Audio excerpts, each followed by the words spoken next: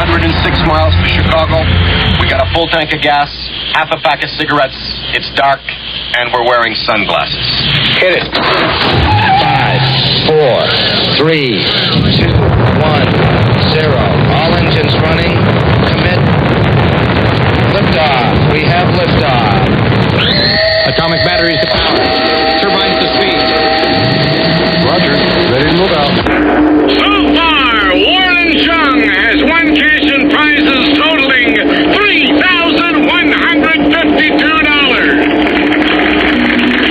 Today, one of our contestants will win a large screen TV, a Roswell lithograph, an emerald ring, or a trip to Puerto Rico, and continue a journey towards a fortune in cash and prizes, including just houses and $50,000 in cash. In total, over $100,000 on Drew and Mike in the morning. And now, here's the star of our show. Drew and Mike on 101 WRIF Detroit. Roger.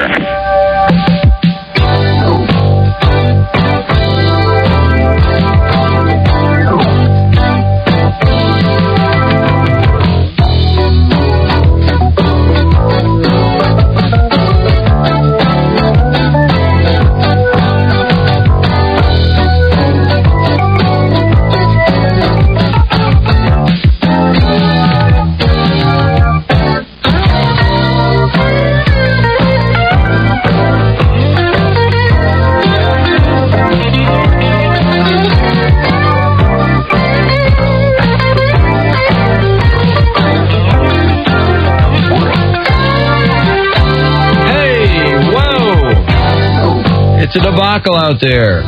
Tuesday morning. And snow will be ending this morning. But when I say ending, when it got started last night, man, it went raging. And it's still snowing hard. And we're about to add a mixture of light rain and freezing rain this afternoon. Ugh, what a crappy day. Temperatures steady in the low 30s, which is a shame because that's the freezing mark. Chance of precipitation 80%. 1 to 3 inches of snow expected. Tonight, mix of light rain and freezing rain early, changing to all rain overnight with a low of 31. And then tomorrow, periods of rain, a high around 50.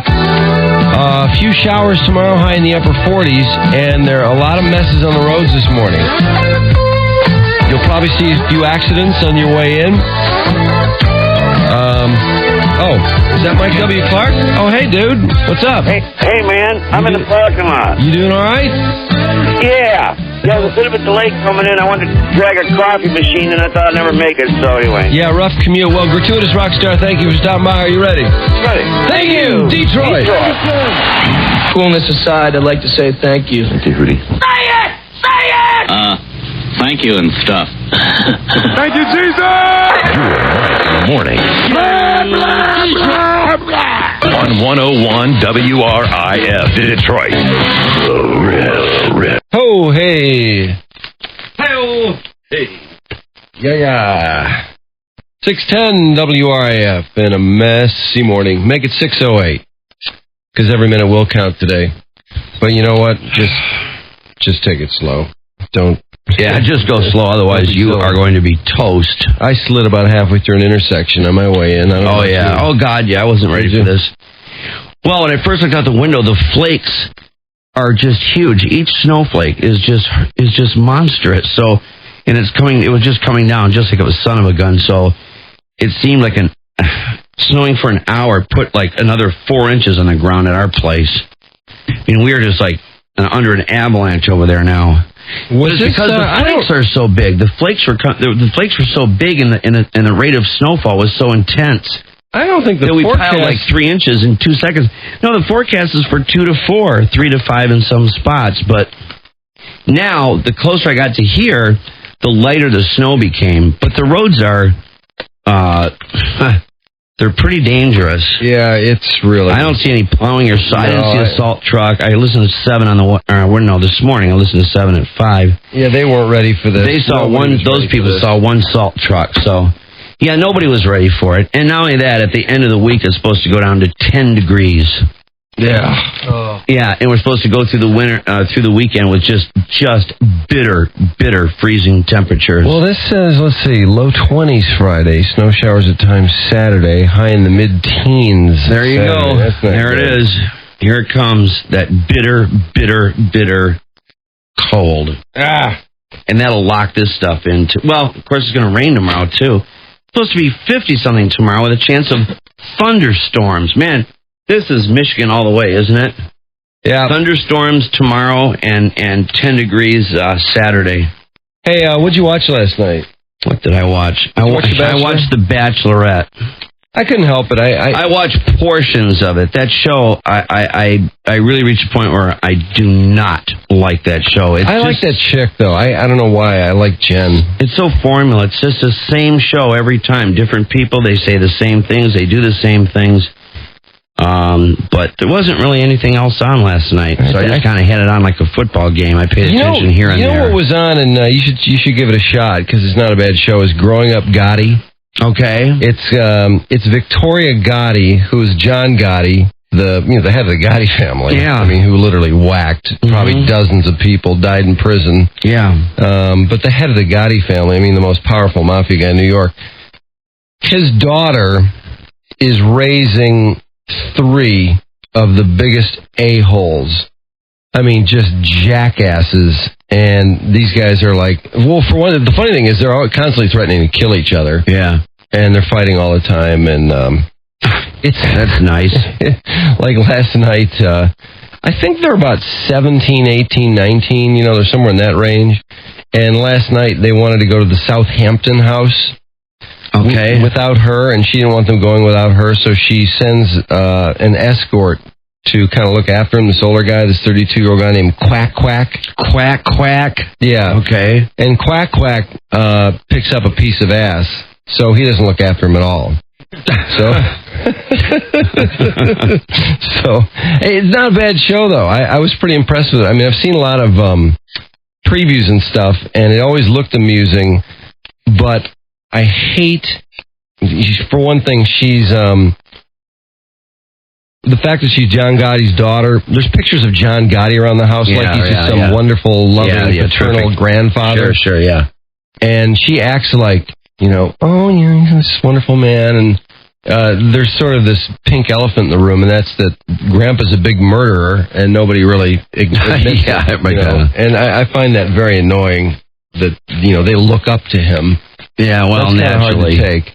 But, once you get past that, what you have is basically somebody who needs Nanny 911 for teenagers. Oh, I see. In the worst way. In the worst way. Wow, weird. Yeah, and I mean, seriously, they're all talking like, I'm going to kill you, man. I mean, they're all talking about killing each other, and, they're almost like caught up in the whole mafia thing, and they're, you know what I mean? Well, for some reason... I'm going to kill you. I'm going to waste you. I think their generation completely missed the mafia thing. I'm going to put a hit on you if you keep that up.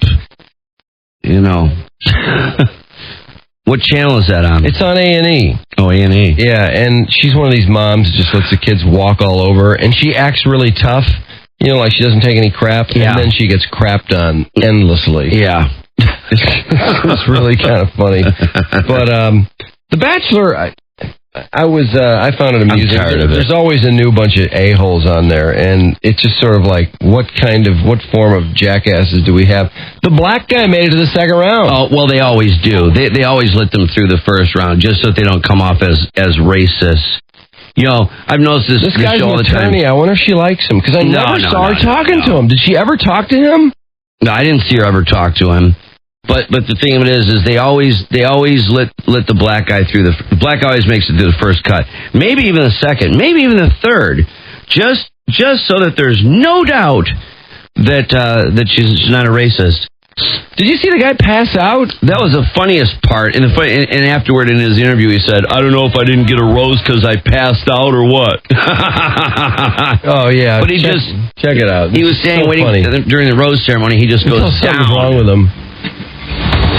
Which makes him look weak. It makes him look like the weak one in the pack. Well, what a fagwa. I know. I mean, 25 guys. The Bachelor. I know. 25 guys, you just go down. It's going to happen to a better person. Do you remember what he said when he first introduced himself? What did he say? About how much he works out and he likes to wear tight clothing to show it off. Is that what he said? That's Dave. Yeah, I remember that. Wait, back this up.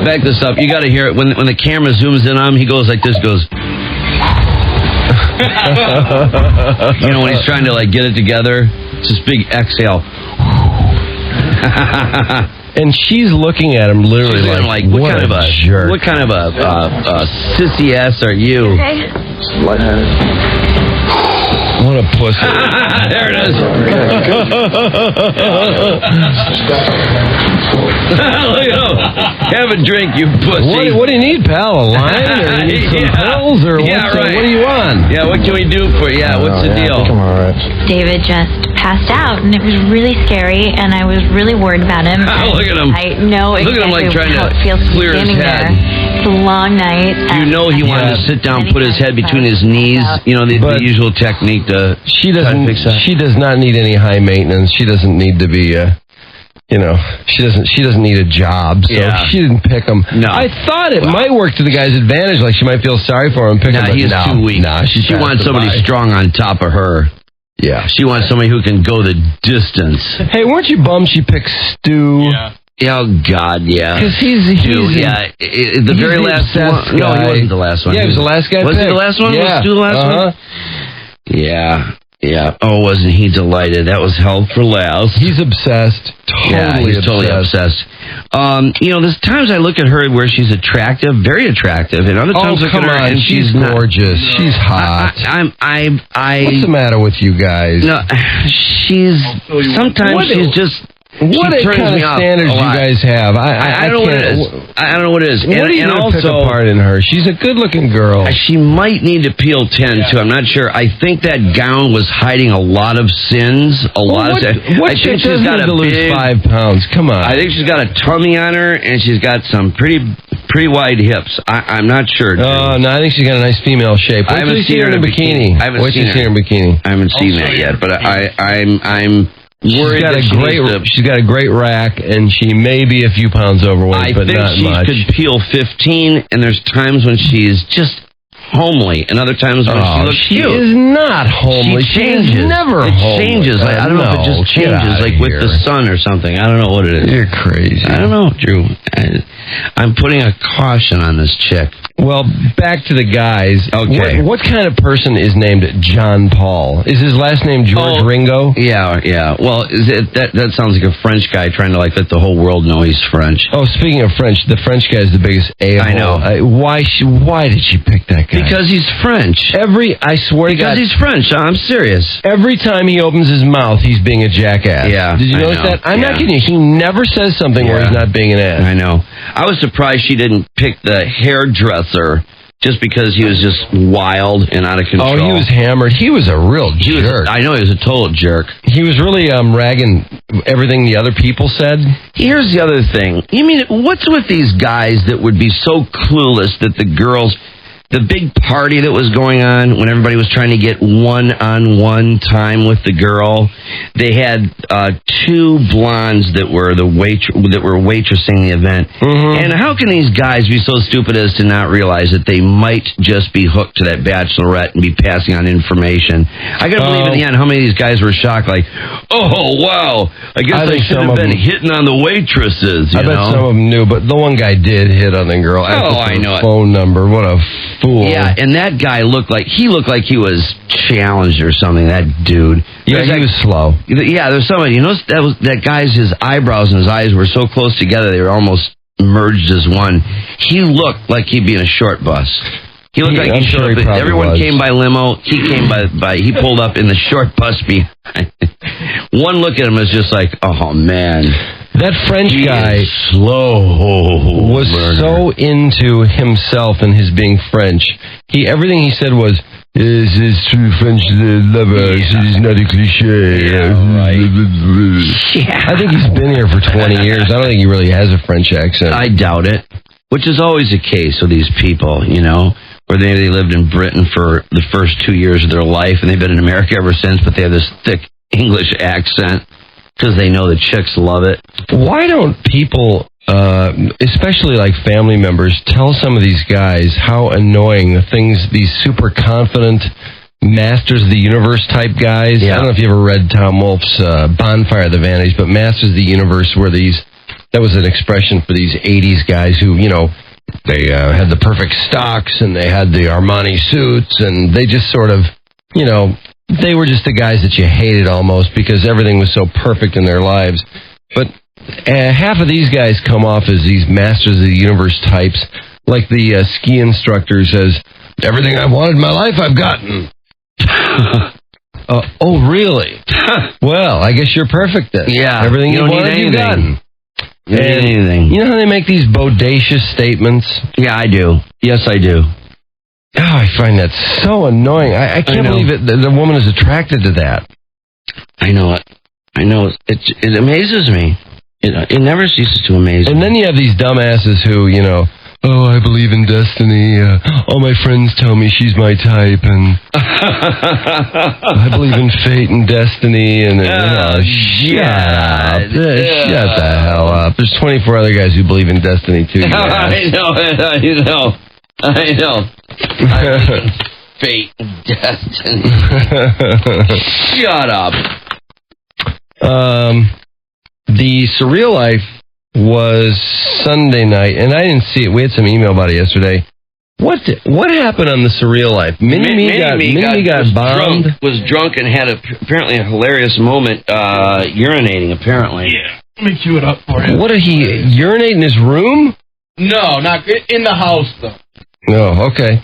Well, while you're queuing that up, I tell you what, all things are Brad Pitt, Jennifer Aniston. Oh, man, you know it. I don't know if you've really picked up the paper yet today, but People magazine already, usually they come out on Friday, their edition is already out. And they couldn't help themselves. In a lot of cases, it's sold out. God, wait, can you imagine the letters to the editor of these blue hairs just traumatized by this breakup? Next week is going to be exciting for letters to the editor. Oh, man. And then Us magazine is coming out today. So everybody's coming out early? Yeah, it's all Brad and Jen, too. That's the whole magazine. Wow. They're trying to rush everything to press to get the scoop, especially as to what went wrong. Are they sticking with the idea that it was, in fact, this Angelina Jolie situation? No, that's kind of a back burner theory. Although some people are, believe it's a possibility. It's funny, Julie Hines from the Free Press sort of gives odds to each theory. Yeah. And the greatest odds are the baby issue that Pitt wanted to start a family now. Right. And Aniston was more interested in building a movie career. Yeah. Something's funny, though, in this relationship because I think it was on Oprah, they talked about, the love of your life. And Aniston made some comment about Brad Pitt was not the love of her life. Was not? Right. Like she met someone earlier that she broke up with. Oh, man. Or, her first love was the love of her life. Or something like that. Yeah. And also Pitt on Oprah as well. Remember when he was on there? Yeah. Boy. With that stupid haircut. He made some comments about monogamy. That he thought monogamy was it really rational and was it really reasonable? And that made me wonder if there were trouble way back then. Yeah. It sure sounds like it. And they do say this goes back a couple of months.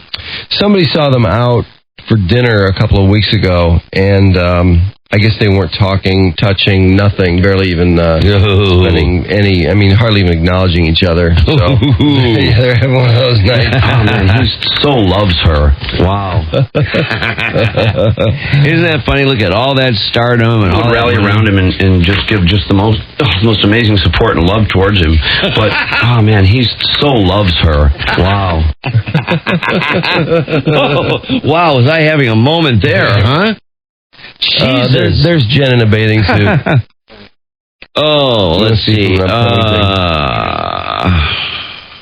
Is this from upcoming episodes? Yeah, actually, scenes from the season are pretty funny.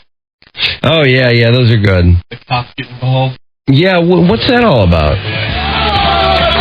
I got a crush. If she gets as cool as she is hot, yeah, I'll fall in love with that girl. I'm gonna give new meaning to the word fashion and romance. I've been flirting with you since the second I saw you. The chemistry was really picking up. He loves me. Don't make it out for anything better. So far, it's been an incredible journey. This will definitely be the wildest ride of my life. She said amazing about 5 minutes into the show. Yeah. Oh, yeah. Naturally. Lost into our game. Why didn't things work at the end? Our gain? What is this, a gangbang? Apparently. Serious, and no one is hesitating to tell me what to think. I've been saving myself for marriage. I have to spend half of your days home. Half. She cleans up pretty nice. Yeah, there's times I look at her and she just... The tension in the house was at an all-time. Oh, she just strikes me as not being all that attractive at all. And then there's other times where it's like, oh, she's pretty cute. What kind of standard are you living under? Drew, I know. It's All of us. I don't know. There's just sometimes I look at her and I'm like, no, God, no, she doesn't do it for me at all. And then I'll see her and I'll be like, oh, she's cute. These guys were. She could peel 10, I'll tell you that. Who couldn't 10? peel 10? How many chicks have a perfect figure? Not about making new friends like that. And I don't like the fact that she's coming from Firestone's wanker either. Oh, well, that's, yeah, I'll give you that. That bothers me the hell out of me. Nothing else. French people suck. You know what's weird? When it's the Bachelorette. Because there's 25 guys, and the guys bond right away. The whole atmosphere turns into a bachelor party, never ending. Well, And the guys bond and everything. There's always a few guys that were like, I'm not here to make friends. Yeah, I know. I'm here to find the love of my life, which is Jen. I don't care to associate with these guys. Too intense, I'm afraid. He wants to hurt someone. That tool that made the toast. Did you catch the toast? I did not see the toast. No, I didn't see the toast. I don't have any money. I gotta get there as fast as possible. Hey! I need to get to everyone's like now. Just go. When I opened the door and saw 6 cops standing there, I was like, oh, man. Hey, you're all getting arrested. I think she may be shocked. He has some explaining to do to me. Before you start, there's something I'd like to say. Something I would like to say.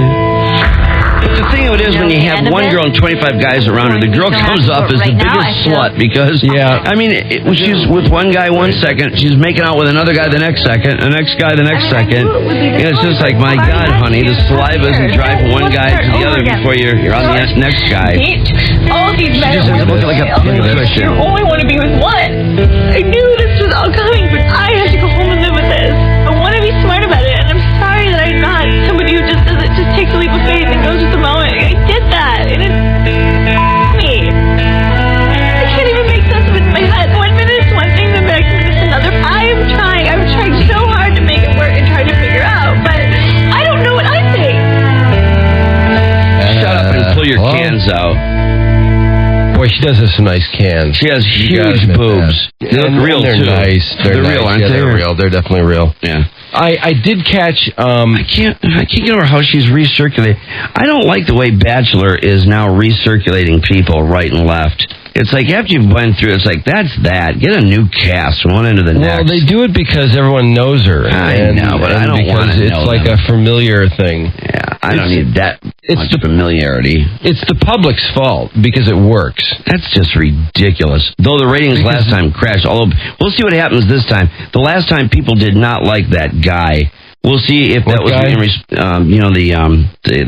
dude with the sandy hair. Oh, but he was a new guy. He was a new guy. That's what I mean, though. They like familiarity. We'll see what happens this time around. People like sameness. Yeah. And I think she'll do better than he did.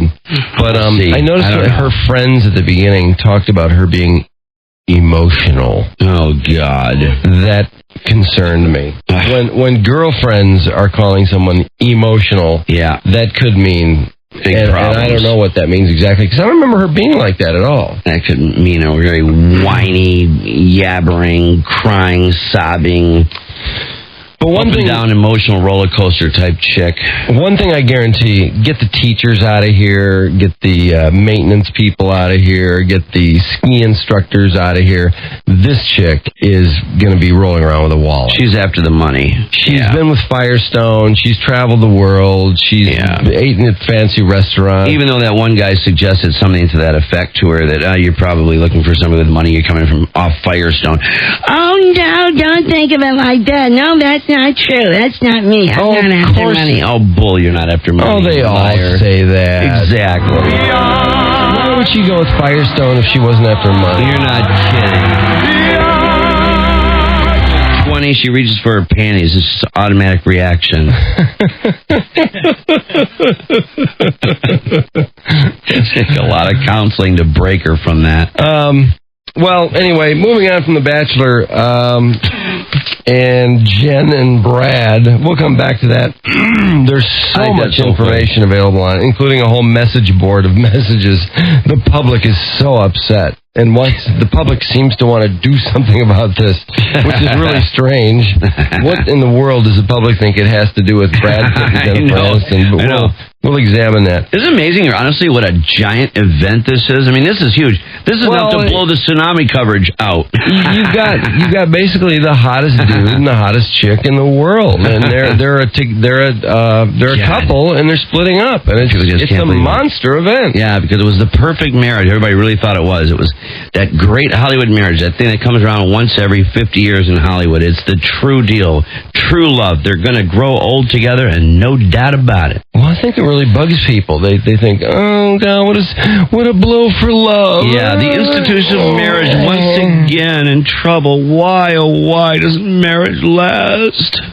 But the Surreal Life Sunday night, and we'll get off reality TVs here soon. There's a lot of other stuff to talk about today. We got the chef coming on from South Park. There you go. Yeah, which is great. Hello, children. Oh, love the chef. Oh, hell yeah. It's funny that some people think of him as the chef. This guy wrote some of the greatest soul music ever written. You hear Isaac Hayes, like Sam and Dave and Stax Records. Yeah, you hear Isaac Hayes, you think Shaft or Chef. One of the two. Well, how old are you should think Soul Man and Hold On, I'm Coming, and a lot of those big Sam and Dave hits. I think he wrote some stuff for Marvin Gaye, too. He's a monster. It's just a mega talent. Yeah, he is. His writing partner was, Jerry. Was it Jerry Porter? Jerry. I think it was. His name's Porter, I know that. But they wrote some hot, buttered soul, and they really wrote the best soul from that period. Well, along with Holland Dozier Holland over Motown. But Motown and Stax were the two labels, and he was the man. But anyway, the chef later on this morning. Meanwhile, on the Surreal Life, I didn't see this, but we had email yesterday. Mini-Me just got pummeled, hammered. What did he have? What does it take to get Mini-Me hammered? He's drinking wine right here. On. Yeah. Did he really drink a lot? That little bitty body drank a lot of wine? See, that's really weird, because it does seem like there is a definite relationship of alcohol to size. That you have a big guy, it takes a lot. A small guy gets drunk quicker. The tables support that. Hell, even the alcohol. Yeah, the alcohol tables, when it gets into how many drinks per hour and where your blood alcohol is going to be, is all based on weight and all that sort of thing. So, Mini-Me coming in at 3 feet and 50 pounds. I would think a couple of beers and he'd be down, baby. Well, let's take a look. At this point, he was already pretty wasted, and he went to bed, but he heard there were new chicks outside because that Jane Weedland from the Go-Go's. Oh, so he decided he wanted to go see if he could utilize his boner? Yeah. Boy, I tell you. Some other hot skank, I don't know who she is, but he heard they were nude, so he came back out. Time and time again, when it comes to the little people, they still have the maximum drive for love, don't they? Well, now that he's a star, he has access to chicks he never could have even dreamed of before. Yeah. I got no volume here for some reason. I'm on TiVo. Oh, VCR? Getting to know you, the new studio. You got some big arms, Chris. What do you... He does. Chris. So if I'm Mini-Me, I'd be suspicious of any chick interested in me. Mm-hmm. Because... Oh, yeah, it'd be for the money, right? Every day. The notoriety? Yeah.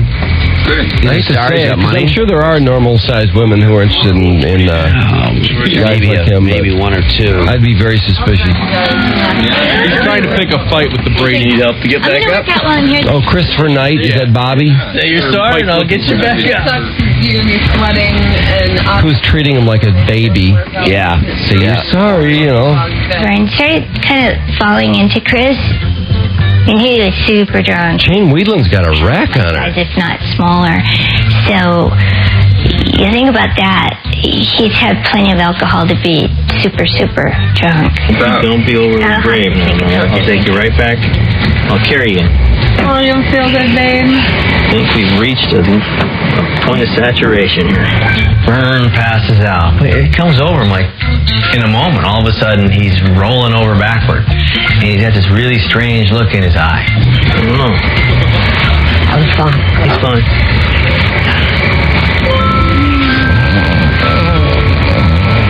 I can't believe he's not vomiting by now. And drive his He carries him away like a child. Like a baby. How long, baby? That's something he was talking to him like one, too. Yeah.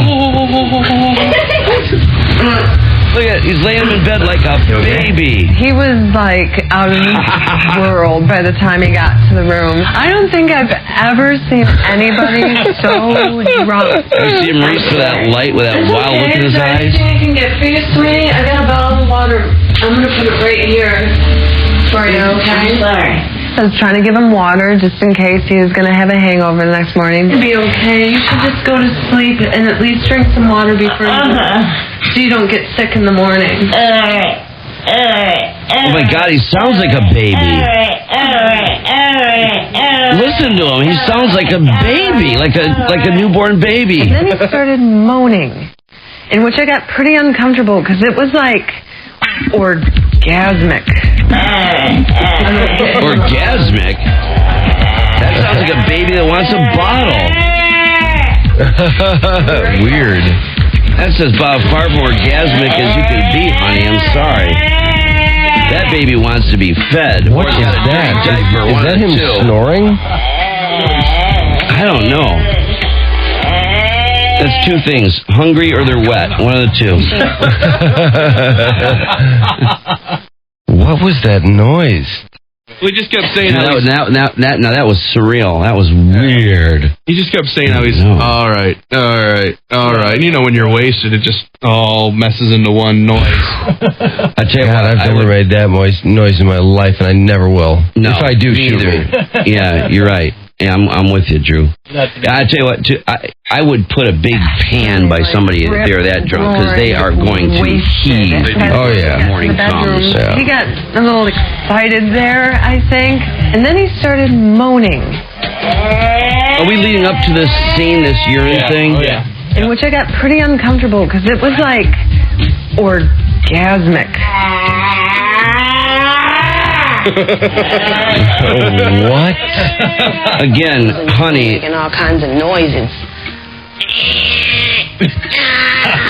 I jumped out of bed like, what the hell is going on? Somebody feed that baby. Listen.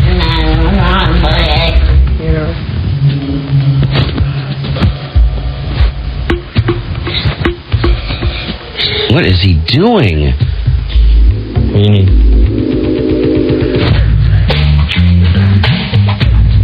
I give him a rattle. Crazy. I would put a little mobile right over the bed, you know? Mobile? Yeah. Look at him. Hey, he looks like a baby. Frankly, I have no idea where he was coming from. I frankly didn't get out of there. Yeah, wow, that's a baby. I'm never going to drink with Mini-Me, that's for sure. No. I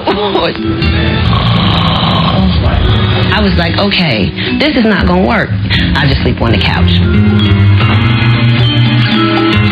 And then, on my way to the couch, it's the scooter. It's the infamous scooter. Is that Mini-Me? Yeah. Does that not look like a baby? Scooter. Butt ass naked.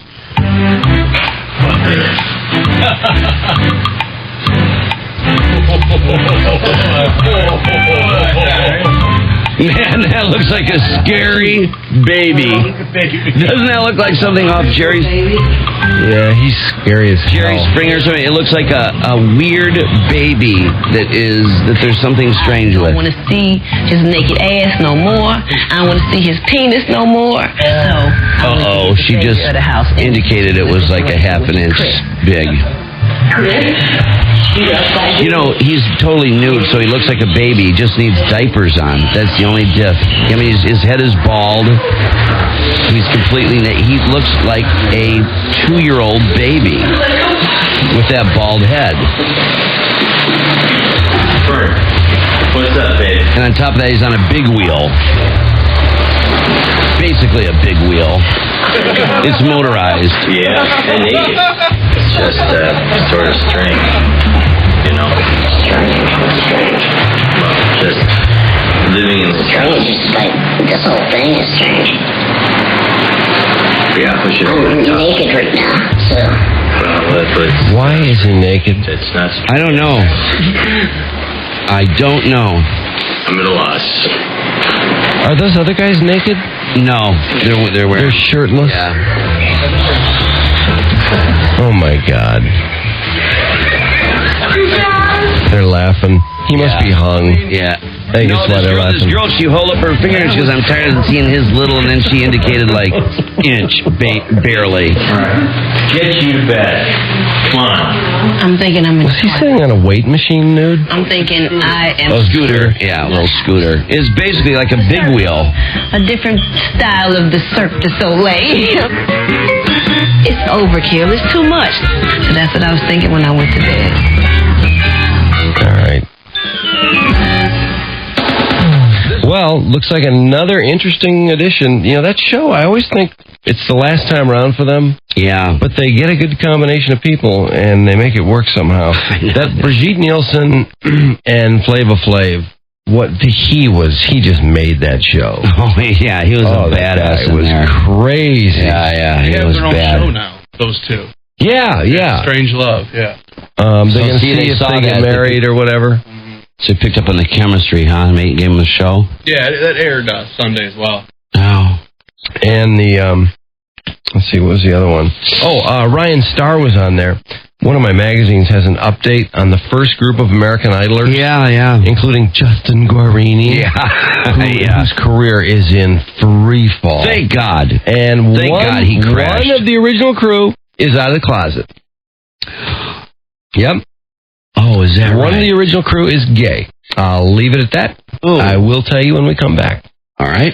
It is 6:41, and the chef is coming up, Isaac Hayes from South Park. Drew and Mike. Kind of started on accident, really. 101 WRIL. The Real Riff. Oh, boy. Well, an American Idler, one of the original American Idlers, is a homo, out of the closet, and a Motley Crue member is married. Answers to those questions coming up. Traffic. Brought to you by the Windsor Laser Eye Institute with the most experienced personalized treatment, state-of-the-art technology. Why would you trust your eyes to anyone else? Call Dr. Tafor, 800-663-ICE for a free one-on-one consultation, or go to WLEI.com. And Mr. Stress, what's up? No, how about we do this? Take you off a hold. That would work. Okay, here we go. Yeah, take it away. Hey, well, there's a lot of accidents, but I would have thought there'd be more, but here we go. There's quite a few, though. 75 northbound between Stearns and 275. Snow all over the road and a couple of accidents out there in Monroe County. 275 southbound before M14. A jackknife semi there has everything backed up way in the hell to 696. Then US 23 southbound at Owen Road, a big accident there on the left and the right side. A couple of accidents. Snow-covered, slushy. Speeds down to 30 out there. 275 southbound at Eureka Road, a big smash up there. That's all tangled up bumper to bumper. 696 eastbound at Southfield, a big crash there. Right lane is totally blocked. That's backed up a couple of miles. 75 southbound at Holbrook, Caniff, another pile up there. And yet another accident, 96 express lanes eastbound at M39 at Southfield. Another big accident there is that thing down to a crawl. And all around town, boy, it's snowing like a son of a bee. And I think there's going to be way more accidents as we go. What a mess. Nobody was ready. I don't see any snow plows. I don't see any salt trucks. It caught everybody off guard. We're all so... that's how traffic was. Yeah, it did definitely catch everybody off guard. A mess this morning. It is going to be a brutal commute. I'm telling you, leave late and just breeze in after everyone else has struggled and been in parking lots all morning. It makes no sense to try to be on time today. This guy, in a truck, of course, passes me on the right in the exit lane of 696. He was so much faster than I was. So has to be on time. He so needed to be past me, and he goes to the exit lane. Good luck with that, you. Coming up in sports, Mickey Redmond. We'll talk about hockey. Can they salvage this season? We haven't talked to Mickey. You know, it's funny.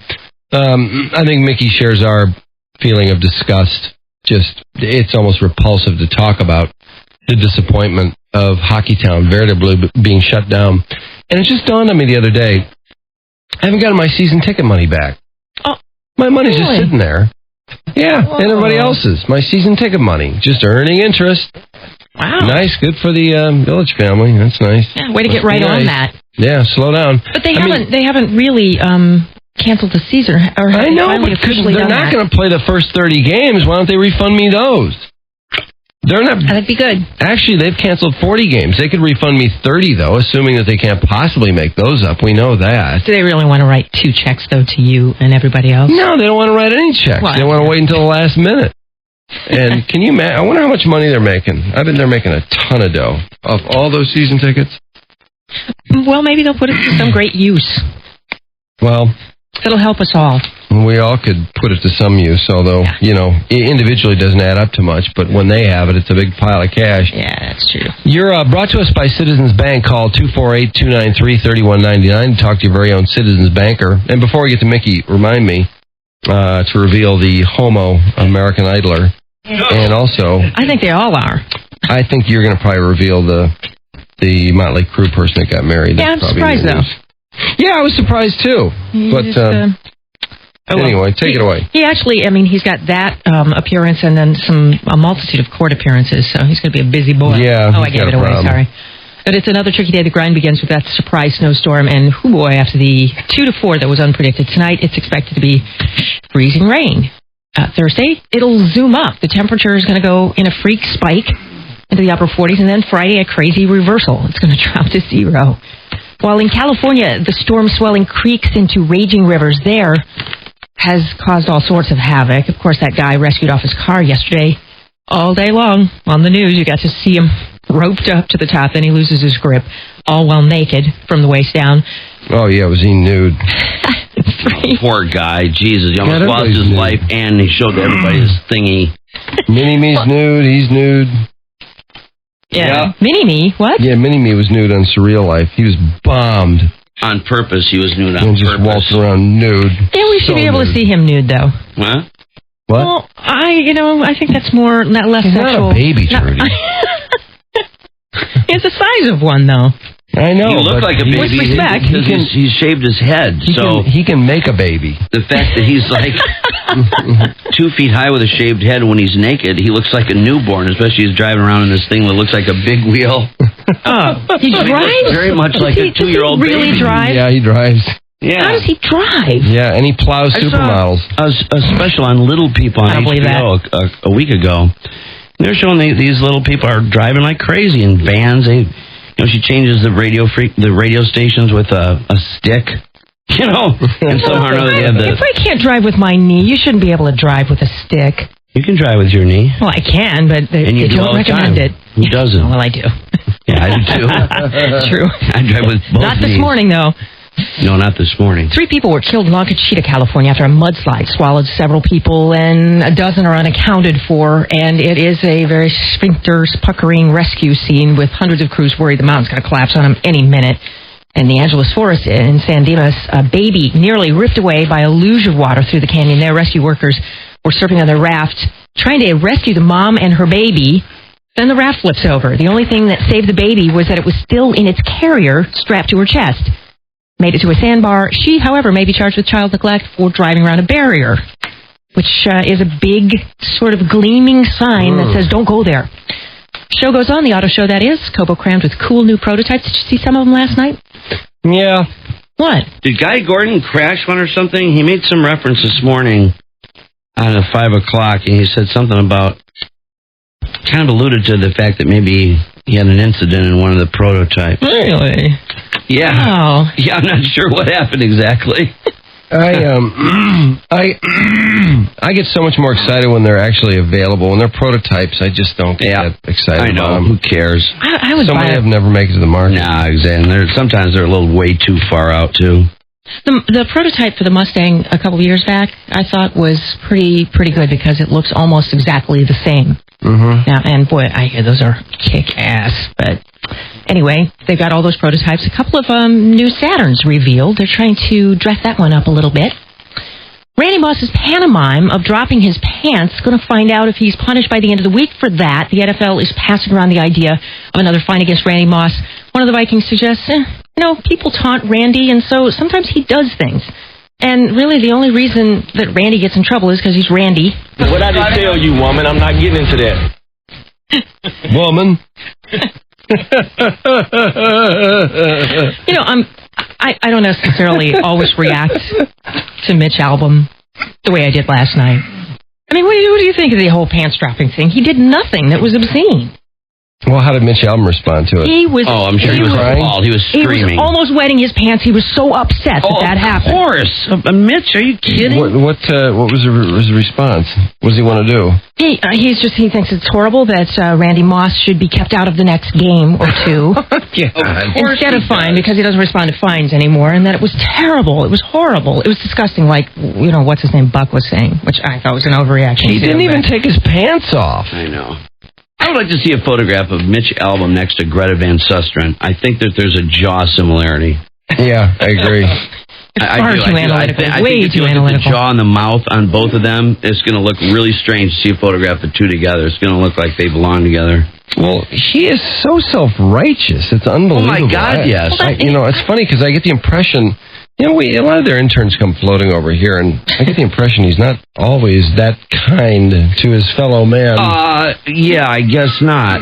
When it comes to his workplace, but yet he expects this absolutely perfect behavior out of the rest of humanity. Oh, definitely.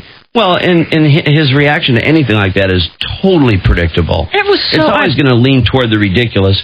It's just like I'll never forget the time when he was so outraged that McCarty avenged Chris Draper for what Lemieux did to him.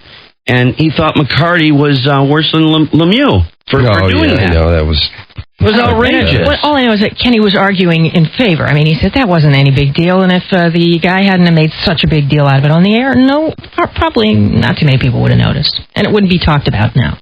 But he did. CBS's eye wrathful yesterday after their investigation of the Rather story from 60 Minutes to the network fired 4 staffers who participated in making the National Guard story and, according to investigators who've taken a couple of months to look at this whole situation, a myopic zeal to get their story on the air. They're accused of not checking their facts and too much haste. Mary Mapes, one of them, she's the producer who covered the abuse story from Abu Ghraib. She was accused of, first of all, not hearing from her document experts that they were sure that they could authenticate the papers that President Bush got the sweetheart treatment doing his time in the National Guard. Her first mistake. Dan Rather laying low yesterday. Story, I'm sorry, what people have really let go in that story, here you got CBS blowing people out left and right. The gist of the story was right. Yeah, well, that's true. The documents, documents were false, but the gist of the story, no, there's really not much doubt about it. And I think that story is really an important story, and that's what makes me mad about this thing, because look at what he is demanding of National Guardsmen as president. Right. Look at the demands being placed on these National Guardsmen. Tours of duty, 12, 14 months at a time, home for 2 weeks, back on the front lines for 7, 8 months. And this is a guy who didn't report for his physical. I mean, I think that was a big story. That was a really, in terms of journalism, I think that was a big story, and they worked hard on it. And somehow, I don't know what happened with these documents, but there was some hanky-panky there, and I wish they could get to the bottom of where did those fake documents come from? Because CBS didn't manufacture them. Well, they didn't do the story any good when, first of all, she didn't make sure that they were authenticated before they went on the air. She had to have. Well, she should have done that. No, obviously they made a mistake. Then you can back it up. And second, she went to the Kerry campaign, which looked like they were really out to get. Yeah. Bush. And well, I'm not against the people being fired, but they were on a story, and they had a good story. I mean, that's the kind of thing people just drool over, what they had. Yeah. And now, in light of what's going on in Iraq, that story to me is an even bigger story and better story. And what's happened? The administration, the president, has never responded to it, has never acknowledged that it's true, has never denied it, and I think we really missed out on a very valuable story and really the epitome of hypocrisy when it comes to the treatment of the National Guard as president versus the way he acted as a member of the National Guard. Well, don't you think then for that reason they should have been fired? Had they done a better job all the way around, then they wouldn't be fired, and we wouldn't have this doubt over whether the story. Well, they should be fired because they screwed it up. They used false documents, or they were not diligent in checking those documents. But they had the story. In fact, the woman who wrote the documents, who typed them, acknowledged that, you know what, the documents that you have, they're not the documents, but they are the gist. They are basically what I recall typing. So, in terms of the story was right on. I don't know why somebody else can't pick it up and run with it. Couldn't have. I guess no one cares now because the election's over. Right, well, that too. Dan Rather laying low yesterday, not doing the CBS Evening News, while his boss... He escaped. Les Moonves says he made the mistake of trusting those 4 people, canned yesterday, who clearly misled him. So, from now on, CBS News says they're going to have to work with the Standards and Practices governor. Yesterday was Lindy's baby daddy in court day with a picture show, the grisly photos from Abu Ghraib, including one of him, Charles Grainer, and his girlfriend, Lindy England, posing in the background of naked Iraqi prisoner pyramids. Charles Grainer's victims, 2 Iraqis, are going to be videotaping testimony of the torture for that trial. Grainer is accused of being the ringleader of it all. A fellow soldier testifying yesterday, he was upset by the things that Grainer was choreographing there, while Charles Grainer's defense attorney jumped up to say, "Don't cheerleaders all over America form pyramids? So is that abuse?" And then, isn't that absolutely unleashing inmates. Little American kids are leashed at the shopping malls.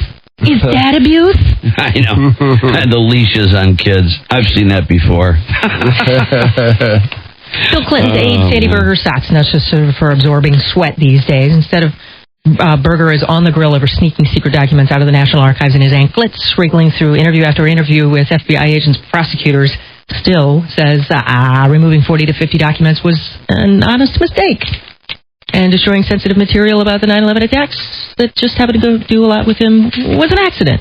Bernie Kerik had to give up being the Homeland Security boss, but in that bald head of his, he's hatching up, getting his good name back from the having 2 mistresses at the same time to the Love Shack apartment where he met them, paid for by the city, to the insinuations that he had some contractor buddies who might have been in the mob. All this while being New York Police Commissioner. But nads of steel clanking, Kerik took a shot at the press saying he wishes they'd done their job fairly. Similar to while he was campaigning, the Bush administration, according to the Washington Post, notified the city of D.C. that they won't be reimbursed by the White House for all the bucks they're spending to protect him and the parties that he's having next week when he's sworn in again, which is forcing the District of Columbia to rob some of its bucks out of its Homeland Security budget to pay off the $11.9 million security tab. Fed shrugging D.C.'s complaints off, saying, hey, well, we gave you $240 million in federal grants for Homeland Security. Use it. Well, the Democrats, hot to spoil the party, have shrilled that Bush should cancel next week's party. They could use that $40 million for soldiers fighting their asses off in Iraq, especially in the next few weeks. reminding the other members of Congress that Woodrow Wilson and FDR canceled their inaugural bashes when the country was at war. But the soiree will go on with the Bush twins picking out a pair of gowns that are supposed to be nice and low-cut. You can see them in USA Today this morning. Or on the White House website, they're Bagley Mishka gowns, and supposedly they're going to skim the curve of the Bush daughter's breasts. Macaulay Culkin and Wade Robson, who is Britney Spears' choreographer, now both insist that they're going to testify in the trial that Michael Jackson never touched prepubescent hair on their bodies while they were friends.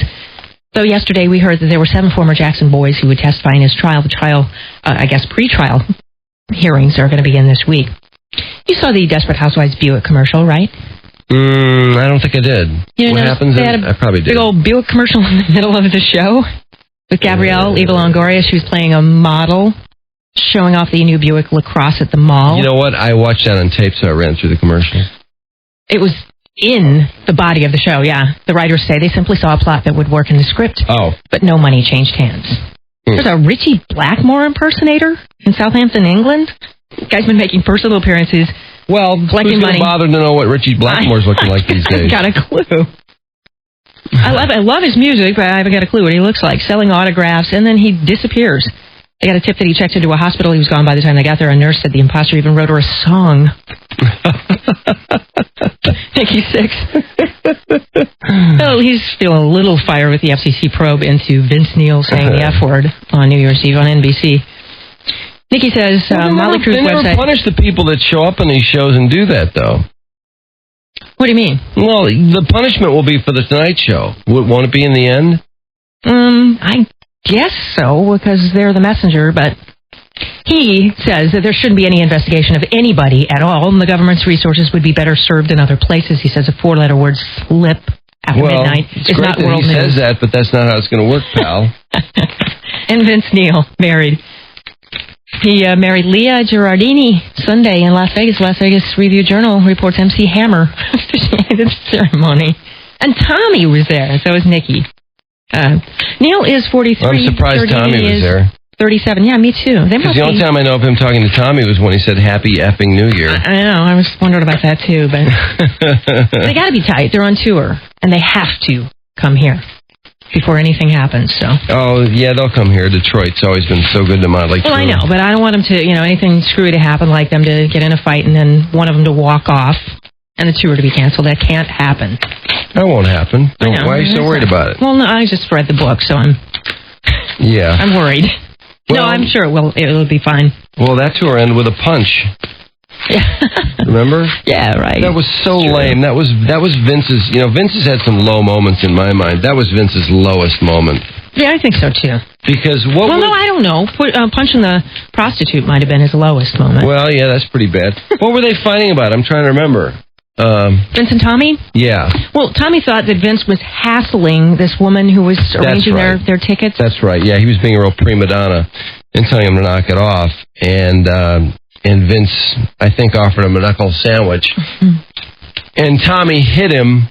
Vince sucker punched Tommy, didn't he? Yeah, and then Tommy was trying to hold back, and then he just leaped on him. Yeah, and so Vince started yelling for somebody to call the police because he knew Tommy was on probation. I know. And the first minute anything physical happened in Tommy's life, he was back in the clink. Right. So Tommy got the hell out of the airport, if I remember correctly. Yeah, they hustled him on the flight and off so that he could be. That was the lameness cannot even be measured in terms of that event, can it? No, not at all. Hey, the other thing I found out in the book is that he has a Jägermeister tap in his basement. T. Lee. Everything's cool, man. A Jägermeister? Jägermeister tap? Yeah. Remember he had a Starbucks? Well, he also has a Jägermeister. Crushed. Oh, dude, it was sick. Now, Vince married the slut from The Surreal Life, right? The blonde? I guess that's who looks like she had about $5 billion of plastic surgery. I guess. Well, he does too. Yeah, that's right. He just got redone. He just got made over. Perfect match. Exactly the same. I know. He still looks huge, doesn't he? Well, when you get plastic surgery, if you're really heavy, they cannot take off 60, 70 pounds. No.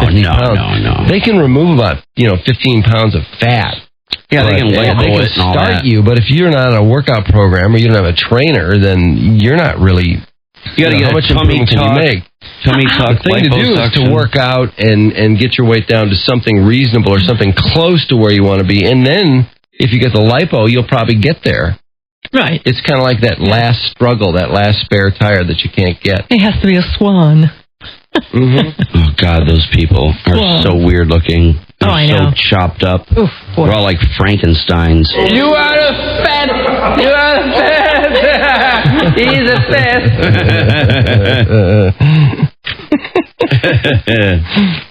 Well, is that it? Yeah. Trudy Daniels with Rock and Roll Radio News. Okay, we heard about Vince. Okay, here's the American Idol update. The first crew. It's really funny too. The ones that aren't doing well, they're the stories I love the best. Tamira Gray. Although she finished a shocking fourth, I would have put Tamira in the final with Kelly. Simon Cowell said. Fourth. Oh, God. The Showbiz World Never Stars and also ran in 2003. David E. Kelly cast Gray in Fox's Boston Public as a student who sang. Yeah. Justin Guarini, his self-titled CD sold only 142,000 copies. His and Clarkson's post-idol movie from Justin to Kelly got scathing reviews. Oh, that was nasty, and that thing still airs to this day. Which may be why the second-place finisher described his career trajectory as a free fall. Apparently, he hasn't hit bottom yet. In November, less than 2 weeks after being cast in upcoming Broadway musical Good Vibrations, Guarini abruptly left the show. Neither he nor the show's producer have explained why. As for his Idol connection, he wants to distance himself from American Idol, says a friend. Oh, that's hilarious. It's the only thing he had going. I really respect your pain, but what did you guys think? That's so great. I mean, oh my God, how I despise Justin Guarini. Singing a moment like this, here's Justin Guarini. Singing Get Here, it's Justin Guarini. Singing a moment like this, here's Justin Guarini. Get Here, it's Justin Guarini. Guarini. Nice I love it when Seacrest goes, ooh. It's Justin Guarini. Kicking us off, singing Before Your Love, it's Justin Guarini. Here we go. Here we go. Stupid. Thank God he crashed. That would have been awful if he'd been a big success. Hurry, I gotta go to the news. And we're live. Yeah, That's who's your the cue, homo? everybody. Who's the homo? Let's get on with it. Okay, Who's the I'll tell you in a homo? second. Tell us. He wants to distance himself, a point Guarini made last February by lopping off his trademark curls. He's got short hair now. I think he's going to tell us that Justin Guarini is a homo. Nope. He's not gay. Kelly Clarkson, we know Kelly Clarkson's selling lots of records. I know, so it bums me out. I want that big fat ass to get off the stage, too. R.J. Helton. This is very interesting. I don't know who that is. He's the guy that... R.J. Helton, he's a guy Is that there a picture? we thought was gay, but he didn't know it yet. Because he had all these really weird quirks, like, for example, remember when they were trying to put them in new clothes? Yeah. And he couldn't put on a short sleeve shirt because he was so freaked out seeing himself in a short sleeve shirt, and he finally got used to it, and then he loved it. Oh, God, I don't remember that. Yeah, and he wouldn't, everything he did was in short sleeves with no sleeves at all. Oh. And he was so excited to be wearing short sleeves, but at first he was so awkward, and he was really upset. And Mark and I decided I remember this? that he was gay, but he didn't know it yet. Here he is. That's R.J. Helton. How astute. Oh, him. An unknown homo. Oh, God, I totally know who that... When he... You notice where he's from? Where? Cumming, Georgia. I'm serious. Well, R.J. Helton... You notice how it's spelled? Yeah. He was Properly. Cumming. He was one of those good team players, you know, when they would do when everybody would do a song, he always loved being the backing vocal guy, just participating. He was a good team player. Yeah, the thing about him is he looks. You know how some people you can tell they're wearing contact lenses. You can just tell. They just have a look about them. He looks like that. He always has that overly glassy-eyed, like I'm wearing contacts look, and he always sounded gay. He had a real homo-y voice. I mean, he was did he sound gay? Oh my goodness, he was just a huge flamer. With his 2004 album Real Life, Helton found success in Christian music. Sales hit 20,000 20,000. Yeah. A strong showing for the genre, they say. Oh, no, that's not true. Look at how they try to help something along with a bull bleep remark like that. That's not true. Inspiration in his own life. In March, Helton disclosed his childhood sexual abuse by a family friend. Uh-oh. Who happened to be a male. Uh-oh. Yeah. So he's apparently been whipped off by a dude, and maybe whipped off the dude. I don't know. But he's not gay. He's not gay. Not Just the one? because you get whipped off or whip off a dude. He's not the homo in this? No. He was sexually abused. I mean, it's obviously a horrible story. Well, you know what I don't understand? And I don't know why. I'm not sure why he revealed that. He wants sympathy. He thinks it'll help his sales. They don't mention anything about catching the person or convicting him. But yeah, he did apparently get whipped off by somebody. It's always strange to me if you have something like that happen to somebody that down the road they end up gay. And it's just like you would think that the experience would be so appalling and distressful that you would go the opposite direction. Yeah, I don't think there's really a connection. I don't think pedophilia and gayness are really those two things. It's not fair to connect those things. It's just like people that grew up in alcoholic homes. You know, sometimes they become alcoholics themselves. And like, well, I grew up, my dad was an alkie and all that. And you would think, like, well, God, it was such a miserable experience that you would think that, if anything, you wouldn't drink at all. Well, there's such a genetic predisposition towards addiction, and in a lot of cases, it's the same drug. I think about child abuse, my faith, and my personal relationships. Well, that's, I don't know how many records you want to hear about this guy getting whipped off. He doesn't sweat the small stuff at one small town tour. 30 people came out to see him perform. Used to audiences of more than 1,000. Did you just say 30? 30. He says with a shrug, hey, it was still a good concert. Hey, whether there's 1 or 30,000, I still give it my all. Eli Day. He's a black guy. I don't know if you know Eli Day. I couldn't even remember that guy.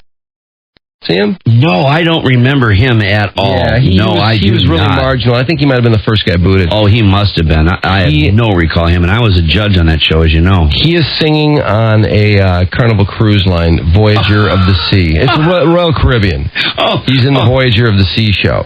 Oh, my God. He says, I don't expect to be doing cruise ships the rest of my life, but it's a good job while I'm trying to make it in the business. Oh, please. You mean to tell me people are waiting to go see this guy? That there's some kind of a billboard outside the room that says, as seen on... They're not waiting to see him, and they don't go on the cruise to see him, but if you're on the cruise, he is the entertainment. Oh, that's a shame. Oh, God. Nice entertainment. I'd rather go skeet shooting off the back of the boat. It's a good job while I'm trying to make it in the business, so obviously it pays the bills. You know. Yeah, okay. Christina Christian, remember her? Got a picture? Yeah. In doing a post-idol tour through Europe, Christina became the first in her class to get hitched when she wed Nicholas Sue, her boyfriend of 6 years. Christian appeared on Idol twice last season and covered the prior season for the TV Guide channel. These days, she's writing songs, working on an album, doing recognition. I'm not a big fan of fame, she says. Right. Why she's on this show, why she's writing songs, that's I know confusing it. To me. Yeah, when you're no fan of fame. Oh, that really gets me. I don't remember this girl either. I don't remember her at all. Nikki McKibben, she's the rocker with the red hair. Yeah. Now that little rockin' slut. Oh, God, yeah, I remember her. Yeah, and her parents always had all the signs and all that. And the McKibben family. Yeah, absolutely. Photo, they had the big photo in the... Yes. What's that? Yeah. The white trash family T-shirt. Oh, absolutely. After placing third, the rock ballad belting McKibben was signed by RCA, then urged to sing country music. I was like, oh no! Urged to sing? By who? Instead, the single mom returned to Texas to be with her son Tristan, now 7. Of course, there's no dad within 100 miles. Yeah.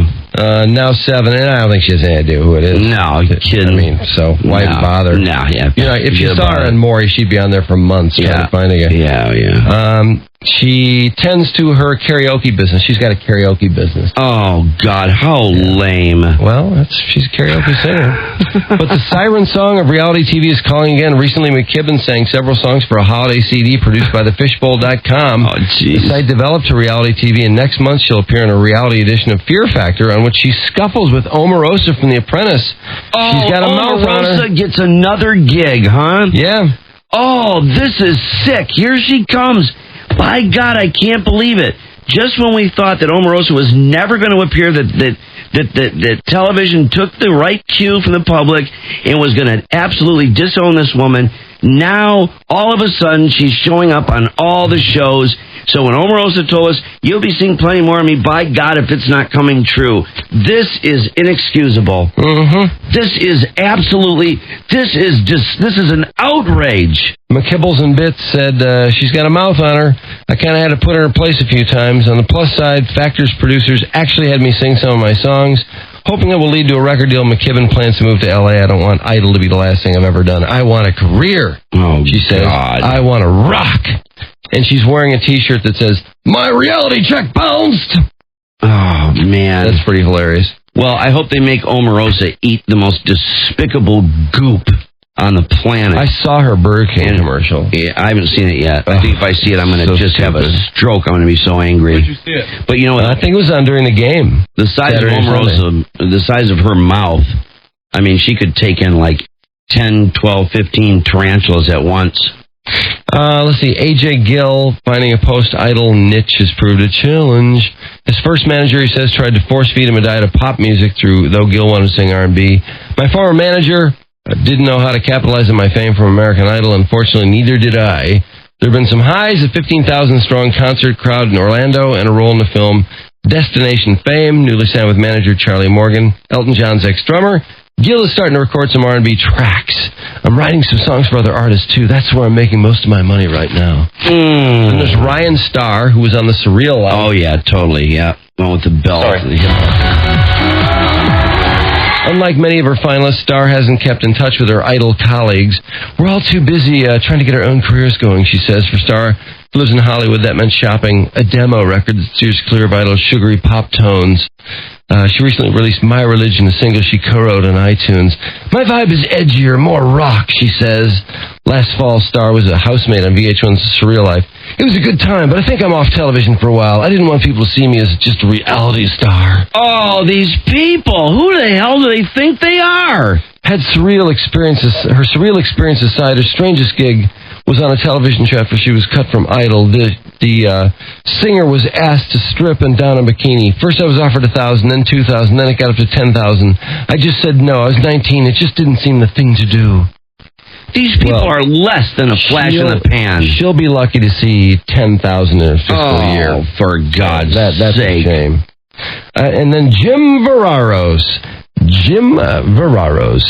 Since coming out shortly after his Idol stint. Oh, wait, let me see his photograph. Veraros has built a career targeted at gay audiences. He starred in the well-received indie film Eating Out and has performed at festivals and clubs around the U.S. His CD Roller Coaster is due in March on Koch Records, the same label as Idol reject William Hung's. He is on the William Hung's label. Oh, no. Let's not go there, Veraros sighs. His oddest gig. Let's not go there. Early last year, he performed at a drag queen convention at Oberlin College. Oh, jeez. I think every drag queen moment in Ohio was... Yeah, even girls, drag kings. There's Jim Veraros. Let's see. Bottom guy there. He's so gay. See it, Mike? Huh? Yeah, check him out. Wow, I could hear your reaction across the room. That is so gay! I don't remember this guy. Oh, yes, you do. Do I? You love that guy. I don't remember seeing this guy very much. He must have went early. He must have been out prematurely. He wasn't much of a factor. I think he needs to work on baseball scores. He left the show very early. Start counting sheep, my man. You always leave early. We're getting ready to talk to Mickey Redmond. Poor Mickey. Patrick Lake? Patrick Lake. No, there's no update on Patrick Lake. Oh. Patrick Lake. I can give you what you want, but you got to come home with me. I've got some good old loving, and I got some more in store. And when I get through throwing it on you, you got to come back for more. Oh. Yeah, man, he could crank those Black Crows. Oh, my God, these people. Okay, why don't we take let's take a 5-minute break and come back with Mickey. And Hopefully, make it 6 minutes. Let's do 6 minutes. And then if we have time, we'll squeeze the chef in from South Park. There you go. We've got to talk to the chef. Hello, children. Yeah. Don't you love the chef? I love the chef. God, yeah. Yeah, the chef. Hell yeah. So we'll take a quick break, just 6 minutes long, and we'll be back. It's a terrible morning. Nasty. It came down like crazy last night. Nobody was ready for it. They did a crappy job of clearing it. So you're going to be in your car. Just relax. We'll amuse you. We'll keep you happy the rest of the way. So it's going to be a lot of time with you and I and Mikey. And we got a lot planned for this morning, too. Mm-hmm. So we got a very busy day. The forecast is just nasty. Snow ending this morning, giving way to a mixture of light rain and freezing rain this afternoon. Temp steady in the low 30s, then a mixture of light and freezing rain early tonight. Changing to rain overnight, low 31, so that could be freezing roads. Oh, God, an awful commute week. Yeah, this is very true. God, just leave late. I'm serious. It just makes so much more sense than to be in that bumper-to-bumper. Yep. You either take 3 hours to get there or leave late and take an hour to get there at the same time the other people. And, well, you might be 10 minutes late, but look at how much less time you spend doing that. I mean, you can be productive at home. Yeah. You can say, hey, spend 2 hours on the computer prospecting or whatever. Yep. Spend all day with the insurance adjuster because you've been in an accident. I mean, it's bad out there. Tomorrow, there's a mix of light rain and freezing rain early, then rain overnight. That's tonight, low 31, then tomorrow, high 50. So should melt everything tomorrow. 33 now. We're back in 6. Drew and Mike. What a steaming pile of horse. 101 WRIL. Well, looking forward to talking to Mickey Redmond in just a couple minutes. First, sports brought to you by Citizens Bank. Call 1-248-293-3199 for your very own Citizens Banker. And last night, a little basketball. Number 25, Oklahoma, upset number 12, Connecticut, 77-65. Jim Boeheim's become the first coach to earn 300 wins in the Big East. 7th-ranked Syracuse beat Notre Dame 70-61. Notre Dame kind of in a slump here. Illinois, number 1 in the new college basketball poll. Boy, wouldn't it be great to have a Big Ten team just march right on through number 1. Of course, Michigan State playing some pretty good ball, too. They're up to 15. Marquette is 22nd. Iowa, 24th, as Michigan had a nice win over them. Ty Law is going to miss the playoffs. We knew that. Ed Reed, the NFL's Defensive Player of the Year. And Charlie Weiss, the Notre Dame coach, says he's putting the clamps on the players. It sounds like a Lloyd Carr type program there in terms of player access. I don't know. It seems to me these guys should just worry about games and not the media, but whatever. Utah Jazz had gone nearly 5 years and 18 games since their last victory over the Spurs. That ended last night. Memo Okur hit a putback at the buzzer to give the Jazz a win over the Spurs. Be nice to have his points off the bench, eh? Although Delfino will be back any day now. Pistons going to wear the lightning bolt throwback jerseys from the late 70s and early 80s in their 6 hardwood classic nights at the Palace. Each game will have a theme related to that era. Pistons, by the way, at New Jersey for the Nets tonight. Last night, Lakers had a comeback win at Minnesota, Kobe 31. But it was the bench. Chucky Atkins. Remember Chucky? He had 23, 7 rebounds and 7 assists for the Lakers. He trailed by 16 in the second quarter. Looks like a lot of drunks on the streets of Jacksonville come Super Bowl time. The judge ruled the alcohol ban that they had put on for the Super Bowl was selectively enforced and gives too much power to the mayor to make exceptions, so no go. Leak says Randy Moss and his behavior in Green Bay was in poor taste, and they're looking at some kind of a fine. Fine for the first offense in those guidelines is $5,000, so I don't think that's going to set Randy back too badly. I expect next time he'll probably take his pants off. Tony Dungy defending. Why is Tony Dungy defending Randy Moss here? That's kind of strange. He was all over T.O. and Nicolette Sheridan just a couple weeks ago. Green Bay has a reputation of their fans being great, and they really are.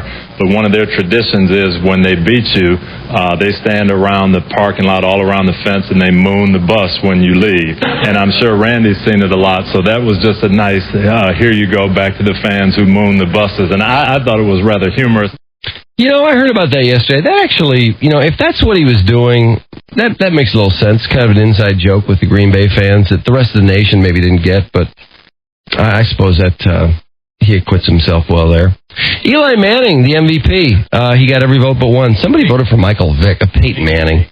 Somebody voted for Michael Vick. I know, one person. Who is that jackass? I know. Obviously somebody from Atlanta. Yeah, I know. Just stood right out as just, what are you doing? Just hearing those names, Dave, certainly makes it even more special and very humbled. You want to recue that? Is he talking to me? Is he calling me Dave? Yeah. Peyton, was it good to join the E-Light company of some of the previous MVPs? Just hearing those names, Dave, certainly makes it even more special. Let's do that again. Peyton joining a lot of E-Light names, you know, the Brett Favres, the Joe Namath, people like that. Certainly. Whoops. Peyton joining some of the previous MVPs, the Brett Favres, the Joe Namath, the Terry Bradshaws, people like that. I mean, it's got to make you feel great. Just hearing those names, Dave, certainly makes it even more special and very humbled just to be on that list with some of the other two-time winners. Sure. Like you said, I've always thought of myself as somewhat of a historian of the game, or somebody that appreciates the history of the game, and some of those names to be on that list. I feel like I belong on that company, but Warren Moon. Being a two-time winner with those guys, that's pretty special. Thank you, Peyton. Vikings coach Mike Tice thinks running back Mo Williams will be a game-time decision for Sunday's game at Philly. Syracuse has a new football coach. It's Texas co-defensive coordinator Greg Robinson. And one of college football's top tight ends is leaving school a year early to enter the draft. Virginia All-American Heath Miller decided to skip his senior year. That guy can play. 41 catches, 541 yards. He's a big, tough guy. 5 touchdowns for the Cavs last year. Carlos Beltran's clean bill of health will allow the Mets to hold a news conference today where they announce his signing. Indians close to working out a minor league deal with Juan Gonzalez.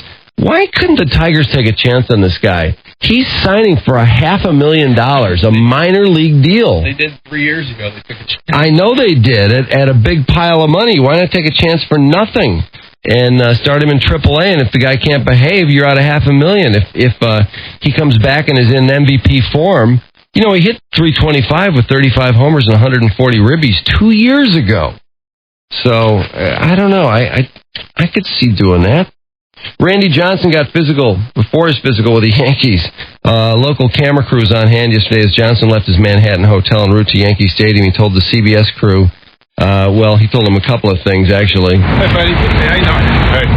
What? No cameras, man. No cameras. What is that? No cameras. Get out of my face, that's all I ask. No cameras. No, you're not. No cameras. No cameras. I got him, Randy. I got him. All right? Don't get in my face. I don't care who you are. Don't get in my face. It's taking a picture. Don't get in my face or don't talk back to me, all right? Don't talk back to me. Come on, Randy. You'll see what I'm like. Welcome to New York. Oh, boy, that could be a long couple years in New York if Randy Johnson thinks he doesn't have to deal with the media there. Well, time to talk something we haven't talked about. What's this sound? Yeah, it's that hockey music. Hey, Mick, how you doing? Good morning. Man, I can't believe how much I missed that song. I know, me too. It's just been the worst winter. It must be horrible for you. How are you guys? Oh, my God. How are you doing, Mick? Good to talk to you. I miss you. Yeah, we miss you too. I mean, this whole business. I read the big story the other day in the paper. Yeah, and me too. I just thought how sad this is. Yeah, because it just seems so hopeless. It's like you will play with a salary cap or you won't play at all. And the player's like, no, we're not going to play with a salary cap. Well, then we're not going to play. And that's the end of it. There's no movement. There won't be movement. That's the end of the story. What do they usually say? It's darkest before dawn? Is that just the way I guess so. Yeah. But before we get rolling, let me ask you just real quick, what have you been doing all this time? Well, I've been fooling myself into doing chores and...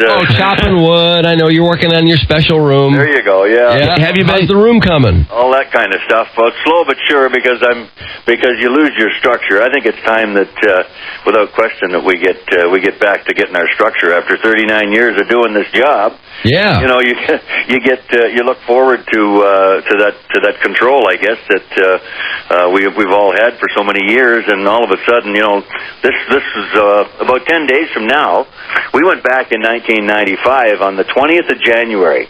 We played our first game in that lockout in 94, 95. So we're very close to being off as long as I've ever been off from the game in all those years. So it's time to go back to work as far as I'm concerned. I was surprised to read that Wayne Gretzky was talking about that this could be a season and a half, or a couple of years. Yeah. And it was just like, wow. A season is bad enough, much less even longer than that. I know. But what could possibly happen here? It just seems so cut and dried. Salary cap or bust. Yeah, the owners, a couple of the differences, guys, this year is in '94, the owners had a 66% vote needed. Today they only need 8 votes to keep it whatever is majority. 8 votes will do it. That's a big difference, and they are up to this point. They're stuck on they want to do the salary cap thing, or the cost certainty, or call it what you want. And the players have just basically said no to that. There's been no question about why we're here, and there needs to be some adjustment. A lot of players have been quoted in that area. Well, I was curious about your opinion, Mickey. The last time the players made an offer, they basically, and I can't imagine going to my boss and doing this, going in and saying, you know what, that contract we signed that you agreed to, you didn't have a gun to your head, just knock 24% off of it. Yeah. And we'll throw a luxury tax on top of that at $45 million, I think it was. I thought that was a generous offer. At least it was a starting point, and that thing just went to the moon. Well, you're right. It was a generous offer. The problem from the ownership side is that within probably 2 years, they'd be right back to where they were before. But isn't the key to saving this season? Isn't that what matters right now? I guess to answer that question in light of the other one, no. I would say the answer is trying to get the game into a position where it'll survive for a long, long time. Yeah, that's the feeling I get. And I guess if you have to give up a season to gain 50. I guess I hate to say it this way. It's a small price to pay, but boy, the damage to this game, though, especially in some of these small markets. Yeah. Detroit's going to come back. This town loves hockey like no other, and will of course embrace the Wings when they come back. But I just think the damage to this game, if there's no season this year and then this drags into next year, how long will it take to recover from this? Well, I think you're right, and that's why I think it's really, really important and crucial that we get any kind of a season. We had 48 games in 1995, and I would say that we've probably got about a month to mid-February where we could still get 32, 36, some semblance of a season and then a postseason. Wow. To at least save what we're considering the season. I'm amazed we could go that deep into the season and still pull this thing out. Well, there's off days they can turn into on days. Well, I read, too, where Devellano had said that, because a lot of people said, well, how does Illich feel about this specifically, and the owners, how much all these owners in sync, and from what Devellano was saying, it sounds to me that everybody, including Detroit, is behind Bettman. Yeah, they're very unified in wanting to get revenue sharing as the system going forward, and the players at this point have just basically said no, we don't want any part of that. And as much as that offer looked like a great offer, and it was a lot of money to give back, that system that with arbitration and disclosure of salary has put it in that position today, and that's really the problem. So they don't need to put a Band-Aid on it. They need to try to fix it permanently so that it doesn't get out of control again. So that's where we stand, and basically I'd say we've got about 30 days here now to get something resolved to be able to go forward and salvage what we can of this season and go forward. Well, I always wondered how this whole thing was going to shake out anyway, just based on, so often you read about the ratings other than Detroit being really, really bad for hockey, and then you look at the TV deals, and then you start thinking like, well, sooner or later somebody's going to get pretty squeezed here with hockey salaries going up and revenue going down. Sooner or later somebody's going to be caught in the middle on this thing, and they're going to have to adjust it severely. Well, Mike, they've talked about markets that don't do as well as Detroit, and there are several. And they don't have the salary that Denver or Detroit or Philadelphia or St. Louis. They're not even near there. There's a lot of the teams in the league that are in and around $30 million of payroll, where these other teams have been up around 65 and 70. So there's a big discrepancy in that way. But they want to get a constant marketplace for the NHL, every team to be, my guess is going to be in around the $40 million mark. And I wouldn't be surprised if we end up with a system that's similar to the Football League, where they have a franchise player. So if you got a $40 million payroll, you could turn around and sign a Nick Lidstrom for $7 or $8 million or whatever it is on top of that, as we go forward. That may be something that's in the solution to get this thing going down the line. Hey, Mickey, does it amaze you to look at, because the other day they had the list of the players and the amount of money that they've sacrificed, and the union seems as strong and as unified as ever, and yet I'm looking at those guys individually, and I see Nick Lidstrom has lost over $4 million. Yep. Steve Yzerman's lost 2.1. And up and down the list, Chelios losing maybe his last year of hockey. Yzerman maybe his last year of hockey. Yeah. But the dollars, they can't recoup that money. That's right. Yeah. Players are aware of that, and I think that we're heading very closely here in the next 30 days to the union having a rank and file vote. They've not done that at this point, and you're talking about a panel of 5 or 6 guys that are representing the teams, and they all have player reps, and then the player reps talk to the players. And before this thing is shut down, I fully believe that there's going to be one more attempt to salvage the whole thing, and at that point, they're probably going to have a vote. Knowing that if they don't go with what's on the table and there can't be an accord between the two, that it is going to get shut down, and they want to have their hands on that kind of a decision on an individual basis. So, how solid are the players? Are they together? I believe so. Yes, they are. But again, we could end up in a situation, guys, where the season is canceled and then uncanceled. I mean, there's a lot can happen, at the 11th hour when things get, they're pushing as far as they can to get as much as they can on both sides. I mean, that's what negotiation's all about. Unfortunately, this process was almost like it had to take place. It's been on the table for over 3 years now, and we've known it was coming, and it's here. And certainly both sides are dug in and need to make something happen pretty quickly here to get something salvaged anyway for this year. We got about a minute, Mickey. If you had to predict something, would that be your prediction that the season is canceled and done uncanceled? I'm sitting here with a glass thinking half full that we're going to work here within 30 days and thinking positively about it. But in the meantime, guys, I don't know if you guys got any information about the Old Timers game coming up. Yeah, are you playing in that game? I am going to attempt to play. All right. One of the things I've been doing is skating and trying to get in shape. And just for the record, we'll get you a little more info. But guys like Marcel Dion, we're hoping to come in.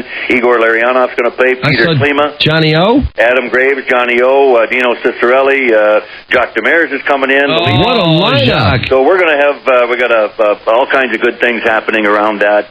February 12th. February the 12th, and there's an autograph session in the afternoon. There's a post-game party afterwards that folks can get into also. And Wendell Clark, I see, for the Maple Leafs. Yep, Wendell Clark will be there. And, Mark Howe. Reed Larson's coming back with a big slap shot. So. Nice. They're calling it the slowdown in Hockey Town. That's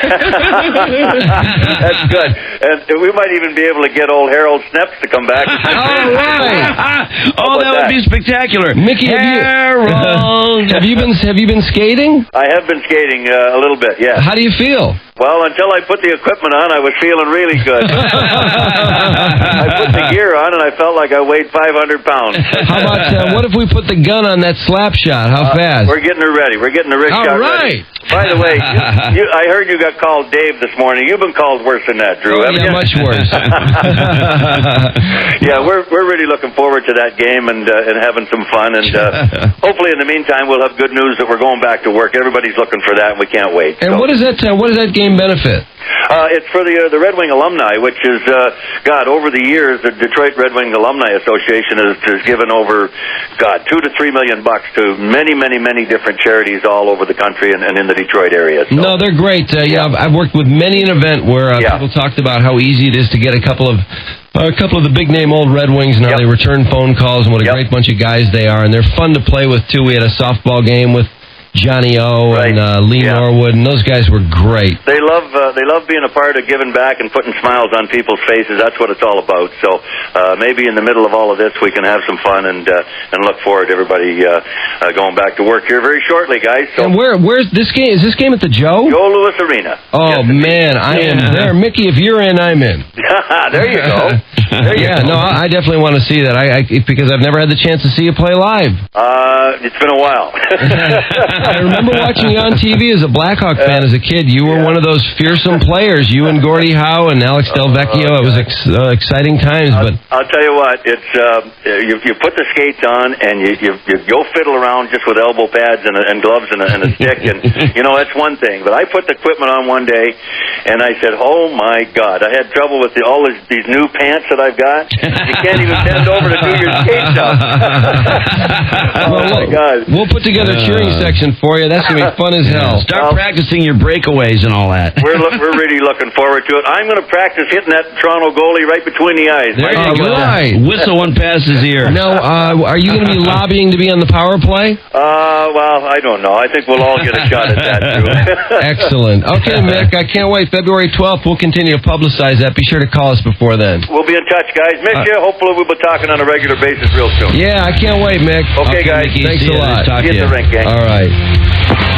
Oh, man, that's going to be fun. Again, I've never seen Mickey play live, so I was so excited when I saw that. Yeah. And I know, of course, obviously, he's not going to be going 120%. Well, God, no, of course. He is a mid-50s guy that just lost part of his lung, but you'd never know it. Yeah. Oh, that's right. I forgot about that. Yeah.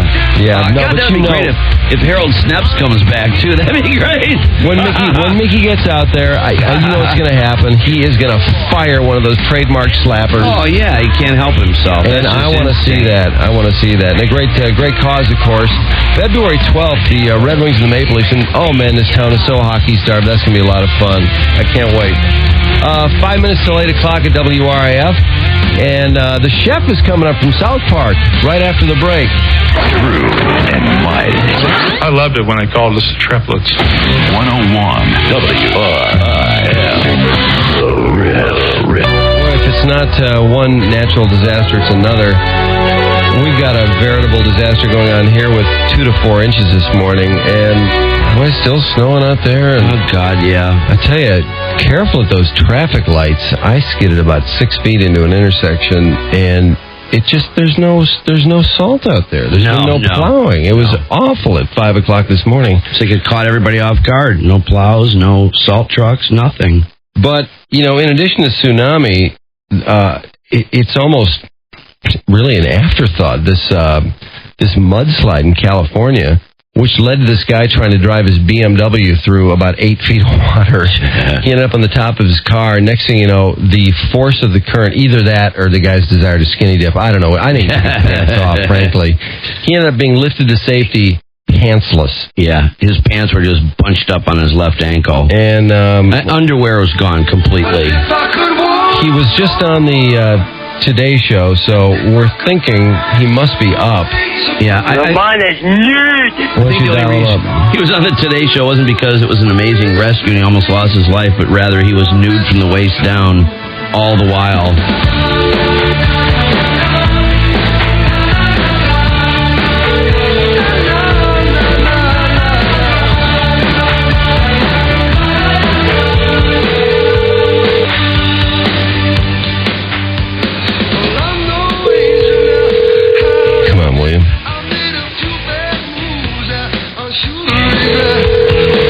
And if William doesn't come through, we'll call the chef, Isaac Case.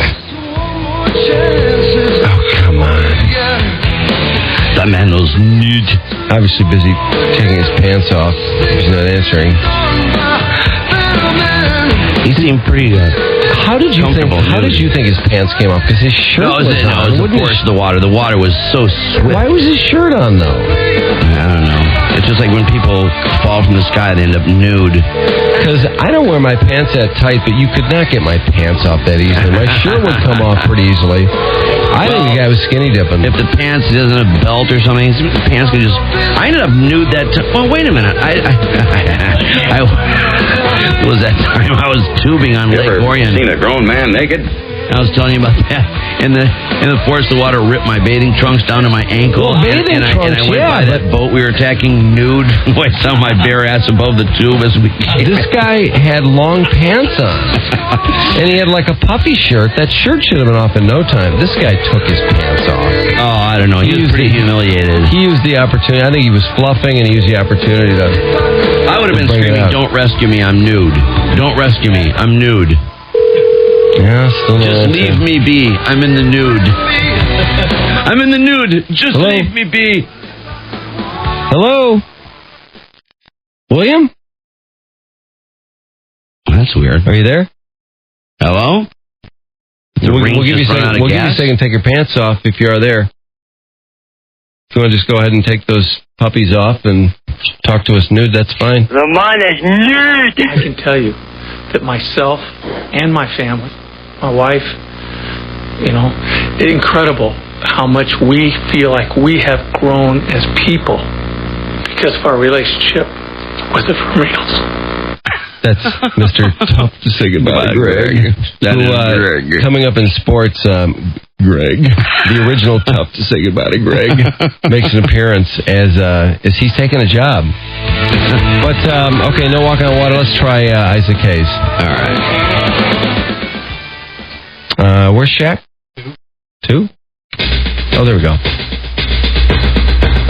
The chef. Yeah. He's talking about it's like a, not heart smart, but kidney smart cookbook? Yeah. A cookbook designed to help your kidneys, because Barry White was a dear friend of his, and his death was caused primarily by a kidney failure, so he wants to kind of help that cause, I guess. Barry White was a good guy, too. That was really a tough loss. Yeah. I loved his Burger King commercials. Oh, to think that Barry White's been replaced by Omarosa is so sad. In fact, we got to call Burger King corporate. I'm still really upset about that. I wouldn't mind telling Fear Factor where to head into for pulling her into an upcoming episode. Just can't believe it. This woman needed to be kept in the box. I don't know what the hell's going on. Let's see, Chef. Hey, Isaac. Yo, can you hear me now? Yeah, how you doing, man? Oh, okay. I've been singing Chef all the time. Y'all didn't hear me. Oh, man. Hey, Chef, how you doing? Isn't it amazing all the accomplishments that you've had in your life, and now just so known for being the chef on South Park? Well, I mean, isn't that amazing, honestly, when you think about the Grammys and the Oscars and all that sort of thing? Yeah. And it's like, man, there's the chef. Yeah, no, think about it. Well, you've really got 2 generations of fans. I mean, that's one way to look at it. That's a good thing. Yeah, it is a good thing. Yeah, now I'm trying to think of all that hot buttered soul. You wrote Soul Man, right? Yep. What were some of the other big ones? Did you write Hold On, I'm Coming? We wrote that. We wrote You Know Like I Know. Shaft is sort of the one, people think of Isaac Hayes and Shaft, but really, why didn't you make those your own hits? Why did you give them to Sam and Dave? I couldn't sing that high. It takes a lot of... maybe a couple of octaves up, and then Sam and Dave, they were great disciples. So I just because when I came back with Hot Butter Soul, that was my thing. That was my range. You know what I'm saying? Yeah. Well, why didn't you write it in a lower range, Isaac? It wouldn't have felt good.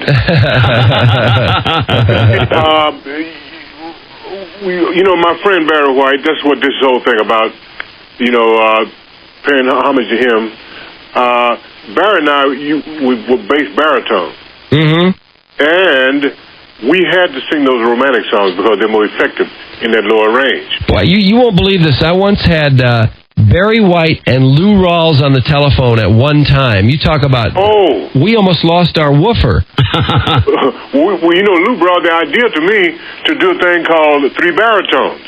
Uh-huh. We were going to do it. Oh, God, that would have been so good. Awesome, man. We were going to do it. That's right. God, that would have been amazing. It was funny because I was trying to get them to kind of just have a talk-off or a bass-off, and Lou says in his deepest voice, Anheuser-Busch, St. Louis, Missouri. and Barry says, get off, Lou.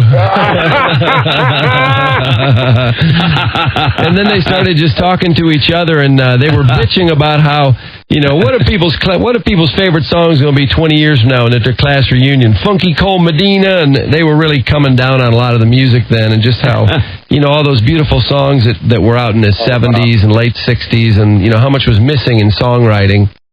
Well, music is not like it used to be. Well, that's for sure.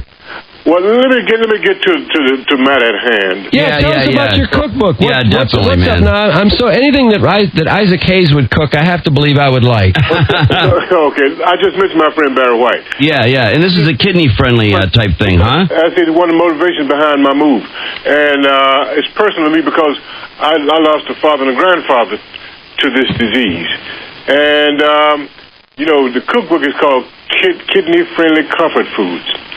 And the cookbook is free. It's free? No charge, man. Wow. Hello, people out there. What's the matter with you? No, I'm trying to make a difference, man. and we got a website. The website is phosphoruscontrol.com. For those of you guys who cannot spell phosphorus, look up on my website. It's IsaacHayes.com. Oh, so just go to IsaacHayes.com to learn how to spell phosphorus, and then go phosphorus. Well, there's two reasons to go on the website now. Well, now the cookbook food is really good in the cookbook now. Now, why are we having so many kidney problems? It seems like there's an inordinate amount of that situation, and diabetes, especially in the black community. There's so much diabetes now. Exactly right. It's lack of information. You see, and that's why I'm on this mission to get people to become aware of what they're doing. And I'm encouraging all people to get regular checkups. Mm-hmm. And watch what you eat. Are you practicing what you preach? Because the last time I saw you, you were not exactly wasting away. Hey. Look at me now, man. No, you looked healthy, but you weren't wasting away. No. I'm healthy. I went to the doctor, got checked out. Ain't got no diabetes, ain't got no prostate stuff, nothing going on like that. Yeah, I'm glad to hear it. Now, as far as kidney-friendly things, I guess I've never thought about, we all know about the Heart Smart stuff and everything else, but you generally don't hear about things that are kidney-friendly, and I'm just wondering, what are some types of things that people eat that smash the hell out of the kidneys? Well, I'm going to tell you one thing, leave the ice cream alone. Oh, ice cream's bad for the kidneys? Yeah, wouldn't you know it? Eat sorbet. Oh. And sorbet? Yeah. And people, sorbet? Okay. Whatever you want to call it. I love sorbet. Okay. We used to call it sherbet. Okay, anyway. Yeah, sherbet. You could also leave the colors alone. If it's dark, leave it alone, man. There's some phosphorus lurking around. That's racist. You want to look at it like that. So phosphorus is what's really bad. Phosphorus is a nasty deal, huh? It's nasty, man. It sounds delicious. Drink some lemon and lime sodas, or drink some lemonade. Yeah, lemonade. I love lemonade. Right. Yeah. Where's the chef on South Park lately? I have not seen enough chef. Well, I know that. Tell people that's South Park. But is the chef going to reappear on the show? Yeah, he will, but Chef needs to be spun off, man. Oh, he does? Oh, it's for his own show. Yeah, he can make sweet love to all the ladies in. But is there an effort to do that? Is that why you've been lightening up in your role? No, Matt and Trey, they write other things, and, it's just their call. Oh, well, they better get with it because they can't overlook the chef, man. That's right. Well, yeah, we need to send something to those guys and tell them to snap out of it. Yeah, I would have loved to seen the chef in Team America. Oh, man, yeah. You should have had a cameo in Team America. Right. Did you see that movie? Yeah, I saw it. It was different, Yeah. Did you think it was funny? Yeah, it was. It was crazy. Yeah, it was crazy. Really wild. That was really pretty rough. Look, do you guys like scrambled eggs? Yeah, love scrambled eggs. Hell yes. All you guys with Crohn's disease, we got a great breakfast with scrambled eggs. We even got sausage, man. There's some contributions from some other people, right? Like John Travolta has got the hamburger royale with cheese. No, John ain't got none in this book. Nobody else gets involved. Look, John cooked me breakfast out there in his house, and I got it down and smiled, but John ain't the best cook in the world. I told him that. Yeah. Did he fly you there? No, I was already out there later on some business. He found out where I was standing. He, invited me over to his house for breakfast one morning. Now, does he have planes in his driveway and stuff? Because I hear he has like 6 planes and a blimp. John Travolta? A blimp? Yeah. Oh, no, John got planes in his driveway, man. Yeah, he sure does. He really does? John's got a hamburger named after him, which is great. Yeah. But, the hamburger royale with cheese. I didn't check him out. I didn't check it out to see how low the phosphorus. Yeah, it's probably terrible. Yeah. I mean, yeah. That sounds good. I'll have that. Yeah. But look, I got in my first cookbook. So I'm trying to do penance. Yeah. Oh, okay. With this cookbook, okay? Mm-hmm.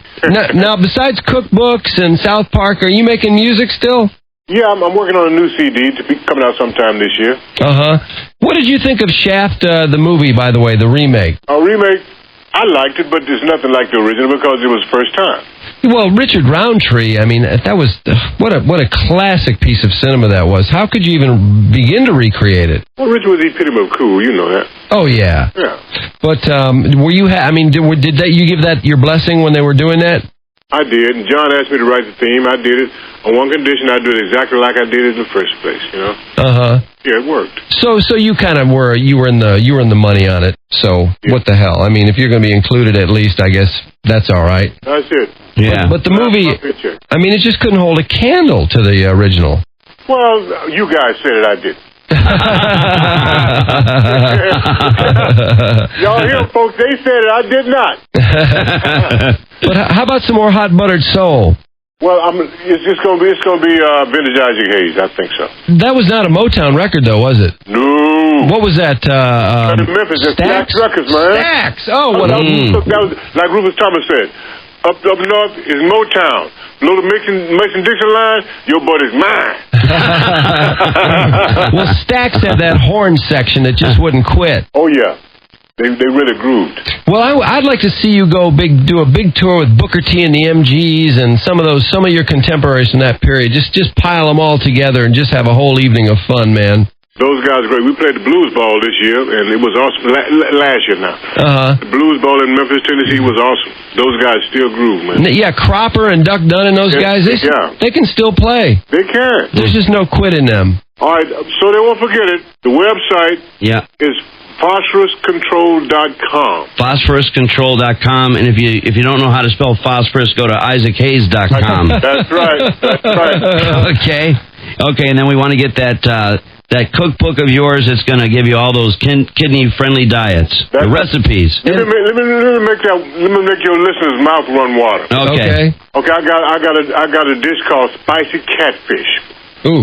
We chop up onions, garlic, green peppers, celery, and we chop it all up, and then we sprinkle it with these good spices. Wow, that sounds great right there. I put some Asian spices in there, and I'm using regular spices, plus this particular spice goes good with fish. Wow. That is tarragon. Mm-hmm. And then I put some hot pepper sauce in there, man, and that gives it the bite. And you just stir that all together and you just put that over the fish? Put it over the fish, and then I bake it in the oven. God, that does sound great. Now, I know we don't have a lot of time left, but tell us, is Simultaneous your song? Is that autobiographical? Oh, you would tell you that, Well, maybe. Maybe? I didn't say yes, I said maybe. Who was that, with Tyra Banks and Iman? I wish. Who's the hottest brown sugar out there these days? Halle Berry ain't bad. Yeah, Halle Berry, that's pretty. Tyra Banks, now that's pretty hot. Yeah, Tyra's pretty hot. You know, I sometimes I see little flashes. I have to be scanning on TV and surfing, and I see that Victoria's Secret thing. Oh, yeah. Hey, one other thing I want to know. What did you do on the A-Team? I know you had an appearance on the A-Team. I love that show. I played, what was that? I think I was a gun runner on A-Team. And who had more? On A-Team, I was arrested and put in jail. And they came rescued me. I was in there with Rick James. Oh. And who had more bling in that thing? Rick James, you, or Mr. T? Well, I started to bling. Yeah, I know you did. Absolutely. I started to change, and so I don't worry about it, you know. Yeah, you don't have to worry about it. I wish they'd rerun that episode. I'd love to see that. Oh, yeah. Now, I'm going to tell you another thing. In that episode, the guy that played Will Smith's father, his Uncle Bill on Fresh Prince. Right. Yeah. He was a henchman in that particular episode. Yes, he was. A henchman? Yeah, he was. Man, I want to see that. Check it out. Now, did they rescue you? Yeah, they rescued me. And how many cars did they have to destroy in the process? A whole bunch of them. Demolition Derby. Yeah. Well, Isaac, thanks so much. We're going to check out your cookbook, and we're all going to be kidney smart. Thank you so much for that, man. Thanks so much for your time, and I can't wait to see you on South Park. PhosphorusControl.com, IsaacHayes.com. The book is free. Kidney-friendly comfort food. You got it, and we're going out with a song from you. Okay, guys. All right, man. Thank you, Chef. Peace. We'll see you. Baby, you know you're the one for me. And all that I want to be is you and her. Simultaneous, you and me, and you and you. Simultaneous loving, baby. 2 or 3. Simultaneous, ooh, come on. Have an open mind, pull my trigger down. Give it the last cold turkey blast, make it fast, take my ass to town. Have an open mind, send my cabs away. Ring my bell, you got to figure, well, what the hell today's your lucky day. You and me and her, simultaneous, you and me, and we know the rider. Simultaneous loving, baby, 2 or 3. Simultaneous, woo, come on. Have an open mind, it's a normal thing to do. Don't be brute, just get nude or you're being rude. I would do it for you. Baby, please have an open mind. You're the only one I love. These girls you see, and baby, they don't mean anything. Let's all get in the tub. You and me and her too. Simultaneous, you and me and your mama and your sister. Simultaneous loving, baby. 2 or 3. Simultaneous. Ow! Come on.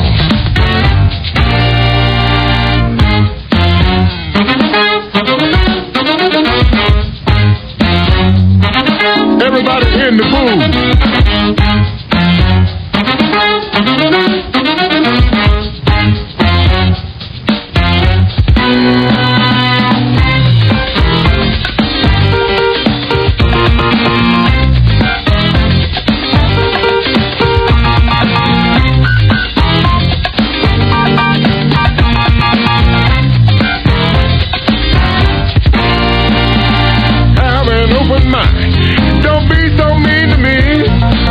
Your sister and your mother and your aunt, keep every man fantasy. Have an open, whoa, baby, put that knife away. Don't be mad, I'll take you back, just relax. We can make love your way. I'm talking about you and me and some flowers and some wine. Instantaneous, you and me and Whitney Houston. On the radio, baby, on the radio. Some candles and some good feelings. Just the 2 of us. Oh, fudge it. Now, I'm talking about you and me and her and her. Simultaneous, you and me.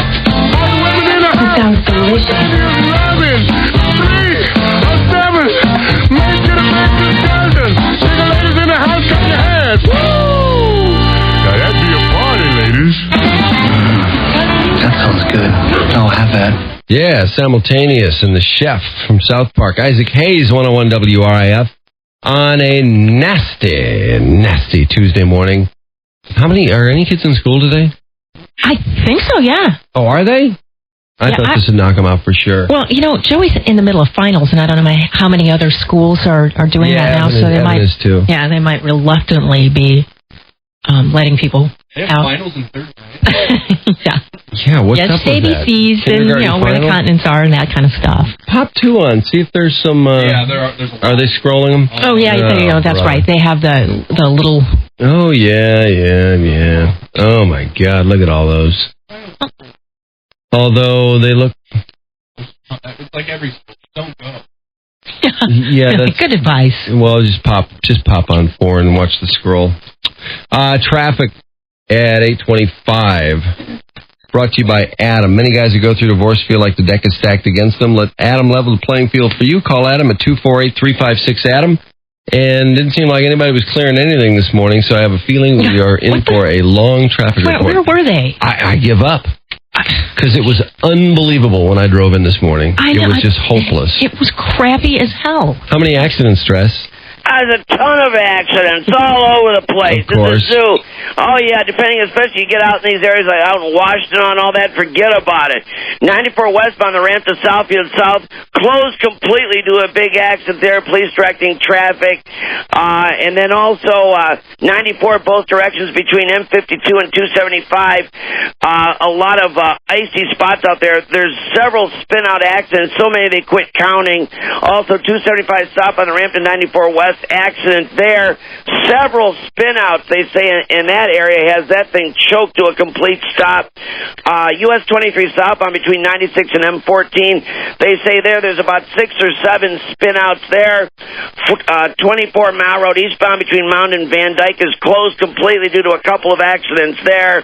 Mound Road north on a 12 Mile Road, big smash up there in the right lane. That's backed up all the way past 696. Then Van Dyke south on an 18.5 mile, another accident there. Left lane is blocked. That's a rolled over salt truck. You know it's bad when a salt truck rolls over. And that's backed up over a mile. And, man, it just keeps getting worse and worse. It's still snowing, still icy. Nobody was ready for it. Even though most of the newscasts is nothing but Hodak and weather and everything else, they spent all newscasts doing the weather and nobody was ready. That's Alan Traffic. And Trudy, brought to you by the Windsor Laser Eye Institute. With the most experienced, personalized treatment, state-of-the-art technology. Why would you trust your eyes to anyone else? Call Dr. Tayfor at 800-663-ISEE for a free one-on-one consultation, or go to WLEI.com. Hey, I had touched on the fact that Sterling Heights renamed the street they named after Steve Duchesne.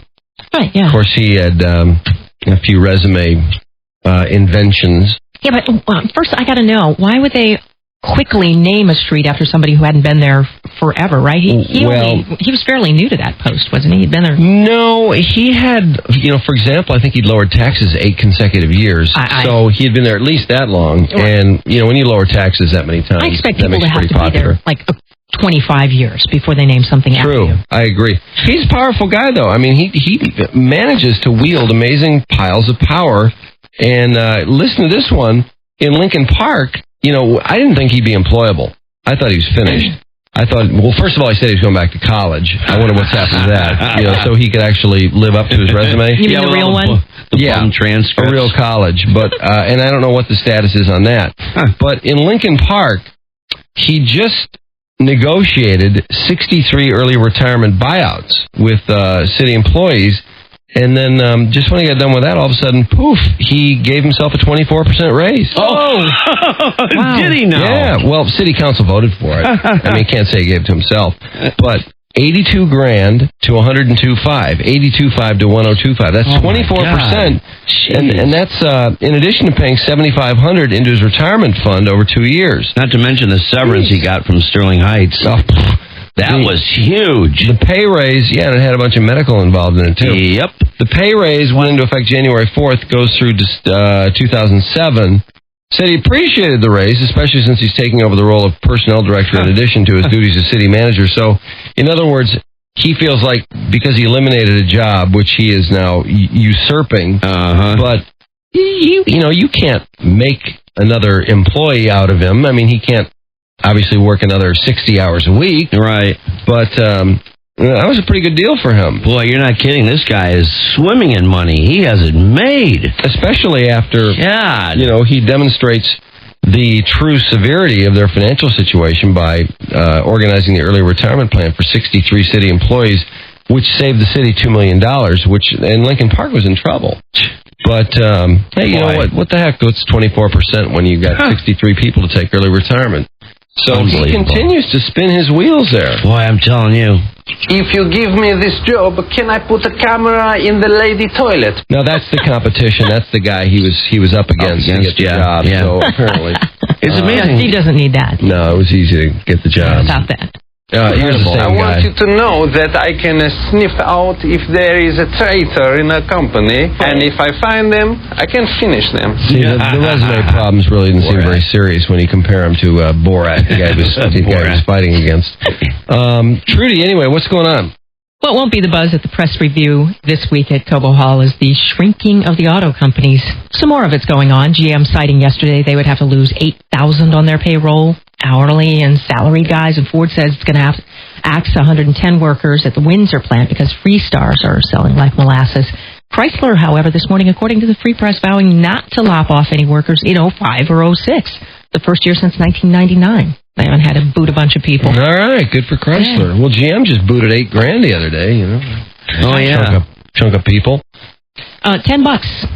$10 is all this was over. She may not have meant to do this, but over a $10 crack debt. Police say this woman set fire to her own apartment complex, blazed past her, went on to kill 2 people, a little boy and a 19-year-old woman. The 46-year-old who admitted splashing gas in the stairwell says, well, she's just trying to scare the crack customer into paying up.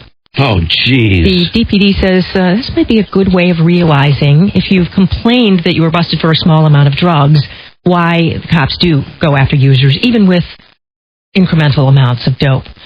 The woman accused... When people want crack, they want crack, don't they? Well, yeah, I mean, but $10? I know. Come on. That's what I mean. Woman accused of trying to poison her husband and son in court today. That was that woman from Troy who made the milkshakes. Yeah. Bryant Jackson's keeping his lawyer. The prosecutors in the chair-throwing case want to call Jackson's lawyer as a witness against him, but a judge says he thinks that the attorney wasn't compromised. Fox 2 had a disturbing story about a reservist who was trying to get a gig at a Royal Oak Mortgage Company. Don Spence says he figured he was in like Flynn. After filling out the resume, he was told after a background check, and he says there's nothing in his background, and the paperwork shuffling, that they would talk to him on Monday. He felt he had the job. Abruptly, the feeler was withdrawn because, he says, the guy explained, he was a reservist, and they spent all that money, or if they spent all that money to train him, they would be bummed out if he'd be called up. So, sorry. Spence says the company had no comment except to say that they're following all the employment laws. If you give me this job, can I put a camera in the lady toilet? Now, that's the guy they had to give the job to, unfortunately, because of this guy being a reservist. Who would send him to Iraq? But yeah. I want you to know that I can sniff out if there is a traitor in a company, and if I find them, I can finish them. Spence is filing a complaint with Department of Labor. This situation with reservists, first of all, I can't believe the way they're being treated. National Guardsmen and reservists, look at the jobs these people are being forced to sacrifice. The work they're giving up, in many cases, they make 3-4 times what they're being paid as reservists or National Guardsmen while they serve in Iraq. Yeah. Their families are suffering. A lot of them are losing their homes. They're being put out there for 14, 16 months at a time, being sent back immediately. They're being kept there by stop-loss orders. They are not going to be able to get reservists or guardsmen. I cannot imagine how they expect to meet their recruiting goals. I don't want to push the panic button here or get anybody overly panicked, but I don't see how, if we need bodies in numbers that we need them now, and we do, how do we avoid the draft if there's not some reasonable treatment of these people? I don't see how. I mean, you have to have the bodies, and if people aren't going to re-enlist, what are you going to do? Unless you move people from other countries, which you can't do that. Now you got some military people in Asia dealing with this tsunami. Yeah. So there's even more been pulled out of Iraq, which is reasonably, well, it's nearby. They've actually pulled some out of Iraq to go over there. The good-hearted American people have given. As a matter of fact, according to this USA Today survey, more than 75% of those who gave said they contributed $100 or less. The rest gave more. God, the American people are unbelievable. Oh, yeah. When it comes to the American people, which is what Bush was trying to tell everybody at the time that he was being attacked for the United States not giving enough money. Well, if anyone in this thing was cheap with our money, it was him. Yeah. Come out with $15 million. Here we're going to end up contributing more than anyone, and we're going to end up being looked down on. Although one positive out of this is there are a lot of Muslims over there. Yep. And they are loving us. I mean, the treatment on site. I mean, talk about the hearts and souls. You couldn't do much more for the hearts and souls than what we're doing. Oh, you're not kidding. And Americans over there helping out are they're leading the whole effort over there. Maybe this will register something on the Muslim. I doubt it. I don't know. I don't think so. I don't think it'll phase them. New Palestinian President Mahmoud Abbas invited to the White House by President Bush, who says he's looking forward to sitting down and talking with Mr. Abbas, hoping he can get him on our side about running terrorists out of his country. Well, the pockmarked, poisoned Viktor Yushchenko is the new president of the Ukraine.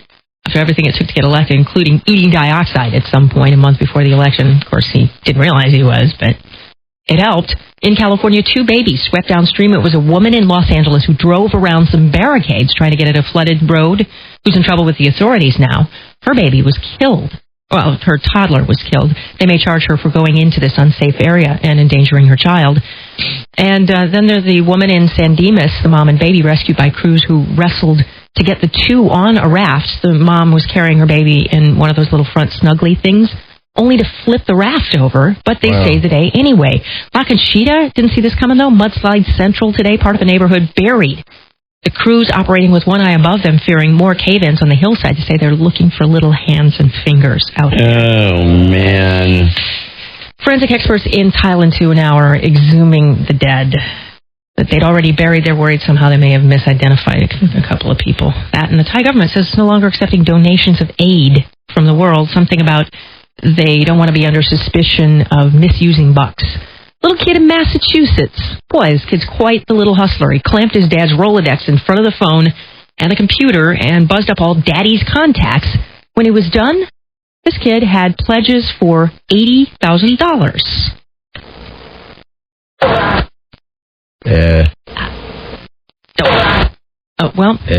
Let's paraphrase what he said.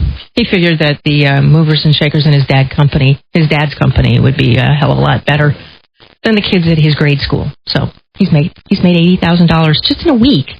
Her publicist, by the way, called to make sure that we mentioned that Hillary Duff's given part of her ticket sales to tsunami relief. She's, in case you Riff listeners have missed it, on tour now. You've heard it. Sometimes we hear it 2-3 times a day because of all of the voice-activated answering systems out there, that the call you're on may be monitored for quality assistance purposes.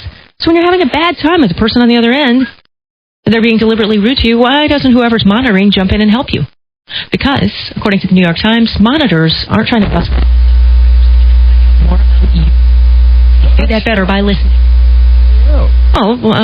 Things that are going on in your household, they're, checking you out for all those kinds of things. Plus, if you're red flagged, for instance, like that cable man, cursing or threatening the company, then they know, not to deal with you anymore. Or if somebody comes on to, this happened too in one case, this guy came on to the operator, and she gave him her phone number.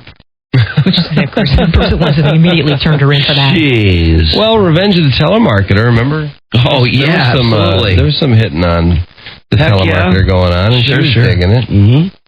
Ashley Simpson's boyfriend, Ryan Cabrera. I guess he's not so much her boyfriend anymore. Oh, really? Even he's distanced himself. Would she give him a Well, no, she says they're just friends. Or, actually, he says they're just friends. We were really, really involved when we got together, but the music business makes us so busy.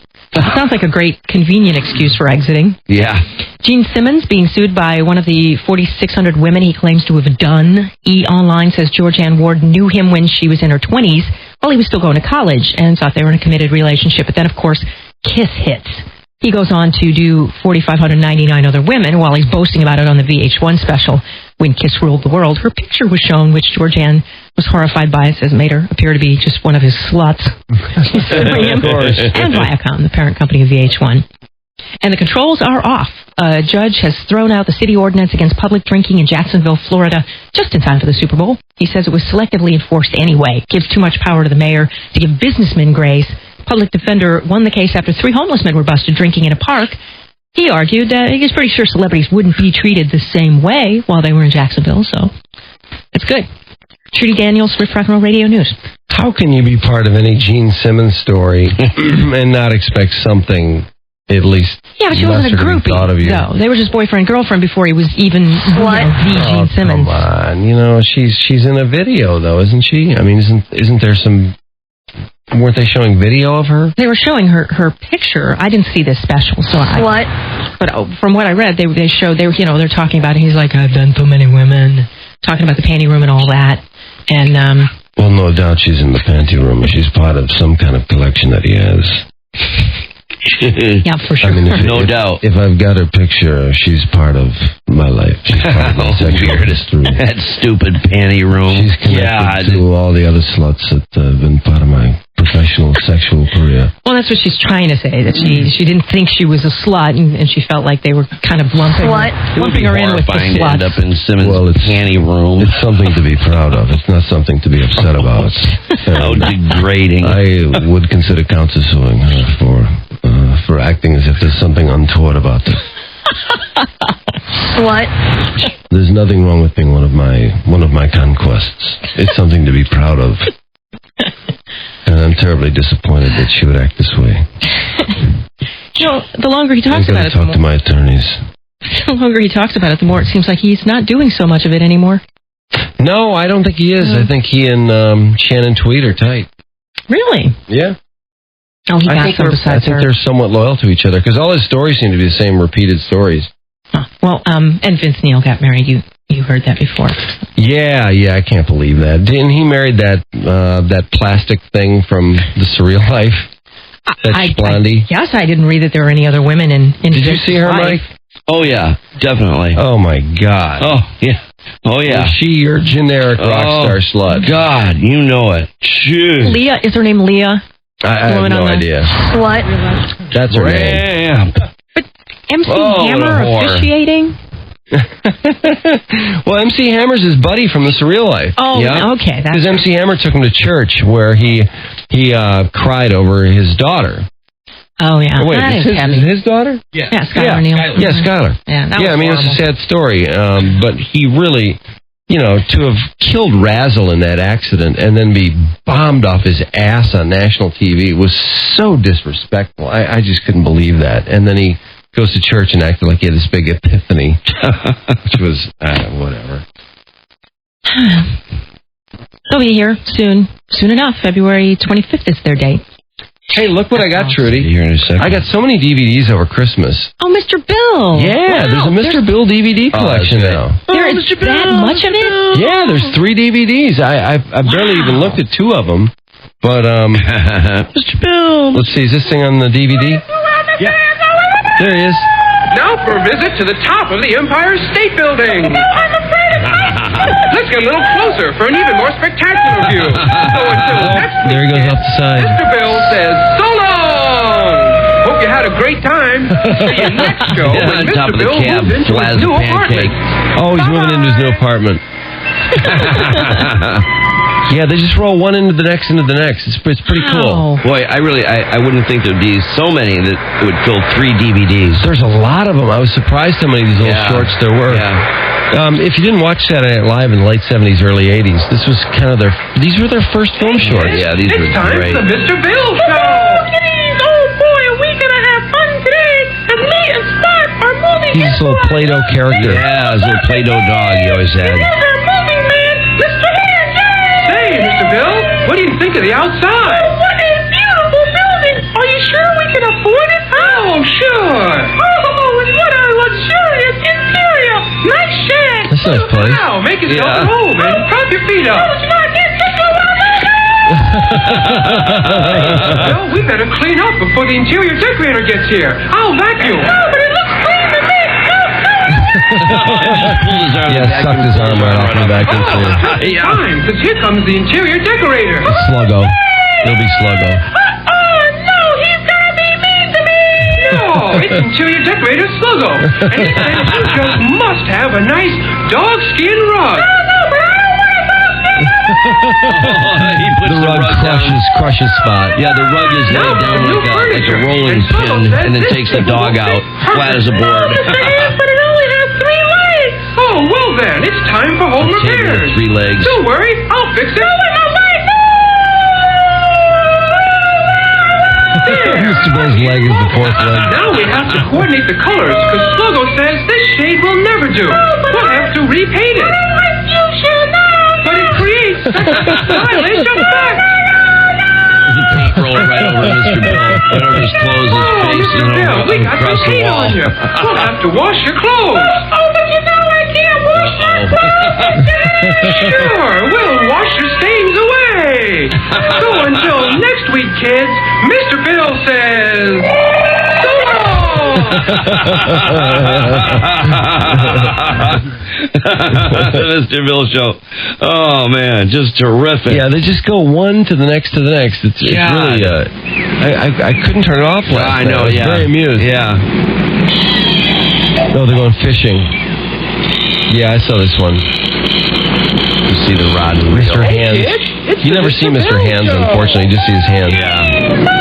They're just building a boat in the swamp. I'm taking off from one to go fishing! Yay! Here's our skipper, Mr. Hands! Hey, Mr. Bill, you know, before we start fishing, we ought to put our fisherman's hat on to protect us from the sun. Hey, thanks! Oh, no, the hook's right through his head. Before we start reeling him in, And his mouth turns into that big... beer? Yeah. Now we need some bass.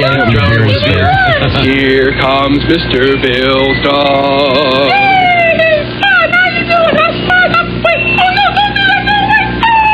Now let's ask Spot's debate. Yeah, they put those fishing lures. Oh, say, what a catch! It's deep sea diver Jacques Sluggo. No, he just wants to show you his new harpoon. Now I'll try my luck, and maybe I'll catch a whale. Say, I think I've got a nibble. So why don't you reel her in for me while I tell the kids, so long! See you next time. And Mr. Bill reeling in this giant shark, and of course he goes flying. Yeah, and he ends up in the water and into the whale's mouth, which then just swims away. Oh boy, it's so good to see y'all again. And say, Mr. Hands, could you see who's at the door, huh? Sure. Say, a messenger brought this summons. Well, what does it say, huh? It says here that you are being sued by Mr. Sluggo because your dog Spot bit him on the leg and has rabies. Oh, no, but Spot wouldn't bite anybody, you know that. Sorry, Mr. Bill, but we have to go to court. Oh. But don't worry, I'll be your attorney. Okay, yes, I guess we have to go to court today, and no. Hear ye, hear ye. The Honorable Judge Sluggo says he wants the defendant to approach the bench. Oh, no, but he's going to be mean to me, Mr. Now he says the court must come to order. Wax him in the head. No, Wax him in the hand. No, in the hand. First his hand. The defense would like to call to the witness stand Mr. Spot. Here comes Mr. Bill's dog. Hey, Spotty! How you doing, huh, Spotty? Now, the defense would first like to prove a ball and chain on him. Spot does not have rabies. Look at the foam coming out of his mouth. Foaming at the mouth. There's a giant needle going into the dog. Uh-oh, it looks like Yeah, the giant jury needle, which is full of foam. The only thing we can do now is call your mother to the stand. Here comes Mr. Bill's mom. Pouring the mother out of Play-Doh. Okay, the defense would first like to ask your mother if Mr. Bill has ever been a naughty boy. Mr. Bill is the nicest son a mother could ever have. Yay! Thanks, Mom! Yay! Now, District Attorney Sluggo would like to cross-examine your mother alone in the back room. No, wait, where are you taking her? He's going to be mean to her. No, wait, no. Yeah, there's the mouth into the O shape. Hey, wait, there's been a sudden change in testimony. Mr. Bill is a spoiled brat and has committed many felonies recently. The DA says no further questions. Oh, no, Mr. Bill. The jury has decided to throw the all Sluggos. The whole jury's all Sluggos. The only thing we can do Throw now the book at him, is which insanity. they did. Judge Sluggo says you are insane. And that you need shock Face is treatment. all smashed. He needs shock treatments. You know I didn't do anything, Mr. Hands. No, wait, maybe He's an electric chair. Nah, I doubt it. Maybe that's the governor calling. Next week, Mr. Bill says... I doubt it. He lights up from inside. Yeah, I gotta say, if you are a Mr. Bill fan, man. which I was, I love Mr. Bill. Yeah, anybody that remembers that is just, it's hours of stupid laughs. I know it. That is absolutely ridiculous. I know, but it's effective. Insidious, but it's funny. It is great. All right, we're running a little late, but we're gonna take a break and come back for sports. It's 10 till 8. Let's see, is it still snowing? Yeah, still snowing. My God, it is. Yep, sure is. But here you are, comfortably ensconced with us. Don't worry about it. Tuesday morning. We've got plenty of amusement left, too. In fact, you know what I want to do? I want to call this guy who, you know these weather warnings, which we hate so much? Well, they come on every 2 minutes. It's like you're watching your favorite show, and they can't just tell you once. They got to tell you every 2 minutes. Somebody's got to jump in and tell you how bad it is, or they have to scroll something. Well, actually, if they'd scroll something once in a while, it'd be okay. But you know, the local town has to jump into the fray, or the emergency broadcast system, or whatever. They just get so overblown on this stuff.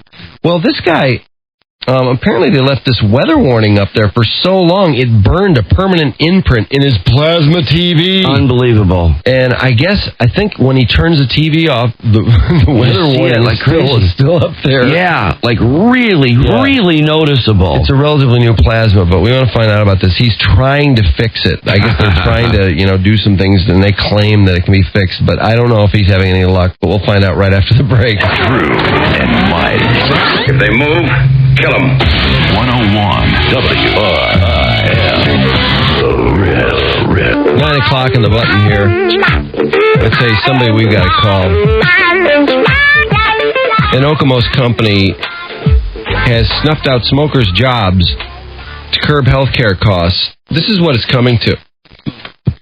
Waco Medical Benefits Administration Company no longer will employ anyone who smokes, including those who light up during their time off from work. 4 employees resigned at the end of December because they refused to quit smoking. Last week, the remaining 200 employees all were tested for tobacco use. What? And more could find their way to the unemployment line because they're addicted to nicotine. The company, no longer will hire anyone who uses any form of tobacco. President of the company, outrageous. That's communism. Said his decision goes beyond the bottom line. He refused to disclose how much money he'd saved by dismissing tobacco users from the ranks, but said this drastic action was needed because increasing healthcare costs were choking his business. Oh, that's a bunch of crap. Well, then let's get everybody on the scale. And people who are not eating properly, right? People who are not exercising, they need to go too. They've already had 1 million articles over the last year about obesity. And diabetes. And how the diabetes and everything else, the range of illnesses directly resulting from obesity is through the roof, and also costing companies billions of dollars in health care. And let's not forget about the alkies. Our good buddy alcohol, absolutely. You can't legislate. And why not just test everybody for every drug under the sun while you're at it? Absolutely. You can't legislate personal behavior like that, what people do in their off times. That's unbelievable. Somebody goes and has a cigarette. Oh, that's unbelievable. In 2003, Waco employees were told they'd have to stop smoking and using other tobacco products or they'd lose their jobs. That's amazing. It was banned from company property. New hires tested for tobacco. Legislating behavior outside of the workplace in your own life. Incredible. The company began a testing program. Employees who tested negative for tobacco use didn't have to pay a monthly fee of $50. Those who tested positive had to pay the $50 if they didn't agree to go to smoking cessation classes. The breath tests that are used don't register secondhand smoke, so those who have friends or relatives who light up won't be forced out. Well, why not? Why not force the secondhand smokers? They live with smokers. Yeah, that's just as bad. And secondhand smoke's supposed to kill you, too. Mm-hmm. Anyone who tests positive will have to take additional tests to prove they don't smoke. Oh, my God. Will the company next target overweight workers? Obesity is at least the biggest health. Thank you. Yeah, there it is. Finally. This is the free Detroit News, from Saturday. Obesity is at least as big a health threat as smoking, and also adds health care costs that the company and others have to absorb. Will the overweight be forced out? He says no, but the slope on which he's standing is slippery. Well, why no? Why no? Because that causes just as many dollars, if not more. I mean, there's been plenty of articles talking about that. No question. This has got to be stopped. And you know what? You have to stop that on a dime. I quit smoking for 6 years, and I couldn't have been happier about it. And I started again. It makes me sick. I fully intend to quit. I hate smoking, but by God, this is wrong. Whether you smoke or not, you should react negatively to something like that. Well, overweight people are next. Absolutely. Really, seriously, they really are. They have to be. Well, I mean, if they're not, somebody's going to sue because of it. This is a legal drug, and until you make it illegal, but I guess they like those tax dollars, don't they? If you like the tax dollars so much that you're going to let people smoke, then you can't have it both ways. No, sorry. No. I would say the people that smoke there should sue for the I'm sure they will. Maintain their jobs. There's no way this thing can fly. No, there's no way. That needs to be shot down immediately. Sports brought to you by Reliance Group in Farmington Hills, based locally. They specialize in union logo apparel and promotional items. Visit www.reliancegroup.com to order union-made products directly online for your convenience. www.reliancegroup.com. I never know when the next one's coming. Hockey poll. USA Today CNN Gallup poll of sports fans found if the NHL season were canceled...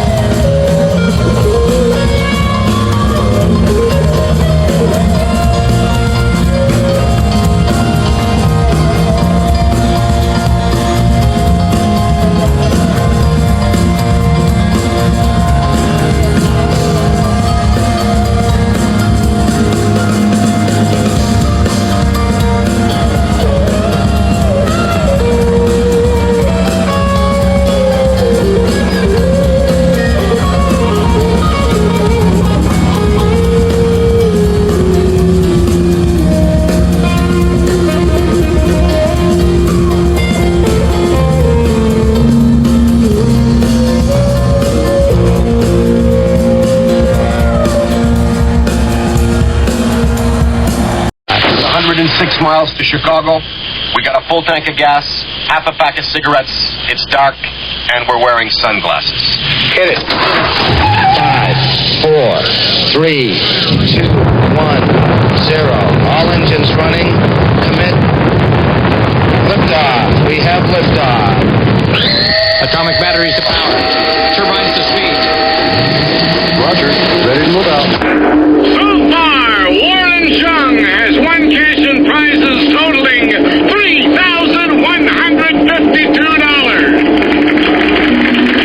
Today, one of our contestants will win a large screen TV, a Roswell lithograph, an emerald ring, or a trip to Puerto Rico, and continue a journey towards a fortune in cash and prizes, including just Audi and $50,000 in cash. In total, over $100,000 on Drew and Mike in the morning. And now, here's the star of our show, Drew and Mike on 101 WRIF Detroit. Roger.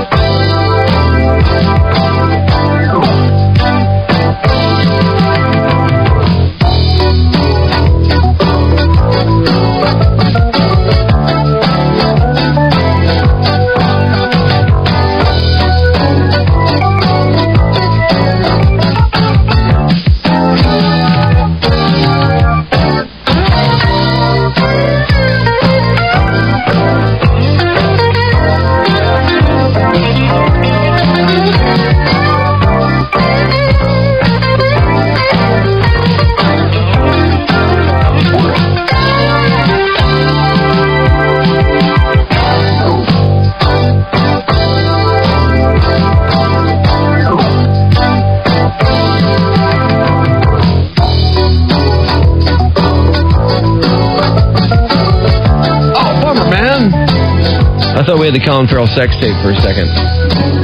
Although we do have a couple of stills, apparently. God, what is it with these horny celebrities? My God. I don't know. I would say it's probably a safe assumption that he's packing. Get these people some crotch posts. Yeah. My God. These chicks are So just horny. such seasoned whores, and then the guys that are mixed up in it, boy, apparently if they're blessed, they want to show everybody, even if they're a movie star. They don't care if anybody sees it. They want to show it off. Well, Colin, he must be really hung. He was getting on with a tranny at some party in Miami and didn't realize it. And got busted pretty bad. Oh, nasty. That's not what this sex tape is about. No. It's 39 outside. It's supposed to be 45 today. Tomorrow, up to 50. We got a busy show today. Hang on, we'll tell you all about it. Drew and Mike, gratuitous rockstar. Thank you for stopping by. Are you ready? Ready. Thank you, Detroit. Coolness aside, I'd like to say thank you. Thank you and stuff. Drew and Mike. I've never even seen them hug, which is weird since they're partners. On 101 WRIF. Riff.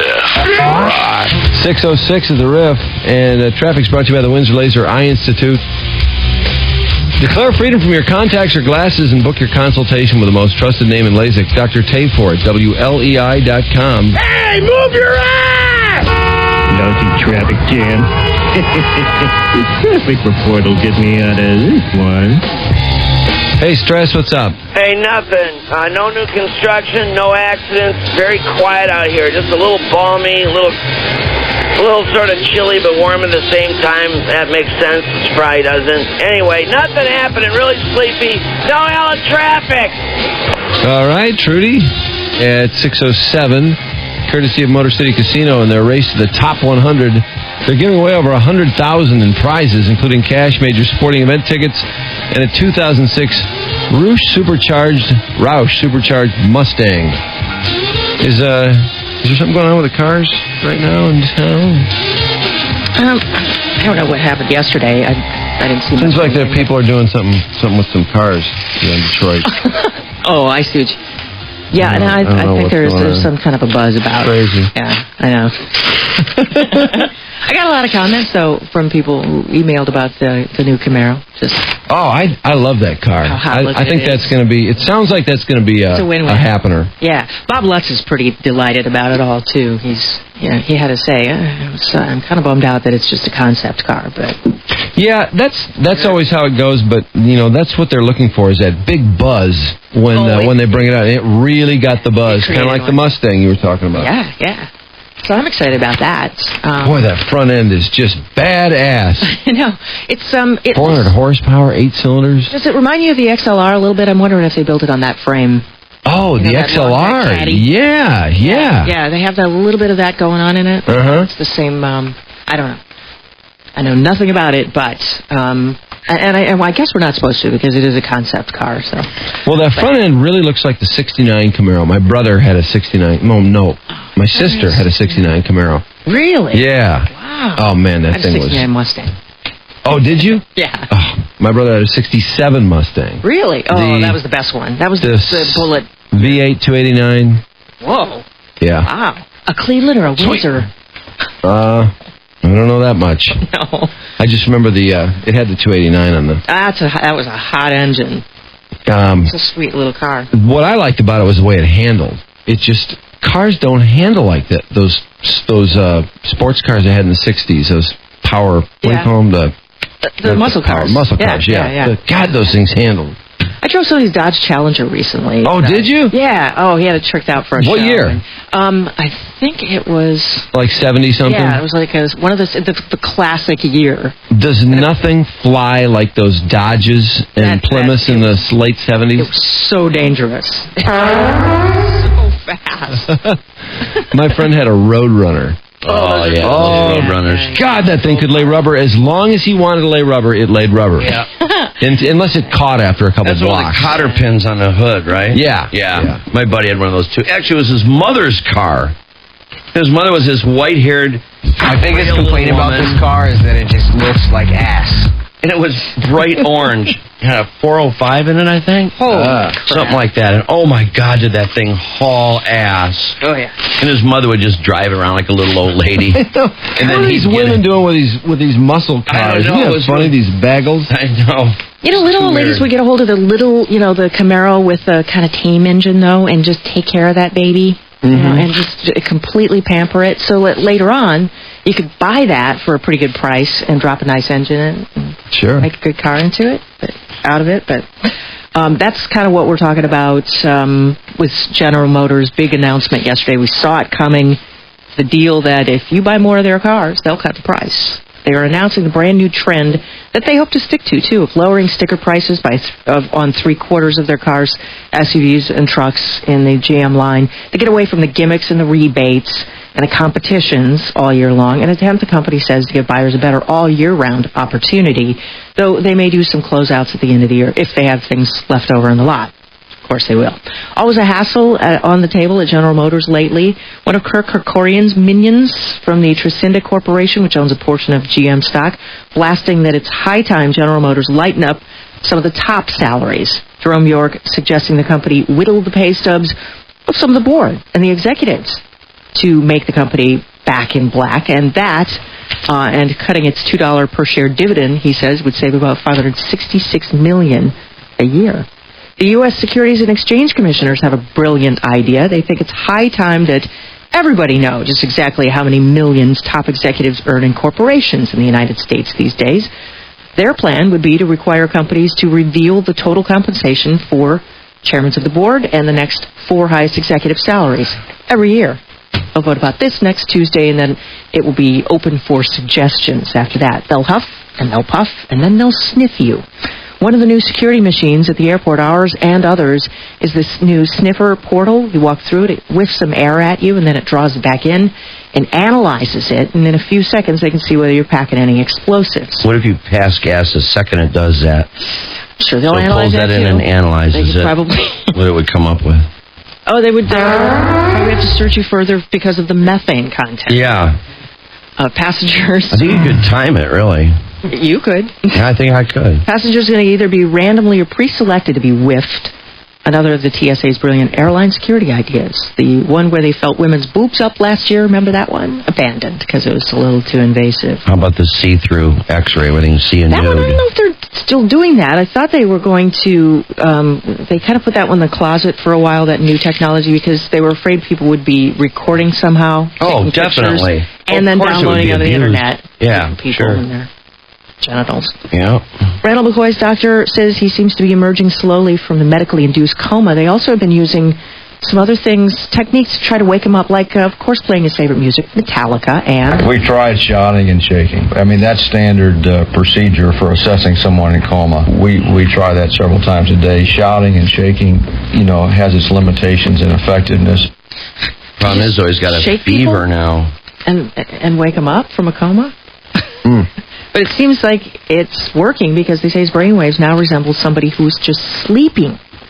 Israeli doctors supposedly thinking about using food therapy on Ariel Sharon to test his response while he lies in a coma after his massive stroke to his favorite food, big steaming plate of lamb shawarma. They're contemplating getting one and putting it near his nose to see how the prime minister responds to it.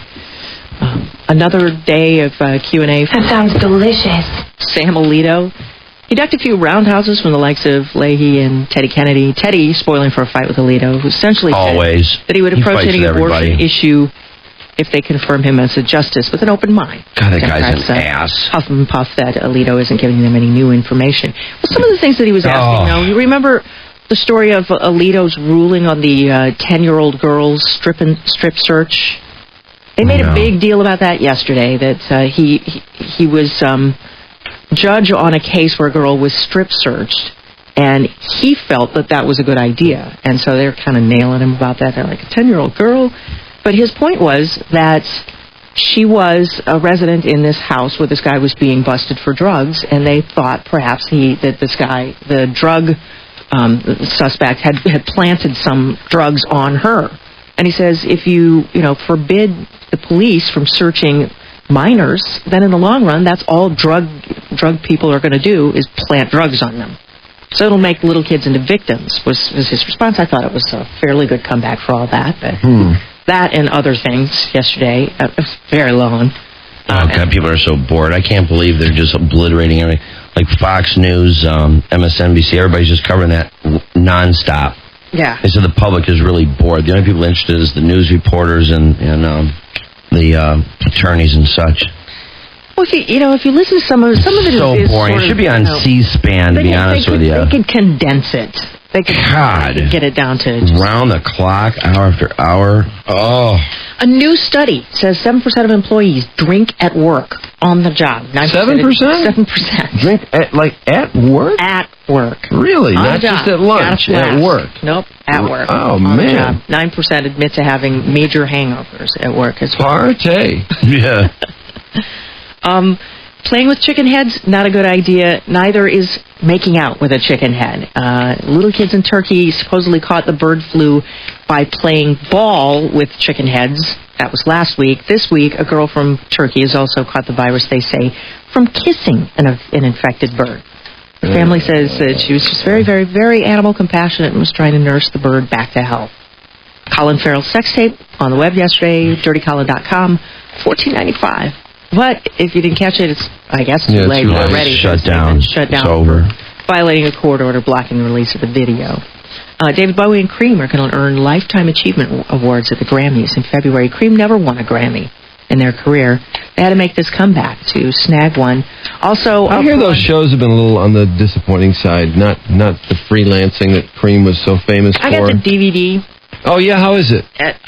From Wembley or Royal Albert Hall. It was pretty good, but you really gotta like Cream. Yeah. I mean, and they do just kind of stand up there and jam. But Ginger Baker is the amazement for me because when they interview him, he sounds like he's 90. But when he plays, man, is he awesome. There are a lot of guys like that. Brian Wilson is a strange one. You see him interviewed and you think, oh boy, how could this guy do anything? And then he gets out there. Yeah. And he just goes. that little Beach Boy act he's put together is pretty nicely arranged. Robert Johnson also going to be presented with a Lifetime Achievement Award at this Grammys presentation, and Richard Pryor as well. They're February 8th, and Mr. Blackwell's worst dress list is out, and of course Britney Spears is the top of it. Oh, yeah. He has those little clever ways of designating people. She is the tacky terror and looks like an over-the-hill Lolita. Jessica Simpson is a cut-rate Rapunzel slinging hash in a Vegas diner. Mariah Carey. She won last night at the People's Choice Awards, and there she was with her date. Joe, her dad. And he was so happy for her. Was he? I'm sure they went out and had a date afterwards. And the mom looked like she was tagging along. It was like, would you get out of here? George Lopez turned the joint upside down by referring to Nick Lachey as a seat warmer. Ooh. Mm-hmm. Yeah, and then the camera cut to her, and she was just bummed. Stupid Kelly Clarkson, too, People's Choice winner. God. Like, how could she win? I can't believe that was one of the worst award shows I've ever seen. Yeah, that was really bad. It was horrible. Craig Ferguson was he like, suck. Why? Who picked that? I don't know. Just because of his accent. The guy just talks a million miles a minute and says nothing. Never once anything funny. And then the crowd was just like a constant Beatles concert. It was just screaming the whole time. Was that an awful awards? Even Kelly Clarkson, though, went on record saying she doesn't understand her own popularity. Well, I'm with her on that. She's right. I get it. I gotta agree with her. Judy Daniels with Rock and Roll Radio News. Was that the song of the year or the movie song of the year? The Jessica Simpson thing at the end? Was that what that was? Oh man! She went for these boots are made for walking. She performed at the very beginning. I didn't see the very end. Boy, I tell you, if that's the best person you can get to perform or something like that. Isn't that dumb? Boy, what a stinker. Yeah, that was an awful performance. Awful. But got her dad hard, so. Yeah. Whatever. And this new look of hers with the real hard eyes. Oh, that can go. It's really funny, though, knowing, that she just split up with this guy, 3 weeks ago, and she's out there looking just as hot and horny and wild, and she didn't thank him either. She won an award, and she didn't say one word about him. Yeah, and bye-bye at his name. Man, when Lopez threw that out about that and him not being there, whoo, boy. Yeah, I didn't hear that. I flipped over to Meet the Barkers. Meet the Barkers. Yeah, it's a pretty good show. I like Travis, and he's married to this former Miss. Was she Miss World or Miss USA? I think she's Miss USA, and she's pregnant now, so she's gigundous, but. she bought him, it was his 30th birthday, and she bought him this vintage Cadillac. I don't know what year it was. It looked like an Eldorado, maybe one of the early 70s. Oh, was it sweet. Yeah. But Travis is playing with, because Blink is on the outs, so he's playing with this small band, and they were, what festival was his band doing? Warped? Yeah, they were in Warped. And he's playing with this well, I don't know who this guy is even, but anyway, they show him being interviewed by some guy who's, I don't know, kind of a cheese ball. And this bandmate of his gets all bent out of shape at this guy because he asks a couple stupid questions about, what do you like to do when you're getting wild? And this guy throws the interviewer out of the bus, and I'm like, who is this loser who no one even knows who he is? He's in, it's not like this band is anything near Blink. And this tool gets all whacked out of shape over a couple of questions. Just really annoying. Good show, though, actually. Really? Yeah, I mean, as far as those couples shows go, Nick and Jessica I couldn't stand. And then the Dave Navarro. Oh, God, that was horrible. That thing, that show that was a stinker. Terrible. That was awful. Oh. But it only goes as far as, I guess, the main person, and Travis is a pretty interesting guy. Let's see, we got to get to sports, 621 WRIF. And then, where to from there? Well, I would like to talk to this guy about, there's a Santa-related lawsuit. This guy was doing Santa for Kmart. And now, I don't understand this, but he has to be paid in Hot Wheels cars. Yeah. He's a big Hot Wheels fan. Yeah. He claimed he was supposed to get 1,440 Hot Wheels. And then they wouldn't give him the Hot Wheels. No. For some reason. That didn't work out. And to be honest, I read it and I thought, Kmart pay people Hot Wheels? That didn't seem like... Well, it sounds bizarre. I don't see Kmart doing that. No, I don't either. But then I think he billed them. And for some reason, this thing is going to end up going to court. And I just want to get to the bottom of it. I don't understand why. It's a sad, terrible holiday hangover story. So it's really messy. We'll look into that. Then there's the Brokeback Mountain story, the theater that's canned it, and I'm going to have to wait a little while, but we'll blow a call in there. And much more. Sports is next on the riff, though. It's 6:23. Drew and Mike in the morning. And we're live. That's your cue, everybody. 101 WRIF. Riff Rock. Okay, Sports 628. Brought to you by American Equity Mortgage. Holiday bills a little bigger than you expected. American Equity Mortgage can help you. Call 888-229-7699 or visit AmericanEquity.com. And Red Wings fall to Carolina 3-2. Carolina scores the first 3 goals, then Zetterberg and Yzerman score. Nice Stevie gets in the act there. But unfortunately, it was not to be. 3-2 the final. And in fact, Carolina goes ahead of the Wings in points. Dave Andrechuk's productive NHL career apparently over. Lightning waived their 42-year-old captain, 640 goals, over 1,300 points, 1,600 career games. He had 6 goals and 12 assists. Apparently just can't keep up with things these days. Boy, it's sad. Pistons won 96-86. They got 30 out of Rip, 18 out of Chauncey. Chauncey had 6 assists as well, as they beat the Hornets at the Ford Center, where they've been playing pretty damn well. So Pistons improved to, 27-5. College basketball tonight, Indiana and Michigan State, 7 p.m. That's a big one for the Spartans. They've fallen to 15th. They're playing number 8 Indiana. What the schedule makers, brutal to the Spartans this year. This Big Ten thing kicking off with 4 straight tough games. 17 Wisconsin over Minnesota, 64-62 last night. North Carolina State beat Boston College. That's a bit of an upset. Carolina, number 20, over the Hokies, 64-61. And Vandy beat Kentucky 57-51. UCLA will be without their starting forward, Josh Shipp, who's got pain and discomfort in his right hip. He's done. Try to play through the pain. The Detroit Mercy squad going to be without Brandon Cotton for a couple games. Junior guard, really their best scorer. Had to get some stitches in his hand after that win at Loyola. Wolverines will open the 2006 football season with Vanderbilt at home. I guess that's a decent non-conference game. September the 2nd, that will be Labor Day weekend. That's nice to have a game that weekend. They then moved Ball State to November 4th. Kind of strange, you've been fighting your way through the Big Ten with Michigan State, Penn State, Iowa, Northwestern, and boom, Ball State, November the 4th, which takes up their only open week. They go right from Ball State to Indiana, and then they finish the season at Ohio State. But that's an action-packed schedule, 12 games. In the center of it, they got Vandy, Central, and then they're at Notre Dame, home with Wisconsin, at Minnesota, home for the Spartans, at Penn State, home Iowa, home Northwestern, home Ball State, at Indiana, at Ohio State to end the season.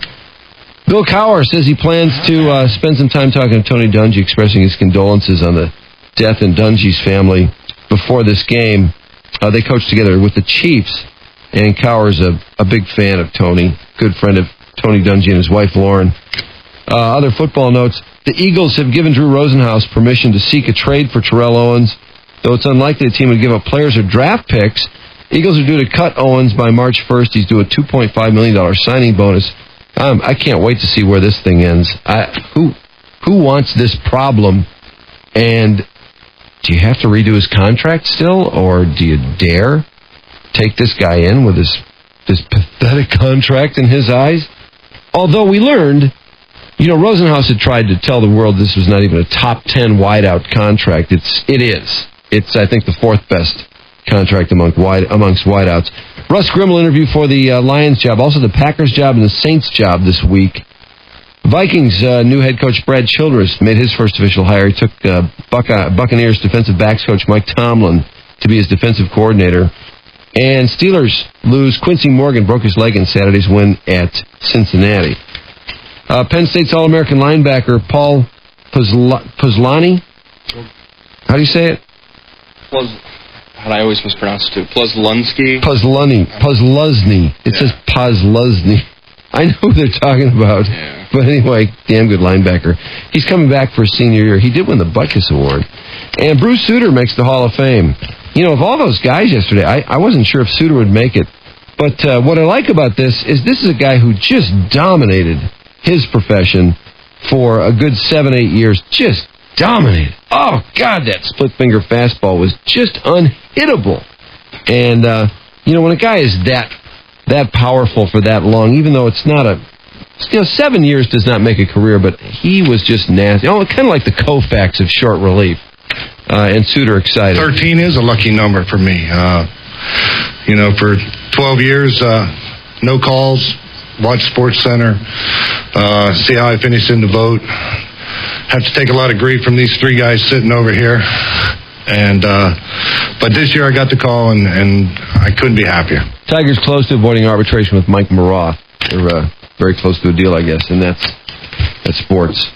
Eminem and Kim to tie the knot again. God, I'm impressed with this guy's perseverance in terms of keeping his family together, I have to say. Man. Monday afternoon, Macomb County Clerk's Office. He and his ex-wife submitted her license application for a Michigan marriage to Eminem. A lot of tight-lipped, not much being said about this. We'd heard this was going to happen, but she floated out there and had a kid with somebody else, and I guess he's going to put the whole thing back together again, including this new kid.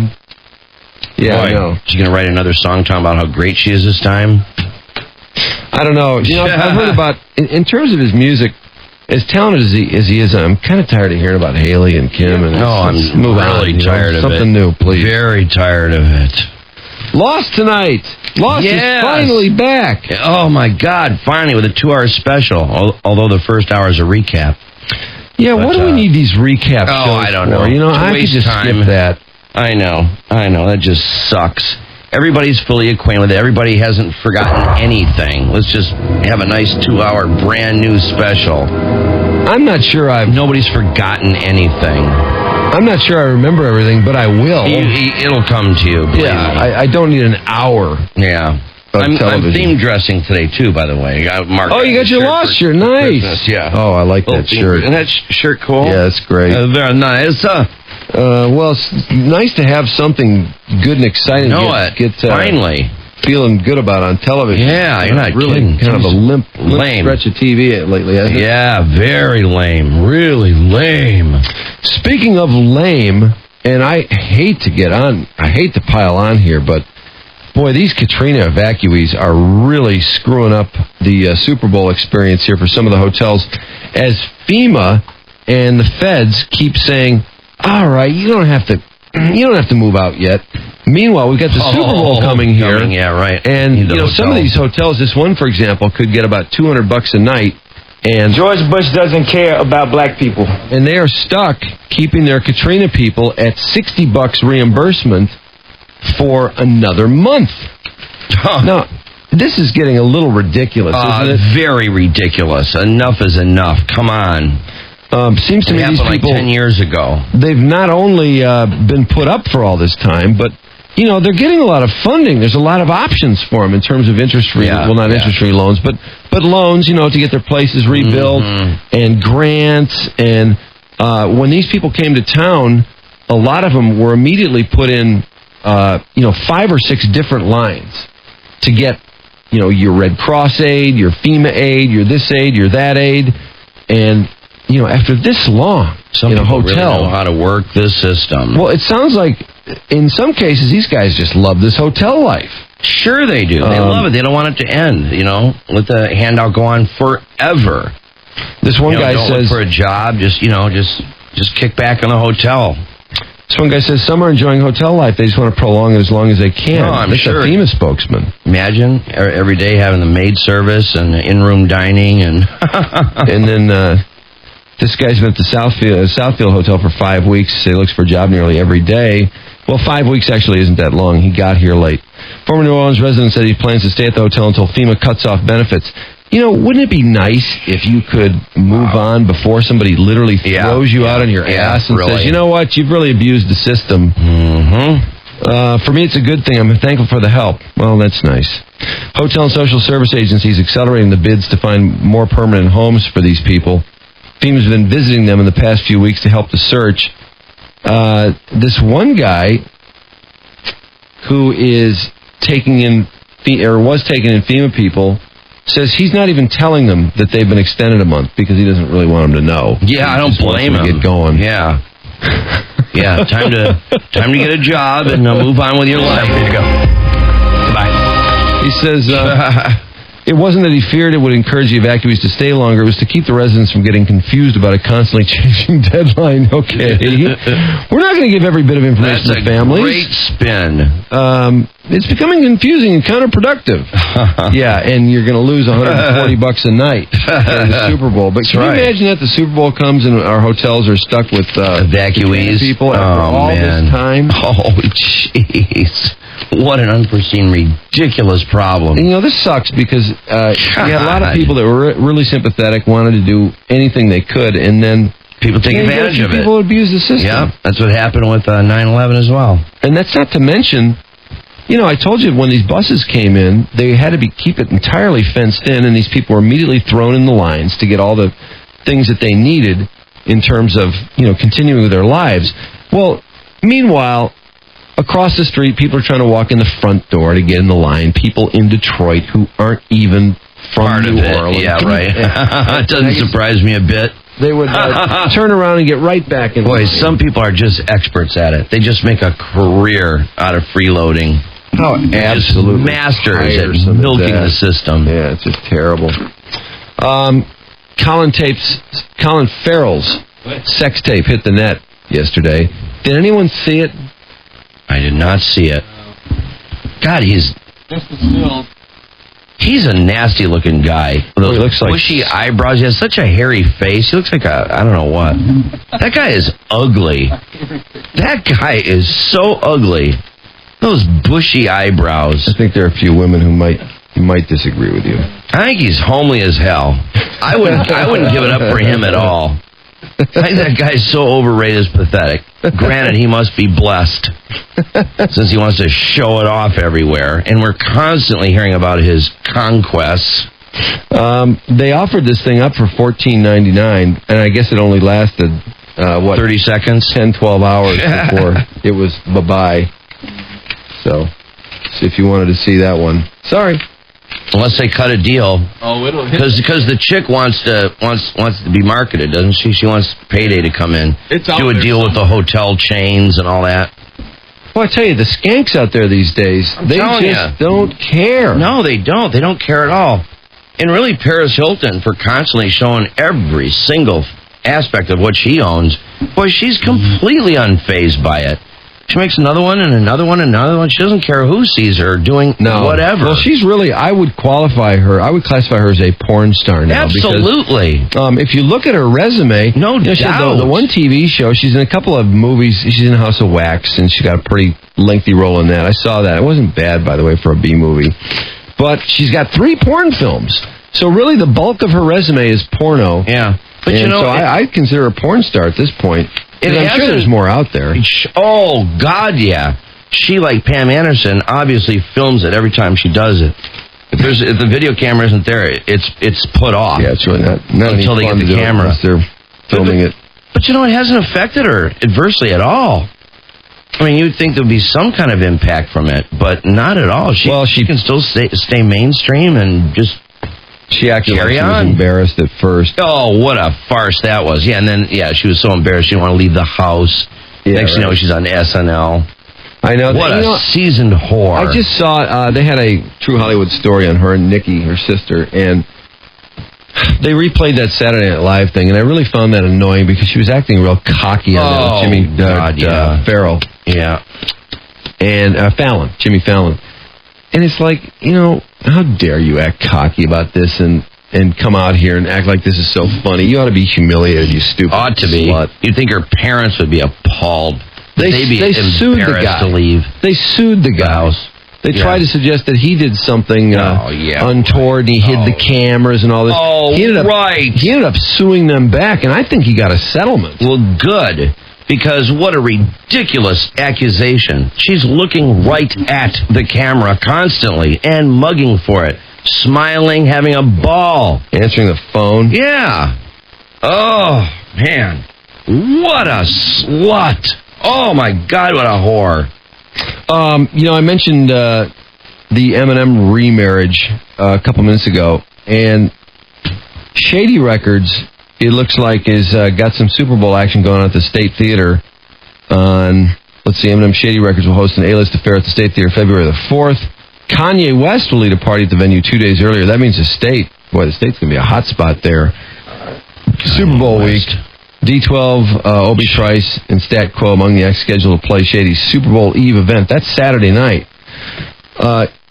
And on the same page, there was a story, this was over the weekend, about they're trying to get homeless people to come and watch the Super Bowl. Yeah, with the 4 TVs. And we all know it's just to get them off the street. Oh, God, yes. Hey, come here, watch the game. We so love you. We're just so... I mean, that was a nice spin. That, everybody so cares about the homeless. And, hey, we want you to enjoy this wonderful event that's come to town. And we're going to set you up here. And, if it's a blowout in the third quarter, they're going to send them back.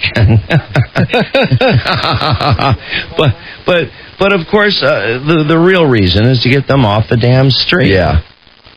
And we all know it. They're not kidding anybody. That's really bad. And they all know it, too, because this went on in Jacksonville. And the day after this, they just put them right back out there. Absolutely. Just get them a bottle of scotch and get them a nice room to party with for a couple of days. Hell yes. Yeah. If somebody's up by 3 touchdowns, they're gonna bail. They're gonna be all right, get out of here. There's a real as good as over. There's been kind of a disappointment regarding the Super Bowl because a lot of people, I think, have the mistaken perception that the Super Bowl is for Detroit. It's about Detroit. Yes. It's not. Yes. It's not at all. And as far as the musical acts, they don't try to get local people typically for the Super Bowl. I don't know how people started thinking that. It's like, this is a national thing all the way. Well, in this case, it's gone a little further than most because they even are asking people not to go downtown on Sunday. Absolutely. Which, is a little bit... I think that's a little ridiculous. I think that's really pushing it because, if people want to go down there and sort of be part of the event, even if they're outside the stadium, I'm not one of these people that goes to events without tickets. I think it's kind of dumb. Yeah, but if people want to, or there's a party downtown where people just want to, they figure, hey, you know what, the winning team and their fans are going to be out raising hell that night. It's going to be a big party night in town. If you want to be part of that, I don't think anybody should have a problem with it. That's not really my style, but as it goes, apparently some people are really having a hell of a time getting permits for liquor licenses, to move their parties or to put them in parking lots under tents. And there's not a lot of cooperation with some of the local bars, and people are really irritated about it. And you almost wish, could they just be a little upfront about it and say, hey, look, we're not going for this kind of stuff. And I'm curious to see save everybody the trouble. I'm curious to see what they do with parking for the Super Bowl, because they have screwed us. Those of us who go down there for games, they have allowed these lots that charge $10 during the week to jack their parking up to $50 on Sunday. And I'm convinced, I don't care what anybody says, I'm convinced they know it's suburban money coming down there, and they say, why enforce this? Let the lots make $50 for one day. Who cares about these suburban types? Sure, it's caught on video routinely. I mean, how many times have we seen Fox 2 out there capturing it? You don't even have to capture it on video. It's happening right there plain as day. The signs are up, $50. Yeah. There's nothing to really catch. Yeah, but I mean, the thing of it is, it's if these officials want to pretend that they have no idea this is going on. You can readily give them video to prove it to them without them ever leaving their house that this is going on. They don't want to do anything about it. They don't care. I'm betting they're going to be charging $75, $100 for people to park near Fort Worth. I would not be at all surprised. At least. I mean, this is the ship has come in. This is payday. The other possibility, though, is that they're going to say, well, we don't want the city to get a black eye, so, yeah, we are going to enforce this for the Super Bowl, because those are out-of-town people who might write bad things or say bad things about Detroit. I don't know. I don't see them doing much of anything about it. Well, they're going to write lousy things anyway. It is different. Well, they don't want that where they can help it. It's different, though, people from Oakland County getting ripped off versus some national, journalist in a rent-a-car getting ripped off. At least it's viewed as different. But yeah, I don't know. It'd be interesting. Yeah.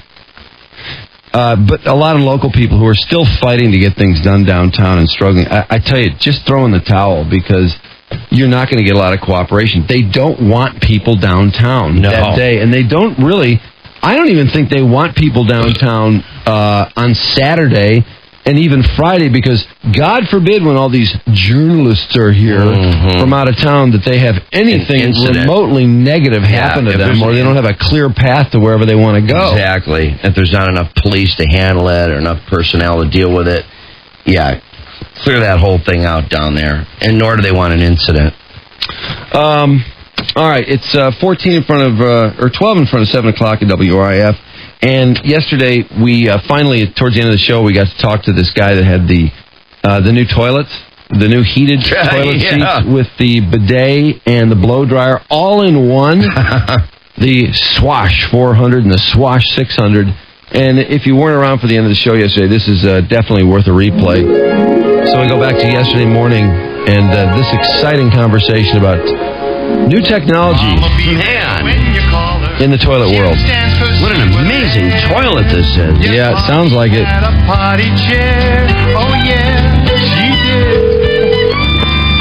Yes. Scott? Scott, yeah. Scott, it's Drew and Mike calling on WRIF Radio. Hi, how you doing? I was calling you on the other line. Oh, how's the Swash coming along? Swash is coming along well. Are you selling a lot of them already? Sales have been very strong. Please, I must go toilet. It was higher than we anticipated, and we've been shipping in product by air. Well, I think I want you to overnight one to me, to be honest with you.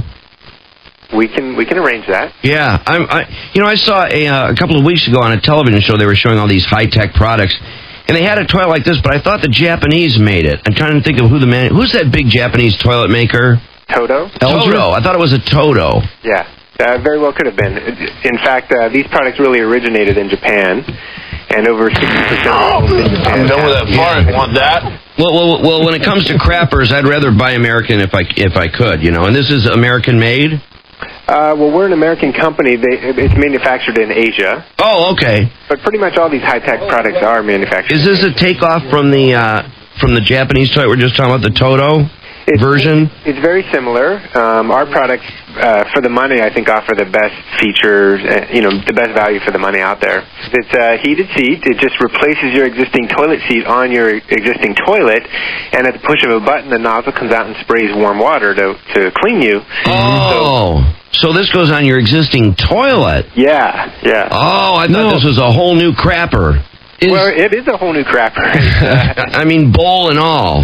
How much demand is there, Scott, for bidets or this type of operation? Because it seems most people are relatively satisfied with toilet paper, but is there some reigning feeling that this is just not enough of a cleanup operation, that people need to be even cleaner than we already are? Yeah, well, if you think about it, what else do you wash with a dry piece of paper? You don't wash your face with a dry piece of paper. You don't wash a dirty dish with a dry piece of paper, yet we're still using dry toilet paper. Mm-hmm. So cultures all over the world have always been using water to wash with just because it's much more effective. America is a little bit lagging in this area, but we think it's time. Although I hear some cultures use their hands, though, seriously. Well, they do, but with water. But what creepy cultures use their hands? Who are they? Yeah. But our product, you don't have to use your hand. That's the whole point. You push a button and the nozzle sprays warm water, and then on our Swash 600 model, it even dries you off when you're done washing. Do we have to line up the nozzle with our exit point exactly? Well, people are pretty similar in terms of... Yeah, it's designed to hit you in the right spot. You may move around a little bit to make sure that you're getting fully cleaned. I mean, is it one of those things when it first hits you go, hoo-hoo-hoo? The first time you use it, you will. But after that, the great thing about our products is once people try them, they really have difficulty going back to dry toilet paper because it is so much better. How long does it take to dry your butt after you're done with the water section of the car wash? About 1 minute. But just with drying your hands with a warm air dryer, if you don't have the patience for that, you can still just pat dry with some toilet paper. Oh, I see. But you're not wiping. With a pat dry. I like that idea.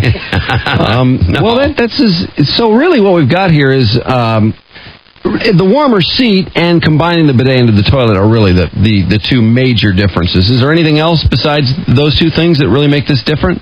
Yeah, it's comfort and hygiene. So washing with water is much more hygienic, and it's especially beneficial for people with issues, whether it's hemorrhoids or mobility issues, those types of things. Gross. Why was the bidet ever separate from the toilet? That makes no sense to me. Yeah, you would have to ask the French. Now you use a remote control type device for this, right? I mean, can I control how long the hot water stays on my butt, or? You can adjust the pressure, you can adjust the temperature, and keep it on as long as you want. How long do you want to get a spray? I don't know. I might want it for maybe a good 10 minutes. What are you trying to get out of this? I don't know. I'm not sure yet. We'd have to try it out and see if you literally wanted to really wash it good, I mean, could you run the spray for 2 minutes or 3 minutes? You could. It actually has a warm water reservoir, so when that warm water is depleted, it'll gradually transition to the ambient temperature of the room. So, see, if I go to the bathroom, if I go in there after you, you're gonna get cold I'm going to get cold water on my buttocks. Absolutely. Well, it warms quite quickly. It'll warm back up within 3 to 4 minutes. Now, somehow or another, I got to hook up a water line to this thing, huh? It's pretty simple. It's just the existing water line coming into your toilet tank. Right. You disconnect that, install our T-valve, which splits the water, reconnect it, and it sends the water into our product as well as... Oh, so the T-valve splits off. One part of the water goes to the toilet thing here, and the other one goes into the original connection. Correct. It goes into our product and then just originally into the tank, and we filter that water, so it's even cleaner than the water coming out of your tap that is used within our product. Now, is that going to make it so it's forever for the toilet to reload water in the tank area because you're splitting it in half like that, or? No, because our product, the reservoir is about 1 liter, so it's a very small amount of water relative to what your toilet tank is. Oh, okay. With only 1 liter of water. Boy, again, Joe, I might need like 10 liters of water. I mean, the damage I'm capable of, I might have to refill that reservoir 3, 4, 5, 6 times. I just can't imagine how fresh you're going to become when you get a hold of this thing. Scott Pinizzato is with us, and Scott has got a new kind of toilet coming our way. It's called the Swash, the high-tech heated toilet seat, and also comes with the wash, the warm water spray, eliminating the need for toilet paper, and it'll blow you dry, too. How much demand is there for this? I mean, I know once something comes out, people go, "Oh, what a neat idea!" But did you do a lot of market research and find that people have been walking around saying, "God, I just don't feel like my butt is fresh or clean enough. I wish there was a better way." Well, I think there is a lot of demand. That's why we started the company 2 years ago. And right now, the awareness is still very low in the U.S. People don't know that these products exist. But as that awareness increases, there's a huge demand here. There's 220 million toilets here in the U.S., residential toilets. Is that right? So you can, and our products fit onto those toilets. So there's a big opportunity here. 220 million toilets in the United States? Residential toilets, yes. Yeah. Wow. How many people live in the United States? I'm just wondering how many short we are. About 300 million. Oh, so we're a little short. Some people don't have anything, apparently. Well, they share one. Oh, okay. Mike, you there? Yeah. Hey, Drew and Mike. Yeah. Mike, you're on the air with Scott. Hey, Scott, how you doing? Great, how you doing? Good, man. Long time, first time, guys. Big fan of the show. Thanks a lot. Yeah, Scott, my question, I'm just wondering how much this is going to run, like overall. All right, watch the language there. I'm going to have to head to... Does it include the ball cock and all that, or do you have to spend more for that? There's no change, actually, to your toilet other than replacing the toilet seat. Okay, that's the only change. I like the idea. So as far as the internal plumbing, he mentioned the ball cock, there's no need for any additional parts such as that. Nothing at all. Everything you need is included with the product. I like this warm toilet seat, too. I think that's a plus. Well, I would imagine in Detroit it would come in very handy. Oh yeah. No, it's really nice because we one of our toilets in the house is by a heat register, and I always use that bathroom. You go in there and that toilet seat is warm, and you sit down like, ooh, nice. You pass right out while you're solving the world's problems. Sounds like you really enjoy yourself in the bathroom. I kind of do, Drew. I really I have a great time in there. Let me ask the caller, Mike, is this something you would spend a little extra money for? Yeah, totally. I still don't know what the cost, but it sounds like a neat thing. All right, we're going to have to take him off, unfortunately. You can't use that term. Scott, what is the cost for the Swash? Well, we have two different models, the 400 and the 600, and they range anywhere from $400 to $600 in price. And like I said, that includes everything, the hardware that you need to mount it, and all the features. What's the difference between the two? Why the difference in price? The Swash 400 has a side control that's mounted onto the side of the seat, and it does not have the warm air dryer. And the Swash 600 has the remote control, which you can mount on the wall or hold in your hand. Oh, that 400, that's a disaster because you need the drying. Yes. So you think people are willing to save $200 and pat dry for their lifetime? Well, like I said, with the warm air dryer for your hands, a lot of people just don't want to sit there and wait till they're dry. So. No. If that's the case, and if they're on a budget, then the 400 makes a lot of sense. How long does it take to dry your butt? A typical butt takes about 1 minute to dry. Oh, is that right? The average American spends 3 years of their life on the toilet. And so that's one reason Mike. we want to make Except me. I'm at 7-year mark already. I'm not even near done with my life, and I've already 7 years. Scott, is that right? You've computed it out to 3 years on the toilet?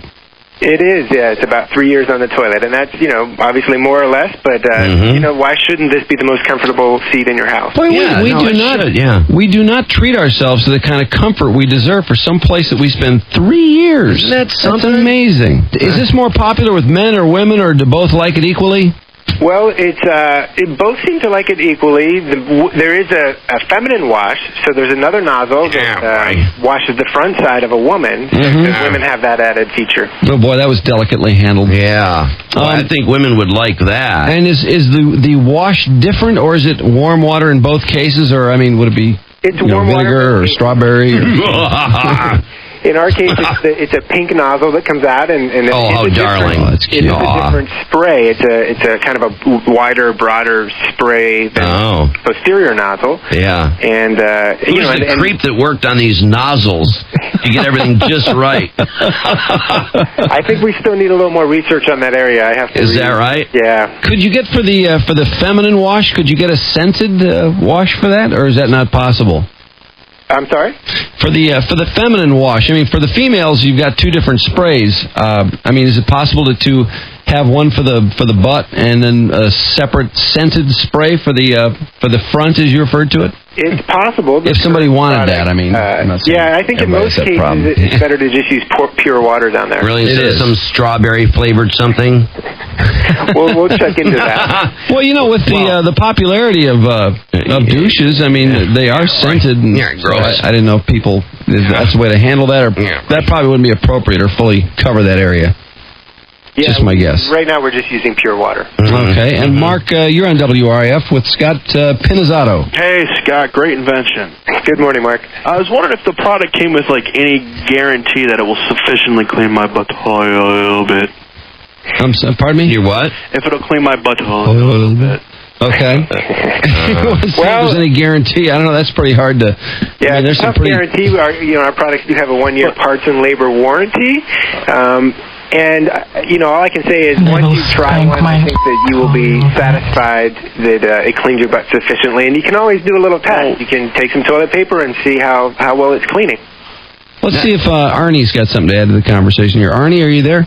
Oh, yeah. Hey, Larry. I know Scott said he had experience with the Botox injections. I was wondering if he had any experience with the Botox.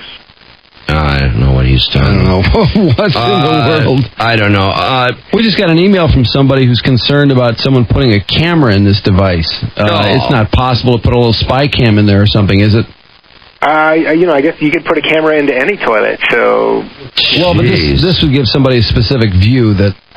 it would almost seem to... give them the opportunity without a lot of work. Yeah, because it's like the nozzle is right there, and you just create a little nozzle cam.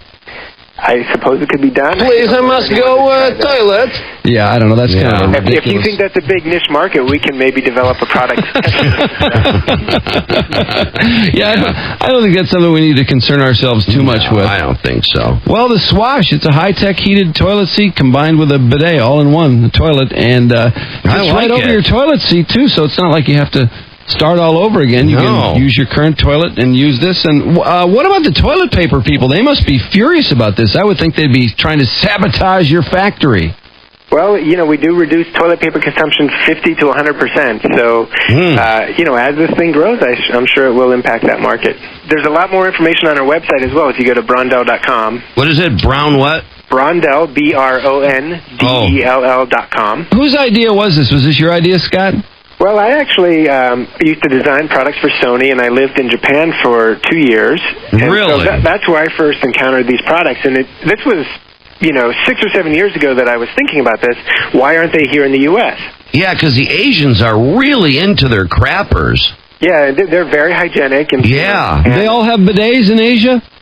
Well, they do. In Japan? In Japan, these types of products are very popular. Over half of the homes have them. Hey, that sounds pretty nasty. How about a courtesy flush over there? Yeah, are they serious? Are they pretty intense about the courtesy flush in Japan? Well, they invented it. They actually have these sounds that cover up the flush. False flushes. They have Are you serious? I'm serious. They are really in toilets. Now the problem. What kind of a sound is it? Well, you can have what's that? What kind of a sound is it that covers up the flush? Well, it's a flush sound to cover up bodily functions. Right. Okay. Oh, so you don't hear the woman cutting loose. Exactly. Tearing sheets in there. And they all, there are also toilets that can test your urine or stool for diseases and say, give you a warning that, hey, something's wrong. Oh, my God. So there's a huge opportunity and a huge Boy, they're benefit infatuated with it over there. I mean, they're obsessed by it.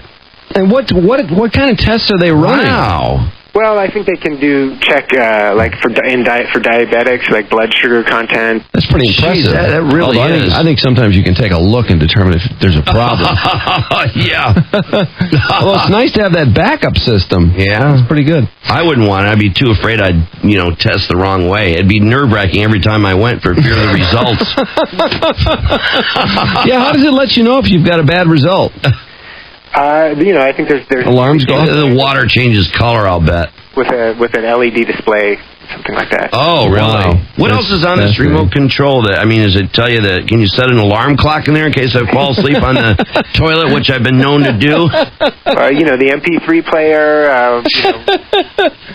wireless connection. What else do you need in the toilet? Does it have all that? It's coming. I'm telling you, all of it. Well, I believe Are you serious? I believe wow. it. I This believe is it. exciting. I've Yeah. never been this excited in a long time. Yeah, well, if we spend, half our life on the toilet, we might as well have all these things. 3 years, as Scott pointed out. Yeah, so. Scott Pinizzato, again, he's the entrepreneur who has come up with this incredible new toilet, the Swash, the high-tech heated toilet seat, along with the bidet and blow dryer. And you can have it. Brondell.com is the website, correct? Correct. And really, the bathroom has evolved in many ways. We have we have jacuzzi jetted tubs, we have heated floors, but the toilet hasn't changed in over 200 years. It really is pretty much the same as it was back when John F. Brondell invented the toilet in 1938. And really, they're really just one step above a chamber pot, really. I mean, the toilets we use today. How many gallons are the toilets in Asia or Japan? Are they 1.6 or 3.5? 1.6, and I believe they actually have a lower standard now as well, maybe a 1.2. Oh my God!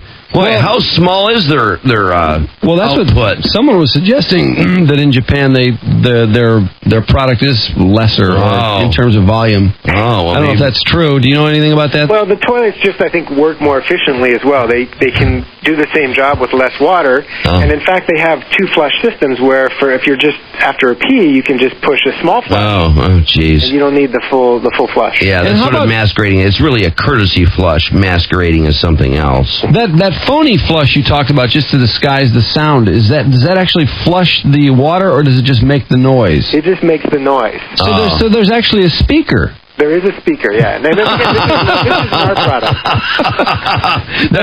That's not true of your product? That's not our product, but there are toilets in Japan that do that. God, but you have to have a speaker on your toilet. You have to have a woofer too. Yeah, I wonder if they got to put a woofer under the sink. Yeah, see, that handles the gals. For the guys, you're gonna need like concert level stereo. Well, this is a great concept, great idea. I'm sure you're going to sell quite a few of them, and it's Brondell.com. And we sure appreciate the time, Scott. Great, good talking with you guys. Okay, you have a great day. All right, thanks. Bye-bye. Oh, I'll stress test that bad boy. Are you going to invite us over for a party? Yeah, after all, this is the seat, I can throw it out when we're done. Why don't you get one? Just dispose of it. Why don't you get one for the porta-john that's been in front of the neighbor's house for the last 3 years? Drew, I almost put Christmas lights on that sucker. Oh, I love that idea. Is it still out there? It's still out there. God, that guy's fallen in love with it. He loves having it outside. The whole neighborhood loves it. Get this, 2 weeks ago, there's this truck next there, and I thought, now just some delivery truck is going in there, and it was the crap cleaner. It was the outhouse dumper. Oh, so he's in for the duration. Yeah. Getting that thing cleaned regularly? So that's what I told Tricia. They're planning on leaving it there for another 10 years. They got a company that empties it. What are they doing to that house? Oh, my God, Drew. They just put on the smallest addition you can imagine. And it's been like 3 years now. And every weekend there's like 2 pickup trucks out there with a couple of guys. And it's like, what? I don't know. Usually people like to get those projects done quickly. Absolutely, because anybody that's renovated will tell you it's a very miserable experience to renovate. It's stressful. It's a lot of work. I think they drag it out so they can keep the crapper in their front yard. I'll have to go along with you on that because absolutely. And it's right by the road, too. You can't miss it. Right there. And I told you, I see the guy that delivers the junky newsletters on all the mailboxes parked there, coming out of there one morning. If you're driving through the neighborhood and you're lost, or you're going to somebody's house and you don't know them that well and you have to go to the bathroom, I mean, it's like, I don't want to go in this guy I don't know him very well, take a huge dump in his house. I'll just stop at this porta-john. It's been there forever. Yeah.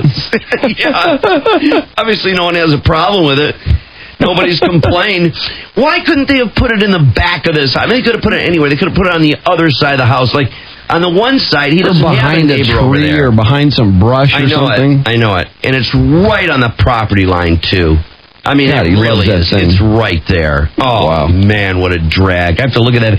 And now that it's the winter, all the leaves are off the trees. So you just see this bright blue outhouse every time I look out my window. Well, get him the Swash, get him the 400 at least. Because that seat's got to be cold. Oh, yeah. At least you got to have a 400 on that thing. Yeah, and I'm sure those workers, when they come out once every weekend, be glad to run power out there. Drew, it's terrible. You can see it because it's just... The leaves are off the trees. Like, there's the outhouse. Now it's visible from your property. Oh, easily visible. Oh, every once in a while, I sit there, I'm writing that guy a letter. I'm going to put a letter in his mailbox. I'm going to An anonymous say letter? This. Yeah, right. Just can't help but seeing that bright blue outhouse every morning. We replaced a in the downstairs bathroom. And so we had the old was in the garage for about a week. You know, we were waiting to get it picked up. I think we had to make a special call or something. Oh, for crying out loud. And one of our neighbors called and complained about the in the garage because the door was open a lot, the garage door. So he drove by and just saw, this nice car and then a next to it. You weren't using it out there in front of people, were you? That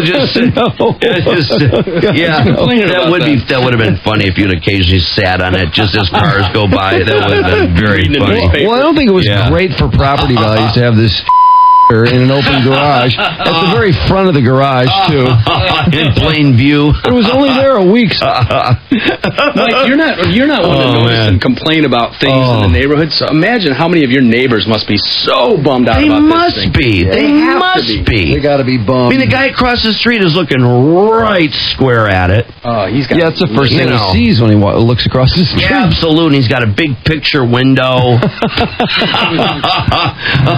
Oh, that's beautiful. Oh, man. Well, there it is. The Swash 400, the Swash 600. Blondell.com is the website again. I had to use a public restroom today. That's the worst when you have to.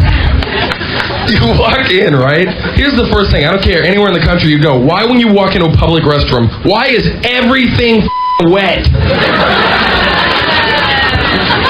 Right? There's puddles, water's all over the counter. It's dripping like you're in a cave. And God forbid you have to use the stall, right? You go in there, you sit down, you try to close the door, which apparently Van Damme kicked in.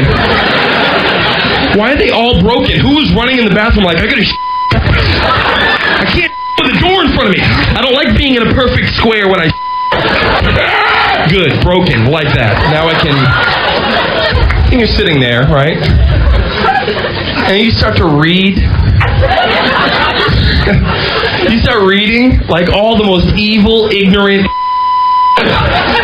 ever is all around you. You just sit there. It's not just written with pencil. It's carved. Who is carving on the toilet? Who is so pissed off while they're taking a crap? They're like, goddamn Jews! Blacks! Here's my favorite, too. On the wall, someone always has to write, Mike was here. But then somebody else puts an arrow and writes, Mike is a Like Mike is coming back to check it out. What the is this? I was here, but not as a I'm trying to make a statement here. There's always like a girl's number. There's always a girl's number. Has anybody ever How'd you meet your wife, John? I was taking a crap. Drew and Mike. That's what it's all about. It makes me proud to be a part of the show because you are a phenomenal talent. 101 WRIF. The Riff. Oh, well, sorry. Sorry. All this hullabaloo about how spruced up the city is and, how we can't wait for the world to get here and see what a great city this already is. Because Kwame just declared it a great city. It's a great city now. And he is the city, therefore he's great. He's been annoying the crap out of me at the auto show, too. There was brother, that taped message he's got. Well, this was... Paula Tutman was at the firehouse, and they were they were giving an award to Dieter Zetch, and somehow Kwame just turns up right at that moment, and Paul starts talking to him. It's kind of confusing because the guy is giving a speech leading up to the giving away of the award, and Channel 4 went there a little early, I think. I don't think they meant to be there. So anyway, Kwame starts yapping away, and he just starts dropping in all these little bombs about how great he is. Like, by the way, we've given $34 million investing in new equipment for the Detroit Fire Department, more than any other previous administration. It's like, wait a second. Just because this thing is at the firehouse, don't start bragging about it. I'm so tired of hearing people brag about themselves, how wonderful these politicians are. But anyway, I could not get over when these guys were running for mayor that Freeman Hendricks could not somehow get the message out that his administration, and it wasn't his, but he was a big part of it, brought the Super Bowl here, brought the All-Star game here, blah, blah, blah, blah. Kwame's running on the fact that he manages to cut the grass and pick up garbage. I mean, really, that was what his campaign was. Well, Kwame tries to imply that he's the one responsible for the Super Bowl. And in the debates, that's where Freeman really blew it, because when that whole thing came up, Kwame was so proud of the fact that the Super Bowl and the All-Star game and all these things came to Detroit or are coming to Detroit. It was a great opportunity for Freeman to point out it was the Archer administration with him as deputy mayor that brought that whole thing to fruition. Well, Kwame and he brags, missed the big opportunity. I mean, the opportunity, remember, was when the question was, is there anything good that you can say about either guy, remember? And Freeman said he was a great salesman. Kwame wasn't. Kwame couldn't think of anything. Right. And that's where Freeman could have said, what, you're not even going to thank me for the Super Bowl? I mean, you talk about it enough. I think you at least be happy about that. But he missed it. Kwame tries to imply that, he's really done the hard work, is in getting the city ready for the Super Bowl and impressing all these people who are coming to see this world-class city, blah, blah, blah. Well, the journalists are here for the auto show now, and they're not noticing anything terribly different already. For example, and this is not something I think people should get all worked up about, because why would they? I mean, it's not that different. There are a couple of new stadiums. There's casinos, which, this is all the Archer administration, granted, but nonetheless, those are improvements. Downtown does have more to do. There are some Campus new Martias, don't forget about that. Archer again. But there's some new, exciting things downtown. But to somebody who has shown up for the auto show every year and goes from event to event, is shuttled here and there, and is told probably by their fellow journalists, hey, you really don't want to be on the streets at 1 a.m. here. It's not terribly safe. They're not seeing anything all that different. In fact, some of them in the story today, and this is Courtney Stringer in the Free Press, business writer. For example, this writer from Germany is talking about all the potholes and how bad the roads are. And I don't care what Kwame's done and how many times he says it, because he went on and on about how many miles of road he'd resurfaced and, how they're cutting the grass so incredibly well. And I guess they're cutting the grass. Yeah, apparently it's pretty important because he got him reelected. But basic services, But that's not blowing people away from out of town. They're still seeing abandoned buildings, abandoned houses. Yeah, absolutely. It still looks like hell when you're driving down there. Then the potholes, some of the streets downtown, I don't care how many roads he says he's repaved, there's still some just terrible roads, abominable. And she's talking about how in Germany you would never drive on roads like this. It just wouldn't happen. And a couple of people make a compliment or two, but even the Grosse Ile writer for the Downriver People Profile magazine, he goes to Detroit several times a year. He says he's not convinced that he's made enough changes. I still wouldn't be caught walking downtown after dark by myself. But a lot of these people, and this will be the same way with the Super Bowl journalists, they will shuttle from event to event. And while they're trying, and this is what they can do, they're trying to really super serve these journalists. For example, at the auto show, they're giving them packets with story ideas. In fact, they said yesterday's packet had 12 Super Bowl story ideas. And they're being very helpful, and there are all these volunteers, and that's all good and well, but journalists aren't stupid. They're not going to just say, oh, okay, here's some all right. Oh, yeah, I'll write that story. Yeah, sure. And you just can't hide bad roads. You can't hide abandoned buildings. There's another story in the paper today about these some of these agencies, and this is really nice of them to do this, but they're putting things on abandoned storefronts. They're putting, for example, they just make a unique kind of design of the word Detroit. A little artwork to dress it up. Yeah, exactly. And so it doesn't look like an abandoned crack house. Well, it still looks like an abandoned storefront, but it's got a little artwork on it. It's something to make it a little better. And that's just not going to make somebody who's been to Chicago lately, ridiculous, or San Francisco, or someone like that say that they're excited to be in downtown Detroit. Sorry. Well, again, I don't know how many years are going to go by before they ever manage to get down some of these horrible, horrible buildings and homes that are just rotting. I mean, there's no way to drive from the suburbs into downtown proper without driving through that area, and it does look like a war-torn area, period. Yeah, I go downtown a lot, and I just can't say I find it that different, other than the fact that you can go to the casinos. Oh, yeah. And we got this Ford Field is a beautiful stadium. God, they did a great job on that. And I like Comerica, too. Well, all the emphasis, a couple boo-boos, but it's very nice. Yeah. But, all the emphasis has always been on downtown, and that's it. I mean, the complaint has always been that way, starting with the Ren Center, remember? Yeah. For years, it used to be like, well, with Coleman Young, all he cares about is downtown. They put up the Ren Center and always get that in the photograph, no matter what picture you take of the town, includes the Ren Center. But that outside area, that outside downtown, just remains that hellhole. And not only does it look terrible, and outsiders are freaked to see it, and people are afraid to drive through it.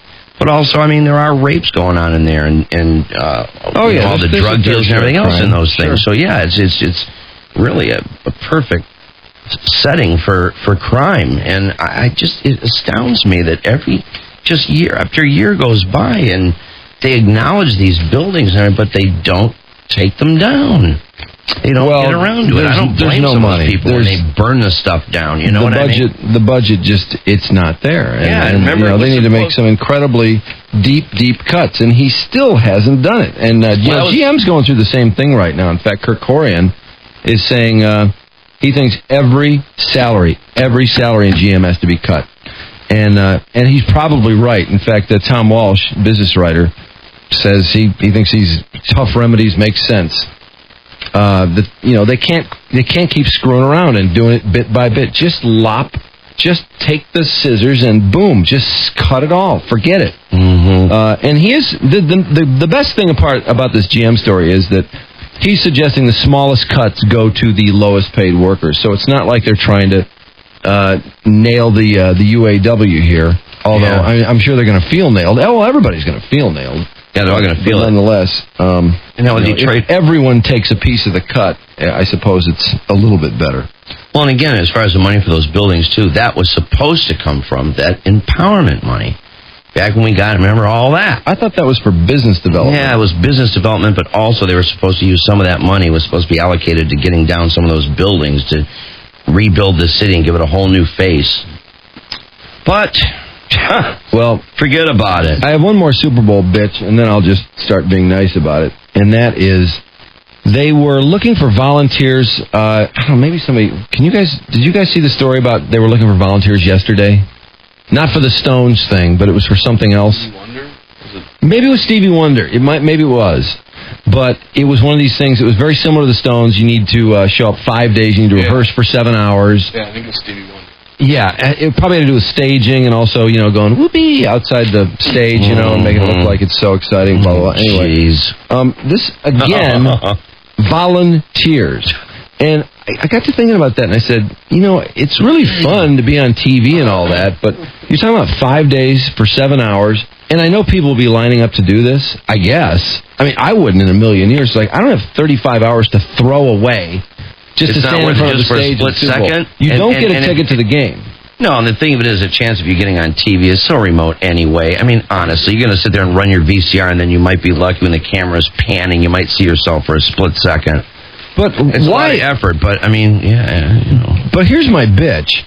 Why are they looking for volunteers all the time when it comes to this? Why can't they pay these people $8 an hour or something? All the GD money they make off the Super Bowl, we know it's the most watched event. They make, $2 million for 30 seconds of commercial time. The joint's full. The tickets are like $600. Why can't they pay these people who they're asking to rehearse for 35 frickin' hours for this event. Why are they volunteers? Apparently How because... cheap Yeah, I are know. these people? Yeah. My God. Come on, NFL. Well, apparently they think people will do anything to get on TV, and why pay them when they're positive that they'll do it for nothing? Well, unemployment Which is why so many downtown... people want to be on reality TV shows. You know, so many people just... I mean, their life's goal is to be on TV. But, you know, for all the money it brings into the city, not a lot of it really trickles down into the little guy's pockets. And here's a chance for a few thousand people to maybe make, 35 hours? Say they make $10 an hour. It's a chance for some people that maybe don't have work, who are decent-looking people who can whoop and holler in front of a stage to make $300 or $400. What's wrong with that? My God, the NFL cleans up on this event. Look at all the cash this thing generates, and they can't pay a few volunteers $10 an hour. Unreal, man. Yeah, all right. I'll see you guys there. For nothing. 40 degrees outside, chance of rain 60%, 45 the high. 40s today, tomorrow, Friday. I don't know if you saw the weekend story. You get a fast car. God, that Tracy Chapman's hot, isn't she? Oh, God. Smoking hot. I'm just getting horny listening to this. Smoking hot. This guy was Santa Claus for Kmart for, I don't know how many days, but anyway, he says he made a deal with Kmart. He's really into Hot Wheels, and it seems to me he's in his 40s. Yeah. But he and his kid, his kid was going to be his elf. He was going to be Santa. And he was supposed to get 1,400 and some odd Hot Wheel cars for doing this. And he says that they ended up backing out on him. And I think he billed them for $2,000 was the way it ended up. Yeah. According to the paper. And the thing I found really weird about this, I'm not aware that Kmart barters with their employees. I mean, I'm not aware of Kmart paying people in product. That seems a little odd. It seems like they'd say, here, you know what, we'll pay you this, and why don't you just buy the Hot Wheels once we pay you? Yeah, especially paying an adult. Yeah. In toys. And in the story, Kmart said that they were going to pay the guy, and then the kid just, he could come along and be the elf or whatever, but I think the deal was they were going to pay Santa. Anyway, it blew up into this ugly story over the weekend. This ugly story about the unpaid Santa, or the Santa who got, scammed, or he didn't get what he was supposed to get. But I just wanted to see if they'd work this thing out, or what is at the bottom of the problem. 7:35.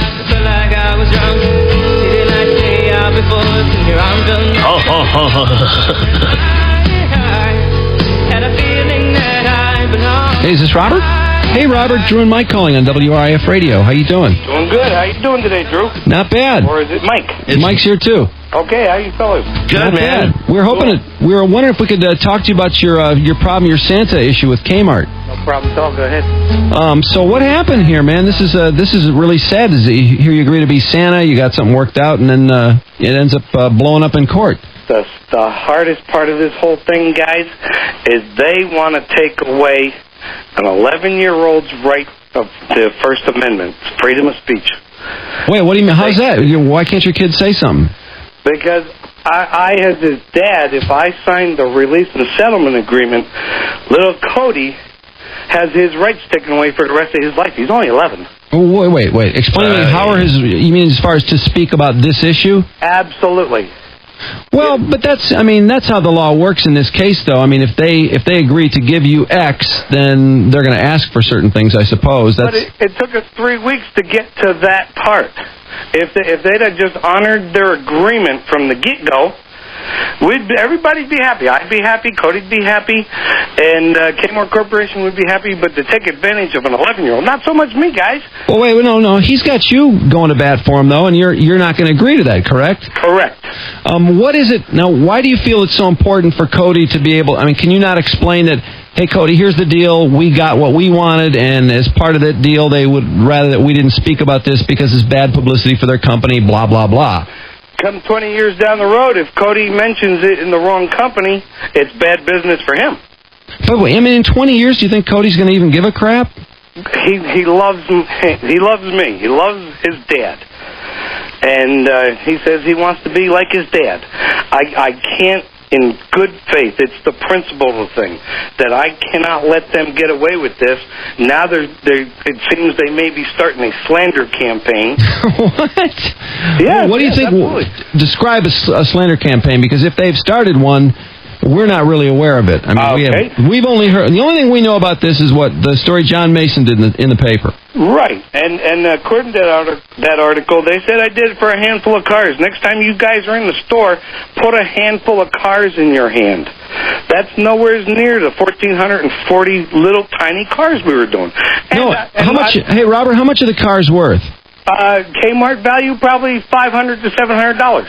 So 1,440 cars, if they're worth $500, that's about, what, 40 cents a car, 35 cents a car? What they were paying for them, yes. Okay, what do they retail for? 97 cents thereabout. 97 cents. Okay, so in that case, they have a retail value of something in the neighborhood of $1,400. Yes. Okay, how many times were you Santa? We were Santa 8 times over 8 days for 20 hours. Okay, so by my calculations, this is like $70 an hour to be Santa, right? No, $50 each. An hour. If the cars are worth $1,400 and you were Santa for 20 hours, 20 times 70 equals $1,400. Well, okay, I'll concur with that. You don't take abuse. Your body does. You get dehydrated. You sweat profusely because those things are awful hot. Oh, you're telling me you got to get your suit dry cleaned? Yeah. Doesn't sound very fun. According to, and maybe this is where you're saying you're being slandered, they said that you submitted a bill for how much? $2,000. Yes. Which would be like 20 hours at $100 an hour. Now, did they actually paid you, didn't they? $2,000? No. It took 3 weeks to get to that part. They wanted me to sign a release and settlement statement, in effect taken away. It doesn't matter to me, guys. I'm 48 years old. I could have just signed it and been done with it. But I'm looking out for my son. What kind of parent am I if I don't teach my son values? Well, but it seems like, wouldn't it be easier to settle this thing and teach him that sometimes you have to make a compromise to move forward, and instead of fighting forever and ever and ever? It's not a fight forever and ever and ever. It comes up February the 23rd. Okay, and what are you hoping to get February the 23rd? 1,440 Hot Wheels? No, actually, I don't even like Hot Wheeling anymore. I've been completely turned off. Robert, man, you're souring on Christmas. You're souring on Hot Wheels. This is a total bummer. I'm soured on Kmart. Okay, but what? Now, originally going into this thing, what happened? You shook hands with somebody at Kmart. You didn't have a written agreement? Correct. It was all verbal. And what was the verbal agreement?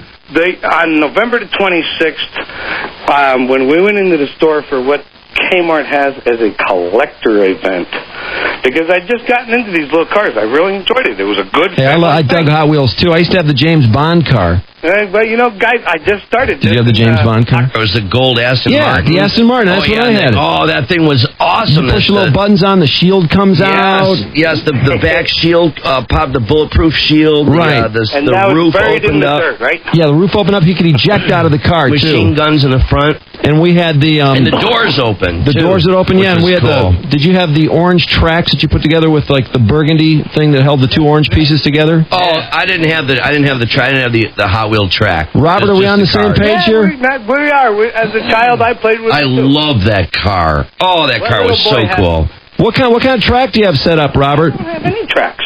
You don't? I thought you were into Hot Wheels. You sound like a poser. No, I'm not. Guys, I just started this thing back in October.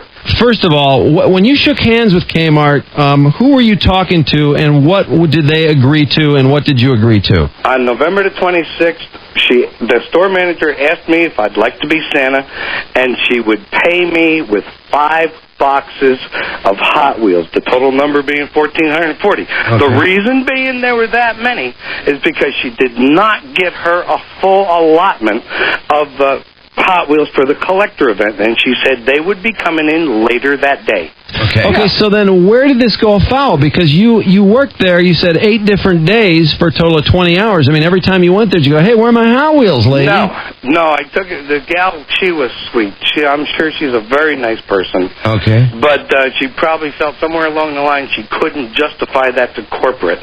After the first couple times you did Santa, did you say, hey, this is great being Santa and stuff, but where are my Hot Wheels? No. I informed her of our hourly rate, $50 an hour each. On the 19th, I went in to collect our reimbursement. Wait, why did you inform her of your hourly rate if you were expecting to get Hot Wheels? Did you ever have a gut feeling?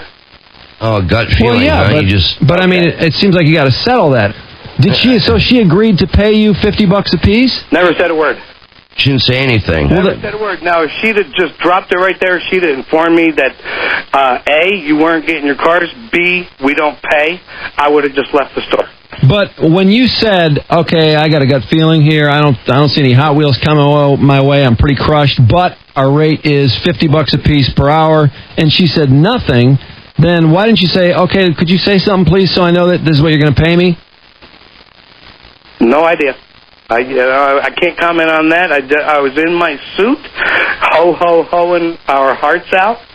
I did feel that it was my obligation to inform her of an hourly rate in case she had to report it to corporate. Mm-hmm. And I went back to ho-ho-hoing. Now it's ho-ho-no. Oh, no. Oh, no. Well, it just seems to me that a store like Kmart, as many stores as they have across the country, they could rustle up, I don't know how many Hot Wheels for you right this minute if they really wanted to. He doesn't like Hot Wheels anymore. I'm really not into it, guys. He's you don't want it anymore? No, it's not. Kmart wrecked it. My little boy, he said, I don't want to go Hot Wheeling no more. So now you just want the money. All right, do you want to get money for anguish and for the fact that your love of Hot Wheels has been destroyed? Not at all. What do you want? What do you want? Just the money? Is that what you want now? The hourly rate we charged her, and no First Amendment rights suppressed. All right, that's it. That's all you want. Okay. That's all I want. I don't understand why they wanted to screw around any longer. Why don't you just pay and be done with it? Why don't you ask them, guys? Anyways, you're going to have to call corporate. I can give you their negotiator's number, but I'm sure he's not going to answer. Yeah, give us the number. His name is Carlisle. All right. Uh-huh. Okay. It seems to me if everybody gets paid, I don't even know what there is to talk about. This is a pretty good life lesson because I got to tell you, everything that's happening to you, it happens to everybody all the time, all through life. Oh, sure it does. So, but then, if you're down at the pub later on this week, and somebody says, "Hey, I saw you over there at Kmart," and then you can't say anything. I think the first lesson people generally learn in life is get it in writing.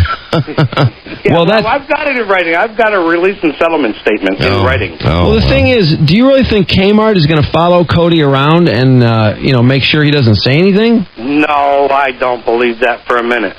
Well, then what's there to fight about? Later on in life, if he's in the good situation but bad company, he says something that violates the agreement. I don't even think he's going to remember this. I mean, you make it sound like Cody's going to be obsessed with this Hot Wheels deal for the rest of his life. No. He's not going to care. No, he doesn't care. You guys can think and do whatever you like. You can report it however you like. But the facts of the matter is, I won't let my little boy be taken advantage of. But this is fairly standard in a disagreement. Did you guys sign a statement like that when you got your last paycheck? There's really nothing I care to say about it. It's kind of private anyway. I don't want to run around talking about it anyway. All right, now let's talk about Kmart's end. Okay. We've discussed our end here long enough. What about their end? Should they be responsible for neglecting and using children to their advantage? Well, I'm not clear, to be honest. Their side of the story is, and we haven't talked to Kmart, but their side of the story is that they agreed to pay you, and that they said the kid could come along, and that was fine, and he helped you, and they probably figured, well, we pay the adult, the kid doesn't even have a Social Security number, and they can settle up whatever they want. That's No, they didn't pay anybody. I never signed an employment application. I never did any tax withholding. I was never technically hired with them. That's just my assumption. I don't know what they agreed to. What you say is that they agreed to something, and then you didn't see this forthcoming, so then you told them what your hourly rate was, and you say they said nothing. So I don't know I don't know what to think. What do you think their side of the story is? I think they have $1 million worth of attorneys and PR departments and spokespersons that are going to try and mislead the public. I can't imagine this is that big a deal to them. I mean, why can't... it just seems like they would send you a check and say, hey, let's just be done with it. I mean, this is really a very easy one. I wish they would, but they're being very adamant about the whole thing that they want this statement signed. What did they say? Okay, after you finished doing your 20 hours, you submitted a bill, right? No. After we did the gig, that's a radio lingo, I suppose. I went in to collect the merchandise. Yeah, but I thought you said your gut told you there wasn't any merchandise. Yeah, that's true, but you do have to fulfill you have to go in and attempt to collect. Okay, all right. So you went in and you said, hey, where's my Hot Wheels? And you know what he told me? What? We don't pay people for things like that. They don't pay Santa Claus. That's what she told me. Well, I find that a little hard to believe. Well, you're going to have to ask her that. I saw Bad Santa. That doesn't make any sense. Yeah, well, guys, I'm telling you, because you've played Santa before, and people pay, and they get $50 an hour. Well, actually, had you been Santa before? You did it for your Cub Scout troop, right? I do it for Cub Scout troop, and I get gratification as well as probably a dinner out of it. That's right. Good enough for me. Well, it wasn't good enough with Kmart, though. I mean, you wanted money from Kmart or Hot Wheels, right? Initially, I wanted little tiny cars. How did it reach the point, though, where they agreed to pay you something, but they said, we'll pay you, but you and Cody have to shut up? Did you not at some point say, where's my Hot Wheels? And they said, we don't pay people for something like that. And then I presented them with a bill. Okay, and then how did you get offered a check from them? Through the district coach. Indeed. Actually, it wasn't even a check. It goes a little more in depth than that. It was $400 or $500 money orders that I feel came from a Kmart store in Clinton Township. Because that's where they had called me from. They said, we're on our way with your money. I said, where are you? They said, Clinton Township. So if you want to do a little more investigating, call the Clinton Township store and find out if they issue $400 or $500 money orders, because they want to keep it even quiet from over on this side. $2,000? What's the problem? That's great. The First Amendment's the problem. But Robert, you got your money. $2,000. That's awesome. That's great. I didn't get the money because I'm not going to sign away an 11-year-old boy's rights. Oh man, you're making it impossible. They're not gonna do all that stuff. You're creating an infinite argument. But nobody cares about this. This is never going to be resolved if you take that position, ever. February the 23rd, fellas. Now I've got to go. I've got chores to do. This will never be resolved with that. February 23rd, District Court 42-1. All right, hey, Robert, my advice, take the money. Yep. The judge is going to say, hey, that's a fairly standard thing in a disagreement. Is that they may offer to pay you, but that's great for corporate America, but I'm not corporate America. Yeah, but that's how things work in life. Well, let me put it this way, Robert. Their feeling is they don't owe you $2,000. But they offered it to me. They offered it to you because they want to make it go away. So, hey, you fellas, you're helping me. Thanks. You guys are actually helping me. Well, I really don't care to help anyone. I'm just trying to get to the bottom of it. But what I'm trying to explain is that they're offering you the money because they're saying, well, I don't think we really agreed to pay this guy $2,000, but let's pay him $2,000, and then this goes away and we don't get any bad publicity. Well, that's the way it goes. That's the way it goes. I've got to go now, guys. I've got things I have to do. All right. Okay. Hope you get it worked out. Okay. All right. See you, man. Oh, my God. Oh, man. What a dream. Oh, my battery is just dead. Oh, just on the letter E. Well, I understand what he's doing. He thinks that something very important is happening with his 11-year-old here. But we all know how the world works. It doesn't work like that. No, I think you could explain it to the 11-year-old, and you could still come out ahead on the cash and say, hey, look, this is a little sacrifice we have to make in order to get some cash here. We worked for this money. We're paid it. And maybe we're being paid a little more than they wanted to pay us, and in return, we have to give them something back. Right. It's a give-and-take world. I'm not sure what the message on Christmas is with 11-year-old Cody, but... I don't know. What a mess. Whatever. That's about all we can find out right now. Yeah. We'll continue to work hard on this important holiday story here at The Riff.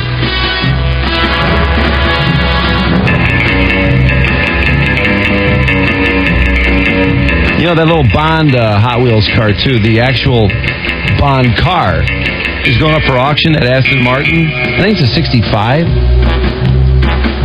Oh, is that badass? I guess it's not street legal, but it's got the I guess you can spit out an oil slick to get rid of the car behind you. It's got the shield, the machine guns, ejection seat.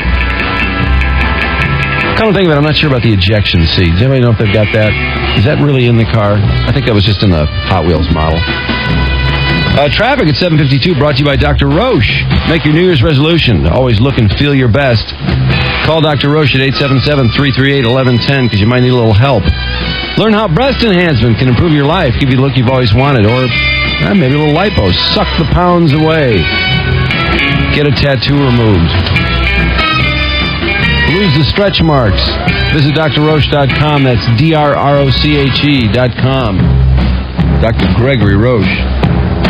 Tough to say goodbye to Greg. Hey, move your ass! Lousy traffic jam. The traffic report will get me out of this one. Let's stay with the Bond music there.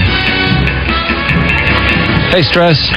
Hey, US 23 southbound between Silver Lake Road and M14.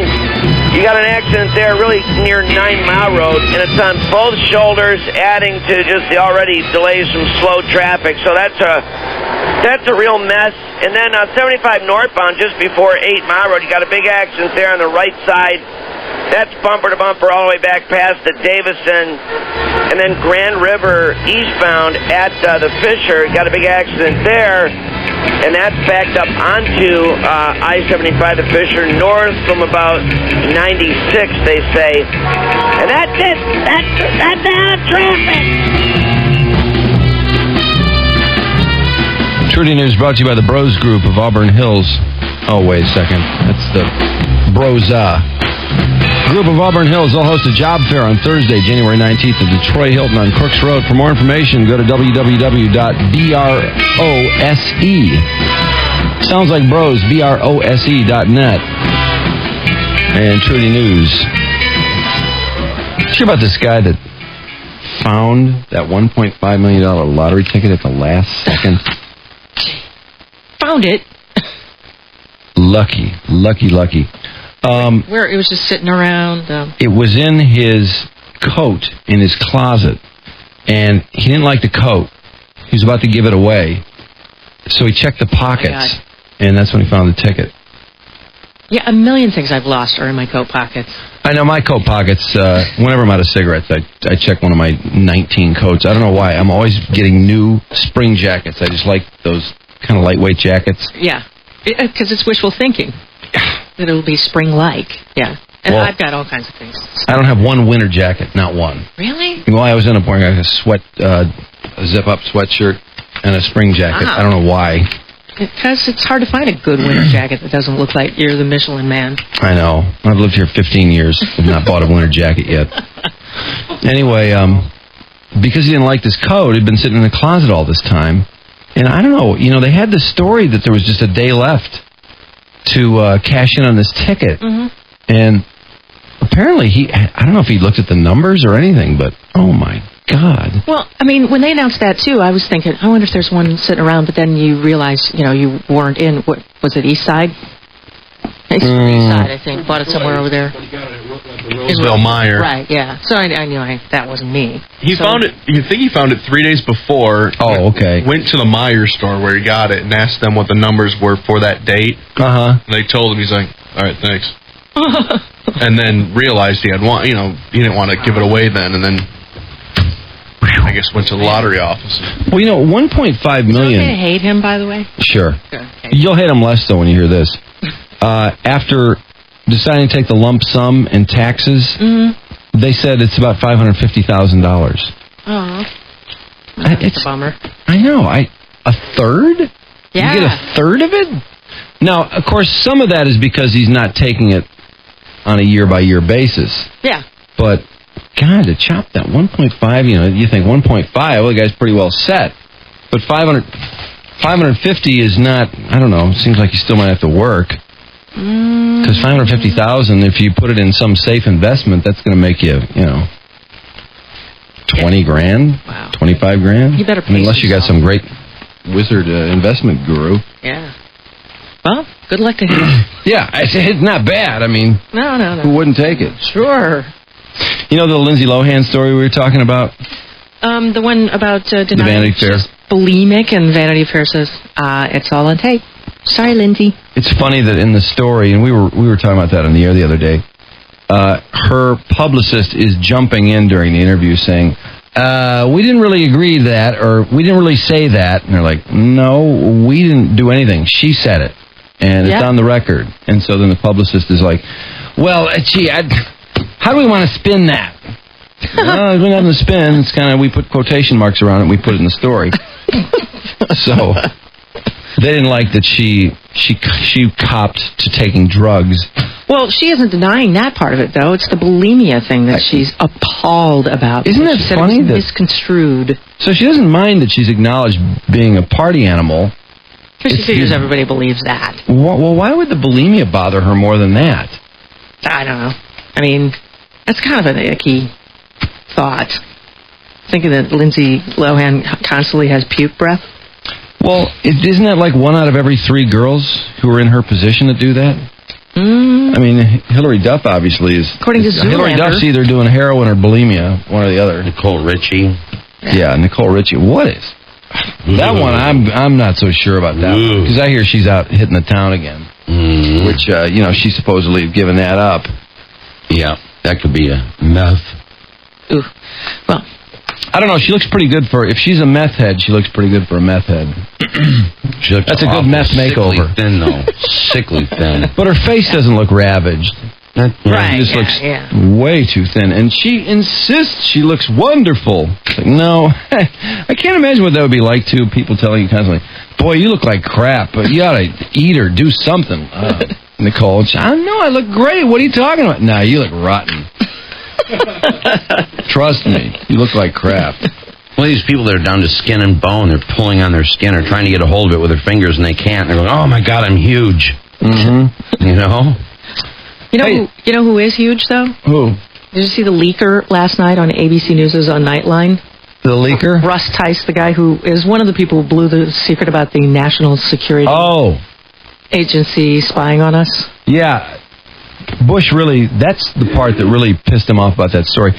This story is interesting to me in that I'm convinced that the reason this is going on, and I don't entirely agree with it, because you can do that, you can do anything you want, and you've got 72 hours to get a search warrant, or to go to court and get it all taken care of.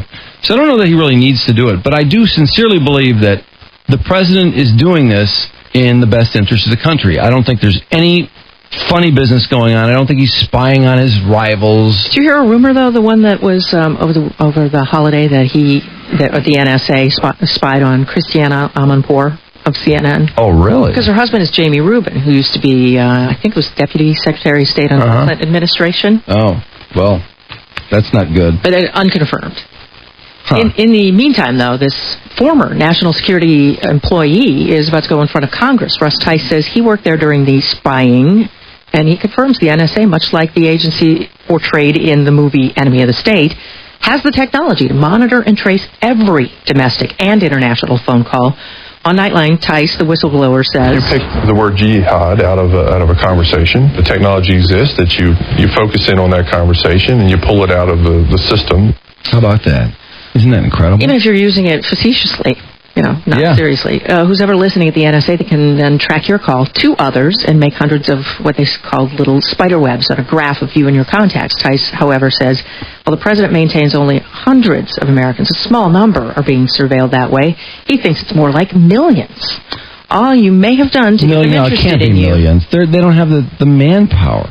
Millions? Come on. Well, he says... That would mean for most Americans that if they conducted or placed overseas communications, more than likely they were sucked into that vacuum.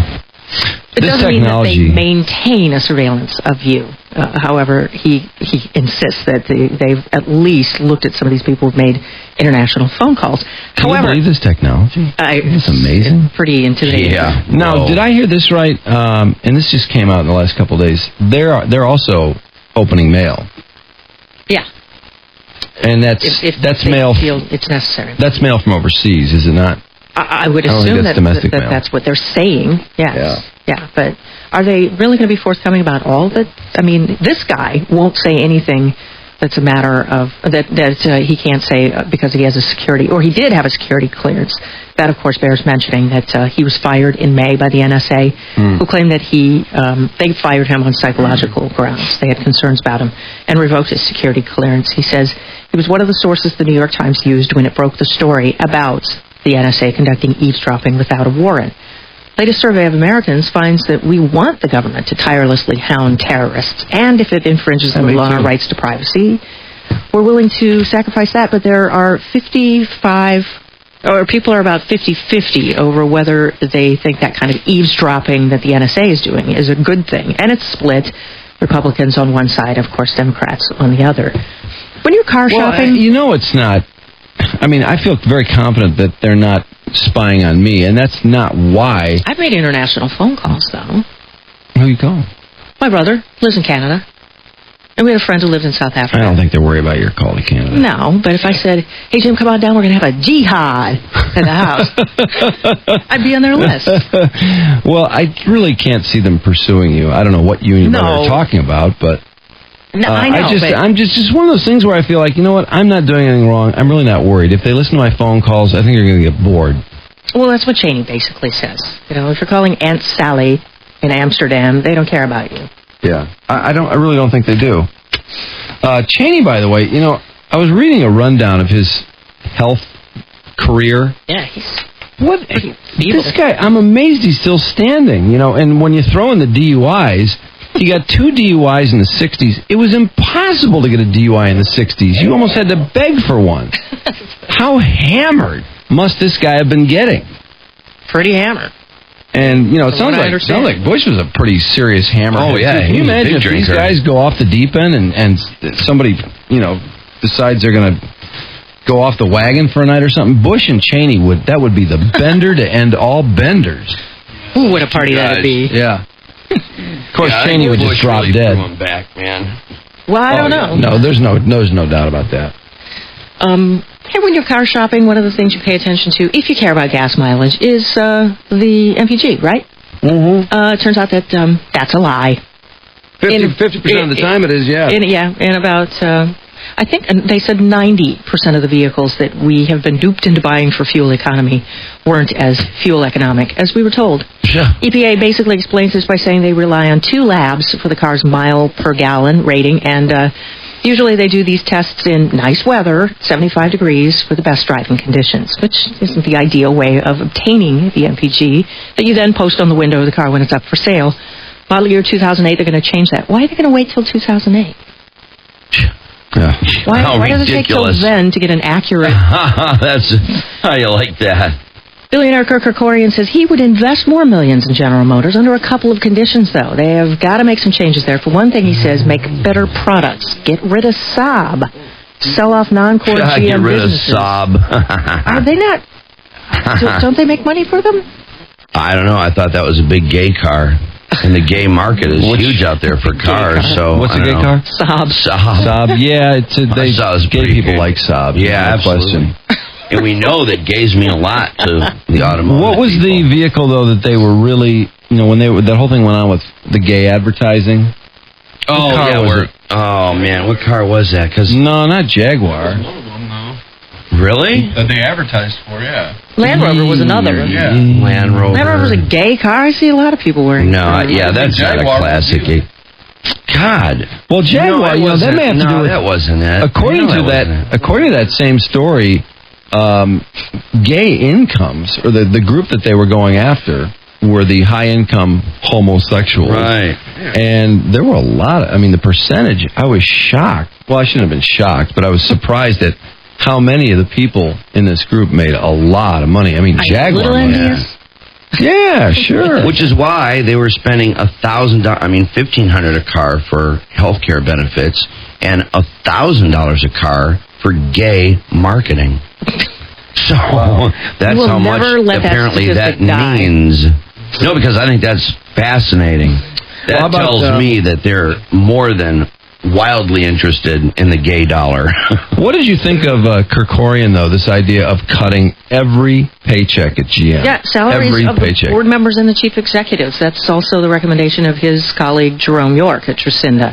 I don't know. That's a way of cutting costs and the dividend. I don't know why the government doesn't do this. Just say, you know what? Everyone in the federal government is taking a pay cut. We're getting rid of the deficit. Same with state government, same with city government. Why is that? It seems to me that's such an easy way of solving the problem. You just say, hey, everybody, end of story. Sorry. Instead, they go in there and they vote themselves raises. I can't believe they did because that. Because they really don't care. No, they really don't care. This year of all years that they did that. And they try to do it so in a down-low, sneaky way, too, so they wouldn't... Especially be seen. Look how many days off the government gets to, and that how about the pensions? As much as how about the pensions? Yeah, the health benefits are unbelievable. It's no surprise that they haven't done squat about the fact that all these companies are just slashing pensions. Just people, 20 years into your gig, and all of a sudden your pension is blown out or taken away or frozen or whatever. Even if the planning on getting whatever they told you you'd get at 30 years, and you're screwed. Yeah, even if the company is healthy. So why haven't they done anything about that? Why is there no legislation to help the average guy, who 23 years into his job is planning on this 30-year pension, and all of a sudden they say, sorry, and yet not one decent piece of legislation has been passed. Yeah. Well, if you had the kind of benefits that these guys had, I guess you wouldn't be too worried about it.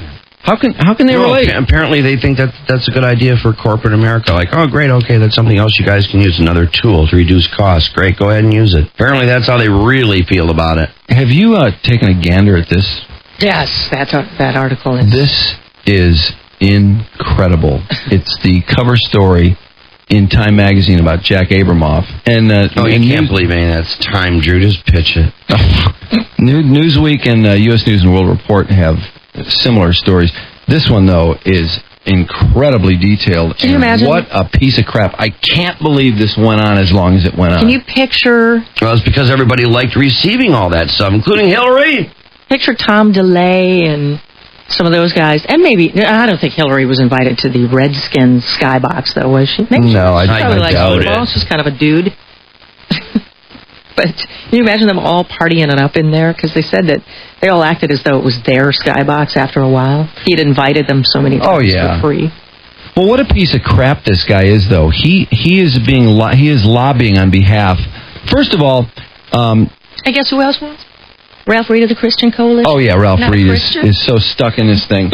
Well, what he would do is this Indian tribe or this Native American tribe was trying to get their competition squashed. They were trying to guarantee that they would continue to be able to operate their casino. And their members, I think they had 800 members. Each one of them were getting a check for $40,000 a year, by the way. $40,000 a Every year. man, woman, and child. So if you're married and you have 2 kids, and isn't that a little bit of an incentive to keep cranking the kids out, too, when they're worth $40,000 a year out of this casino? Anyway, what he did was he lobbied, he took... Let's see, I think $33 million in the end from this Native American tribe to try and help them with the gambling laws and to protect their interests. Then he took millions from the Christian Coalition, and what he did was he used the Christian Coalition to squash the gambling law on the basis that it didn't go far enough. So in other words, this law might say something like, well, this Native American tribe, they've got to be stopped. Their license only goes to 2013. And he go to the Christian Coalition and say, hey, this bill ought to go to 2020. This bill ought to start in 2010 or something like that. And they'd say, yeah, you're damn right. This bill isn't tough enough. So he's taking money from both sides on the same issue. Right, yeah. And then he's dumping into these little think tanks and whatnot. And DeLay's wife is getting paid by this think tank, $3,200 a month. You know what her job was with this think tank? What? To find out what all the congressmen and senators' favorite charities were. That was her job. Ooh, that's a lot of thinking. Paid $3,200 for years to find that out. That's pretty hard work. Yeah. But what a scumbag this guy was, and they were so bad at this too that they've actually been able to nail them on a law. And there is a law. I never knew about this, but if you are voting in, say, it's a Congress or the Senate, and you vote on something, and let's say you've taken money from lobbyists, and their position is something that's clearly detrimental to your constituency, and you vote in a way that harms your constituency, and they can prove that you took money from lobbyists in this manner, that's you've broken the law. There's actually a law in place. I forgot what it's called. The name didn't make much sense, but. Shouldn't they really be working for the constituency, though? Well, yeah, of course they could. Is that really just too? But I never imagined there was actually a law because they do so many things that have nothing to do with the with the majority, what the majority want. Right. I was surprised there was a law, but they are able to. It's so direct. For example, when they went to St. Andrews. At the time, Congress was considering legislation that would have restricted internet gambling, and with it the livelihood of some of Abramoff's biggest clients. So he arranged for two of them, the Choctaw Indian Tribe and the gambling services company E-Lottery Incorporated, to contribute $25,000 to the sponsor of the trip, the National Center for Public Policy Research, a conservative nonprofit foundation on whose board Abramoff sat. They wrote their checks, the National Center for Public Policy Research and the Choctaw Indian Tribe, $25,000 on May 25th, 2000, the day they left for St. Andrews, is the day of the check. I mean, that's how stupid these guys were. They were so ballsy. Jeez. And this guy was in, Abramoff was a horrible money manager. The amount of money he went through is just amazing. He tanked 3 restaurants, all of which were getting business from the think tanks, the public policy organizations, the congressmen, the senators, the lobbyists. All those people were eating at these restaurants, and he couldn't keep these restaurants alive. They were just hemorrhaging money.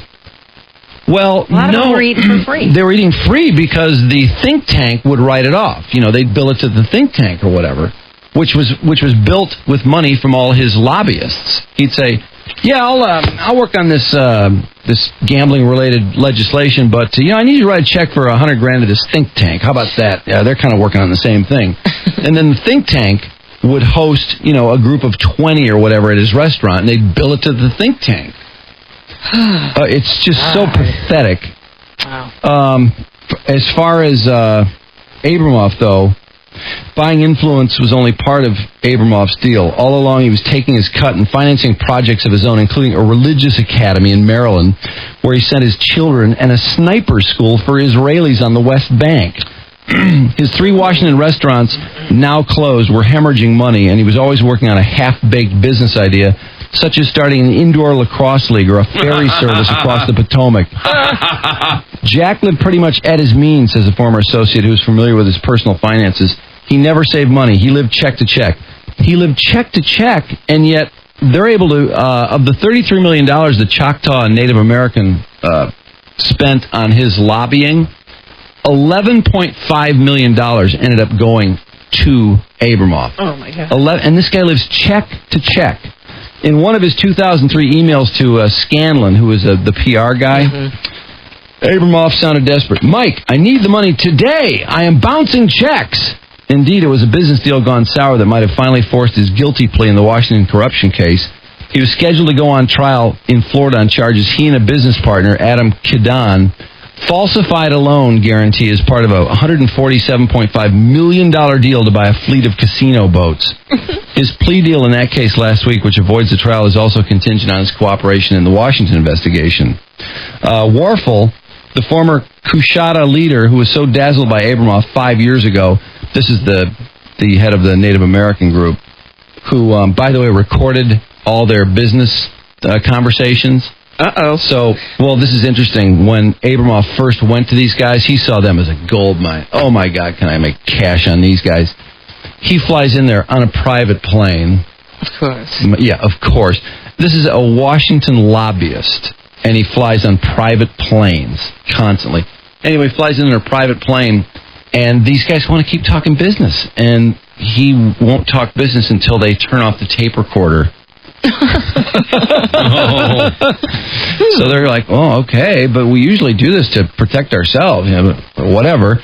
So anyway, he naturally has to have them turn the tape player off before he'll talk to them. But back to this Warfel. who was the guy who ended up basically dropping $33 million on Abramoff. He was so impressed by, what he said he could do for them that he eventually ended up sending him a total of $33 million. He found out, too, that he was lobbying people against... He was taking money from people who were lobbying against this tribe. Yeah. At the same time, he's taking $33 million from them, which... I don't know if that's against the law, but I mean, how pissed would you be if you spent $33 million to have somebody lobby for you? Anyway, he's still asking them for money. Oh, they know this. They know that he was lobbying against them. I mean, he had the Christian Coalition money that he was using against this Native American tribe. He would even set it up so that he'd go to the Christian Coalition and go, boy, this Choctaw Indian tribe. Can you believe some of this legislation they're getting? These guys are going to be in business forever. Look at all the money they're making. Look at the moral decay of this community. You, Christian Coalition, you guys got to do something about this. Why don't you give me $2 million and I'll lobby on behalf of some stricter gambling laws? They're doing it on the internet. You got to do something about this. I mean, that's the way he operated. So anyway, after this tribe finds out about this, he's still asking them for money. Jack was calling Abramoff and said, man, I need help. And he kept leaving messages. I need help. Mr. Warfel, please, call back. Even after everything he'd taken from the tribe, he still wanted more. Warfel turned him down, but Abramoff kept calling, leaving 8 or 9 more voicemail messages. Finally, last week, Warfel got a new cell phone because he was so besieged with phone messages from Jack Abramoff, he could not basically operate his cell phone, so he had to get a new cell phone to get rid of this guy, because even after all this money he stole from this guy, he's still asking for more. Jeez. Wow. Oh, yeah. It's just an incredible story. Oh. If you want to be ill about what's going on in Washington, pick up any of the news magazines this week, and you will just, it'll blow your mind. And the money that was taken, too. Even the president he was in Bush's Pioneer Club for raising $100,000 from him. And I thought this was a little bit on the lame side. Do you know Bush only is giving $6,000 to charity out of the $100,000? He's keeping $94,000 of Abramoff's money. Quite a few of them are. and whatever. I don't know. In the meantime, Barry Eckstrom, the guy who threatened to kill President Bush, is going to spend the next 2 years of his life in prison. He is the nut, and all these assassins, as you found, have some real weird quirks. He was the one who wanted to kill Bush and Roto-Rooter employees for some reason. They've told him to get into the psychiatric screening program immediately. Well, George Bush was with another friendly crowd yesterday. He spent the day at the VFW making a speech with a few harsh words aimed at those who are critical of the war, saying that they give comfort to our adversaries, almost calling them traitors, and then said more of our guys would be coming home if the Iraqis continue to make progress, and insists Iraqis are happier being free in some sort of a, temporary blackout than living in the darkness of a tyrant like Saddam Hussein. Oops, Marion Barry, the trend-setting mayor of D.C., one of the first major city mayors to get busted for doing something like smoking crack on the job back in 1991, served his time, got out, and became a member of D.C.'s city council, now back in rehab, because in September, he tested positive for cocaine again. Yeah, I wondered about that, because they just nailed him for he hasn't filed taxes in 2 years. What an idiot. I know, and he gets reelected. What's the matter with these voters? You know what, I think they think he's just kind of one of them. Well, but it's not like he's running against white guys. No, but, he's like a regular guy. Gets in trouble, picks himself back up. Trouble is, he always gets in trouble. To me, that's the ultimate in name recognition election. Yeah, you'd think, yeah. No comment from Oprah Winfrey. Predictably, the revelation that book that guy wrote, James Fry, the bestseller, A Million Little Pieces on her book list, was instead fictional to a degree. A lot of fat lies, according to the Smoking Gun website, who say that in a couple of chapters, he claimed that he had a major, outrageous, wild, crack-enraged attack on police instead. The police report says he was nothing but polite and cooperative. There was no crack, there was no riot, there was no nothing. And he claimed that he spent a month in jail for that.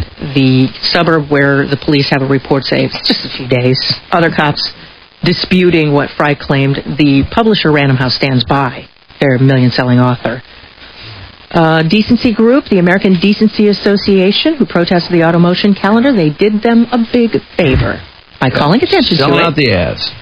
Called it prostitution. Just a whole slew of people curious enough to buy the calendar. Turned it Good. The woman who received the new face in France says she's regaining sensation in her new nose, chin, and lips now. Says she's happy. She can feel her face. A weird little suicide pact in San Francisco. This 106-year-old woman and her caretaker died together. Helen Godette and Dave Lund were found with suicide notes, his claiming he strangled her according to her wishes, and then he took a fatal dose of antifreeze. That is a bad way to die. Gee. The SFPD are investigating. They're not sure that she realized what she was doing. I would just like to see the two of you get it on. In Cincinnati, something Cincinnati, this woman mummified in a sitting position in front of her TV. Her caretaker said that's the way she wanted to be, so he left her that way. Roach. She didn't want to be buried. She was 2.5 years later, her relatives decided to check on her. And finally, the police found her body. They say they think she died of natural causes.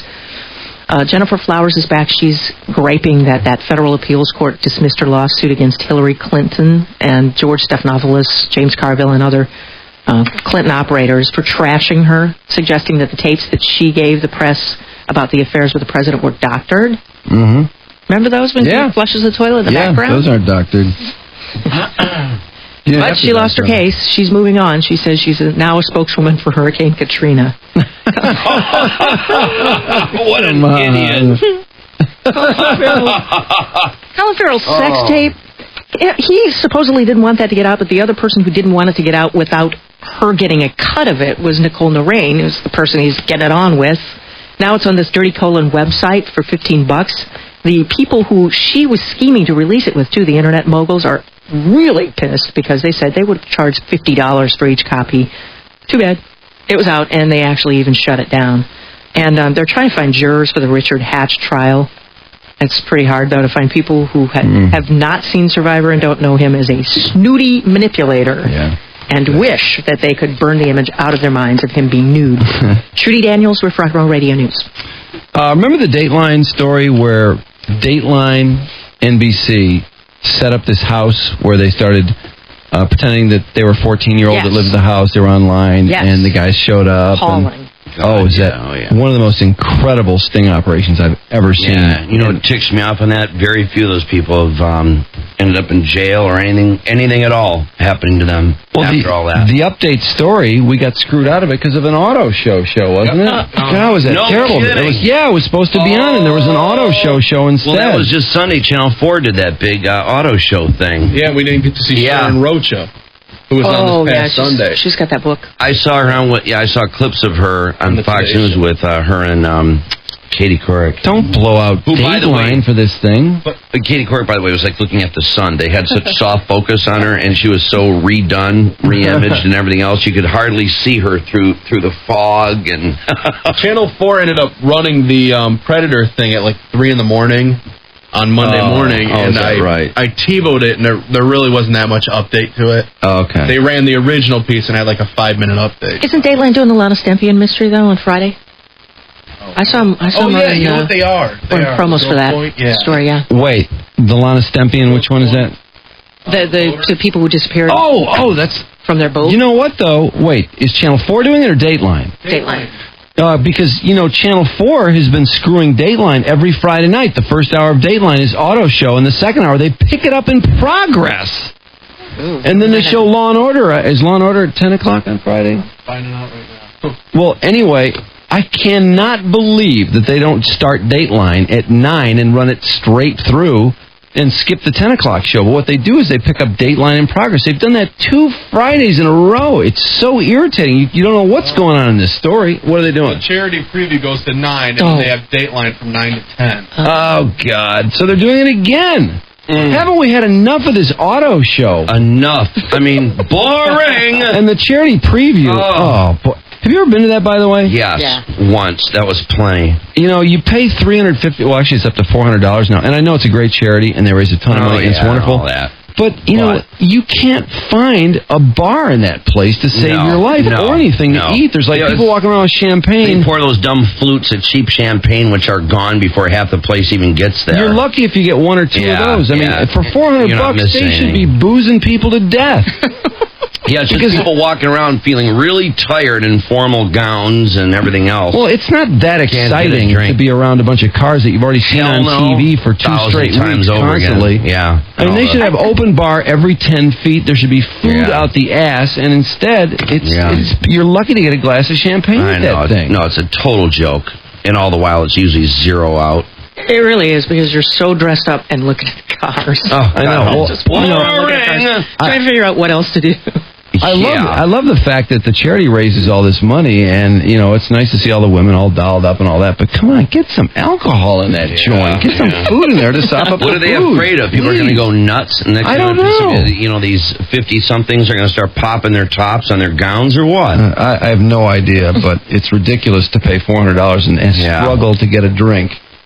Okay, coming up, Lisa Rinna from Dancing with the Stars, and I'm just going to ask her point blank: are those your lips? Because that's the only thing I ever think when I see her. You know who she is, don't you? Yeah, she is lips. That's all she is. That's all she's ever been.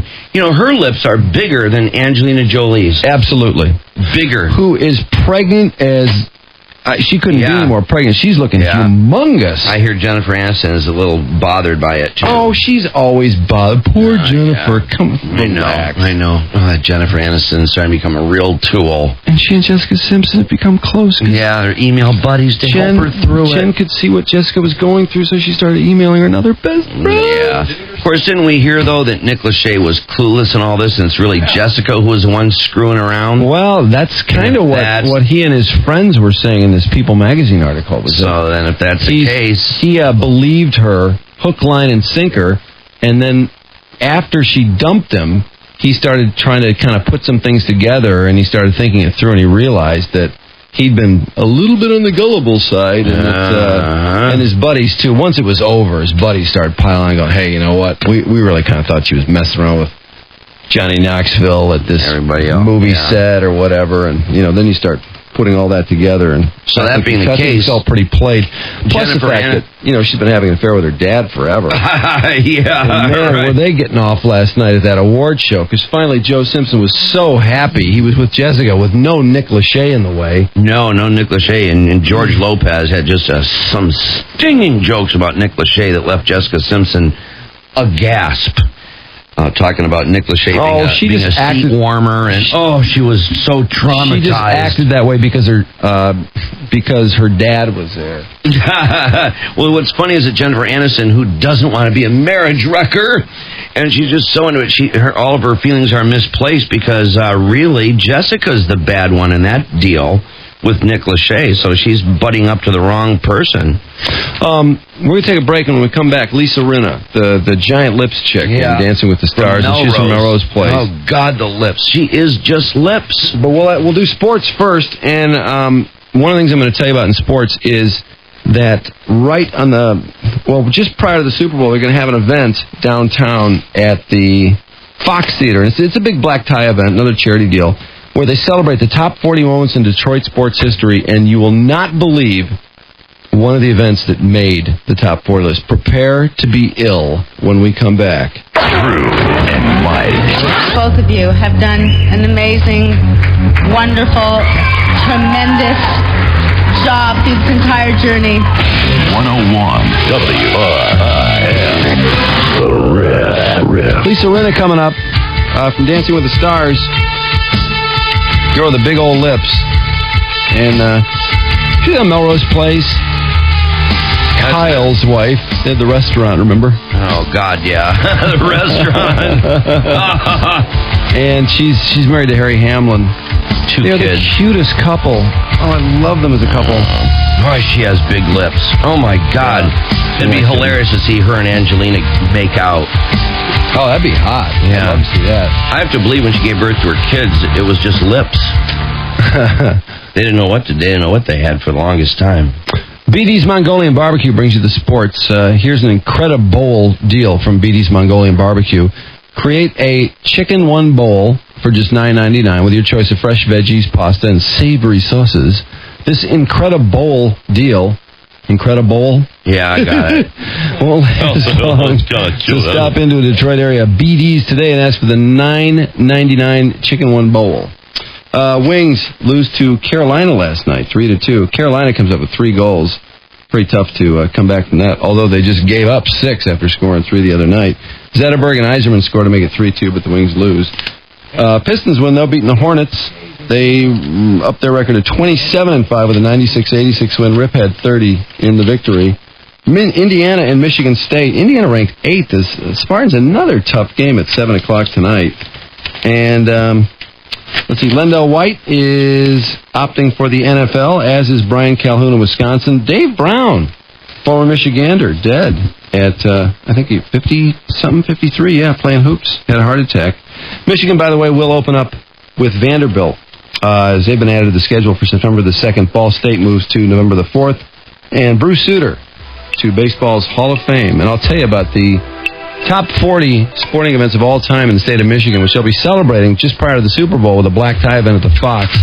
One event on there just blows my mind. More on that coming up. But first, let's go dancing with Lisa Rinna. Hey, Lisa. Hey, guys. Hey. God, I love dancing. This is really, what a show. Isn't it fun? Yeah, I love to dance. But I got to tell you, I was so burning mad on that first season when John was screwed.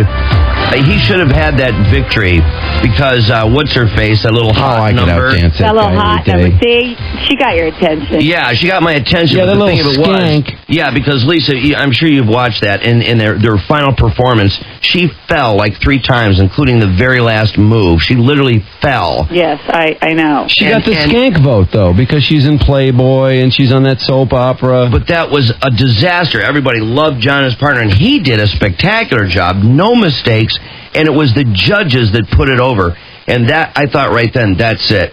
I've had it. I was so ticked off. They tried to fix it. Would you relax? I know, but get over it. Now are you back watching it? I'm back watching it because you're on it. Thank you. That's what I want to hear. I know that's what you want to hear. I don't care about the past. It's all about the present, baby. I know. That's and right. I didn't like how they fixed it. That's all you care about. Because when they fixed it, John did a horrible job, but they gave it to him. But he was a disaster on the fix. But anyway, well, I'm going to forget all about it. Forget about it, baby. Let's concentrate on me. Let's talk about you and how few clothes you're going to wear while you dance. You. That's all you care about. You're going to wear something really tight and revealing? Well, you'll have to watch this week. Because this week I sort of bring it on. Okay. All right. Yeah, Thursday. I have a good one this week. Are you going for the skank vote? No, I'm not going for the skank vote. I have 2 children, and I'm married, but That doesn't matter. You're still hot. You're a MILF all the way. Oh, Come on. yeah. You kidding? I'm going for I'll go for that vote. The MILF not vote? the skank vote. Okay. Well, at least it's hot knowing you know all about the MILF factor. The skank vote is huge, though. I mean, that's a big voting block. I was told by one of my gay friends that I'm a MILF forever. Yeah? Yeah, you're definitely. You've got the MILF thing going. And you no like way it. around it. You love that. I do. Come on, if you've got it, why not? That's what I'm trying to tell you. You can call. Well, I've popped 2 kids out. Why wouldn't I work that? Yeah. We've never been in Playboy and everything. Yeah, I have. Yeah. We still have never offended a woman by calling her a MILF. Never. There's not one woman who takes offense to that. No. I don't think so. Nor should they. Should they? 8 o'clock, Dancing with the Stars, Thursday, and Did you guys vote for me? of course I did. I voted for you like 6 times. Good. I couldn't Every get through phone. anymore. Every phone 10 times and every computer 1 time.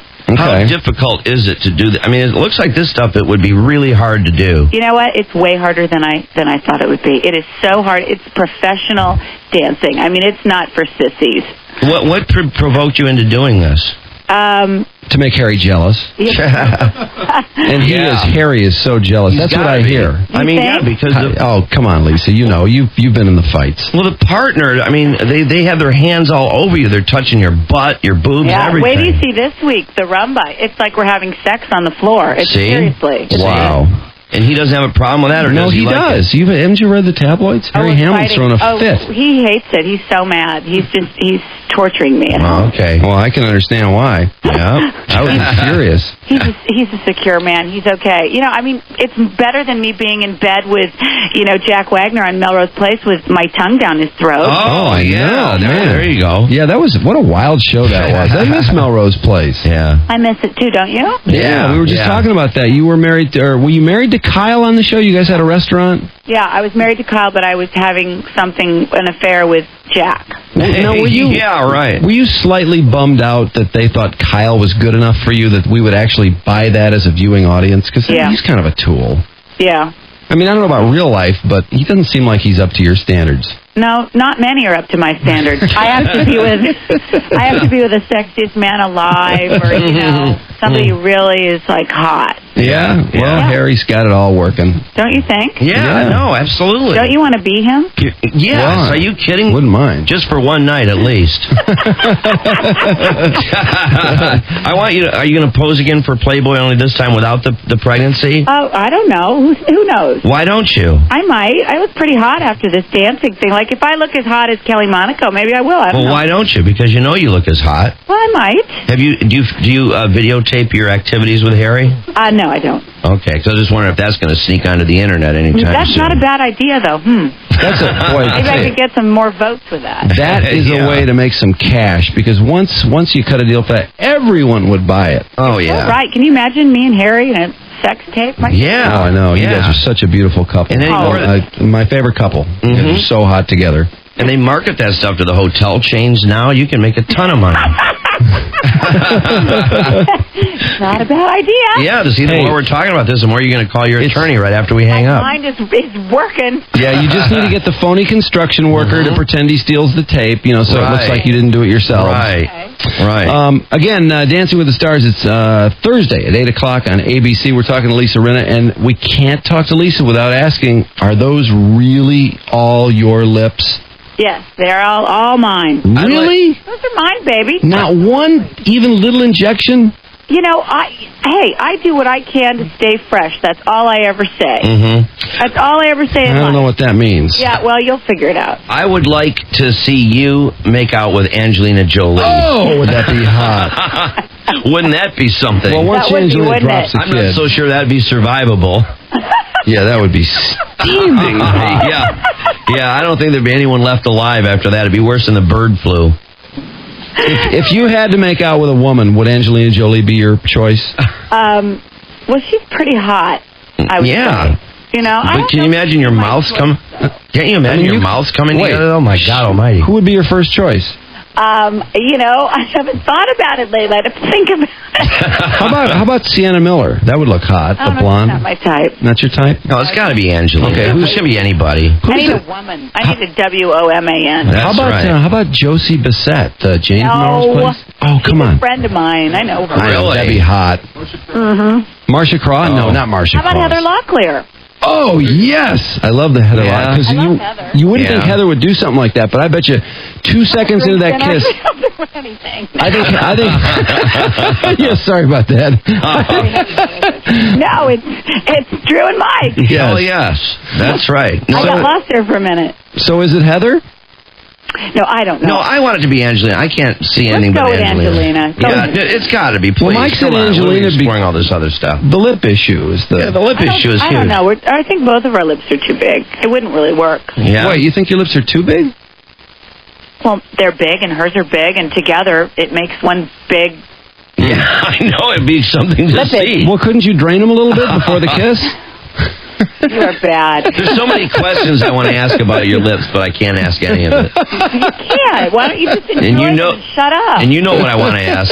What? Nothing. No, you know. Don't. What? Nothing. Don't, Lisa. Don't push it. Okay, guys, it's been fun. Vote for me on Thursday and shut up. All right. We'll see you Thursday night, Dancing with the Stars. Thanks. Thank you. Bye. Yeah. Well, that was fun. I guess. We had a tiger by the tail there. Yeah, she's a little wild one, That isn't she? chick is wild, man. Boy, oh boy, that chick is wild. I think, I could be wrong, but I think if her and Harry Hamlin walk by a mirror, they probably bump heads fighting to look into the mirror. Probably. See who can get into it first. Yeah, probably. Can't you see? That's a couple that just loves themselves. I think that's why it works, because who could understand vanity better than someone who's as vain as you are? I know, because look at the photographs Well, of the two of them together, you know? I know. I mean, they're both so into themselves. When they take a picture together, can you imagine how many pictures you have to take before both of them are happy with one of them? Yeah. Honestly, I'm surprised she doesn't have a lip reduction. But, you know, it's funny. She knows her lips are too big. Her lips are too big. Yeah, so she was copying to getting injections. Yeah. Well, I don't know. Well, she said, I do whatever I have to do. Yeah. I do think she needs a lip reduction.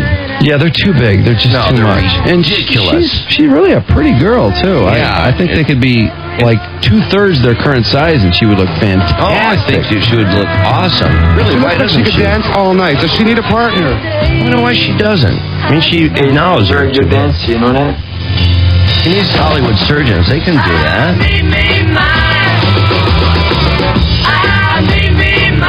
You, that's all you care about.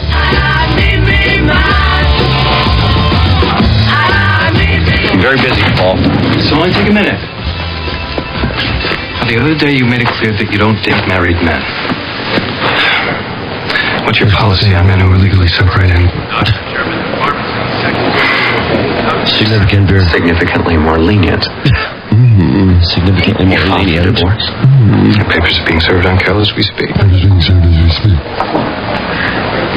Every time I see you, to feel bad that your marriage broke up, or be hopeful that you and I might have a chance together. Be selfish. Greg, up again. Greg, up again. In that case, congratulations.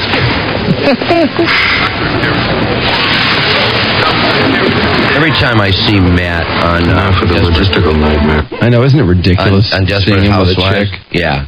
It just doesn't work. I see him, and it's like, what are you doing? You're gay. What are you doing with those women, kids and everything else? It doesn't work. He's gay. He fit that role. It just really worked. He just seemed like a great homo. Oh, he was. He was so great. I mean, he's typecast for me. If I were him, I would have reconsidered my sexuality after seeing how beautifully I fit in that role. What they should have done, instead of having the two teenage boys gay out, they should have had Matt become bi, be caught at a rest stop. That should have been the new plot twist.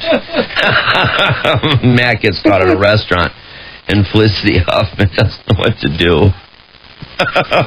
She'd stay with him. Yeah, she would. For the kids. For the children. I mentioned this big event at the Fox Theater prior to the Super Bowl, as Mike Tirico is going to host this event where they celebrate the top 40 moments in Detroit sports history. And, you think about it, gee, could they really come up with 40 moments that big? Well, God, I'm looking at the list and I'm going, holy crap, there's so many. What a sports town this is. Anywhere from Reggie Jackson's All-Star home run, which, what a moment that. And we saw that highlight before the All-Star game last year. They kept replaying that. What a jack that is. Oh, my God, the jack of jacks. Then Tigers Al Kaline gets 3,000th hit, 74. 76. I bet a lot of people remember this. Mark Fidrich starts on Monday Night Baseball. And this is when Fidrich was in the peak of his winning streak. And Tiger Stadium was full, even though the team wasn't that good. And there was just so much excitement. Every time he took the mound, full house. Hearns knocks out Cuevas to win welterweight title at Joe Louis Arena in 1980. 1980 also, Lions back Billy Sims' first game, 120 yards, 3 touchdowns. 84, Tigers start 35-5, win World Series. Oh, by the way, Jack Morris only got 40% of the ballots yesterday for the Hall of Fame. Trammell, I think, was named on 17%. So nobody from that 84 Tigers team is even close to getting in the Hall of Fame. And Morris, to me, that's the one that really sticks in my craw. Because he pitched for 3 World Series teams and pitched, was it the 91 when he pitched for the Twins? Went 10 shutout innings. Now, when is the last time a guy pitched into extra innings in any baseball game, let alone postseason? Well, that was probably it. Oh, my God, was he good. They won 1-0 on Dan Gladden got the game-winning, just a little bleeder single. Oh, there's Lisa Rinnan. Oh, there we go. Okay. Well, that baby is. Yeah. See that baby coming. Yeah. But she's got a pretty big triangle going. Boy, the tubes look nice, don't they? Yeah, they are perky. Those tubes are jutting out. Boy, pregnancy can do some wonderful things. God, look at the centerpiece on those things. Once Gwyneth Paltrow dropped that kid, like 6 months later, she had some nice cleavage going, and she never had cleavage. Mm-hmm. Look at the centerpiece. Is that... Hey, just out of curiosity, those of you who have had major tubal growth through pregnancy, is there anybody whose tubes have stayed big? I mean, like you were a B cup going into your pregnancy and you end up coming out a D and you're still a D years later? Does that happen? Is that possible? Doubt it. I don't think so. No. Okay, anyway. It's just wishful thinking. 313-298-WRIF or DrewMike at WRIF.com. Just curious. Oh, please. Do we need to zoom in on that? Anyway, no detail. The top 40 moments in Detroit sports history. Going backwards from Reggie.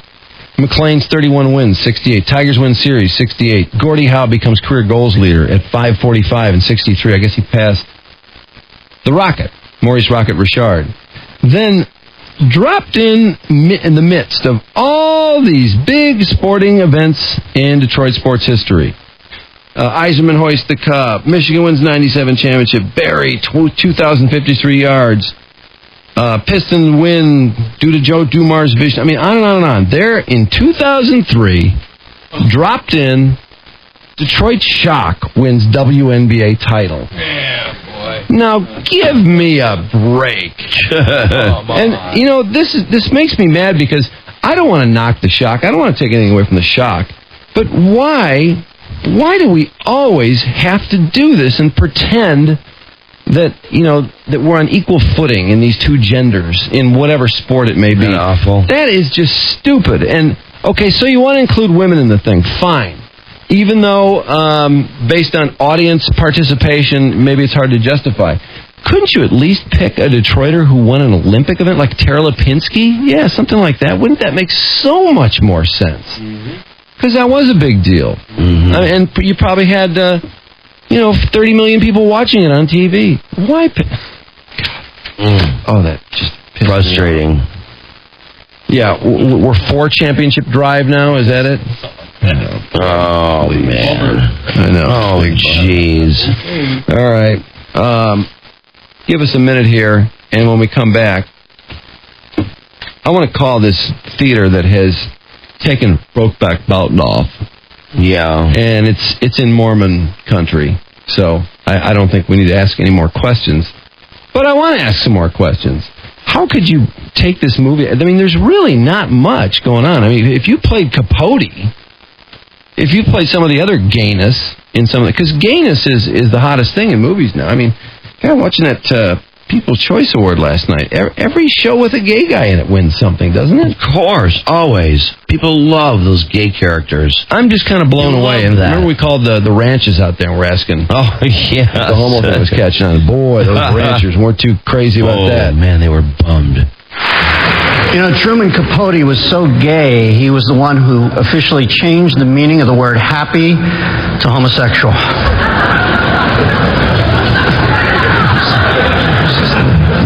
It's a good point where gay... All right, please welcome... not the gay, they're not Fabergé eggs. All right, please welcome... Anyway, we'll give a call out to the theater. We got a couple names of, I think, the 2 shooters, the decision makers in this thing. We got some numbers. Drew and Mike. Oh yeah, they think they're all that, and they can just judge me. And 101 WRIF. The Riff. Well, some women get permanent tubage out of pregnancy. Let's see, is this Marge? Hey, Marge. Hello. You had continuous tube growth after you dropped the baby? Well, no, they went down 1 cup size and 1 bra size. They went down? Yeah, they went down. After the baby. Well, after the baby, they went down. Right. That's how many did you go up? They grew very nicely while I was pregnant. What did you go before you were pregnant to when you were pregnant? What was the difference? Before I was pregnant, I was a 36B. Yeah. When I got pregnant, I ended up being a 40D. Oh, man. Wow. Shit. And then what are you now? A 38C. So net increase of 1 cup size. That's great. Congratulations. Thank you. Were you I'm very proud too. So. Yeah, you were pretty psyched about it. Were you married? I assume you were married. Well, yes, I still am. Yes. And was your husband pretty psyched? Oh yes. He liked the way they looked. He was a little depressed after they, went down, but yeah, he must have been bummed when they went back. Well, a little therapy, and he'll be happy with the C. Yeah, it's a nice full C. Looks really better than a B. Well, good for you. Thanks for calling. Congratulations. All right. They look pretty good. Are they real? Are they built for speed or for comfort? What you do with them? Motorboat? You play the motorboat? Are 1 and 2, are those tube calls? Is it on hold? Let's see. Lisa, I was a C before I got pregnant, gained a cup after my first son, another after my second. They're 9 and 10 now. I'm still a double D. Wow. There's a chick wrote, I was a major C before I got pregnant with my daughter, went up to a D, bordering on double D. She'll be 17 next month. I've never lost an inch. Turned 40 on January 3rd, and they still look damn good. That's fine. She's fine. Rick, my wife before my first brat was a solid B cup, 5'9", $130. During pregnancy, she inflated to a double D and inflated to 190 bills, 190 pounds. Yikes. He puts yikes. I know, isn't that funny? But now 3 years later, she's back down to a $140 and still a D cup. Someone up there loves me. Love the show. Okay. Well, we've put in a call to this theater out west that blew out Brokeback Mountain, and they're being real kind of squirrely about the whole thing, not wanting to explain it. And there are a couple of management people, one of whom we've been trying to reach, a guy named Gunderson, and nobody seems to be willing to talk at the theater. But we do have a number for a Gunderson. I wonder if this is the one. His name is Cal Gunderson. And I think this machine gives the wife's. We got a number here. I don't know if this is the wife or the family or what this is, but it's worth a try. These people need to be taken to task for doing this, don't you think? You can't blow out Brokeback Mountain. Hell no. It's no gayer than anything else. Oh, you gotta let it play. Gotta let it air. Let it out. Let it out of the barn door. You cowboy. This is Gunderson there, please. She's not. Can I connect you with her home office? Would she be at that number? I believe so. Thank you. Just one moment. Thank you very much. Of course, if that's where she is, connect us. Why wouldn't you? Thank you for holding. You know what? I don't care. You're a bitch. With you soon. Sending us to the homo office. We'll be right This is Gunderson, please. Hello, Gundy. Gundy. Gundies that are undies. Gundy and the undies. Gundy, Sunday, Tundy, Lundy, Monday. Rhymes with Monday. Screw you, Mrs. Gunderson. For calls for Kay, Cal, and Lauren, you Maybe can leave a message here. cell For phone. Kay, you can call her at her real estate I think office. she's tugging. Just shut up and show your breath. Hello, Mrs. Gunderson. Hi. Let's try to reach Cal Gunderson about the Brokeback Mountain controversy, but apparently you're not in, and you're not in your real estate office either, so we're going to be unable to have a conversation about Now we're really confused. I don't know what to do now. We're just inaccessible. Tell Cal Gunderson that the hobos are very unhappy with him, and we'll try to get in touch with him about Brokeback Mountain some other time. All right. And it's not like anybody's going to use the battering ram to knock the door down to see the movie, but there is some degree of upset. Cal Gunderson sounds like he's pretty hot. We'd like to talk to him about that, too. Mrs. Gunderson. And it's short for Gundy, which rhymes with undies. Gundies. I'd like to see Gundy in his undies. On Mondays. Just shut up and show your breath. Never on a Sunday, just on a Monday. Thanks, Mrs. Gunderson. Okay. Bye.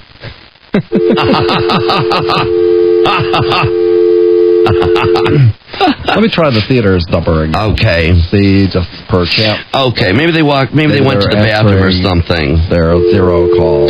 Maybe she's out of the booth in the bathroom. Let's see. The other numbers, Mark, are that's for K Gunderson. Plex Theaters. For the lost and found. Go to dial 0, please. Back there, Mr. Feldhauer. This is Drew Mike calling on WRF Radio. We were hoping to talk to Mr. Gunderson, please. Let me transfer you to Cal. What's your opinion of the controversy? She's gone already. That's the problem with help these days. You know what? They I don't care. You're a bitch. This is Cal. Can I help you? Mr. Gunderson, I was just calling to see if you had any comment about your decision to stop showing the movie Brokeback Mountain. I don't have a comment. You don't have any comment whatsoever? No, sir. Can you just, is there a press release or some reason given as to why the movie theater is stopping the showing of this movie? You'd have to contact the main office for a comment. Because you do know this movie is going mainstream. It's probably going to win an Oscar, and there's lots of people going to see it more every week. It's a very popular movie. It's becoming very popular, and USA Today yesterday had a survey that said lots of heteros are going to see it as well. Mr. Gunderson? Just a little FYI. Let's try Mr. Gunderson? Let's see why he hung up on us. You prick.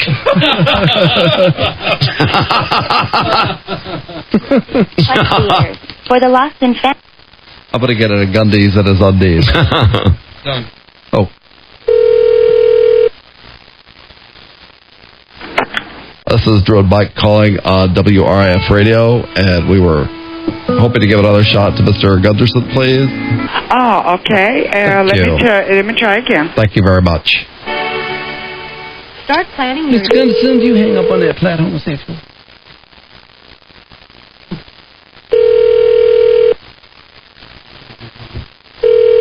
Gundies and his undies. There's another, if it says referring this, let me call you, connect you with another one. Dale Harvey, you can maybe speak with him. He's over the whole complex. Would you like to still talk with Cal or him? Whoever is in charge would be the person I would like to talk to. Yeah, just whoever's in charge and whoever's available at their phone would be great. Okay, well, all I can do is try to get you through to him. Okay, we appreciate it. Thank you very much. You know what? I don't care. You're a bitch. You know, I love talking when there's beautiful music behind. I'd prefer it be a music box, but this'll do. Shall I send it on the line so they get the whole effect? Dale speaking. Hello, sir. We were just calling about the controversy regarding the movie Brokeback Mountain and the fact that your movie Cineplex is no longer showing it. Was there a reason given as to why the movie is not being shown anymore? No, just a booking change is all. Just a booking change. It had nothing to do with the homosexual content? No, I have no comment on that. Because that's what we heard was the problem there, and we just thought the movie is going mainstream. More people are seeing it, and perhaps it should be revisited. The decision. No comment. Is there any chance that a decision will be changed and Brokeback Mountain will come back to your theater? I'm not the person who makes that decision, so I can't really tell you. Could you influence them at all? Could you just send your opinion upward? Perhaps to say that you recommend that they show it? Just have some degree of influence? It's just best I say no comment. No matter what I say, it's just going to fuel it, so we just say no comment. Well, can I just ask you this question, and I won't quote you or anything, but is it up to Mr. Gunderson, perhaps? Calvin Gunderson? No. Who does call the shots?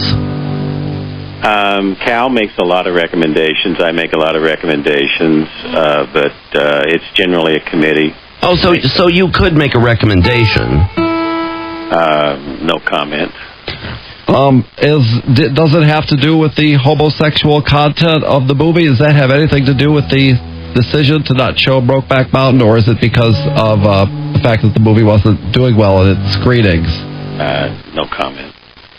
Because the scenes are relatively short. I think there's just a couple of them that are controversial, if at all. Right. No, I've heard that. I think it happens in the beginning and then it's over with. No, I've had some friends that've seen the movie and they comment how tastefully it's done. Yeah, it's tastefully shot. A little rough, but tasteful. Have you seen the movie yourself? No, I haven't. And that's not uncommon. I don't see that many movies. Would you like to go see the movie with, we're going to go see it at another chain in another city. Would you like to go see it with us and see if perhaps seeing it would change your decision?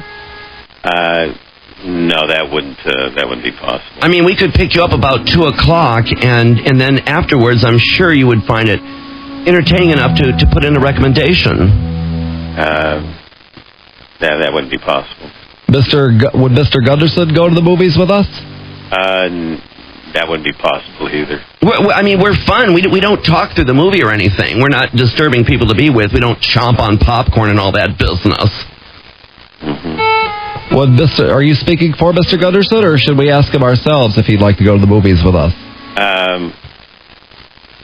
You could ask him, but today we're in the process of booking the movies for this coming weekend. Perfect. You could book this one. Yeah. That's the perfect time. You see, the door is wide open. You have the power to make recommendations, as you've said, and the booking decisions are on the table, ready to be made. It's not in Mr. Gunderson's hand or my hand. Are you saying that you're in control of Mr. Gunderson, or should we ask him ourselves? Because it sounded like you would like to ask him. Feel free to go ahead and ask him. I had a friend that was named Gunderson when I was in grade school, and people used to tease him and say, Gundies and his undies. No, I don't. He's pretty sensitive, and I don't think he would appreciate that. But only on Mondays. Isn't that funny? I can't believe I remembered that. I know, that's cute. That's a cute story. I wasn't planning to say that to Mr. Gunderson, but... No, but it's cute. It's a cute story. Perhaps we'll go and call him and see if he'll go to the movies with us, since you won't go. But thanks for thinking of us. Okay. All right, then. Have a nice day. You too. Okay. Bye. Okay, bye-bye. All the best. Regards. Warmest regards.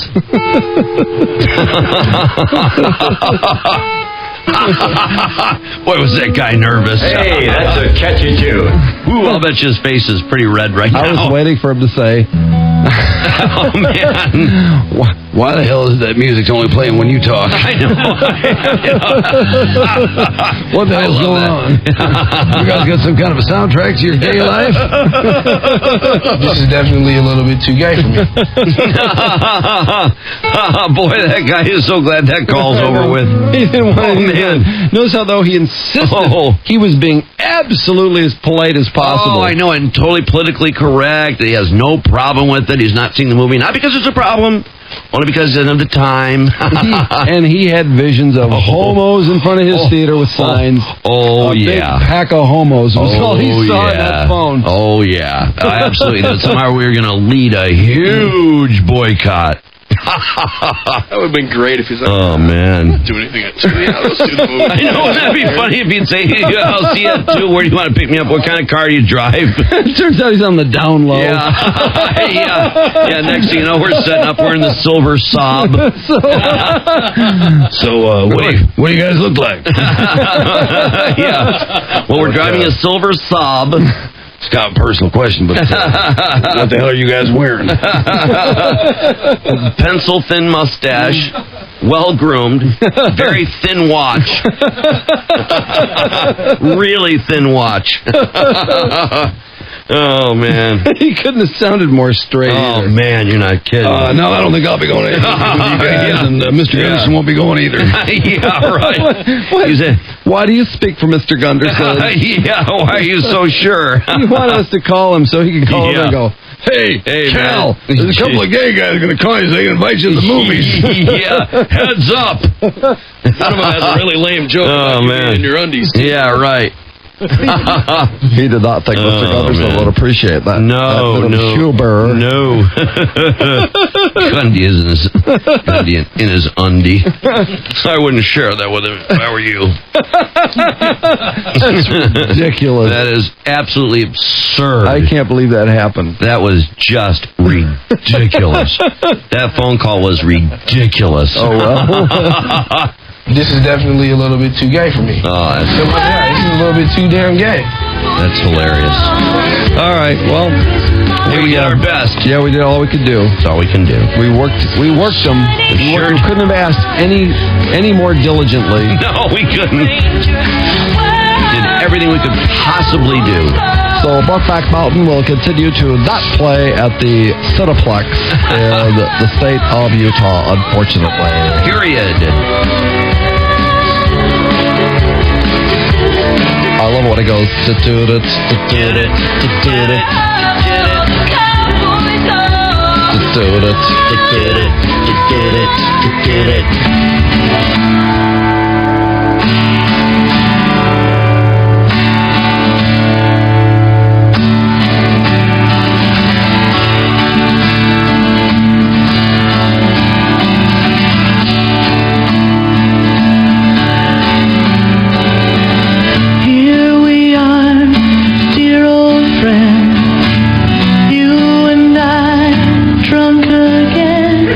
Laughs have been had and tears have been shed.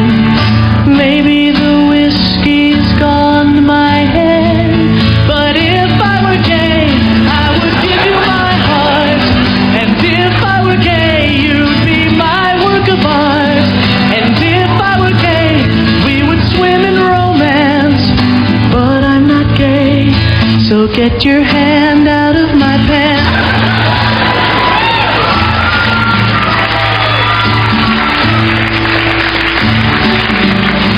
It's not that I don't care, I do. I just don't see myself in you. Another time, another scene, I'd be right behind you, if you know what I mean. If I were gay, I would give you my soul. And if I were gay, I would give you my whole being. And if I were gay, we would tear down the walls. But I'm not gay, so won't you stop cupping my hands?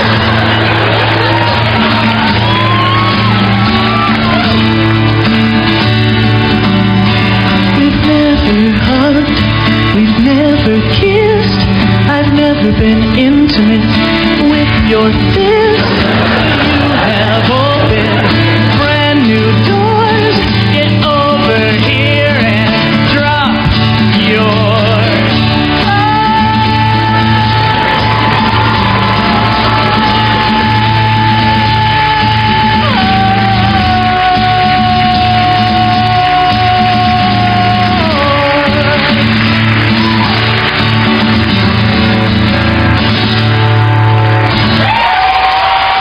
Yes, sir. 101 WRIF at 9:23, where traffic's brought to you by Fred. The best answer on men, divorce, family law. Call Fred, 248-356-7775. Fred specializes in representing men in divorce and family law. Hey, move your ass! Lousy traffic jam. The traffic report will get me out of this one. Alrighty. Stress, what's cooking out there? Well, I-75 northbound at 14 Mile Road. Whoa, what a problem. Big accident there. The left lane is blocked. But by God, that has created almost a 6-mile backup. Oh, daddy, is that nasty. And then 94 westbound before Moreau, you got another accident there, which has the right lane blocked. That's bumper-to-bumper brake lights back past 9 Mile Road. The rest is all construction. That's a hell of traffic. Okay, Trudy News at 24 after 9, brought to you by Detroit Medical Center. If an injury has you benched, ask your doctor for a referral to the Detroit Medical Center's Rehabilitation Institute of Michigan or call them at 888-DMC-2500. The DMC is the official healthcare services provider for the Detroit Red Wings and the Detroit Pistons. And just reading about, we were talking about how all these delay staffers thought this, all these sky boxes at all the major sporting events in the D.C. area. They literally thought these sky boxes were their sky boxes because Abramoff treated them so frequently. Right, yeah. This is just, it's just nauseating. I hate these people. I'm so glad they're getting nailed. And Delay, you should hear the comments out of Delay's attorney, just enough to turn your stomach. But, just the first couple paragraphs here. This is Michael Isikoff's story, and Isikoff is... I don't know who does it better in terms of this kind of writing. First came the dinner invitations, then the tickets. Staffers in the office of former House Majority Leader Tom DeLay could dine, usually free of charge, at Signatures, the expense account restaurant conveniently owned by lobbyist Jack Abramoff. Then they could sit in the skyboxes at the MCI Center, home of the Wizards and Capitals. Before too long, recorded former GOP leadership aide. The DeLay staffers began to think the Abramoff box at the arena was their box, and in a cozy way of Washington, it might as well have been. Jack was sort of like a drug dealer, said the former staffer. He'd give them a little taste and get them hooked. It may be convenient for Hill staffers to think of Abramoff as insidious, subtly corrupting idealistic but naive public servants. Actually, Abramoff is about as subtle as a madame in a whorehouse. He milked and bilked clients exuberantly. Guess what I just scored, he emailed his old friend, former Christian Coalition Director Ralph Reed, celebrating the Gulfstream jet he'd arranged to fly their party. This is just where I really start getting ill. He's not a Christian! I know. And he's running for governor in Georgia. These people flying around on private jets to all these events. Lobbyists and congressional aides, private jets, and bitching when they had to fly commercial. And they're not paying for any of this. We have to fly commercial? So they're celebrating this Gulfstream jet that had been arranged to fly the group including Congressman Robert Ney, to Scotland for the week-long golf junket. Bob Ney. I didn't realize I was being duped. Oh, God. Oh, is he full of crap. Fire up the jet, baby. We're going to El Paso, he wrote his partner, and former delay press aide Michael Scanlon, announcing the acquisition of a Texas Indian tribe, the Tiguas, as a lobbying client. I want all their money, M-O-N-E-Y, all caps, exclamation point, replied Scanlon. Yowza, chimed in Abramoff. Oh, that's just disgusting. And all of these emails are available to the investigators. They didn't completely delete any of this stuff.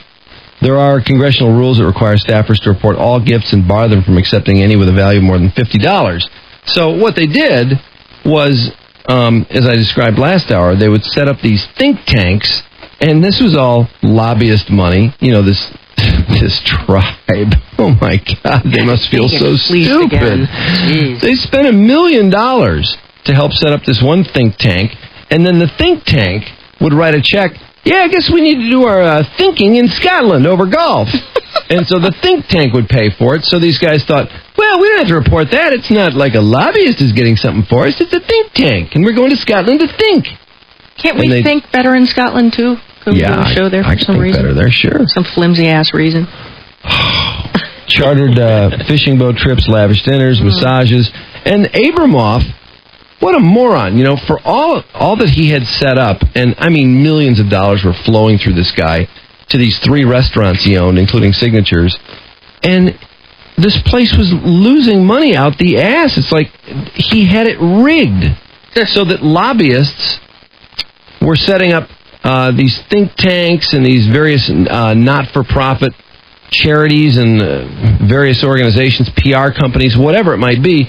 And these little, these kind of phony phantom operations would pay for all these dinners and all these tickets for all these people. I mean, they'd have groups of 20 going constantly. How did this guy not keep this restaurant afloat?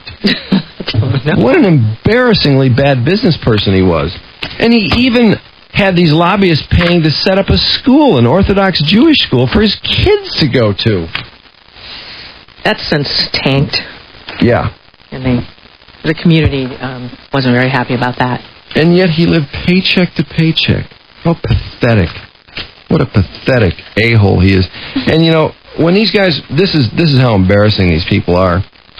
When they were in college, you know, when you're in college, what is there but the next 25-cent beer party to go to? But no, not for them. Abramoff went to Brandeis in Massachusetts. Yeah. He and Grover Norquist, who went to Harvard, he was a business school student, who later became one of the most powerful Republican anti-tax activists in the Bush era. He undertook the challenge of trying to mobilize the state's famously liberal college students behind Reagan in 1980. So these guys, instead of, you know, going out for beers and chicks, yeah, they're getting involved in the Reagan campaign. Parties, yeah. Oh, boring. Nice. That was Rove's deal, too, when he went. Yeah. He didn't go to college very long, but yeah. He do the same thing. Norquist recalls they scored a big political coup in winning over the Bostoner Rebbe, one of the nation's most influential Hasidic leaders, whose endorsement they figured was good for about 3,000 votes, and that was about the size of Reagan's upset victory in Massachusetts. Their friendship and political partnership continued after the election, with Abramoff becoming national chairman of the College Republicans, a post once held by Karl Rove.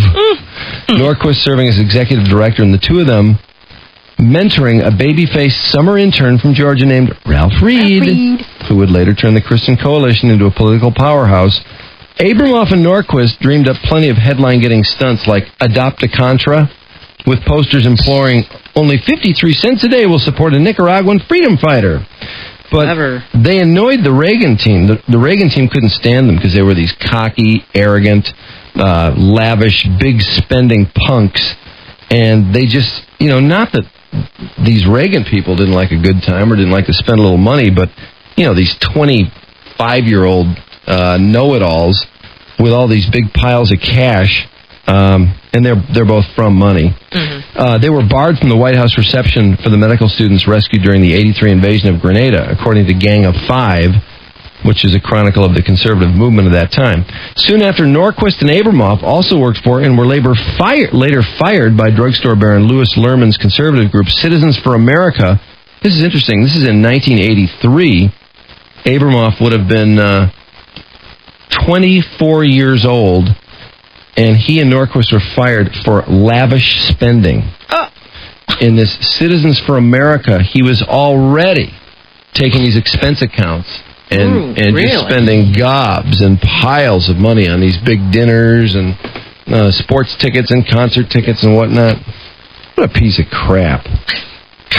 And then Abramoff, after he gets blown out there, he goes to Los Angeles, where he becomes a B-movie producer, remembered best for the 1989 anti-communist movie Red Scorpion, starring Dolph Lundgren. Oh, that was a great one, wasn't it? Supposedly, this is one of the worst movies ever made.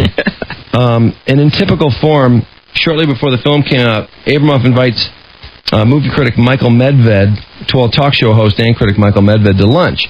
I thought he was interesting, a Reaganite, a fellow observant Jew, and I took a look at his movie, Medved recalls. He's hoping for some good publicity. He says, the movie was so bad, I told him the best I could do was not review it.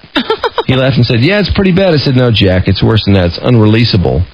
But Abramoff, despite losing major studio distribution and even enduring boycotts for having filmed in Namibia, which was administered during the apartheid era, South Africa, whose government is reported to have provided extras and military hardware, he produces Red Scorpion 2, which supposedly is even worse than 1. So, has anyone ever had so much cash flow through his hands that wasn't his own that he blew?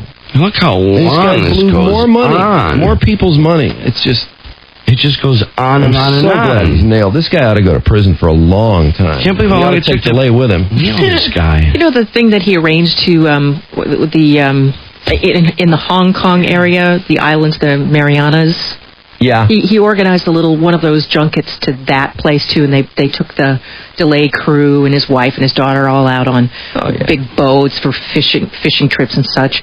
And that was followed shortly after that by Tom DeLay suppressing the anti-sweatshop legislation. Yeah. Because the Marianas specialize in sweatshop manufacturing. Yeah, so they all went. This is in. Is there any way that he can't be tied to that? I mean, that won't come back to finally end his career. They're nailing him on all this stuff. But this is really what's most distressing about this is not only all the money that these guys were blowing out the ass, and they had money competing against each other. DeLay had he had lobbying clients whose interests were diametrically opposed, and he took money from both sides and would basically put them up against each other and use both their money, and then half of the money would get diverted to a nonprofit or to Abramoff's charity or Abramoff's PR company or whatever, and then what he'd do is he'd hire Abramoff's wife at the PR firm or the think tank, and Ralph Reed's wife and daughter were hired. I mean, it's the most amazing web of deception and thievery. But the worst thing of all is what they did with the money, the kind of legislation that came out of it. Like the money, a lot of this lobbying money that they received. What was the name of that island? The Marianas. Yeah. The Marianas. Now, isn't that near the Bahamas? No, I thought it was over in Asia. Oh, it's in Asia. Yeah. Okay, but it's a swanky island essentially, isn't it? I guess there were places. They like vacation there. We know they like vacation there, so we know it must be nice. But yeah, all the money they were taking there was to fight this legislation on behalf of minimum wage. They were trying to keep sweatshops in operation. Yeah, they didn't. Yeah, and Abramoff and DeLay were taking money to do just that. So to keep sweatshops alive. So and one of the reasons I have this problem with Tom DeLay is because he rushes to the defense of Terry Schiavo, and yet he wants to maintain sweatshop conditions. Yeah. So he is a person who claims to have these great morals, and yet, if you look deeper, that's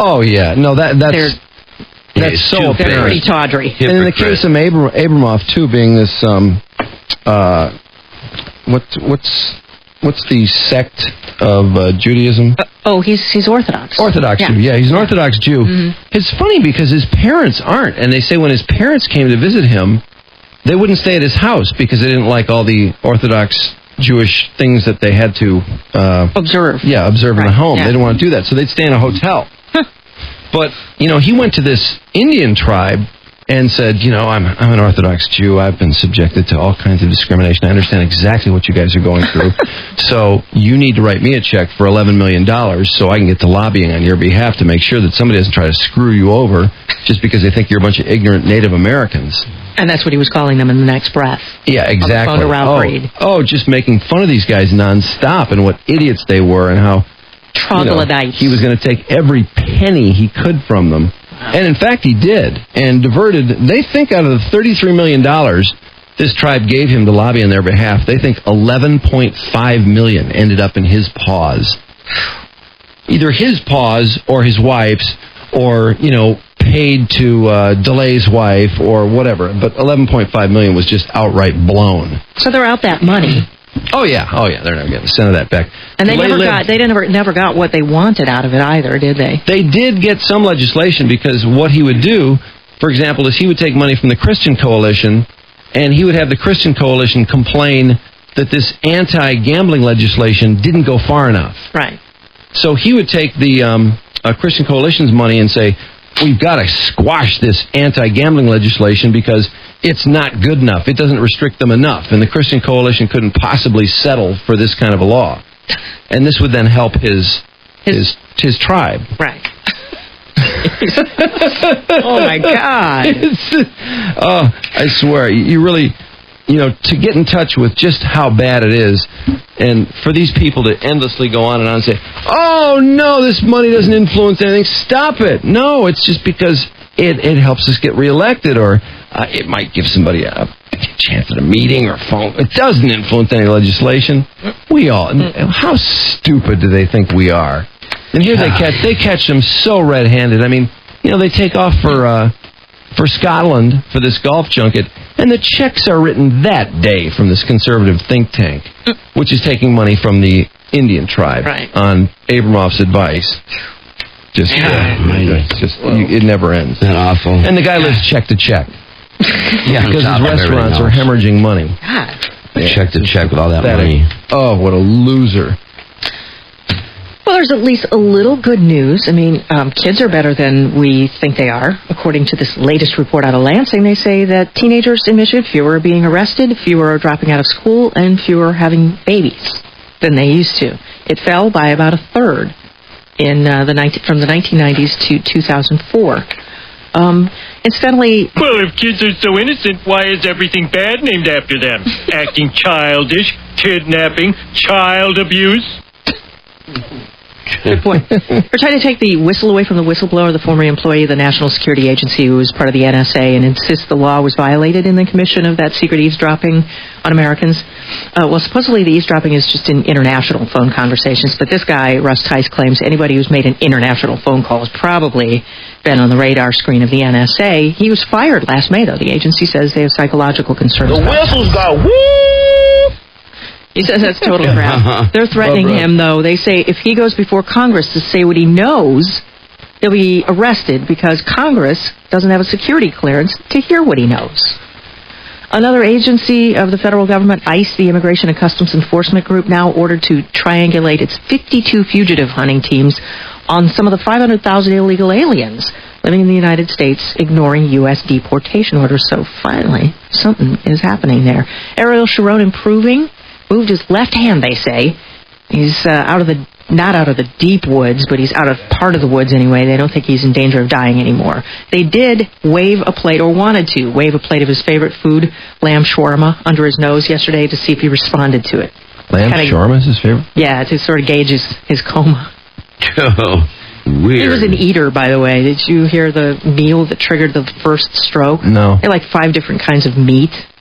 Pork, beef, chicken, everything. That sounds delicious. And 3 desserts. Might be time to speed up the Senate hearings on mine safety. There's been another mining accident. This one in southeastern Kentucky. One miner's dead after a 20-foot piece of the roof collapsed on him.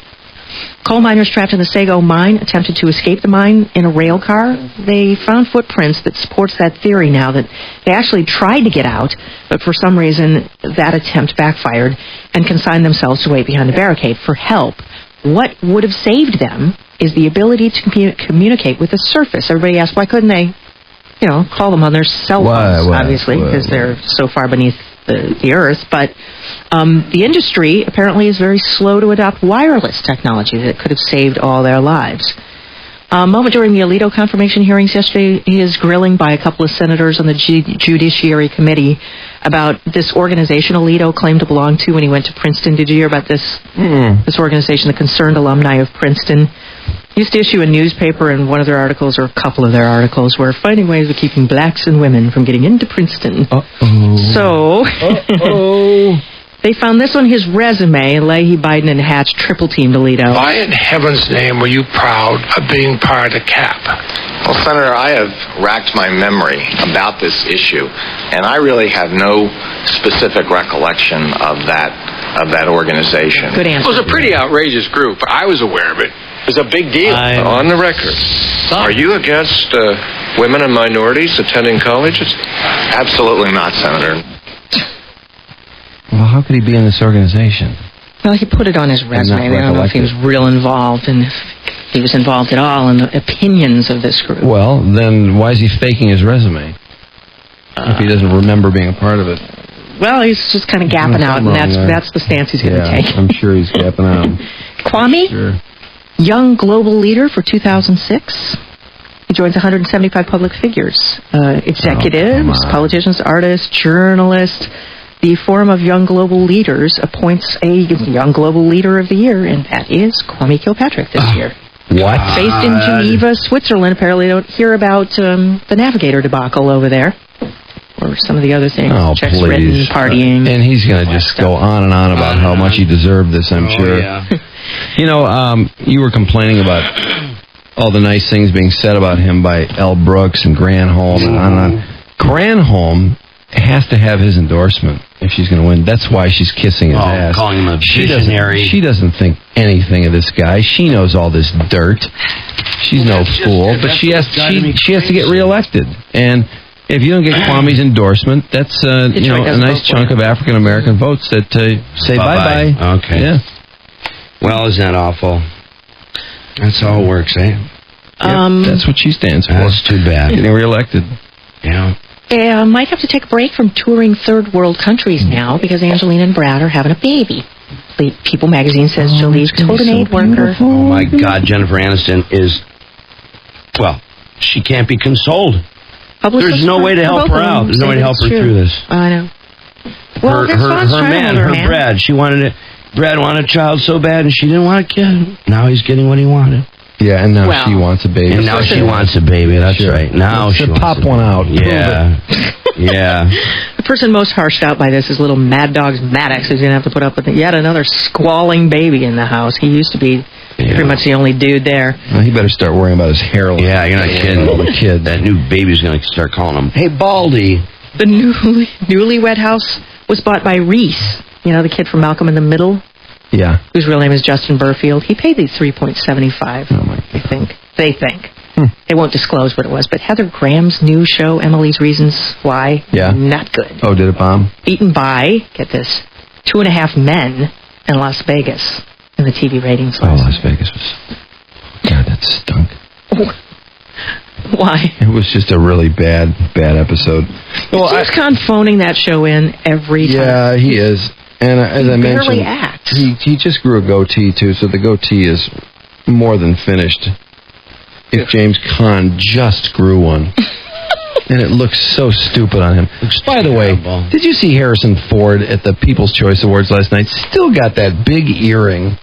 Oh, come on, Ford. You're like 70. Yeah, you don't just pop an earring and it's 70. That guy's a weird cat.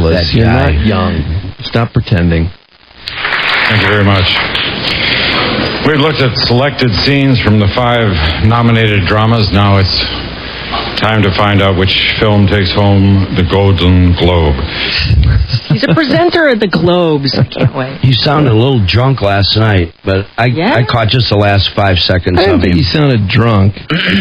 Is it? We've decided. Didn't somebody say he's just starting to sound like this anymore? He just Maybe. has that way The that Tom Brokaw disease? he's becoming almost like a caricature of himself. Something. He gave away, what was it? All hunched best over. movie, and it was to Star Wars. And George Lucas really Lucas, seemed who was also excited weird. to win.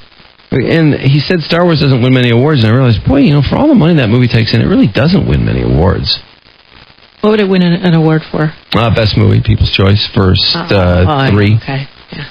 I could see that. But acting, directing, necessarily?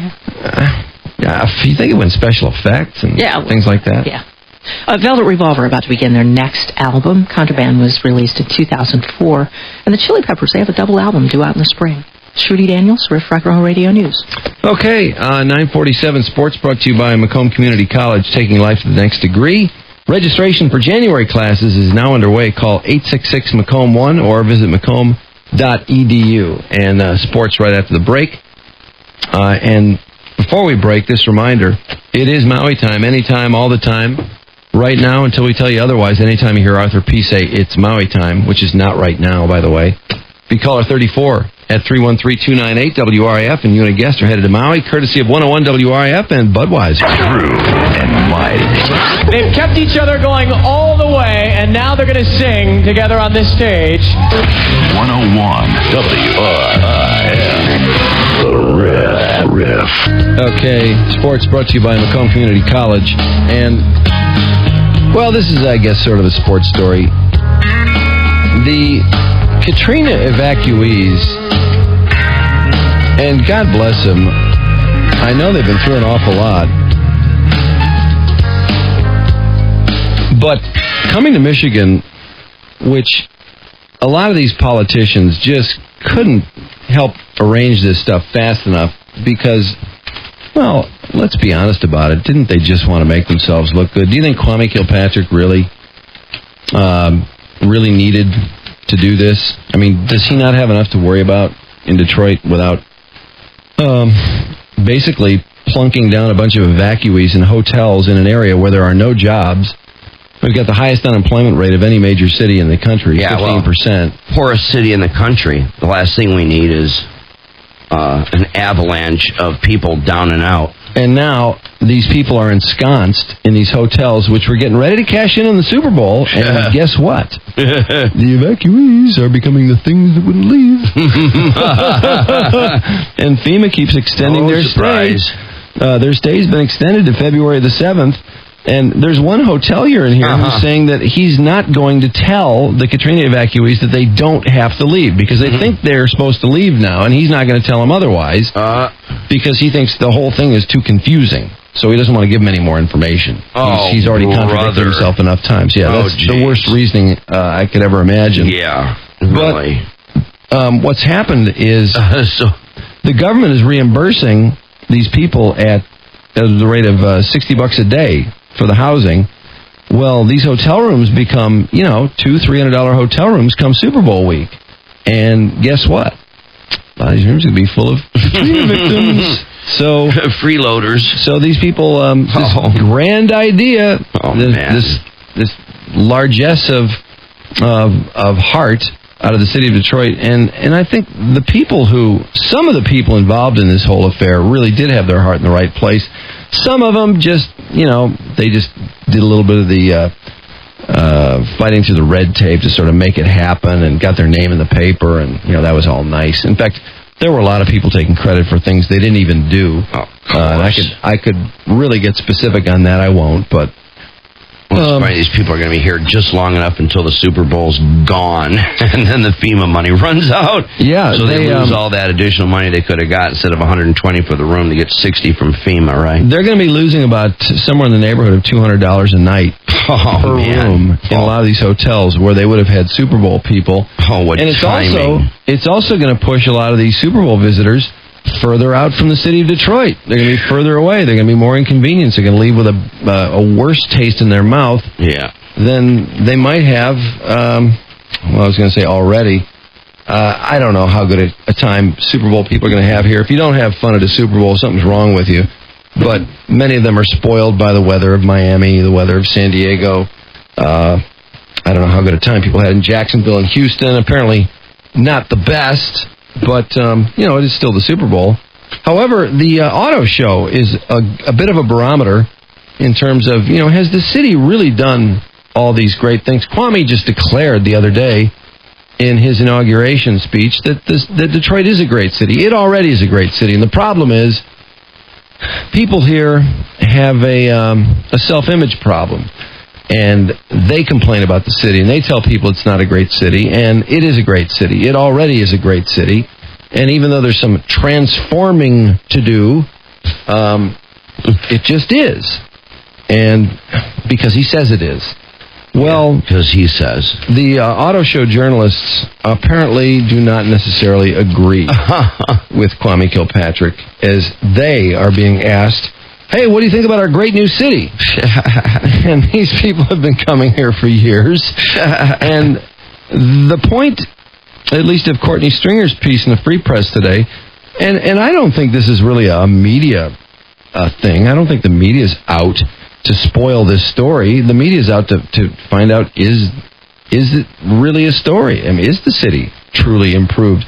All these things that he said when he wanted to get reelected, which really boiled down to, hey, I cut the grass, I picked up the garbage, what more do you want? Yeah.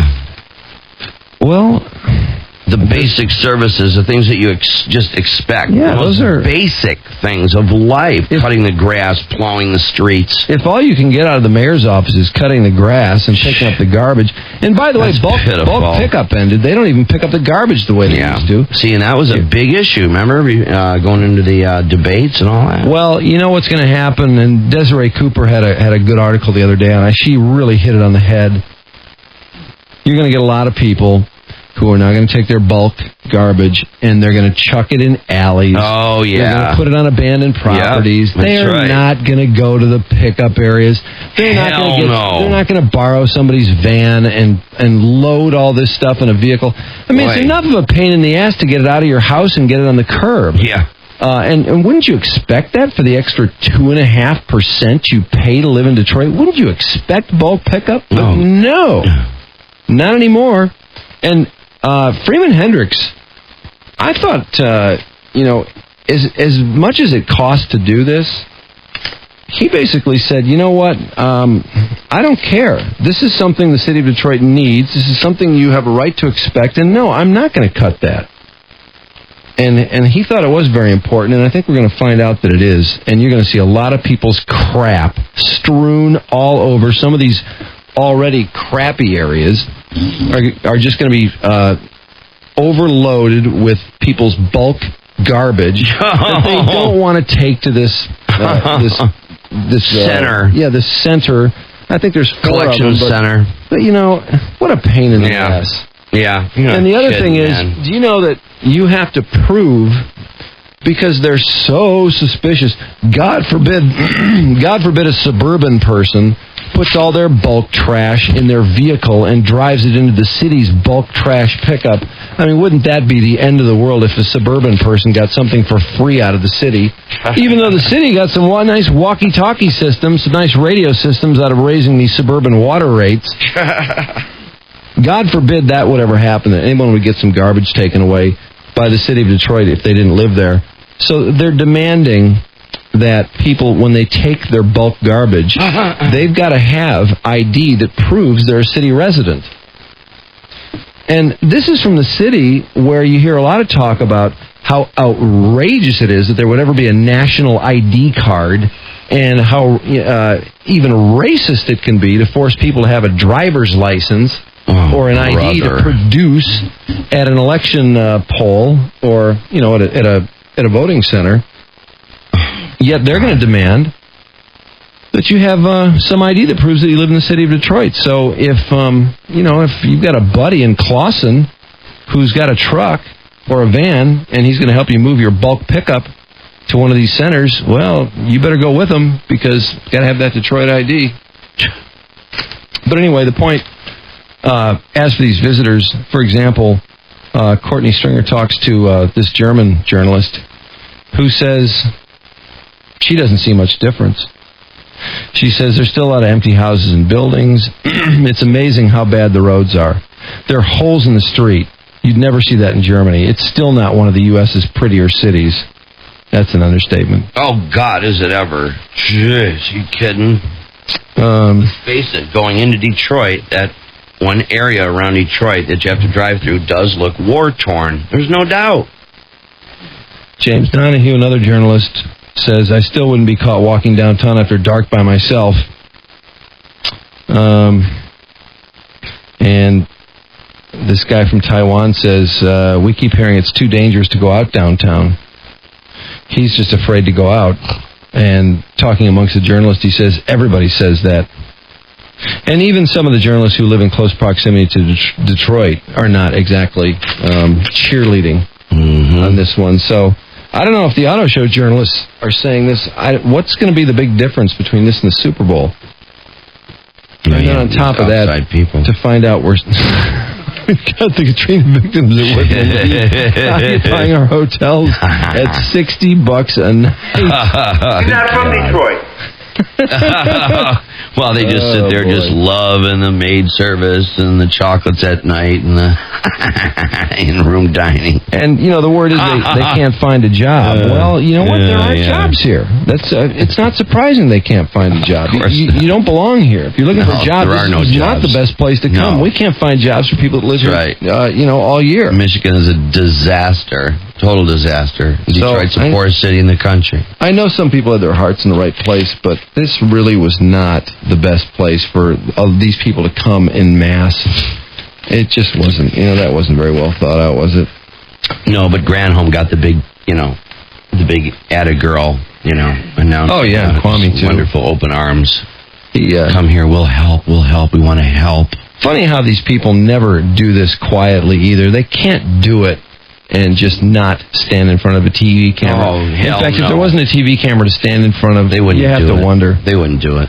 Red Wings losers last night to Carolina. Carolina got up to a 3-0 lead, which is exactly what the Red Wings did the previous game against the Stars.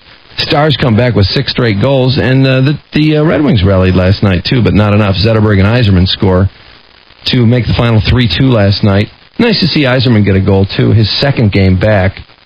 I don't know how much ice time he got. Somebody want to drop us a line on that one? Pistons over the Hornets. They're 27-5 now, 96-86. Rip Hamilton had 30 points. Chauncey, 18. 6 assists and 4 rebounds. Ben Wallace, 12 rebounds. And another winning effort for Detroit. And, it's funny that that new joint they're playing in Oklahoma City, the Hornets have got a nice record there. Tough team to beat in their new joint.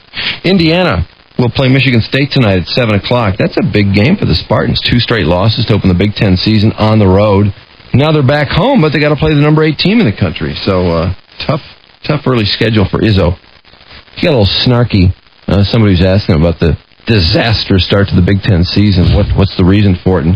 And take terribly kindly to that. Missouri beat Oklahoma last night. Wisconsin beat Minnesota by 2. The number 17 Badgers picking up another Big Ten victory, as they would be 3-0 now in the Big Ten, 13-2 overall. UCLA loses their starting forward, Josh Shipp. He's got problems with that right hip, where he had some work done in the offseason. Detroit Mercy's Brandon Cotton out for a couple more games. The junior guard and leading scorer had 12 stitches for a cut he got in the Youngstown State game, and he's going to miss a couple more. Michigan Wolverines are going to play 12 football games this year. Boy, a real about-face on this scheduling and postseason mindset with Lloyd Carr, who announced that he thought there should be a playoff. Strange that Lloyd would turn around and say that, and also turn around and play a 12th game, as Vanderbilt will be the opening opponent. And this is, I don't know, Vanderbilt I know is better, and Jay Cutler's supposed to be a great quarterback, but Jay Cutler's not there anymore. And how much recruiting can they have plucked off their more exciting team this past season, or how much can that really impact next season's team? So looks to me like we've just brought maybe the worst or second worst team in the SEC to town for a non-conference game. How sad the days of those great Michigan schedules. And, I thought that was a big part of the Michigan tradition, was the fact that they took on all comers. And now And I suppose this is just the way it has to be. If you want to get in the BCS, you can't lose a bunch of non-conference games. But Vanderbilt, just not the sexiest non-conference game, but a better opener than Central Michigan or, let's see, was Ball State? Yeah, Ball State was the opening opponent. Ball State 4-7 last year. They moved to November the 4th, so there is no bye week for Michigan now. Whether that matters or not, we'll see. Eisman got 12.50 on the minutes. 12.50, okay. Yeah. That's a little more than he was getting, actually. He was around 9, wasn't he? Yeah. Bill Cowher says he's going to meet with Tony Dungy before that game this weekend and let him know how badly he feels and where his condolences are. Those two coached together with the Chiefs, and Cowher has a great deal of respect for Dungy and his family. The Eagles have given Drew Rosenhaus permission to seek a trade for Terrell Owens. It's unlikely a team would give up players or draft picks, as they're going to have to cough up a $2.5 million signing bonus and a $5 million roster bonus by March the 1st. So the Eagles don't want to be on the hook for that, and they don't want Terrell Owens either. Who does? Do the Lions want Terrell Owens? I don't know. I mean, it seems to me our locker room can't get any worse. Our on the field certainly can't get any worse. I don't know. I know we've got too many wideouts. We supposedly have these 3 great young wideouts who just need a veteran to help them remind themselves how great they are. Well, why not just get a guy that is great? I don't know. This would probably be a big, expensive acquisition, with these signing bonuses and these roster bonuses.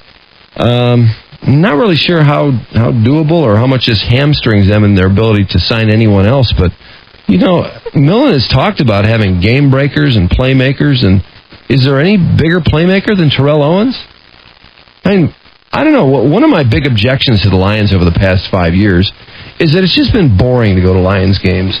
You pay for the season tickets, and I think NFL season tickets are a bargain as far as that goes, because you pay for 41 Piston games, you pay for the exhibition, you pay for same number of Wings games basically. You pay for the exhibitions, and for a good seat, you wind up coughing up. I don't know, for the Pistons, $100. For the Wings, $70, $75. For the Lions, it's about the same, $70, $75 a ticket for, each of those 8 regular season games, which are all big games. But unfortunately, with this dink-dunk offense and, scoring 14 points a game or 13 points a game, it's just been a real boring 5 years. And wouldn't it be exciting to at least lose with a little more flair? Terrell Owens would certainly help you do that. And I don't know what the Lions would have to lose. It seems to me a lot of these other teams that are out there who would seem to be logical homes for Terrell Owens, I think they do have a lot to lose, potentially. Atlanta, for example, is one. Now, that's a team that's certainly a playoff team, or at least a bubble team. What kind of a mess could he make down there? I don't know. Could make them better. But, this is a real complicated guy to pick up. And when you're 5-11 every year, I don't know what you have to lose by picking up a guy like T.O. I think that would that generate some excitement in this town. Steelers assistant Russ Grimm will interview for the Lions, Packers, and New Orleans head coaching jobs. Brad Childress signs defensive backs coach Mike Tomlin of the Buccaneers to run the defense there. Quincy Morgan, returner and receiver, Quincy Morgan of the Steelers. He's done. Broke his leg in the win over Cincinnati. And Texas Tech's assistant football coach Dave Brown, former Michigander, died Tuesday of an apparent heart attack while playing basketball on campus. Lendell White will go to the NFL, as will Brian Calhoun of Wisconsin. Penn State's All-American linebacker Paul Posluszny says he's returning for his senior year. And Bruce Sutter goes to baseball's Hall of Fame. Barely made it. Jack Morris, only 40% of the votes. Trammell, only 17%. Tigers close to working out their deal with Mike Maroth, who is 14-14. He chews up some innings. That's a guy I guess you want back. And that's sports. Jack Morris, that's the guy off the 84 Tigers that I just can't see why he doesn't get closer. And, when they showed the list of people that seemed to be good candidates, Jack Morris, not even mentioned. All the pitchers mentioned were relievers, and then there was Bert Blyleven, who won 287 games. Granted, 33 more than Jack Morris, but Blyleven pitched in the World Series for the 79 Tigers, and he had one nice outing in that series. He had a relief effort where I think he pitched 4 scoreless innings, but, as far as postseason, not even on the same planet as Jack Morris. And I think his winning percentage is substantially lower, too, but, being 13 shy of 300, he's probably going to get in at some point. Yeah. I'm just thinking of people around that mark of wins. Fergie Jenkins got in there with 284. He did have 7 20-game win seasons, and I think he won a Cy Young in the National League. Jim Palmer, he's in at 268. Morris only 14 shy of Jim Palmer. Sandy Koufax in with 165 wins. Dizzy Dean in there with 150 wins. If you were dominant enough, even for a short period, a la Bruce Sutter, Sandy Koufax, Dizzy Dean. Jack Morris, you look at his career, he was the starting pitcher of the 1980s. I don't know why he's not considered, doesn't get better consideration. Just a stellar career, stellar postseason career. That 10-inning game against the Twins should have iced it. And then he was on that Blue Jay championship team. Hard to believe. That's a big game pitcher. And again, just 14 games shy of Jim Palmer. And you think of Jim Palmer and you just think, Cy Young contender every year. Well, there's really not much separating those two. So, make it 19 after 10 at WRIF. And Colin Farrell's sex tape. This was big news yesterday. And I came in this morning thinking we might be taking a glimpse at this thing. Have you seen the still photos? Yeah, I have. This guy. Oh, jeez. Wow. What'd you think of the girl, by the way? The girl I haven't seen. I know she's in Playboy, but I haven't seen her. Let me see. That's her. Oh, black chick. Yeah. Whoa. Farrell, get out of town. You crazy man. You. Easy, George Wallace. What's the big deal? Well, it ain't no big deal anymore. Well, Colin Farrell. Yeah, this is a guy that is not afraid to mix it up with a tranny. Oh, yeah, that's right.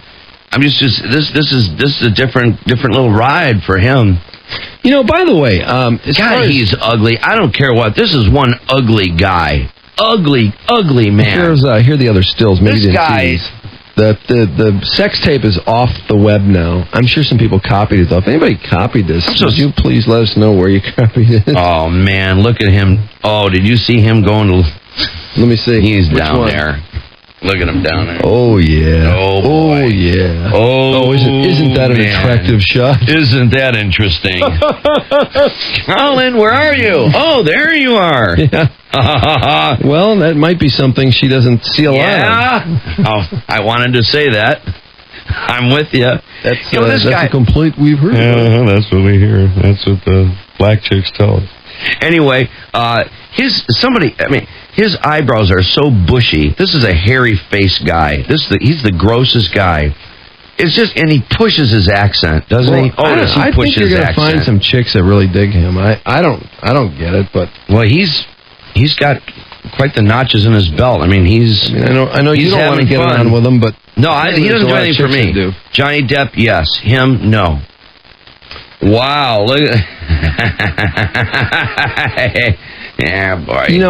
In light of he got busted for sucking face with his tranny down in Miami at a party. Yeah. And apparently he didn't know it was a transsexual, and he was all over this guy. Just all over him. In fact, they disappeared into a bedroom. Oh, how embarrassing. And he emerged, with a smirk on his face, I guess about 20 minutes later. Like he really had something. Yeah, and everyone at the party knew it was a tranny but him. That's amazing. Yeah, how humiliating is that? You don't suppose he had some, butt action or something and kept the other parts away and he really thought, hey, who knows? Oh, God. Can you imagine? Oh, jeez. Oh, God. But the new Vanity Fair, the Lindsay Lohan story? Yeah.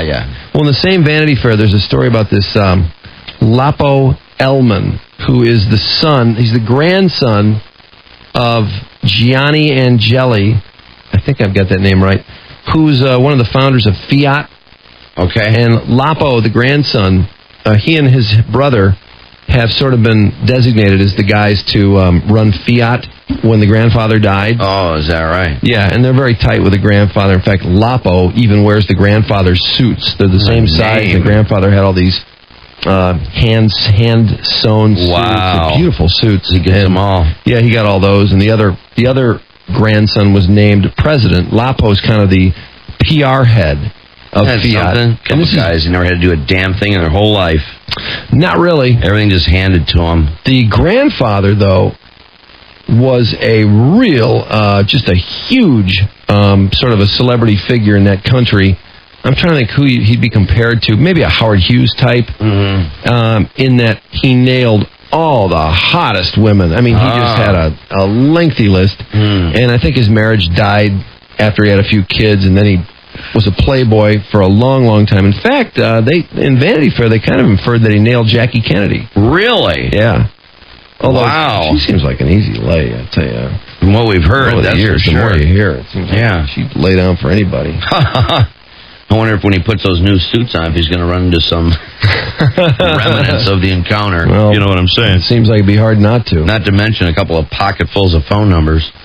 Anyway, Lapo was involved in this this Punto. I think they call it the Grande Punto. This new sports car. Okay. That Fiat put out, and Fiat is really close to just going under completely. And the grandfather's dying wish was, keep Fiat in Italian hands, don't let it get away. Yeah, and so don't sell it. Lapo and the brother John, are desperately trying to save this company. And Fiat, I think, had pricing issues. That was really their problem. It was just too expensive. The Spider and the Alfa Romeo were just too damn expensive. And they didn't have anything, that a young guy, a young sports car kind of guy could afford. So this Grande Punto, which, he was driving the month before an incident I'll tell you about in a second. and this guy is such a national figure now, this grandson, that he's just a publicity magnet. He's in gossip columns all the time. He was nailing the biggest Italian movie star, young female, kind of the Scarlett Johansson of that country. Yeah. And, is she hot. Oh, boy. And Lapo, I don't know, I didn't really get it, other than the fact that he's now half the top of Fiat. Oh, yeah, that's all he needs. That's all he needs. Oh, that's way all he needs. But anyway, after they launched this new Fiat, Lapo was taken to a hospital. They got a 911 call. There's a man, he's not breathing correctly, and blah, blah, blah. So anyway, ambulance comes, they take him to the hospital. Turns out it's Lapo. Oh. And he's in a cocaine-induced coma. Oh, man. Yeah, and this guy had nothing but, fabulous publicity. The whole country's in love with this guy. Oh, everyone wanted him anywhere. Any event was, you got to have Lapo there. He was a big gossip page guy, and all this publicity was good for Fiat. He started a Fiat line of clothes. It really was a good, in my opinion anyway, from what I read about him, seemed like he was in terms of PR and getting to young people, you couldn't have picked a better guy. Yeah. Just because he's a real stylish guy, and it just seemed like the kind of guy that you'd say, oh man, what I wouldn't give to be in Lapo's shoes. Right. Between the money and the style and the chicks and all that. Well, he started a line of clothing, shoes, a lot of the same kind of things that some of the successful American companies have done, like Nike, getting their stupid check on all the college football uniforms. It's strange how this has happened, that company logos would become fashion, but, he did the same thing with Fiat. Anyway, he's brought to the hospital in this cocaine-induced coma. Jeez. Takes him 3 days to come out of it. Whoa. Yeah, he was really gone. Wow. Well, I didn't even know there was such a thing. I know, I didn't realize that either. I thought it would kill you. You'd have a massive heart attack before you'd ever go into a coma. Anyway, it turns out he had been cruising in spite of nailing this hottest movie star in Italy. It turns out he'd been cruising this real seedy part of Italy for months. People saw him repeatedly, prostitutes, and everyone just saw him. And they found out that he bought about $1,200 worth of cocaine on the night in question. And judging from the company he was keeping, it sounded like he did it all. Yeah. And he'd made some pretty bodacious statements they found out in interviewing that, he felt that he was better than the drug, and that drug couldn't stop him, and he could do all he wanted and perform the next day. What a nut! And actually, in reading about him, see, he just completely came unglued. And attaching him to the drug, it all sort of made sense because he was just kind of going, flying here, flying there. This company's ribbon cutting. Going to, the opening of the Fiat fashion store, on and on and on. Well, you wonder about these people that do that, you know what I mean, where they're just constantly on the go from there to there, A to B to C to D, and they never stop. You wonder, where do they get? It just doesn't seem humanly possible. And you always start thinking, they got to be powered up on something. Well, anyway, the cocaine turned out to be really the secondary part of the scandal once they dug into it. So we're getting into some homo stuff now. Well, I'll tell you. No, please. Right after this. Okay. Sorry. And Mike. Oh, man. Screw the Oscars. That was awesome. 101 WRIF. The Riff. I left one thing out of the Lapo story. Well, two things, really. Lapo, the 28-year-old, sort of the co-head of Fiat, as Gianni Agnelli died. Did you follow the Fiat story, Trudy? The death of the grandfather? I remember that he kicked, but... Yeah, well, he was this international playboy, really kind of a suave, dashing guy, really pretty cool guy, in spite of the fact that he couldn't keep his dick in his pants.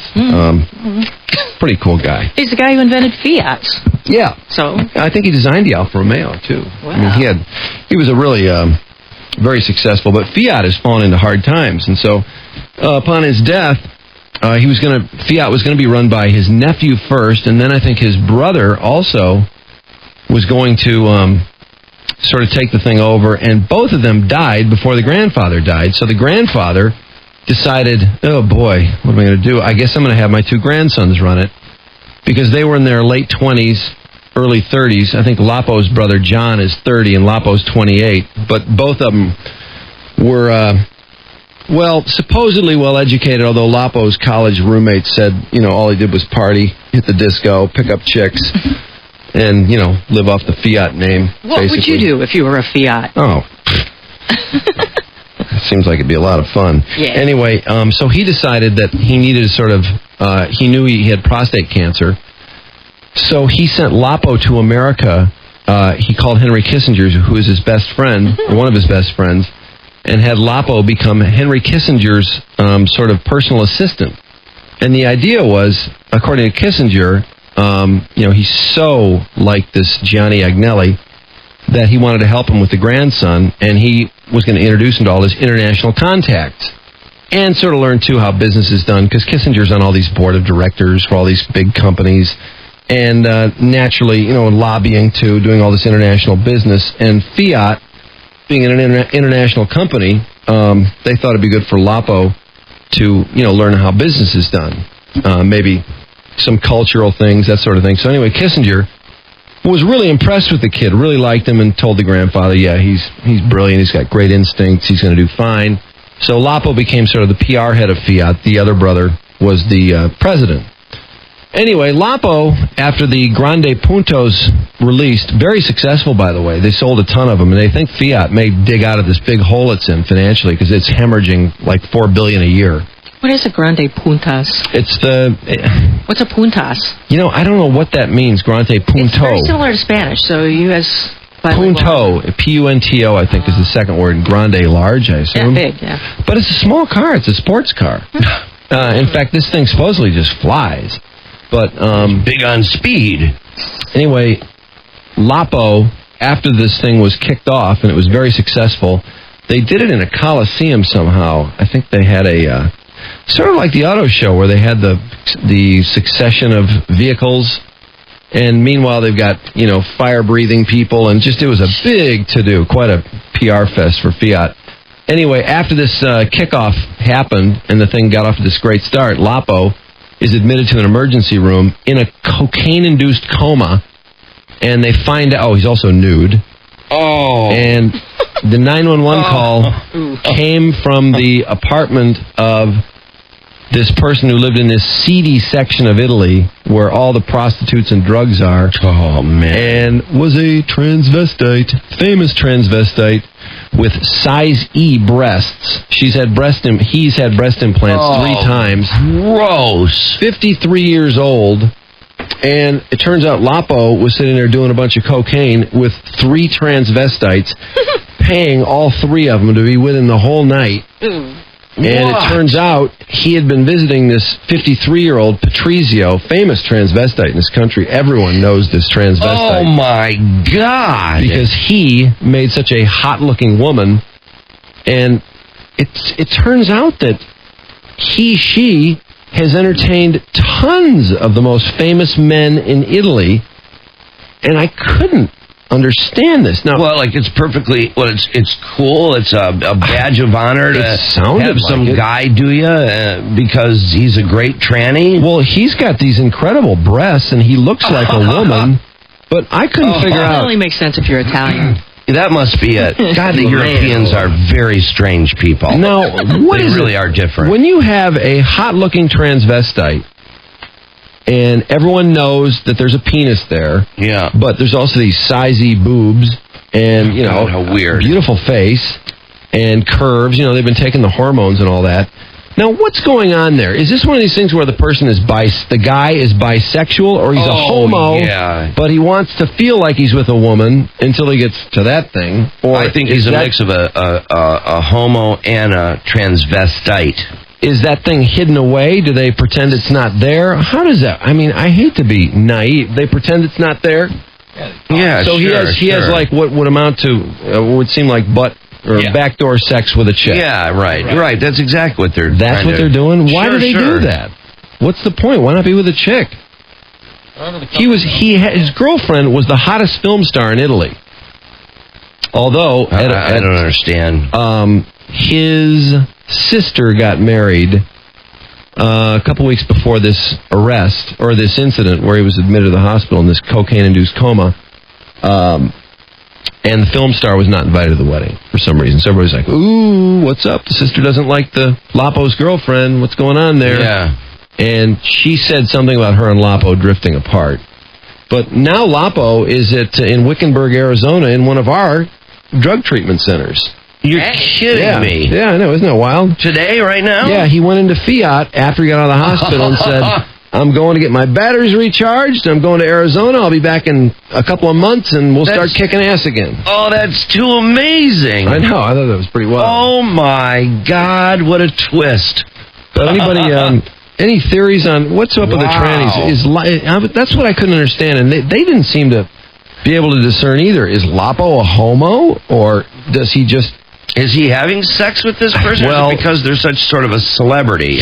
She was kind of acting like, Lapo was sad over the breakup with the girl and he needed someone to talk to. And I'm thinking, I'm sorry, you don't pay somebody all this money to sit there and do drugs for hours on end because you need someone to talk to. Area, conversing with this well-known transvestite. And how surreal. He had been sighted there all summer, they said. They'd seen him driving around his Ferrari, circling this area. Wait. The guy that owns Fiat is driving a Ferrari? Yeah, he has a Ferrari. Yep. What? Although he put it away for the whole month the Grande Punto was coming out, he was driving that car. Because apparently, whatever this guy does, every other guy in Italy wants to do. So I guess this transvestite is going to be busy for the next 10 I was going to say. years. Yeah. But anyway, Drew Mike at WRF.com. Does transvestite equal homo?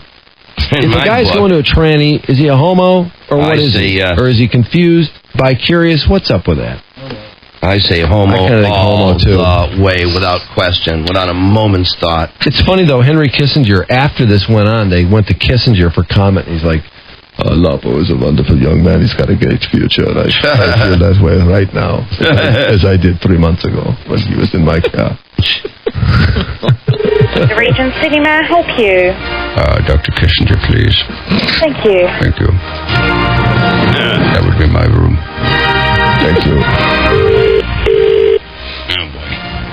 Hello? Dr. Kissinger? Yes. Yes, this is Drew and Mike calling. We're on WRIF Radio in the States. How you doing? Very good. Are you enjoying the Olympic Games? very much. Very good. What did you get to see tonight? Tonight I didn't see anything. I had dinner Oh, okay. with a friend. Yeah. Did you get to see the beach volleyball dogs? We were hoping to get some comment from you on the beach volleyball gold medal. No, I didn't see it. Yeah. I thought you'd be out there on the beach because there were some pretty attractive women out there, Dr. Kissinger. It was quite a scene. Well, no, I wasn't. You a man whore. Thank you for calling. You're pushing it. How was the meal there in Australia? Hey, Kissinger. You a man whore. He is a man whore.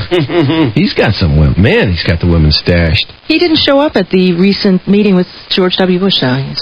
He's in the hospital, and I'm hoping he's okay. Oh, yeah, I hope so. Yeah. Boy, he'd be missed. Mm-hmm. Dr. Kissinger. They're sinister for sure. Now the IRS has been attempting to, in the past couple of years, soften their image just a little bit, but it's back to the old IRS. They are accused by this tax advocacy group of freezing refunds for hundreds of thousands of low-income taxpayers without letting on that they were being investigated for fraud or giving them a chance to arrange for a defense. Tax advocacy group testifying before Congress this week about these unpaid tax returns. These returns, the checks weren't getting out to the people. In fact, the number of tax returns that have not been returned to people spiking about 400% since 2002, and USA Today reporting that most of these people, 66% of them who are being investigated, were exonerated entirely by the IRS. But again, they're low-income people who really don't have a lot of leeway and have a lot of money, and so they were waiting for their check to come back in the mail. And when the IRS freezes you, apparently, for an investigation, they then will not return, any money back to you in succeeding years. So these people were suffering. The reason for the testimony before Congress. All those people who filed for bankruptcy before the new anti-bankruptcy law took effect in October, that set a record. A record 2.04 million people filed for personal bankruptcy before the October deadline. Oh, of course. Yeah, we got them before the deadline. Yeah, who wouldn't have, except for the law that restricted bankruptcy, 1 in every 53 households, they say, filed. 1 in every 53 households? That's ridiculous. Isn't that insane? Wouldn't have, though, had this not taken place. When you first learned how bankruptcy worked, that you do a little paperwork and all of a sudden you don't owe anyone any money, did you not find that a little unbelievable? I sort of have this kind of upbringing that you'd never be able to do anything like that without being horribly disgraced. So. Well, that's how I feel, but isn't it amazing how many people do it? Especially business people. I mean, successful... respected business people, even occasionally. Although, you do hear about that periodic case where the person ends up becoming successful again and paying everyone back that they ever owed money to. Yeah. Well, Willie Nelson did that to the IRS when he owed all that money. Remember? Yeah, he paid it off. Yeah. But that's kind of a separate thing. But I don't know if you can blow off the government. There were people, though, Drew, and this is what they were mostly in the kind of liberal circles were talking about with regard to this, who lost their jobs in the several years preceding this taking effect and had put, say, if they got sick, most of their medical expenses on a credit card. And then the credit cards, of course, the companies will kick the interest rate up if you miss a payment. And so they're paying maybe 22% interest on a credit card they'd never pay off. Right. And, lost their job, having medical problems. All those things were quite the prescription for, these people being desperate, which it contributed in part to, the sympathy factor for some of these people. But I don't know if you can be sympathetic about this, but there was a teabagging incident perpetrated on some frosh wrestlers at a school in the suburbs of Chicago. Oh, the Argo these homo kids. The Argo Community School suspended 3 coaches and 3 varsity wrestlers who hazed younger athletes on a bus home from their victory over Bremen High School. Frisky from tromping the other school 67-0, the older boys pulled between 5 to 7 freshmen to the back of the bus. 2 would pin the younger boy, while the 3rd bagged the victim. The coaches on the bus at the time supposedly didn't notice the teabagging was taking place. Coaches were, by the school board, forced to miss 9 meets and had their pay docked by those 9 different wrestling meets. And the wrestlers were sent to alternative schools as punishment, but barred from extracurricular activities. One of the moms, however, actually was sympathetic towards some of the coaches, saying that they sat towards the front of the bus to, get this, guard the only girl wrestler and her girl managers from the boys. What kind of animals are on this bus? Guard the guys, teabag too. the young kids, and then you've got to keep the one girl wrestler safe from the other ones. The coaches heard about the teabagging, she says in their defense. They kept it from happening again. One parent says, or a lot of the parents at the school basically said that they'd heard or seen something like it in their experience at school. Had it been either teabagged or participated in a teabagging themselves, and defended it as just a simple initiation. In Washtenaw County, the Parks and Rec Department lightening up on the dress code there for their city pools, relaxing the restrictions. Instead of wearing a bathing suit, you can go in fully clothed this summer, which is for the Muslim users of the pool, who, by their religion, can't wear swimsuits. Nice folks. This couple in Boulder, Colorado, John Benet Ramsey's old hometown, left their entire estate to a parrot. A parrot? Yes, a parrot. Now, that'd make one of those funny stories without the rest of the story. The 54-year-old James Scott was pleading guilty to trying to arrange sex with two teenage girls. Plot was the girls were supposed to kill him after the sex so his wife could collect the insurance money. Girls basically didn't have any taste for the homicide, and so the plot was foiled. He, instead, had to kill himself and his missus. They were found with smoke and gun holes in their heads as he was about to be sentenced to 24 years behind bars for this little plot. But they arranged in the interim for their house to be left, the $500,000 mansion in Boulder, to their parent. And it would become a bird sanctuary then. Seattle? The parrot owns the joint now. Great. Seattle, where the weather sucks even more than here, it's rained 23 days in a row there. That's bad even for them, they say. They usually have a few cloudy days and then a break, but not this year. Eminem and Kim going to remarry. The Macomb County Clerk's Office says the two filed for a marriage license on Monday, so they have 30 days to walk down the aisle again. I can't believe that. I think he did it for Can we not hear any more songs about her, please? Well, his latest one off the new album is about the whole thing about getting back together with her. Boring. Haley. Boring. Haley. Glad you're a good dad, but we've already told us that. Well, it's kind of a theme. He does tell you. He kind of hammers a point for a while, and I think it's the next thing. The Best Dogs, the American Kennel Club, claims that the city of Detroit's favorite dog is the German Shepherd. There were more AKC registered shepherds than any other kind of dog. Second most favorite dog in this area, the Lab. Labs are the number one dog in the country, but here in Detroit, they're second to the Shepherd. The Yorkie is the third most popular dog here. Yorkie? Yeah. Really? Followed by the Rottweiler. Strange to think that a city and its suburbs who pride themselves on being tough, fancy, the Poodle is fifth. Where's Maltese come in? They're not on this list that I want specifically. I'm kidding. All down this list. Oh, that's a bunch of crap. There's nationally the Lab, the Golden, the Yorkshire, then the German Shepherd, Beagle, Dachshund. Oh, the wiener dog. Dachshund's still on the That's list. a wiener dog. Then the Boxer, and a Poodle, and then Shih Tzus. They're sort of close. No, people just like saying the name. Shih Tzu. And then a miniature Schnauzer. Baloney. Yeah, some of this is political. In Detroit, though, it's after the Poodle, the Golden, the Shih Tzu, the Boxer, the Cocker, and the Chihuahua. Chihuahua. Hootie Chihuahua. Chihuahua. All right, winding down after this. Drew and Mike. We come off like amateurs. We're buffoons. 101 WRIF. The Riff. Bill Spencer from Channel 7's doing a story on the fund for our service people in Iraq. Is Bill and Channel 7 instrumental again this year in getting that fund going to send these guys some Christmas goodies.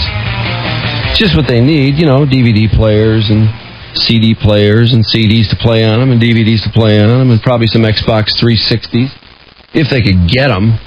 That story about Kevin Garnett was really kind of nauseating. Kevin Garnett gets 13 Xbox 360s, brand new ones, and I'll bet you they had a hell of a time getting them for our service people. But he gets one for every member of the Timberwolves and the locker room. Whatever. As if I wouldn't do the same thing. Anyway, Bill's coming by. He's going to include us in the story because our fund, which started with these CDs, and has grown nicely, with the sale of, I don't know how many CDs we sold exactly last time. It was 15,000, something like that. Anyway, we had a nice contribution to the fund, which we've used to, it's generally intended, you have to have a mission statement. Boy, these things get so complicated. I had no idea it was so hard to give away money, but it really isn't that easy. And there are no salaries in this fund either. So it's very efficient, but at the same time, you have to have a mission statement. So you can't just suddenly give money to somebody because you want to, or they need it, or they're in, even to direct something at Katrina would be complicated, because we sort of made our mission statement that money would go to public servants who have been, who have hit hard times for some reason. It didn't specify death because we figured, and in the past we had worked with police officers who were shot in the line of duty or been injured, and so by not specifying death, it sort of left the door open to help people, who suffered dire consequences, either from being shot or blown up, or anyway, because we got into a couple of Iraq cases. And for that Christmas fund, because it was related to the war, we were able to get a donation in there, $10,000, to that fund for the Iraqi service people from Michigan. And it was not, it was a nice fund too. It was local. And boy, Michigan has paid a big price in this war. I think we're up to, last I remember, about 61 deaths in the Iraq war. Specifically guys from the state of Michigan, and it's terrible. Every couple months it seems there are a couple more funerals. Hopefully that number will stay where it is, or at least not rise as quickly as it had. But anyway, Bill Spencer's really worked hard on this thing, and he's doing a follow-up story, being that the holidays are over. I don't know if they've got video of the guys playing with their Christmas gifts or what, but he's kind enough to come by here and include us in his story, so we should turn up on Channel 7 sometime tonight, unless we get on the editing room floor, and Bill's never done that to us before, so that's kind of nice. Meanwhile, hopefully in the next couple days, I can spend more time with this Colonel Tom Parker book. This is really funny. Oh my God. What a scamster. Whoever heard of an entertainment agent taking 50%? But, it is Elvis we're dealing with here. And unfortunately, in Tupelo, apparently the Tupelo school system just didn't do all that much for Elvis in terms of his business acumen, because he worked his entire career with the Colonel Tom Parker representing him and taking 50%. God almighty. Whatever Elvis had, he had. Isn't that amazing? I told you yesterday, the Colonel never set up an international tour because he didn't have a passport. So he screwed Elvis out of all his international dollars, and even the Beatles in the 60s. That's a long time ago, I know, but, the Beatles and the Stones in those days were traveling to the Philippines and Asia. Beatles did shows in Japan, and, those were big paydays for those guys. And Elvis missed out on all that. And he was damn near broke when he died. He was getting ready to go on tour. He needed money. He needed that machine to kick out some more money. God. But, speaking of the Beatles, I was just reading about that when we read about it before, the King's meeting with the Beatles. And it was a very complex ordeal, as in 65, Elvis was making all those bad movies, and all his music, all it was the soundtracks to those bad movies, and he hated it. But the Colonel just told him, hey, man, you got to do it. Sorry, we signed a 6-picture deal or a 3-picture deal. And so Elvis essentially keeps churning out bad movies, and that's the essence of his career. He hates what he's doing. He wants to get back to making good music, but he can't because the songs have to fit these stupid movies the Colonel keeps signing him up for. I mean, this has got to be the dumbest relationship I could ever imagine in terms of show business. Why Elvis didn't have the backbone to say, hey, look, Colonel, you shove it, pal. Yeah, I ain't doing these stupid movies. Quit signing these contracts, man. Boy. Or take them to court or do something, but get out of this deal, man. And why wouldn't Elvis ever sit down with someone, Jerry Lee Lewis or John Lennon or somebody, and say, "Hey, man, so what do you pay your representation?" About 15%. Oh, man, I'm paying the Colonel 50. What's going on here? Righty. But wonder how long that deal was too. It was the duration. I don't know if it was signed that way initially. You can generally get out of those things eventually. The courts tend to sympathize with these young artists who sign terrible deals. I mean, they usually have to live up to something. But when they rip off 18-year-olds, I don't think the court looks real kindly on that. Anyway, Elvis in '64, when the Beatles came over, he sent them some gifts, sent the telegram to the Ed Sullivan Show, and they idolized, adored Elvis Presley. And they loved American rock and roll, and they wanted to meet Elvis in the worst way. And Elvis just blew them off. Brian Epstein kept calling the Colonel, and because somehow they would either... their tour would be going through Memphis, or Elvis would be doing a movie in Los Angeles, and they would be out there, and there were, various opportunities, and every time the Colonel would just say, no, sorry, the King's busy. But in '65, the Colonel started getting on Elvis because he felt, the Beatles were so eclipsing Elvis that he thought they could help him. So Elvis wraps up this Paradise Hawaiian-style movie, and the Beatles were, they just played Shea Stadium, biggest concert ever.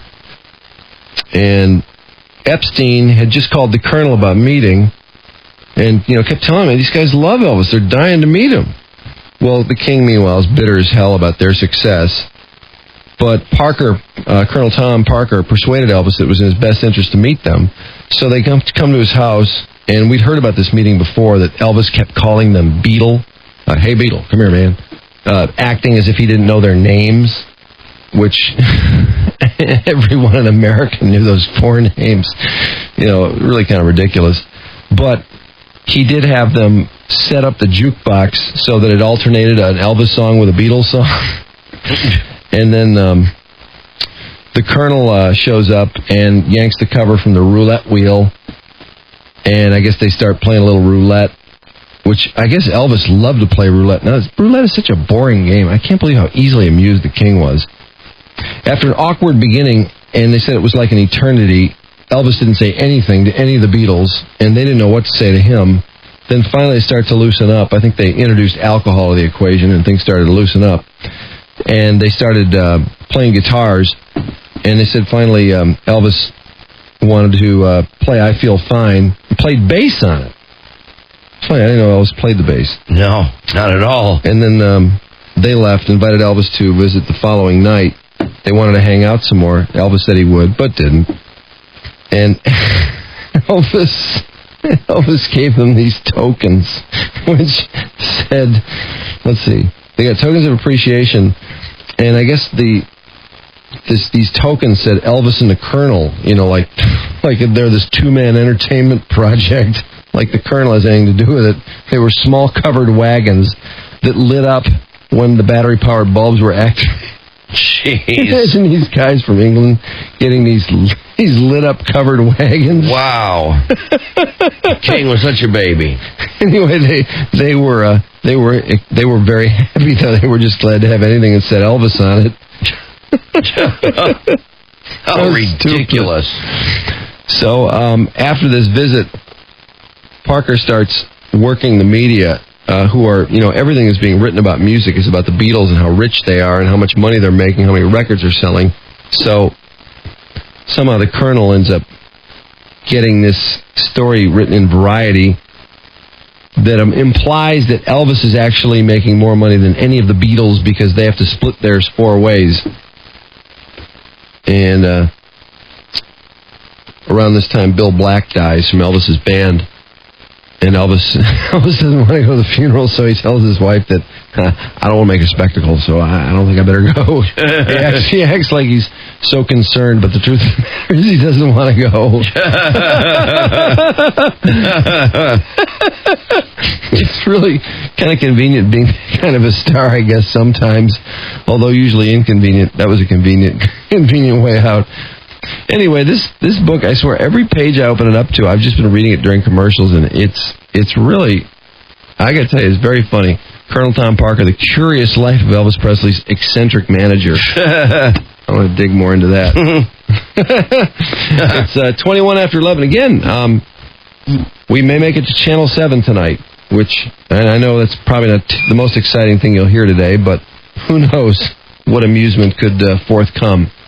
And tomorrow, we have not even touched Maui time yet, and I think we're more than overdue. So heads up tomorrow morning for Maui time. You know, Art gave away a trip first afternoon, of course, and from that moment forward, any time could be Maui time. Was the fight worth it? I mean, what did you guys really gain? And I guess maybe caving in a little earlier would have given you before. Well, I think... put the camera in the lady toilet. I think that, it's sure, hindsight's always great a lot of the time, and, that's unbelievable. Sorry, Darren. No, that's okay. But somebody pushed the wrong button. Yeah. Sorry about that, Alan. Sorry about that. Yeah, we were so sorry. Yeah, real sorry. Alan Lee from Channel 2. Yeah, that was one of our recent TV appearances. Mm-hmm. Darren on the way. How's Darren doing, by the way? You know, I haven't checked up on his numbers. He did get hurt recently, I saw, but... Did he? Yeah, I guess he's been playing pretty well. I mean, last time I asked Mickey, it seemed like things were going okay. What's that? Everything's always okay with Darren. It's a good fight, I guess. Yeah, he has been fighting more than he had in a long time.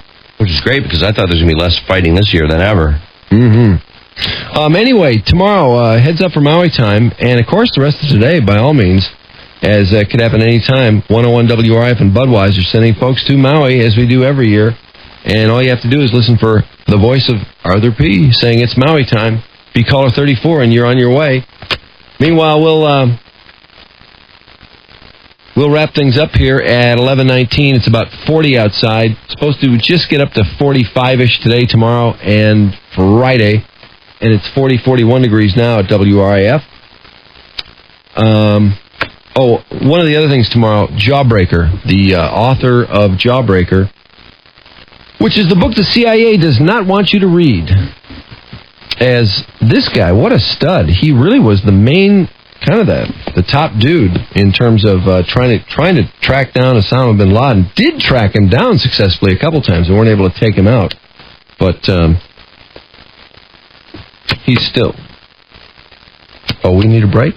Quick one. Okay. The book is called Jawbreaker, Gary Burnson. And again, the book the CIA did not want you to read, and they prove it by blacking out a number of things. They redact this thing.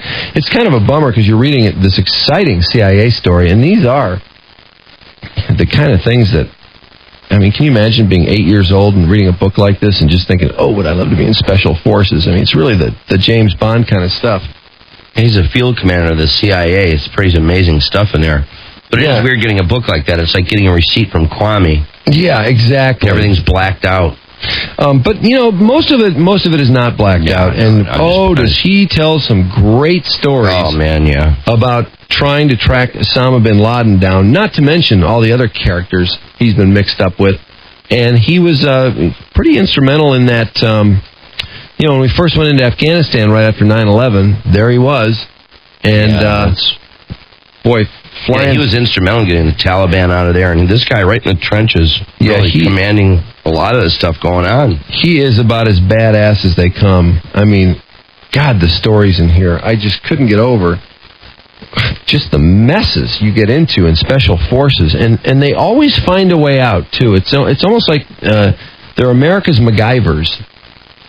Yeah, reading this book, man, I'm surprised this guy wasn't killed a million times. Oh, I know. It's really, it's just phenomenal, the resourcefulness of all these Special Forces guys. And the Special Forces guys, those are the most brilliant, really some of the most brilliant people you could ever imagine coming out of America.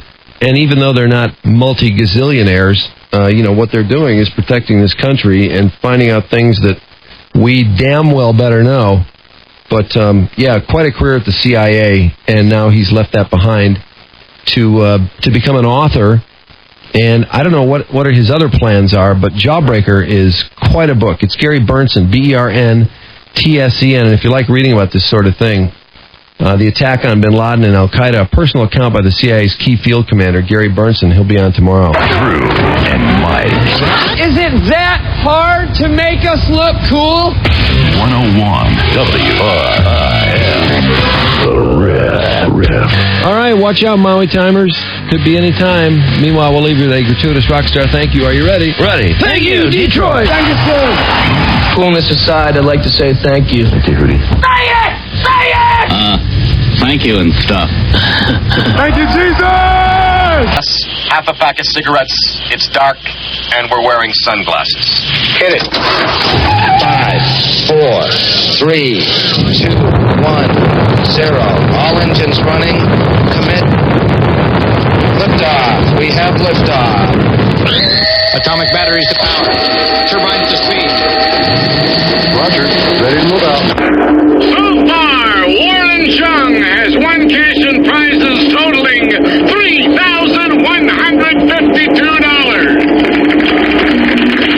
Today, one of our contestants will win a large screen TV, a Roswell lithograph, an emerald ring, or a trip to Puerto Rico, and continue a journey towards a fortune in cash and prizes, including just Audi and $50,000 in cash. In total, over $100,000 on Drew and Mike in the morning. And now, here's the star of our show. Drew and Mike. On 101 WRIF Detroit. Roger.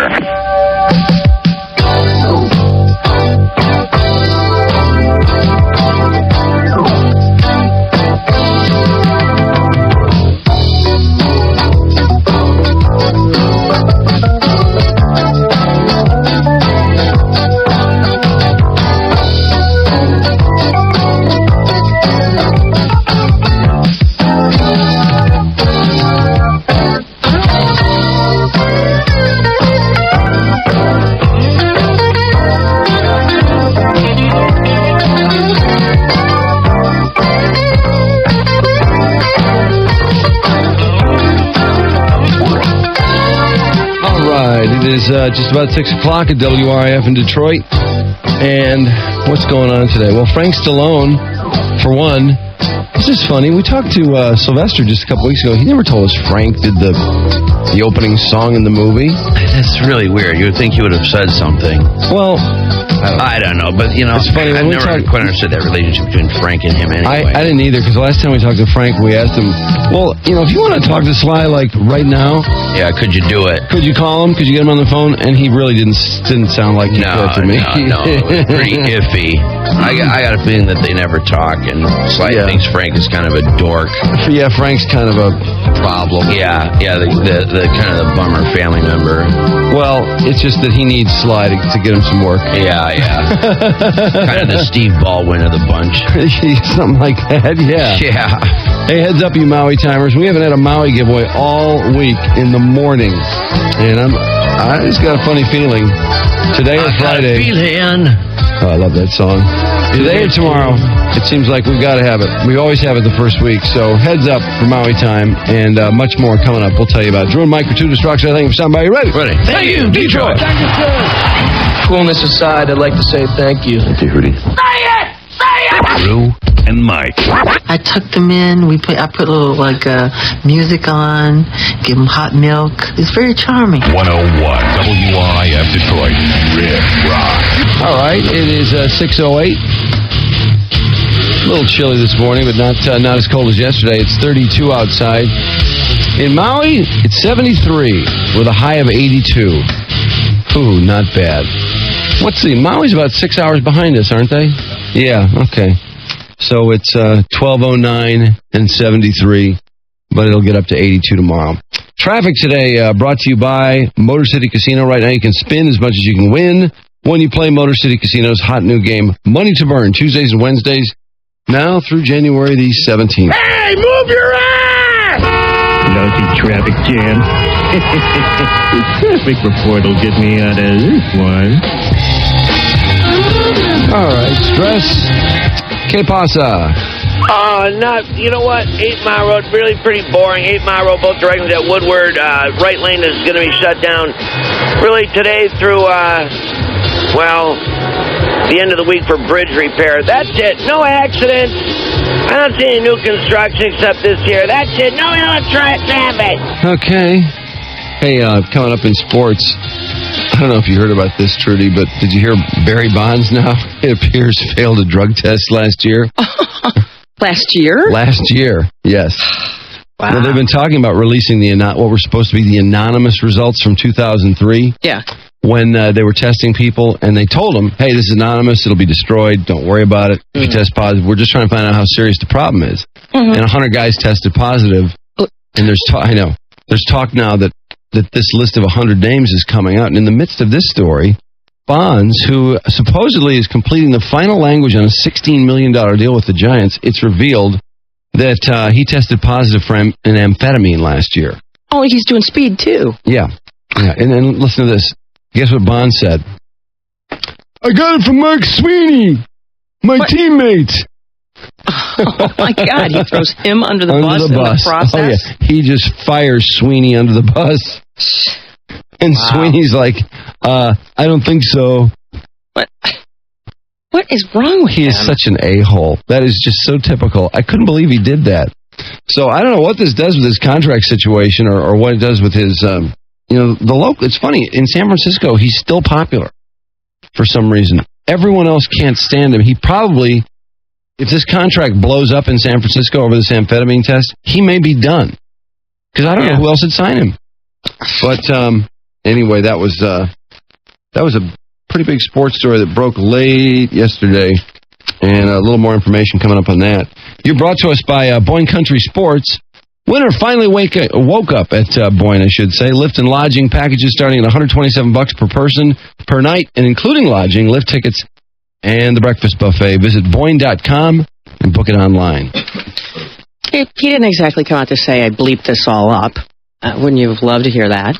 Well, he said as close as he's going to say it. I want to hear that. I bleeped this up. But the president last night, along with the rest of the country, says he's not pleased with progress in Iraq. It's funny, he says what we've all been saying for 2 years. Yep. Change is due. The situation in Iraq is unacceptable to the American people, and it is unacceptable to me. Our troops in Iraq have fought bravely. They have done everything we have asked them to do. Where mistakes have been made, the responsibility rests with me. It is clear that we need to change our strategy in Iraq. Duh! Did you find yourself talking back to the TV the entire speech? I was yelling at the TV. I was like, why didn't you do this 2 years ago? The situation is not good. Because they lied to him.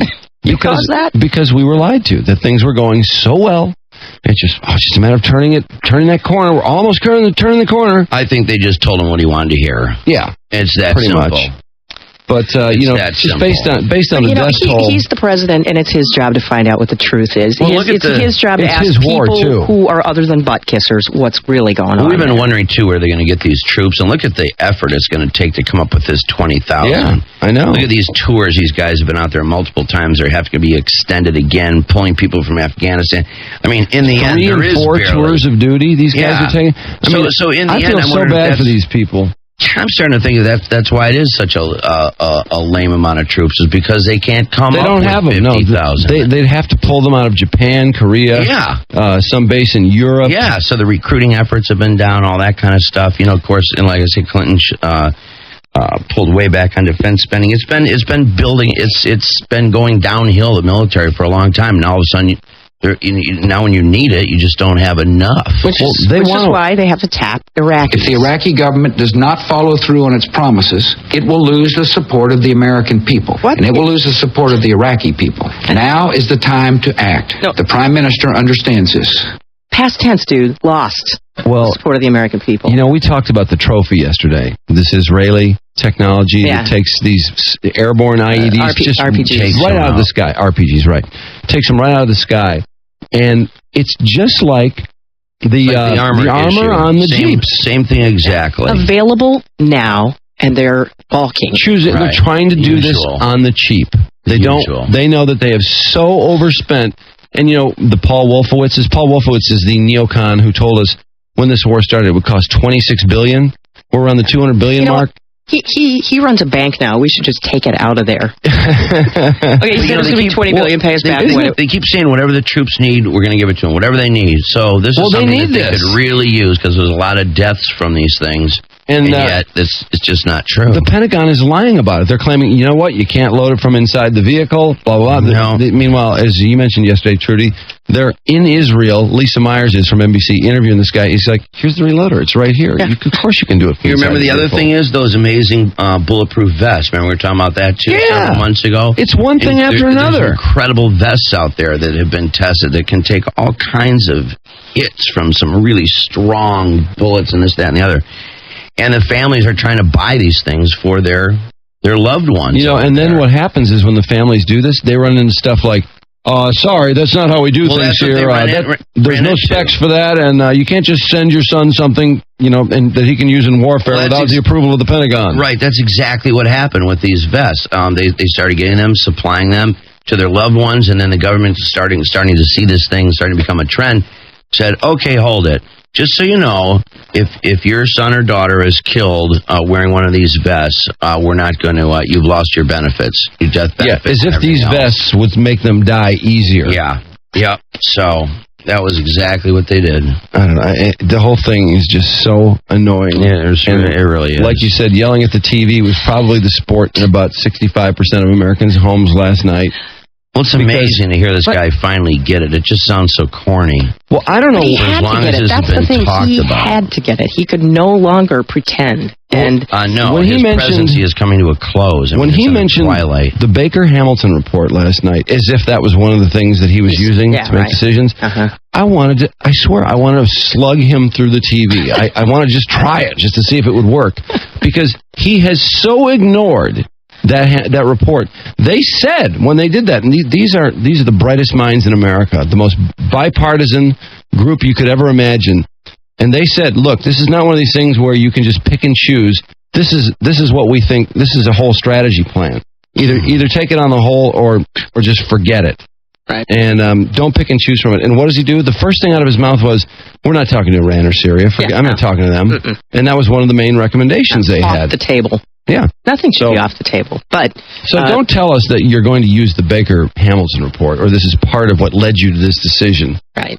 You completely blew them off. Those 20,000 troops, 21,500 troops, are probably going to be concentrated at first in Baghdad. Our past efforts to secure Baghdad failed for two principal reasons. There were not enough Iraqi and American troops to secure neighborhoods that had been cleared of terrorists and insurgents, and there were too many restrictions on the troops we did have. Why? Why do we let that? There's no excuse for that. Were you thinking to yourself, I know exactly what's going to happen now? Because I was thinking when he said this about Baghdad, like the whole key to this war is Baghdad. They're just going to go to Fallujah. Right. Or somewhere like that. They're going to reseat out of Baghdad. They're going to go door to door in Baghdad, and sure they can post them there and keep them there, but they won't even be there. We just told them what we're doing. I was just going to tell you, we laid our whole plan on television. We just told them exactly what we're doing. Do you think the average typical terrorist in Iraq, the sectarian violent person, is going to now stay in Baghdad? After seeing the president on national television telling the American people what our plan is? No, they'll weasel away and they'll come back another day. And they'll just wait till we're That's what Saddam finally said. gone. He used to watch CNN to know what we were doing. And here's the other joke, is the fact that he's going out on a speaking tour this week. If the American people aren't in this war, it doesn't matter. It doesn't matter how much they accept it or don't accept it. These poor people who are fighting this thing in Iraq, they're the ones. I got to know how that this depends on. Are they going to get enough? That's who they're trying to reach, though. Because they know this is going to be upsetting to families. Because there's going to be these additional deployments and tours being done again. Well, that's what this woman said. He's working on them, is what he's doing on this tour. She's lost her husband. If it's basically, your kid. He wasn't killed. He's just never there. So. I'm just sick of doing it myself. I'm just sick of it. I want my husband home. It's just sad to see him. It's just sad that he's over there. I hate it. I know it's going to make me cry, but I can't. I cry every day. Well, no one's ever been deployed this way. Nobody's ever had to face these kind of deployments over and over and over. Even in World War II, for Christ's sake. Guys had 2 deployments maximum. And they you had the draft and all that stuff, and it was a world war. Yeah, we had plenty of people. Exactly. That's the problem. Everyone was in support of it. The whole nation knew we had to take the Germans down. There was no doubt about it. Well, not only that, they got people involved here too with the factories were churning out things like that. Oh yeah, sure. you can't even and that's the other thing compare that a lot of critics have said is that Bush always goes around before Christmas. He's like, "Oh, go ahead, keep spending money," because he doesn't want the economy and business to suffer whatsoever. So we're in this serious war, and he's not engaging. But remember, before all this started, remember the idea was to fight wars from the air. Remember, the business of ground troops really wasn't going to be required anymore. There was a new mentality out there for fighting wars. That's why they don't want to put 500,000 people on the ground. Yeah. It's not in the Pentagon's game plan anymore to do stuff like that. But that's what you have to do when you occupy a country. You're right. It turns out you do need ground troops, and that was the part that they let go. Then they spent all their time developing missiles and but it seemed like when they did jets that, and better bombers and all that. They never used any of that air power, though. Wow. No. Well, when they use it, all they have to do is pay for whatever we blow up. We have to fix, and look how much money and time, how we just literally carpet bomb these places, and yet in no time they got their radar back working again. They, when we go in there was a few misses, this, that, and the other. And it does take out things, but it seems like it doesn't do the damage you would think it would do. They're impervious. Well, look what we're doing now. It's really true, and there's so many things so deep underground, and Can you imagine going door to door in a city the size of Baghdad? Going door to door to flush out insurgents? Well, the danger of that is absolutely incredible. And they now know we're doing that? Except he said how ridiculous. The way he put it was, the Iraqis are going door to door to win the confidence of the people in the neighborhoods. It's going to be as nice as could be, cookies and milk. Somebody needs to tell them there's a thing called television out there. They also do watch it.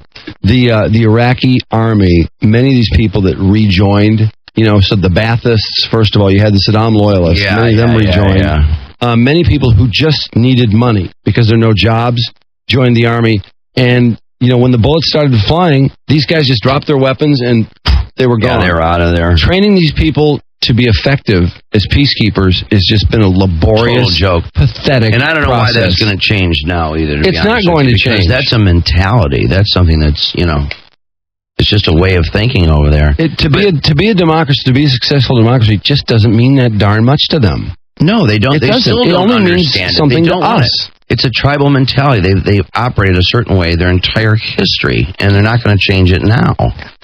As much as we want them to get some kind of stability in the region. And that's the other thing. It's like, without the necessary ground troops and without a military that's the whole focus of your existence is your military, the idea of spending all your waking moments trying to spread democracy and freedom and liberty everywhere you go, forget about it. Well, you don't have the manpower. The mission now is for him to go door to door in the United States and try to sell this to the American people. The American people aren't fighting this war. Well, because he knows that he really hasn't got a prayer with the people in Congress who already are laughing him out plus he of the knows library. Too, that people are concerned. The challenge of Iraq is to send more American soldiers into the crossfire of the civil war that has engulfed that nation. Escalation of this war is not the change the American people called for in the last election. Instead of a new direction, the president's plan moves the American commitment in Iraq in the wrong direction. Dick Durbin. That's the other thing, is just the fact that he's got to get people used to the idea that you're still, when you watch the news, you're still going to hear about lots of deaths and destruction. And things aren't going to change. In fact, they're going to get worse. And, now with more troops, there's going to be more deaths. And he's also trying to get people ready for that, so that they don't quickly say, oh, nice plan, look at this, it's worse than ever. You know what I mean? Yeah. That's exactly what it is. Well, in Afghanistan, too, that situation continues to come unglued. Yeah, of course we're not going to change it here. He's going to do what he's going to do, and we'll see. Well, Newt Gingrich was on. He said, they were asking him, like, is this... I love the things that he has to say. And he said that he thinks that this is a step in the right direction. It's something the president has to do. That's not it's a good move. We're supposed to be doing right now. This is supposed to be throwing everything but the kitchen sink at this right. to get it done. They specifically said, well, what about these troop levels? And He said, well, yeah, absolutely, this is not enough. We need more. And then he started talking about a whole litany of things that need to be changed to be successful over there, too. Just the same thing over and over All of which is going to take tremendous effort by the president. Same thing. Whatever. Was there any good news yesterday? A little bit. If you're earning minimum wage now, Democrats yesterday managed to reach another goal in their first 100 hours. The House approved and sent to the Senate a bill that increases minimum wage from $5.15 to $7.25 an hour. There's some Home Depot dissenters around here who are trying to keep Robert Nardelli, the former hammer of that company, from taking away the $210 million severance prize that he got as the outgoing CEO, the sweet deal good luck. that he made before he became boss of that company. And the company didn't exactly trounce the competition, but he gets it anyway, even as he's shown the door. There's a lawsuit now against that paycheck from being issued by shareholders, and some of them are the Pontiac City Employees Retirement Fund, who feel it's been a real bite out of their fund to pamper Mr. Nardelli for the rest of his life. So they filed suit in Atlanta yesterday. How laughable. That this guy didn't get, in fact, he did a crummy job, and he gets $210 million? Yeah. What's going on with these companies? I know. I just can't believe that guy. $210 million, and he did do a lousy job. What's with their board? The stock price How could the board went down from, I think, where he started. Yeah, it's 8% lower. Yeah. How could the board be going, $210 million if you do a lousy job and we have to throw you out on your ass? Yeah, that's fair. I know. No problem. I vote. Who says yay? Who says nay? Yay. It's incredible. I mean, what's staggering money? $210 million? Preposterous. My God. Just the same thing over and over again. Governor Granholm in a powwow with the execs from the big three, Honda, Toyota, and Changfeng Motors. Just the same thing over and over again. At the auto show yesterday. Pronouncing Michigan on a track I was to be there yesterday. a leader. I was too. Oh, a were leader you? in technology and energy research. Where did you go? I was there about 2 o'clock. The Lincoln. I was there at 2 o'clock yesterday. No kidding. I was. Yeah, Harlan and I was at the Lincoln area, too. I Really? swear to God. Whoa. Jeez. Were you looking at the new? Did you see that new concept? The yeah. MRR, Oh my God. The MKR. You were probably The standing MKR. next to each other and didn't even know I it. can't believe it. Well, there were a lot of people there yesterday. The MKR. With the doors that have no handles? Yeah. Isn't that cool? Insanely cool. It's got. I would just like to say, get it on. I was with Evan. Oh, really? Yeah. Oh, it's such a cool show. I would just like to say. Come on, stop it. Come on. It's Tessa's son, for Christ's sake. Don't hit Evan with a drop. Harlan. Yeah. Oh, you with Harlan Huckabee? Yeah, Harlan. All right. And Dan Hogan. Maybe we should have a four-way kiss. There you go.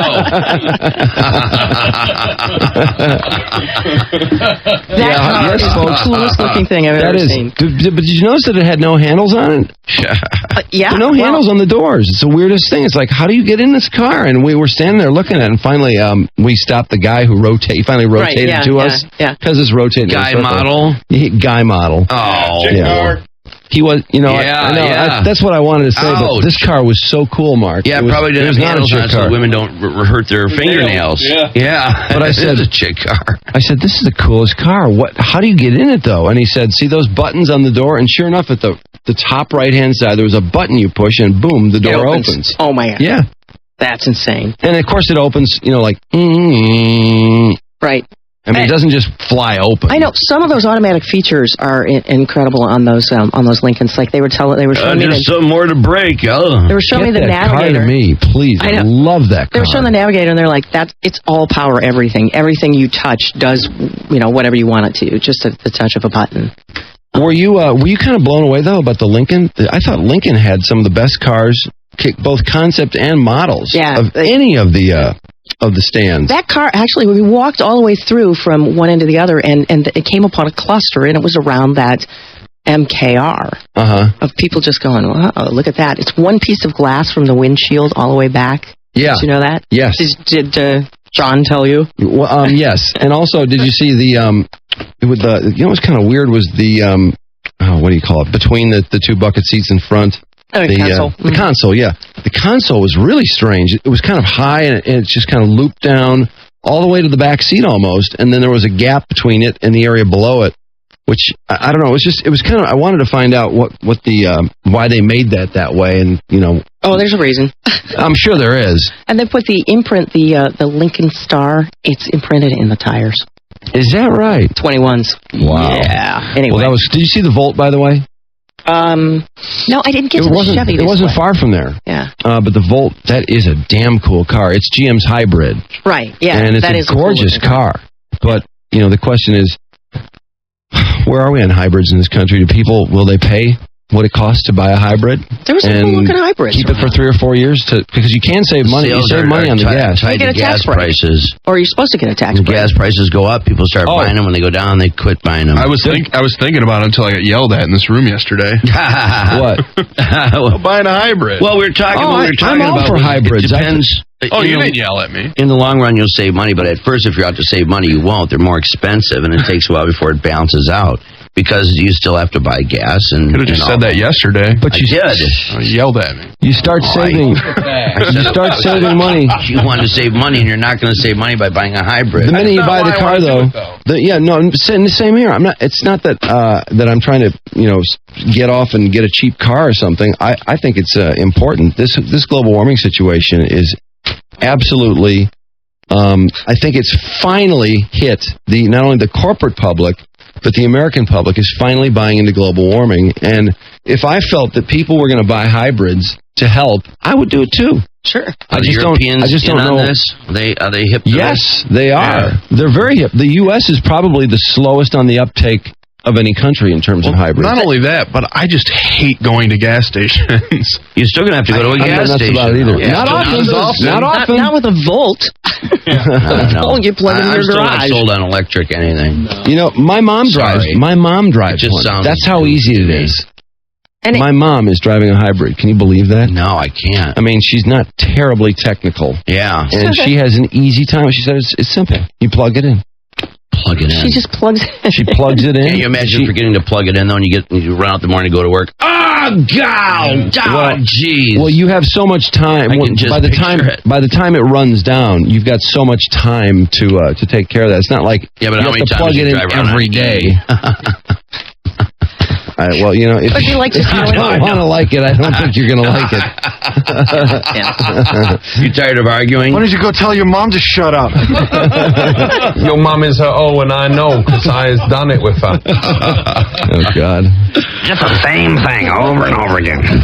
I give up. Well, standing amongst all of that technology, it's sort of easy. It's kind of easy to be swept into this argument that the governor gave yesterday to the big three and the kahunas at Honda and Toyota, that Michigan is going to be a leader in technology and energy research. She says the state is already with a couple $2 billion in a marketing campaign trying to lure these alternative energy companies here to begin to produce renewable fuels. We'll see. Did you see the governor's latest idea in terms of balancing the budget? Making the sales tax 7 cents a dollar instead of 6 cents on the dollar? Nice. That's pretty great. easy. Yeah. Yeah. But, there'll be some screaming. Oh, yeah. Yeah, people will not. She wants to tax something else. I'm trying to think what it is. Services. Yeah, services. Yeah, and there was one in particular where it was it's something everybody does, Haircuts. Maybe that's what it was. I didn't even realize, but you do not pay sales tax on a haircut. Did you know that? I can't get it.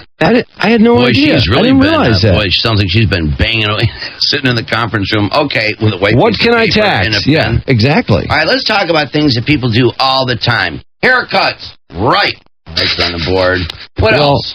Well, apparently, all this stuff, let's tax the S out of it. I just thought everything had sales tax on it, but when you are a service is performed for you in the state of Michigan, you're not taxed on it. I think auto repairs are in that category too. I'm not behind that. I'm not. It's just money out of everyone's pocket. Don't make that experience even more expensive. That is not a progressive tax. I would call that a regressive tax because that's average people are going to pick up the tab for that. Or everyone gets haircuts. Everyone gets their car fixed. The idea. Or we'll just all stop getting haircuts. She wants to, get the money that's lost in the single business tax. There are going to be those people who grow their hair in protest. Or cut their own hair. Could be. Some will, believe it or not. Barbara Walters calling Donald Trump a poor, pathetic man yesterday, trying to, for once, put a fork in this feud between Trump and O'Donnell.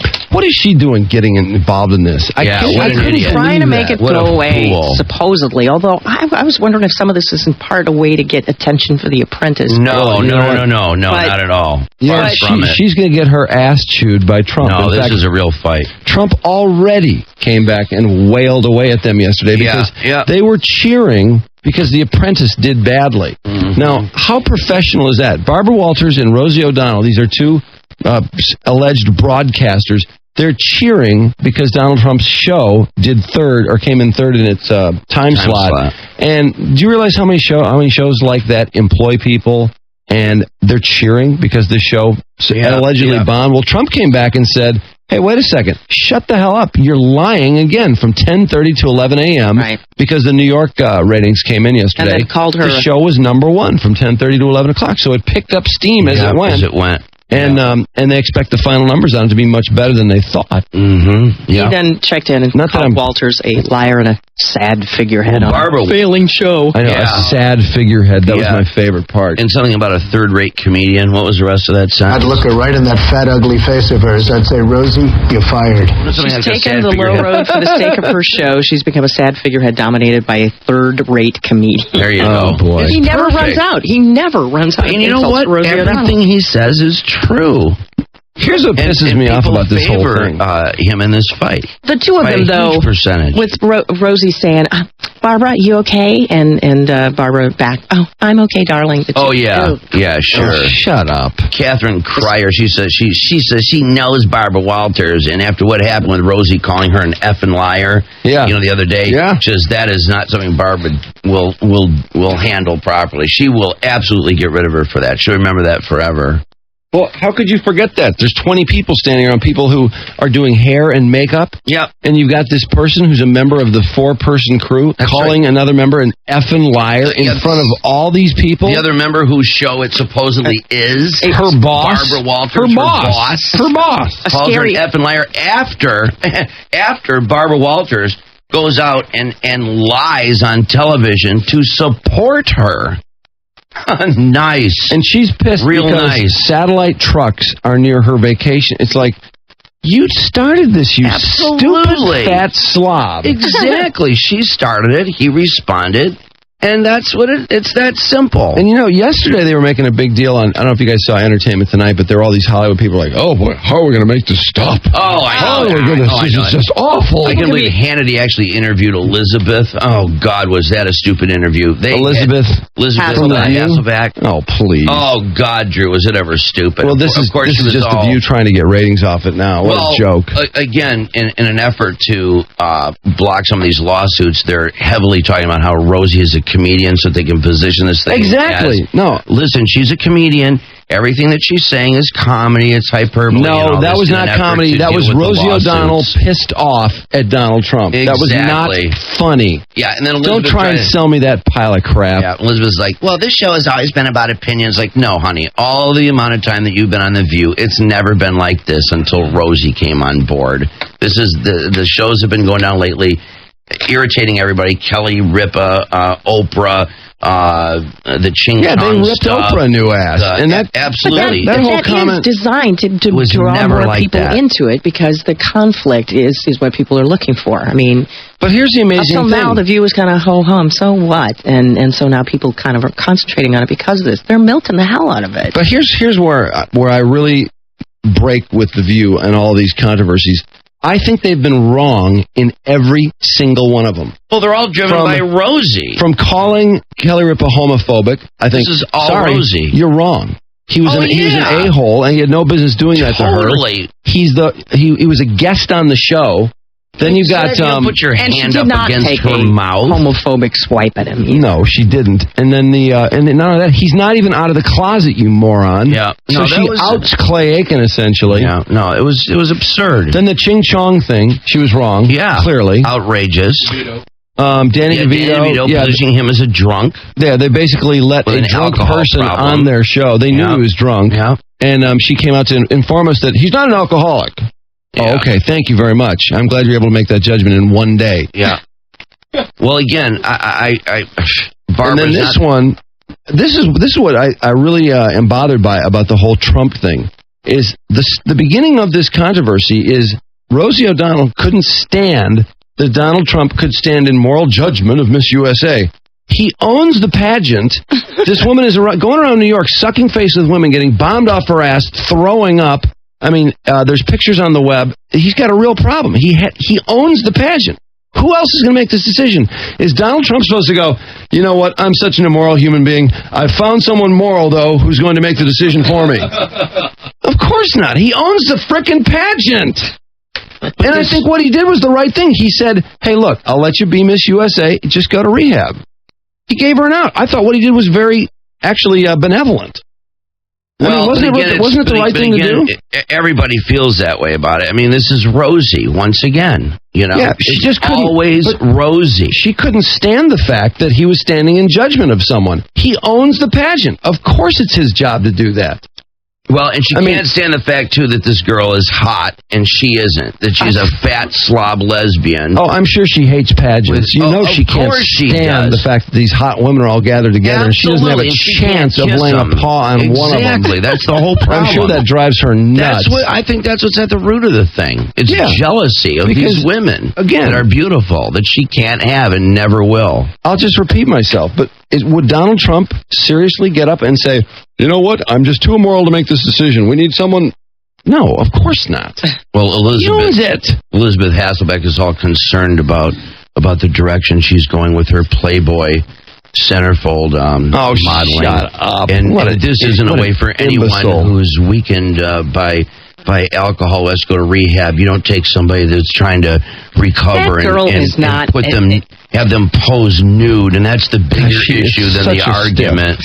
I know she is. It's the bigger issue than the argument is her posing for Playboy. That's what I'm concerned about. They act like Miss USA was a heroin addict. She's not a drunk. She was just a major partier. It went beyond the bounds of what she's supposed to be doing. So she has to go to rehab to make it look right. Right. To fix it. So the idea that she can't make a judgment, of course she's going to be in Playboy. Isn't USA just the stepping stone to that? Of course, it's Miss USA. That's always been the wild pageant. I hate to spend 30 more seconds on this, but it's just stupid. Elizabeth Hasselbeck is someone who did the same thing Miss USA is doing. Miss USA is saying, well, you know what? I'm only going to be in the media eye for a little while. I got to cash in. Elizabeth Hasselbeck did the same thing when she was on Survivor. Oh, I know. She cashed in when she could. Well, that's so stupid. I was on Survivor, so I have a right to comment on this issue. Big one!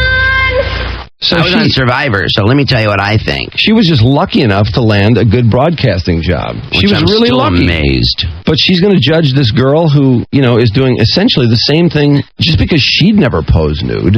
Yeah. It's just somebody cashing in on her time in the media. Yeah. Big deal.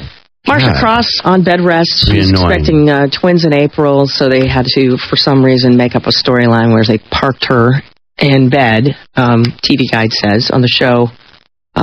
They've moved production to Cross's home for a couple of days so she doesn't have to get up and drive to the set. Desperate Housewives comes back February 11th. This is an unusual PR stunt and motive for a show, but Tori Spelling's reality series where she's in it with her new husband, Tori and Dean, in love.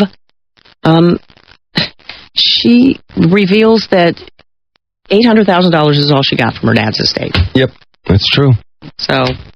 for some reason, that does she think Middle America is going to cry about this?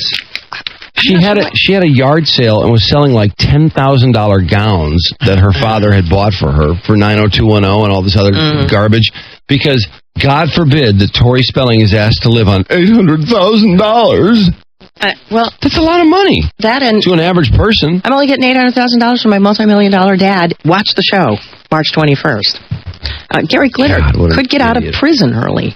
They actually say that during the Lunar New Year in Vietnam, they decide which prisoners have been so well behaved that they deserve to get out.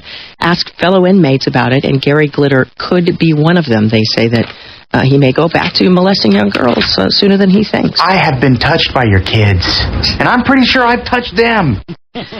And Keith Richards officially now inked to do the Pirates of the Caribbean movie. Jerry Bruckheimer revealed that at the Consumer Electronics Show in Vegas yesterday. Trudy Daniels, Rich Rock and Roll Radio News. It could be Maui time. Anytime. From now until probably through the middle of February. So heads up for that. We haven't had a Maui time winter in the morning yet. If you need any more hint than that, then God help me. Yeah, exactly. Spare me. Sports, an interesting development in the whole Barry Bonds debacle. And have you heard the latest on Kobe Bryant and his autograph signing policy? This is going to just make you vomit. You won't believe this. Anyway, stand by. Sports is next on the Red. Drew and Mike. Well, if it isn't Sonny and Cher. Sonny and Cher. 101 WRIF Detroit. Red Rock. All right, interesting. Couple interesting stories coming up about some pretty big names. Barry Bonds for one, and Kobe Bryant for another. As it's sports time, we were just debating Chris Webber. Is this the guy the Pistons want, or what do you think? Yeah. Well, I thought they'd sign Jalen Rose, to be honest, and I don't know. I don't know why they didn't sign Jalen Rose when they had the chance, because they could have signed Jalen Rose for $2.5 million. You can play him at. That's the nice thing about him. You can play him in two different places. He's a number 2. He's a number 3. He's 6'8". He can play point. Absolutely, he can play the point. Will he come off the bench, or will he bitch the whole? No. He wanted to play 20 to 25 minutes a game. He basically wanted Delfino's minutes. Delfino and Flip Murray's minutes. And if you ask me, I'd rather have Rose. I'd rather have Jalen Rose, wouldn't you? Yeah, Delfino's look good at times, but he's playing better than he probably has in a long time. But I don't know. Delfino just to me it seems like it's a lot of talk, a lot of promise, and not a lot of production. Yeah. Although he's probably playing better this year than he has in quite a while. But anyway, the Pistons do have a decision to make, because the Sixers have agreed to a buyout of the remaining year and a half of Chris Webber's contract. Isn't this interesting? Larry Brown takes over, and literally within 24 hours, they've gotten rid of Chris Webber. So obviously, Larry didn't feel that Chris could help. And I think what Larry's doing is he's setting this team up for himself to coach next year. That's what a lot of the speculation is around the league. More on that later. Marquise Gray came off the bench to score 16 points. Did miss a shot in 26 minutes to lift Michigan State. Spartans finally won a Big Ten game. They're 1-2 now in the Big Ten. They beat Northwestern 66-45.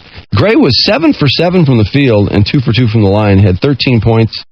And just 13 points in the 2 losses last week. Drew Neitzel had 18 also to lead all scorers and reach double figures for the 17th game in a row. Drew Neitzel is having a heck of a year. What is up with the Pistons and the Bobcats? I can't believe they lost to them again, but they did. Bobcats 103-96 over the Pistons, and the Pistons have a little bit of an issue going on with Rasheed.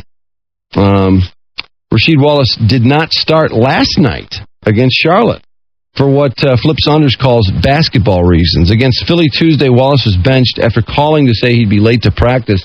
Now, I kind of thought the fact that Sheed called and said he'd be late, and I don't know what the reason was, but the fact that he called and said he'd be late, usually these guys just show up late.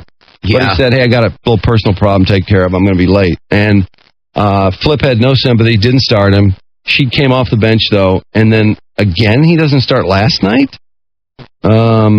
But now it's basketball reasons. So apparently Flip didn't like the way he played off the bench in the game that he called and said he was going to be late in. So against Philly Tuesday, again, Wallace benched after calling to say he'd be late. He was told to meet the team at the airport to travel for the road game against the Sixers. He insists he's okay with the move. He says he has no problems with Saunders. And Sheed says, look, I started a lot of games as sixth man with Portland and Washington. So if that's what the team needs, I'll do it. So I think he's been pretty cool about the whole thing. The Rockets were expected to falter after Yao Ming went down with a broken leg and said they're 7-2 without Yao following last night's blowout win over the Lakers, 102-77. More on the Lakers coming up. College basketball last night, the North Carolina Tar Heels over Virginia, 79-69. They're the number 1 team in the country. Number 6, Kansas beat number 9, Oklahoma State, whipped their ass, 87-57. And a series of upsets. Listen to this. Duke is 0-2 in the ACC for the first time. I think they said, let's see, first time in how long was that? It seems to me it's been quite a while. Yeah, I know. It is nice to see Duke lose a game or two, isn't it? I can't find it. But anyway, kind of a shocker. Number 11, Duke. They fell from 5 to 11 after the Hokies beat them last week. Butler at number 12 lost to Illinois Chicago. Vanderbilt upset Tennessee on a last-second shot. That's number 16, Tennessee. And number 24, Connecticut upset last night, too. So the wacky world of college basketball. LSU is going to, they're going to officially lose Jamarcus Russell. So everything that we kind of thought was going to happen seems to be happening. As Dwayne Jarrett came out yesterday, said he's leaving. Now Jamarcus Russell. And it sounds like the Raiders, are you hearing this too? The Raiders are going to pick Jamarcus Russell? Yeah, if they don't. I'm still hearing Mike Vick, but if they don't get Mike Vick, then yeah. Russell. Arthur Blank said the guy he hired to work with Vic. Yeah. So I think the Vic departing Atlanta thing is over. It sounds like it anyway. I don't know. Darius Walker's going pro too from Notre Dame? Yep, they're losing everyone on I'm surprised. They got a lot coming in, though. Notre Dame? Well, we'll see. All I know is they haven't won against a top 10 team in, I don't know how many years it is, but it was amazing. They were showing the records of Bob Davey, Tyrone Willingham, and Weiss, and the three of them have not beaten a top 10 team. Those three coaches. That's going back to like 97. The team that finished in the top 10, yeah. Yeah, right. Oh, well, I don't know. That's, I don't know what better measure there is. The NBA just released its jersey sales. Kobe Bryant's new number 24. Yeah. He switched to 24. It's Nice. number 1. He was last on the list in April 2003 after that whole sexual assault thing. And then this year, Bryant, who's not only not selling jerseys, but he's not getting any endorsements, he said, you know what? This is the second stage of my NBA career, and for that, I'll be wearing number 24 from here on out. And he dumped his number 8. Well, here's the kicker. First of all, not only is number 24 now leading the league in shirt sales or jersey sales, but he refuses to sign when kids show up with his number 8. He refuses to sign it. Oh, nice. So if you want his autograph, you have to have his new number 24. You got to go buy the jersey. What an absolute jackass. Give him a piece of that, too. He's the sweetest man that ever lived. No way. Barry Bonds failed a test for amphetamines last season, and he blamed it on a teammate. When first informed of the positive test, Bonds attributed it to a substance he had taken from teammate Mark Sweeney's locker. Of course, it's never Barry's fault. It's never something he got. Just like he thought flaxseed oil, or he thought a steroid was flaxseed oil. That's what we heard the last time around. Mark was made aware of the fact that his name had been brought up, Sweeney's agent said, but he didn't give Barry Bonds anything, and there was nothing he could have given Barry Bonds. Bonds has always maintained he never tested positive for illegal drug use, is already under investigation for lying about his steroid use to a grand jury. And, you know, it's kind of like Al Capone and getting on tax evasion. It seems that if they don't nail Bonds for actually using steroids, which he's been pretty crafty, amongst other things, he took a steroid that they basically, it sounded almost like Balco created the steroid for him. There was no test available for it because it was a complex that they had never seen before. So, you know, that was kind of a head scratcher for the authorities. But it turns out what they think they've found out is that they literally came up with a steroid that no one had a test for, a whole new complex of whatever. And that's why Bonds was passing tests. Yeah, at one point. Hilarious. I know, isn't that something? Man, staying one step in front of it. But they also believe that he lied to the grand jury in many, many ways, and that's a serious crime. Although you never know it from the president's grand jury testimony, going back to Bill Clinton. It was okay for him to lie, but of course, when Barry Bonds lies, it's a big deal. Let's see. Oh, Adrian Peterson turning pro. I guess they thought that was going to happen.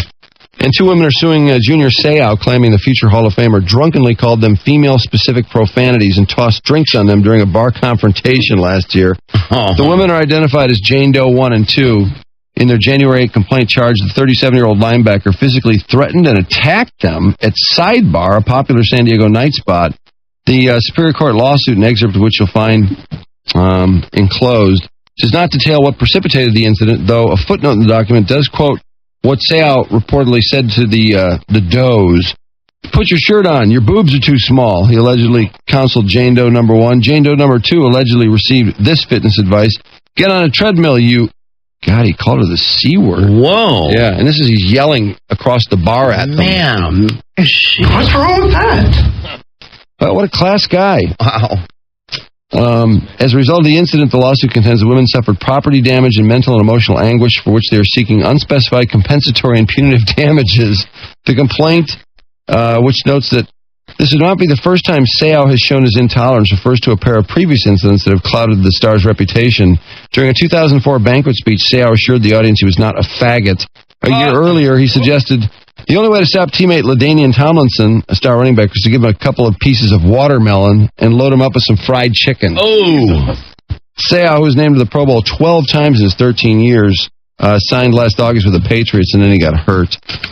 But, oh boy. Huh. And then Barbro's had a setback. Oh, I know it. I couldn't believe that. I saw the video of him with his leg looked all screwed up with a tissue infection. That'll lead to a whole new slew of cards and letters to Barbro. It's already happening. And he's so behind. He's so behind in his reading. I don't know how he's going to possibly catch up now. Good. He was doing great. I'm sure they thought he was past the dangerous moments. This Barbro story is just the weirdest thing. Can you believe? We saw we were reading what people were emailing to Barbro on the air. You remember that? Right. Sure. I remember. Do people really think a horse can read, or do they think someone reads these to Barbro, or what do they really think happens? Yeah, it makes the horse feel good. Yeah, the trainer sits down and reads the card to the horse, and they feel that horses are smarter than people give them credit for. It's pretty much my favorite animal.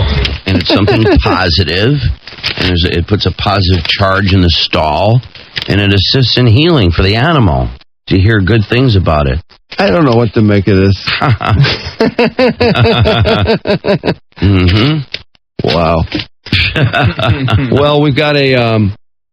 Horses are magnificent. They can be ridden on and they can pull a sled. I love Napoleon. Oh, yeah.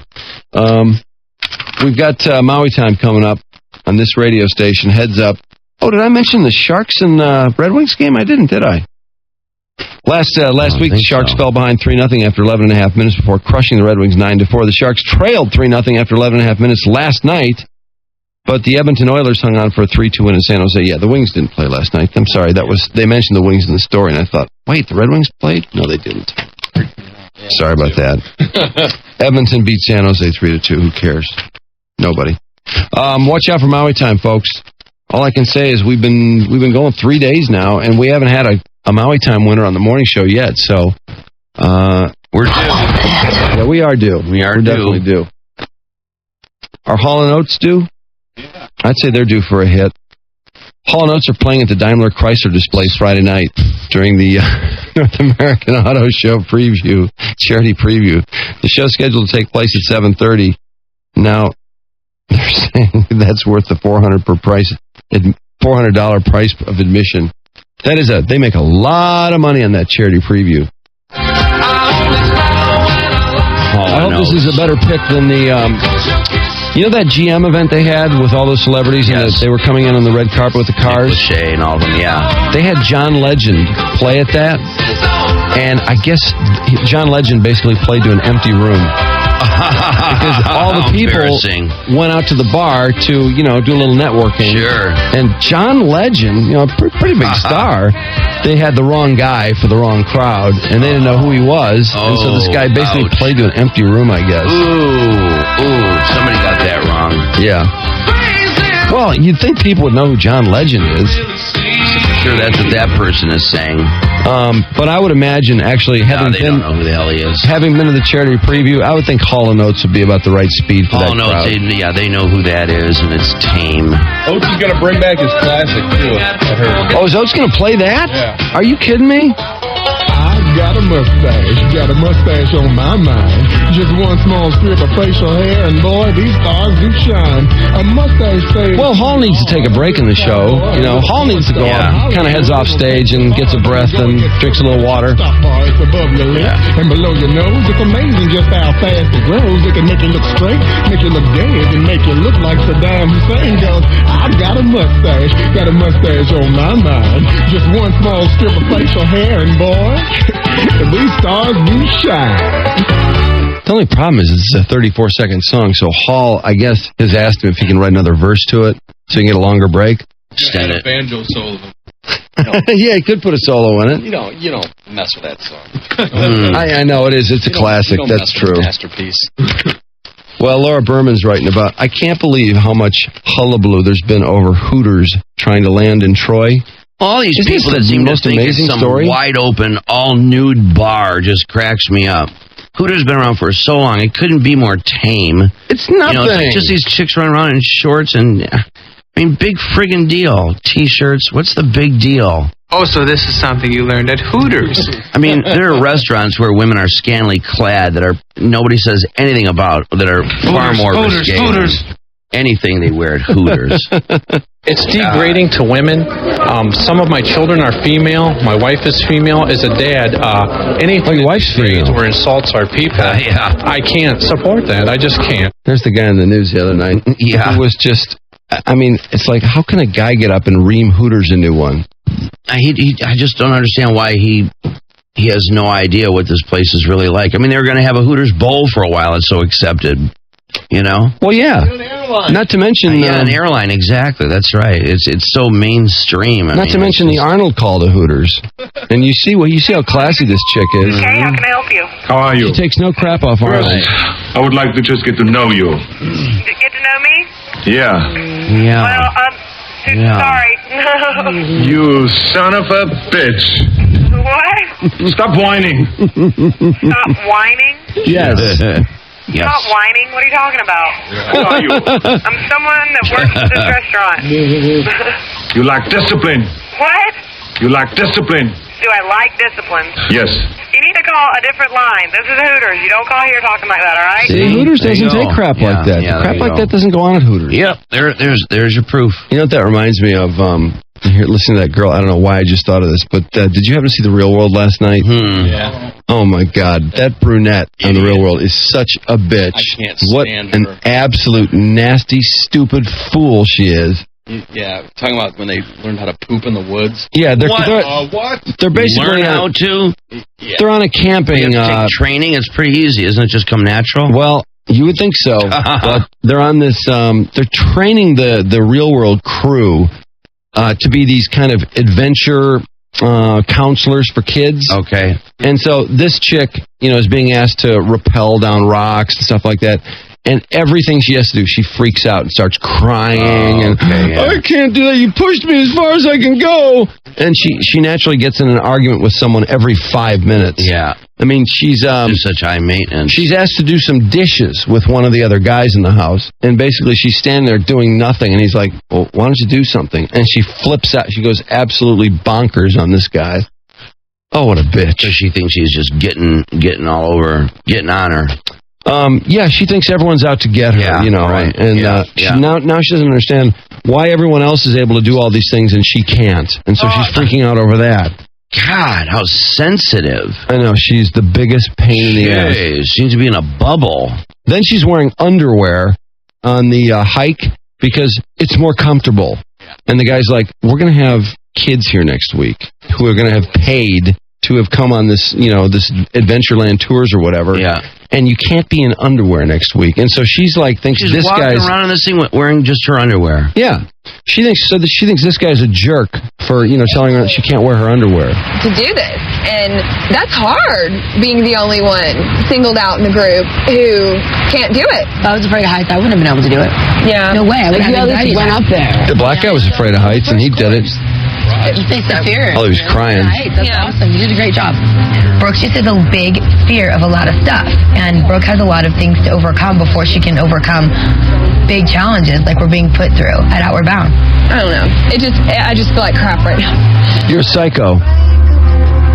I'll tell you.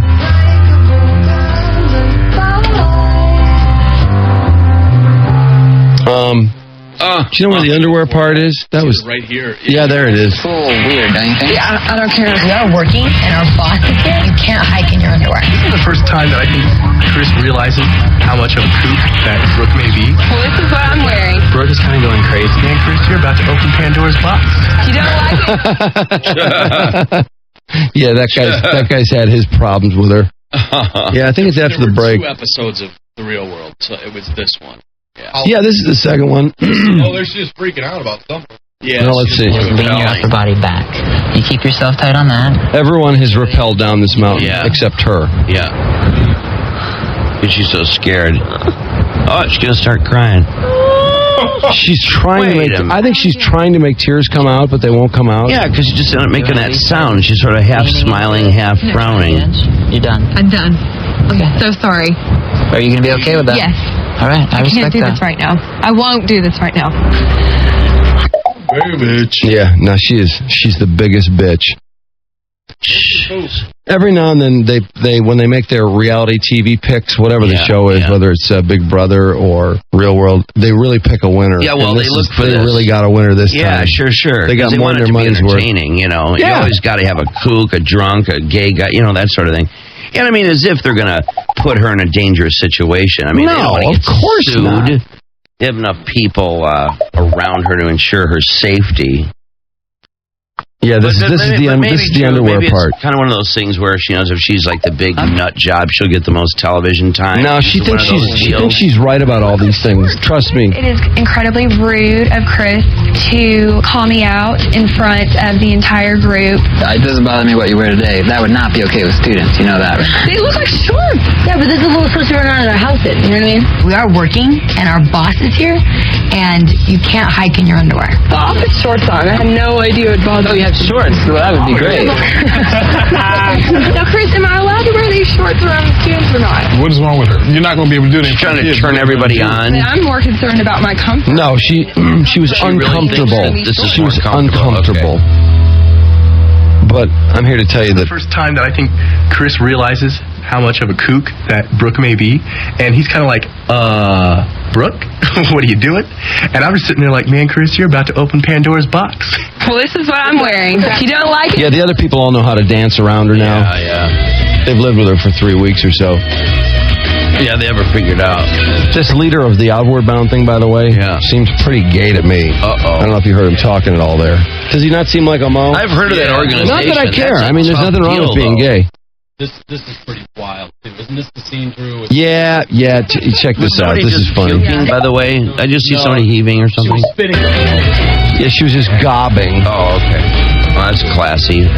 Well, you think that was classy? Oh, Check this out. Nice gobbing on camera with the lights on you.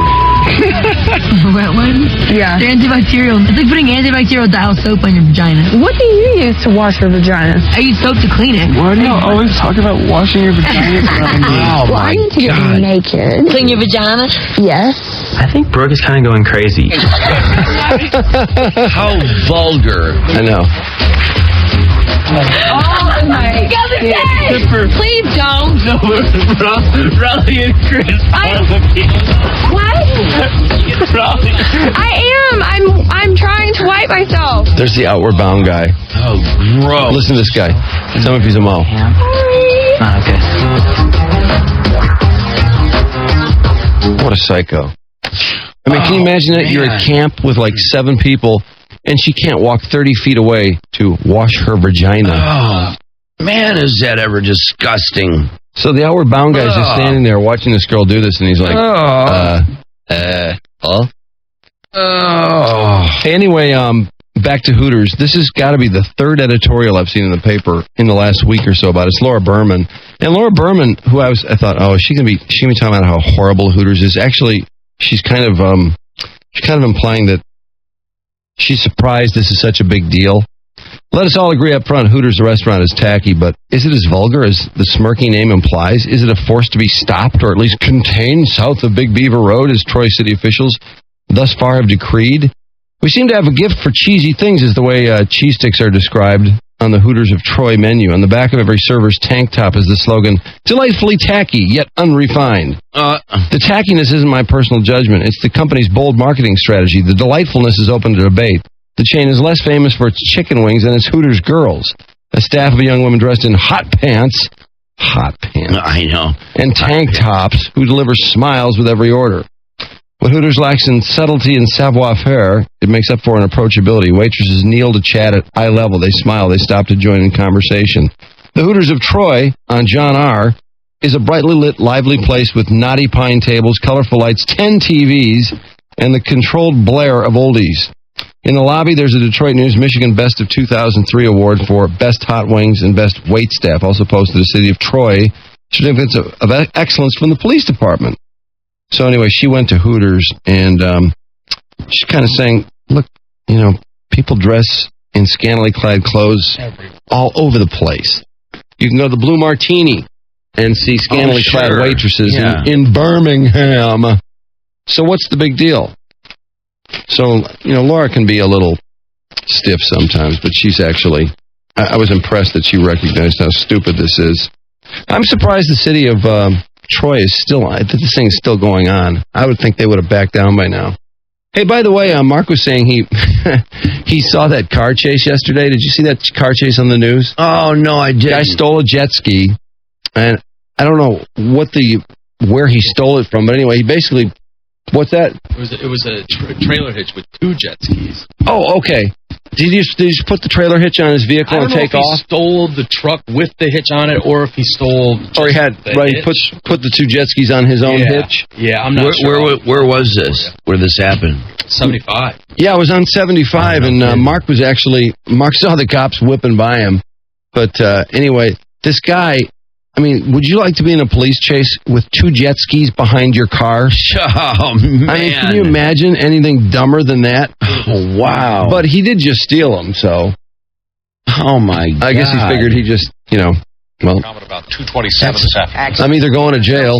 Tells us it was all caught on tape. Racing down I-75, the suspect slams into a Troy police car with no regard for the officer inside or other drivers on the freeway. And it was like that from the beginning.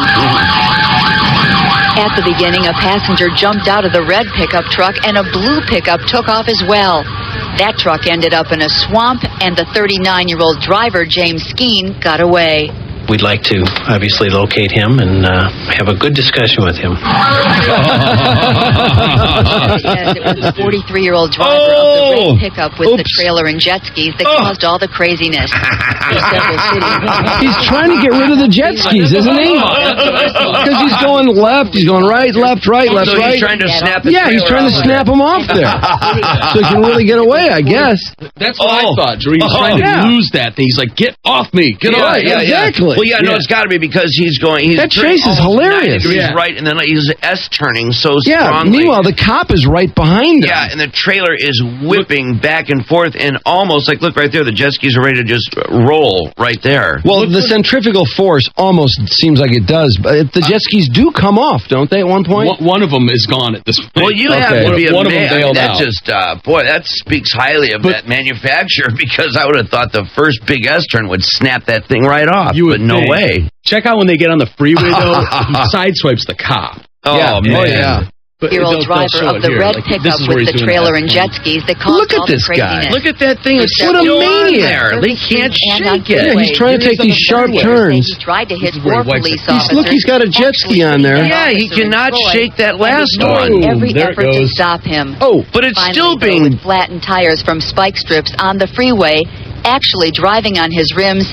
The suspect left 696 at DeQuinder, was surrounded by police, and was caught. And obviously, these individuals aren't at all concerned about the safety of anybody else. 2 suspects are in the county jail tonight, at least one facing very serious charges. The sheriff says the only good thing is no one was seriously hurt. I'm Cheryl Cho. Hey, Mike, can you put on the beginning of, I think it's Channel 7 News at 7. It's the Farmington Hills deal where they pulled over the Detroit cop. I think I'm pretty sure it's Channel 7 News at 7. That was spectacular right there. That was pretty really cool. Notice Mark, where'd you pick up the chase, by the way? I had just gotten on at 14 going north. And the cops went wailing by you? Cops flying by. Oh, no. What time was that around? 3 o'clock, I want to say. 3 o'clock, yeah. Maybe earlier.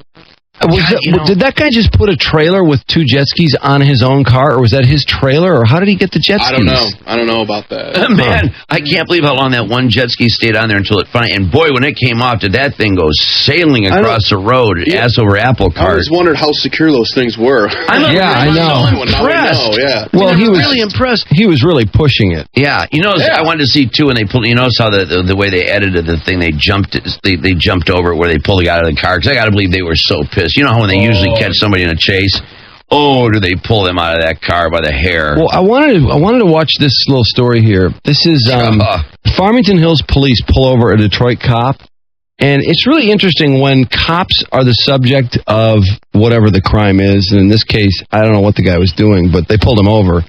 He turned on a red light. Oh, is that what he did? Left. Okay.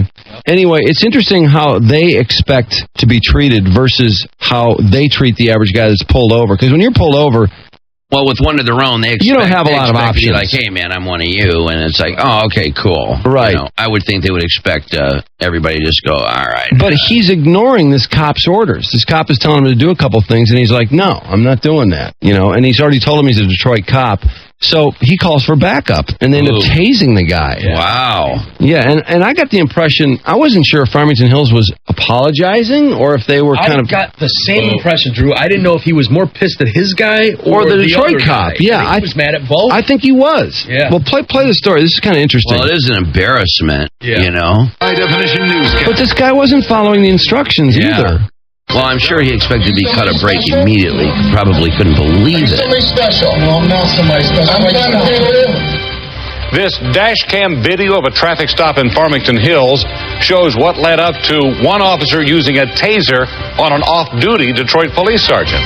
Good evening, and thank you for joining us. It's a question of crossing the line. Sergeant David Marshall claims the officer went too far, but the controversy didn't end at what happened at the traffic stop. Action News reporter Michael Rosenfield has the story tonight from Farmington Hills. That's the Detroit police sergeant turning, apparently running a red light at 10 Mile and Inkster just before the signal turns green. Moments later, he's pulled over as he checks his mail. It's more important picking up the mail than stopping for me. The 36-year-old Detroit sergeant, 12-year veteran David Marshall, then appears to start driving away. Yeah, he's driving away. No doubt. Are you somebody special? No, I'm not somebody special. I'm trying to pay you. What? The red light up at Inkster and 10 Mile. Light was green when it turned. No, it wasn't. The Farmington Hills police officer asks for Marshall's license as the two continue to argue. Step out of the car, sir. Step out of the car. Put your revolver on. Does he know he's a cop yet? Put your revolver. Yeah, I think he does. Put your hands on me. Put your revolver. Put your hands on me. Put your hands off of me. You're going to make Pause it for a second. It's interesting. The cop has lost control. I mean, this is one of these things where the subject is not doing what he's told. No, and the more you push him, the more volatile it's getting. Yeah, and at that point, you know, police, in my opinion, and I've seen, you know, I'm a avid viewer of cops. Watcher. You've seen a million scenarios play out to where you're almost like Jack Osborne. They will start to manhandle you when you don't do what they ask you to do. They'll come over and put cuffs on you if they have to, just to calm the situation down until they can sort of sort out what's happened. But this guy, it's like yelling at the guy in the mirror, though. Because you've got two guys that both do the same thing. Yeah, and they're exactly. both doing the same thing. Yeah, but this cop, what an interesting situation. Right. I'm sure the guy as a cop is like, back off. What are you giving me such crap for? Exactly. I'm one of you. You know, let's talk this through. And but he drives that guy off. gets, the matter he gets. But he is acting like he's somebody special. He drives up, because when the guy's standing right there. Yeah.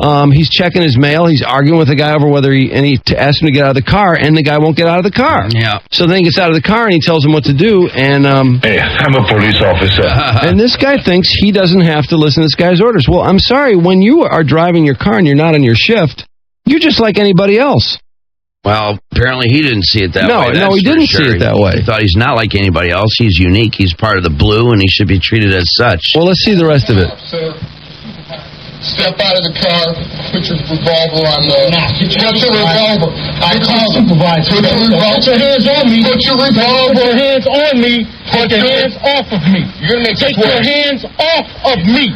The Detroit sergeant refuses to hand over his gun. I'll wait for your supervisor to get to your fault. I'll wait for your supervisor to come back to my car then. I'm not coming nowhere with you. Don't put your hands on me. You have no reason to put your hands on me. Yes, I am. No, you don't. No, you don't. All right. I surrender. You do not. What is your reason? Eventually, the Detroit sergeant goes to the patrol car. Another Farmington Hills police officer arrives who tasers Marshall because it appeared Marshall was going for his own revolver. I got his gun. All right. You're a fool. The manner in which my officer handled the traffic stop was disappointing. Disappointing to say the least. Yikes. Likewise, the unprofessional and criminal conduct of the Detroit police officer led to his lawful arrest. Marshall appeared in court this week on several charges stemming from the traffic stop, as well as a child abuse misdemeanor for allegedly hurting his 14-year-old son almost a year ago. Family members at his home wouldn't comment, but his attorney says the charges are nonsense. These allegations arose a little bit more than 8.5 months ago, and it doesn't take a rocket scientist to figure out if there was anything to them, they would have made them stick 8.5 months ago. You got to wonder why now, after the fact. For now, the police officer who made the traffic stop is off of patrol duties until an internal investigation is completed. From Farmington Hills, Michael Rosenfield, Channel 7 Action News. Well, it's interesting because, this Detroit cop, I don't know, maybe he knows something about that we generally don't know when we're pulled over. We always think we have to do whatever they tell us. And, for example, when they say, hey, can I look at your car? Can I go and check out, see what's in your car? See if there's any narcotics or whatever. A lot of times these people that are pulled over, every once in a while on cops, you'll see somebody says, no, I'm not letting you do that. And the guy will say, well, then I'm going to get a search warrant. And we'll have to get a magistrate. We'll have to get somebody up. And then they'll say, well, all right, what the hell? Go ahead. Because they figure I'm screwed anyway. Because eventually they're going to get the search warrant. Yeah, they're going to get in the car if they want to. Because the minute you say no. They're just prolonging their agony. Instead of handling the problem then, they're going to have to wait 5 hours and then with the same result. But the minute you say, no, you can't look inside my car, no, I'm not giving you that permission, then isn't it obvious that you're trying to hide something? Oh, yeah, unless you're just stubborn and you're just trying to, be a pain in the ass because of all the laws and you know how to navigate the system. I don't know how it got there. Don't ask me. Yeah. But yeah, typically that's the reason, of course, is that you're trying to conceal something. Right. And, but I don't think they had. And if you say no, or if you say no, you have no reason. Why are you suspicious? What did I do? I think you do have the right to say that. To say no, you can't search my car, and you'll have to go get a search warrant or whatever. But I don't think people are that hip to that. I think they just think when they tell you to do something, you just do it. And this guy's putting up what bugs me about this Detroit cop is the guy's not asking him to do that much. He asked him to get out of the car. He's got a revolver. Granted, you're a policeman when you're pulling the guy over. Whether this guy's a cop and he's off his shift or he's a regular Joe and he's got a concealed weapons permit, he's still got a revolver on, and no police officer wants to be dealing with a belligerent guy with a revolver. I don't care if he's a cop or not. Boy, oh boy, man, I can't believe in the end they end up tasering him. I know. I was kind of curious about... But that's an amazing statement, though, by that Dwyer. The police chief. Dwyer says he's very disappointed in his own officer. How this guy dealt with that. But he also says this guy was wrongful, and he was arrested rightfully, or whatever. It's a mixed message. Yeah. It was kind of confusing. How it should have gone. Well, that's what I was wondering. What did this guy do wrong exactly? Because I thought the guy was belligerent. Police officers out there. Yeah. Hey, give us a call or email us. Tell us what should have happened. I thought the guy was belligerent from the word go. Yeah. And I thought he was a real problem, and you could tell this is going to be a real pain in the ass to deal with. Yeah. But he did blow off that light. Mm-hmm. And, I guess he just didn't feel that. And it's funny, you do see police a lot of times going through red lights and stuff. Have you ever noticed that? Yeah, sure. And they don't have their lights on when they're doing it. And you're like, is this guy just going to the coffee shop? Or is he really, why aren't his lights on? Oh, sure. There's always that kind of thing. And, when you're a cop, I'm sure there's times you can throw on your lights, get through a couple of stoplights and then shut them off. And if you get questioned about it, you can say, well, I was going to take a call. And then they, then they shut it down. Is this Lou? Yeah, this is Lou. Hey, Lou, you're a lieutenant? Yeah, I am. What did the Farmington cop do wrong? Well, once he realized that he was a police officer, there's kind of an unwritten professional courtesy, it's something that was minor in general. And you just, you kind of just, it's one of the things that should have probably been laughed off by both of them. Well, didn't you think... So when he was yelling at him going, get out of the car and put your gun on there, that was way out of line, huh? Well, I thought the cop was belligerent, though, that he pulled over. Well, as soon as the cop got belligerent, then the Detroit police officer was gone. As soon as he realized that the Farmington Hills police were taking it a lot more seriously than what he thought, he should have complied with every order that was given, and he was wrong. Yeah, just to diffuse the situation, if nothing else. But I thought he was belligerent from the go. I thought the Detroit cop was kind of belligerent. Well, I think it's because it's like this guy saying. I think it's because he definitely felt as soon as he notified him that he was a Detroit cop, he expected this unwritten rule. Professional courtesy, right. And when it didn't, that was it. Maybe as a stoplight. Yeah, it wasn't a big deal. But, you know, that's what it was. When the average Joe is pulled over and you run a red light or whatever, it's not a small deal. I mean, you're not really allowed that kind of courtesy, or you're really not allowed to feel that way to the point that he moves his car up. Did you see that part of it?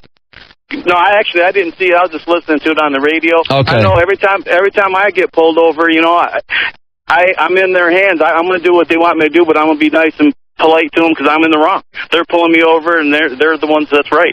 Well, this guy isn't. I mean, he's not even gracious to this cop that pulled him over. He's acting like, hey, that light was green, and screw you. And he obviously went up to his mailbox, and rather than pull over to the right side, which is what I would think you're supposed to do, he drives on the left side of the road. Apparently that's his house. And he drives right at his mailbox, and he's like grabbing his mail as the cop comes up to the car. He's ignoring it. So the cop is kind of like blocks the cop. The cop's kind of like, hey, what's more important here, the fact that I'm pulling you over or you getting your mail? And I don't blame that cop for feeling that way. You know what? Maybe that's why, because it was interesting when the car was moved forward. It did look like he was going to take off. But I think he was going into his driveway. Wait a minute. Yeah, I was just thinking. I'm thinking what he was really doing there was just moving forward to get past the mailbox to give access. Yeah. Because when he's right up against his mailbox, you don't move he your can't car. even open his door. Would you even think of moving your car though when there's a cop standing next to your window? Hell no. I wouldn't either. No. Hell no. Are these other people cops? Did anybody see the video? I'm just curious if any cops saw it. Because I was surprised to see Dwyer get that way, but I imagine what Lou said is true. Oh no, there's a courtesy that you're expected or they expect to be given if they're pulled over in Detroit. Absolutely, and that was not afforded this guy, and it got out of hand. But I thought the guy was belligerent. You know, apparently he felt his guy was more belligerent than he needed to be. Well, yeah, no, I think the problem started the minute he notified him who he was, and that guy persisted in his attitude. I think that was it, instantly. So you watched Armed and Dangerous last night? Yeah. It really was that. You know what? It's very watchable, actually. If you didn't catch our interview with Jack Osborne yesterday, Jack Osborne, LaToya Jackson, Eric Estrada, of all people, and two other Hollywood types. Some former wrestler chick, and that guy from Jackass. Yeah, Wee Man from Jackass. Right, and from whatever. Anyway, they go through police training, and they're reserve police officer. They become reserve police officers for the Muncie, Indiana police, and they're actually going on calls, and they're actually kind of acting like they're cops now. I mean, they're going on the calls with a police officer, with a fully, they are, full blown police officer. I know, but they are reserved. I know, it's pretty bizarre. But they are with a former police officer who has the additional training, like Jack was telling us. The other police officers, when you go beyond reserve, get the additional legal training and everything else. But the real cop gives them pointers too with each thing they did, like. You should have, you shouldn't have put that guy up against, put his arms against the wall of the mobile home. You shouldn't have done that. That was a mistake. Mm-hmm. You should have had him put his hands behind his head. Don't let him lean against the building. They point out things after the incident. But amazingly, too, Jack Osborne was an amazing shot. He just, when they were in the gun training, he was just nailing the target. Bullseye. No kidding. He was unbelievable. Wow. Did you notice, too, Mike, when they finally get their guns and their badges and they pair them up with a real cop and they're going out for the first time? Like, they show Wee Man and he's with some guy and Jack is with the black officer or whatever. And they're all kind of yucking it up and they're going on call and they're kind of explaining everything.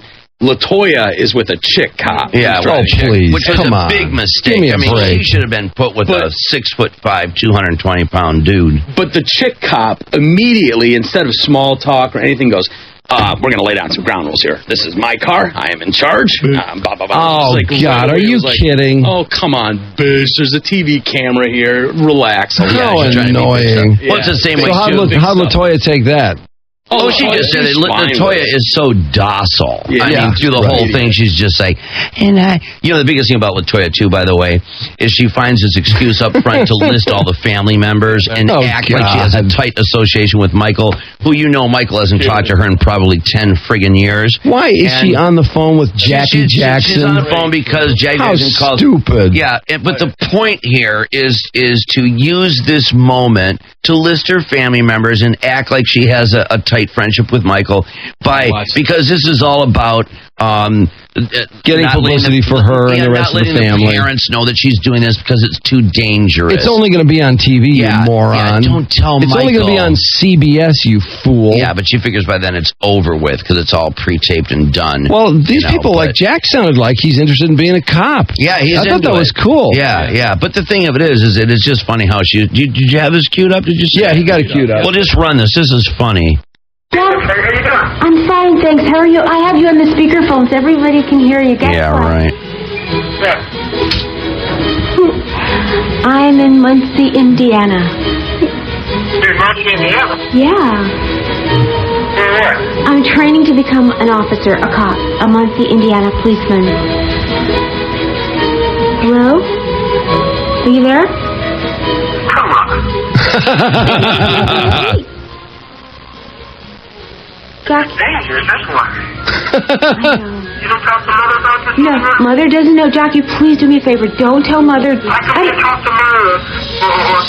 She's 40 years old, you idiot. I want to surprise everybody because I Why didn't you talk to Mother or Jermaine or Michael? Or run or do any of these things. They act like the Jackson family's a corporation or something. I know it. Like, that she's is so unnatural. She's like 45 years old. That's so unnatural to put it. Why don't you talk to Jermaine or Michael or Cheeto or... But listen to what she comes back with. But by the way, just one aside here.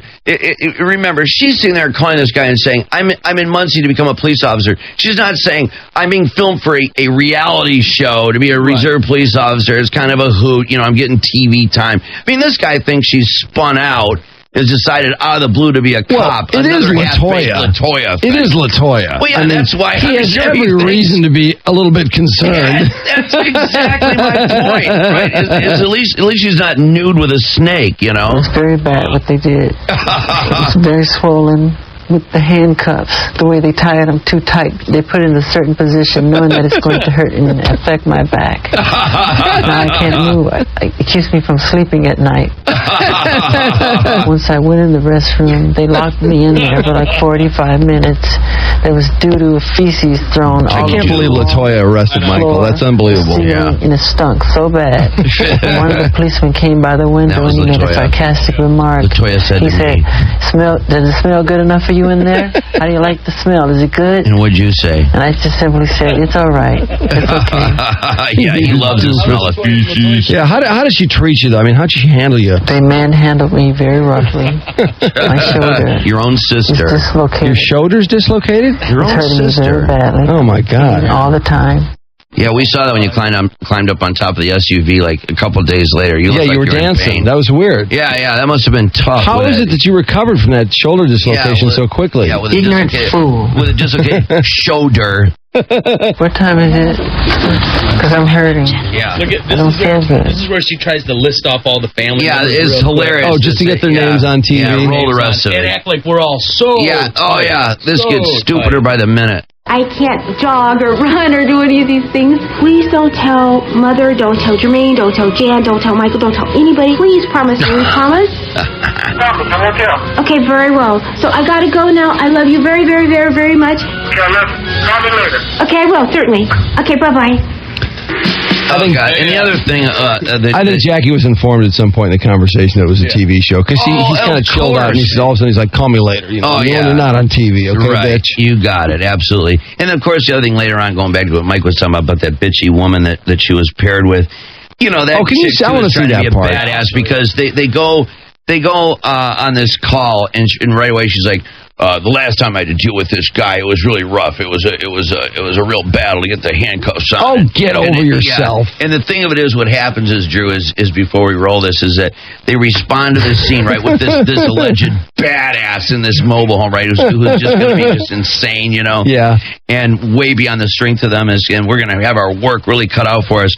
So here's LaToya, this meek, weak, officer, and so they end up cuffing this guy.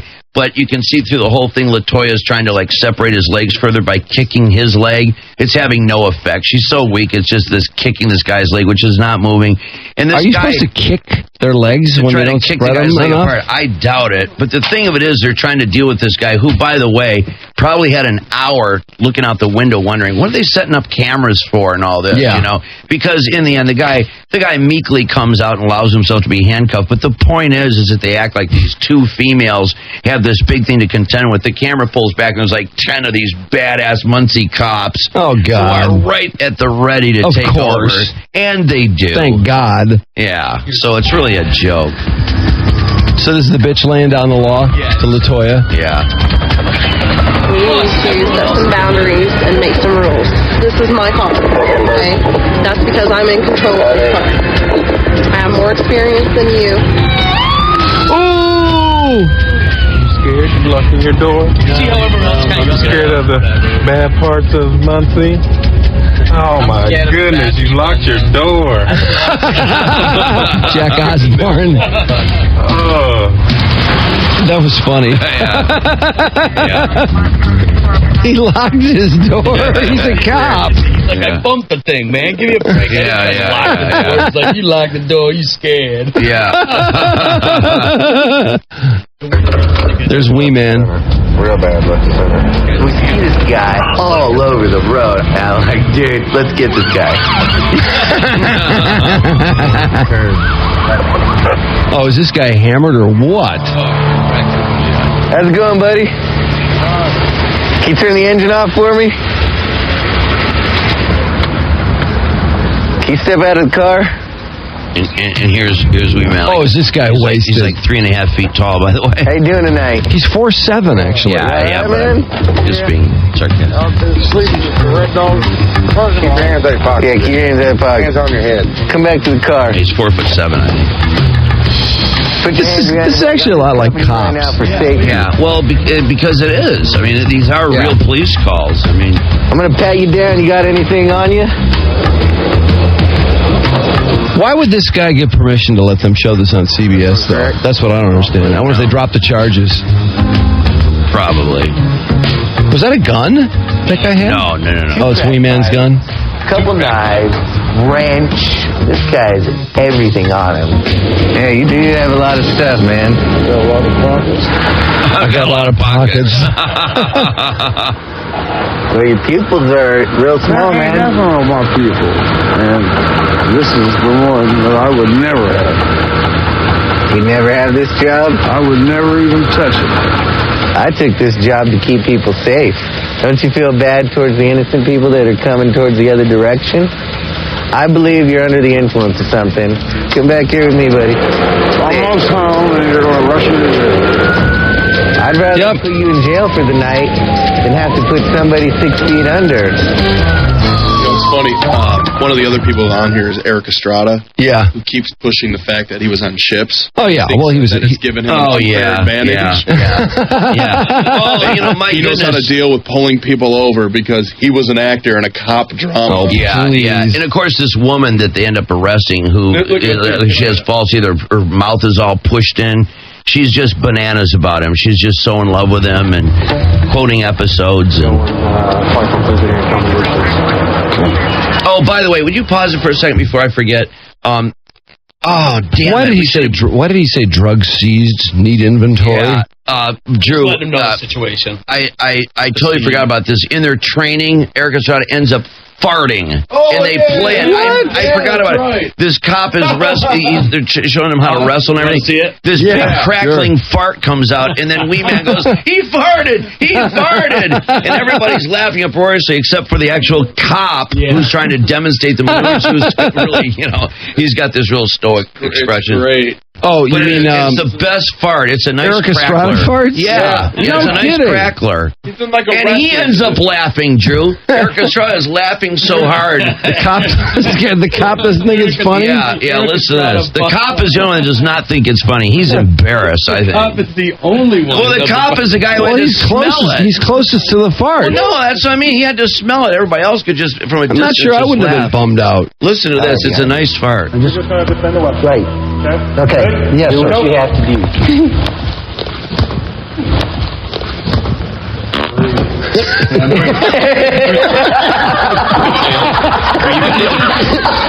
He pushed the air out of me. He pushed the air out of me.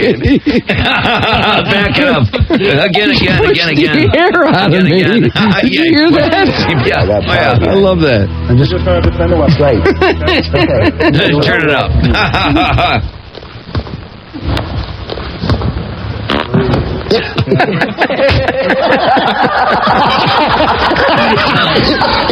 He pushed the air out of me.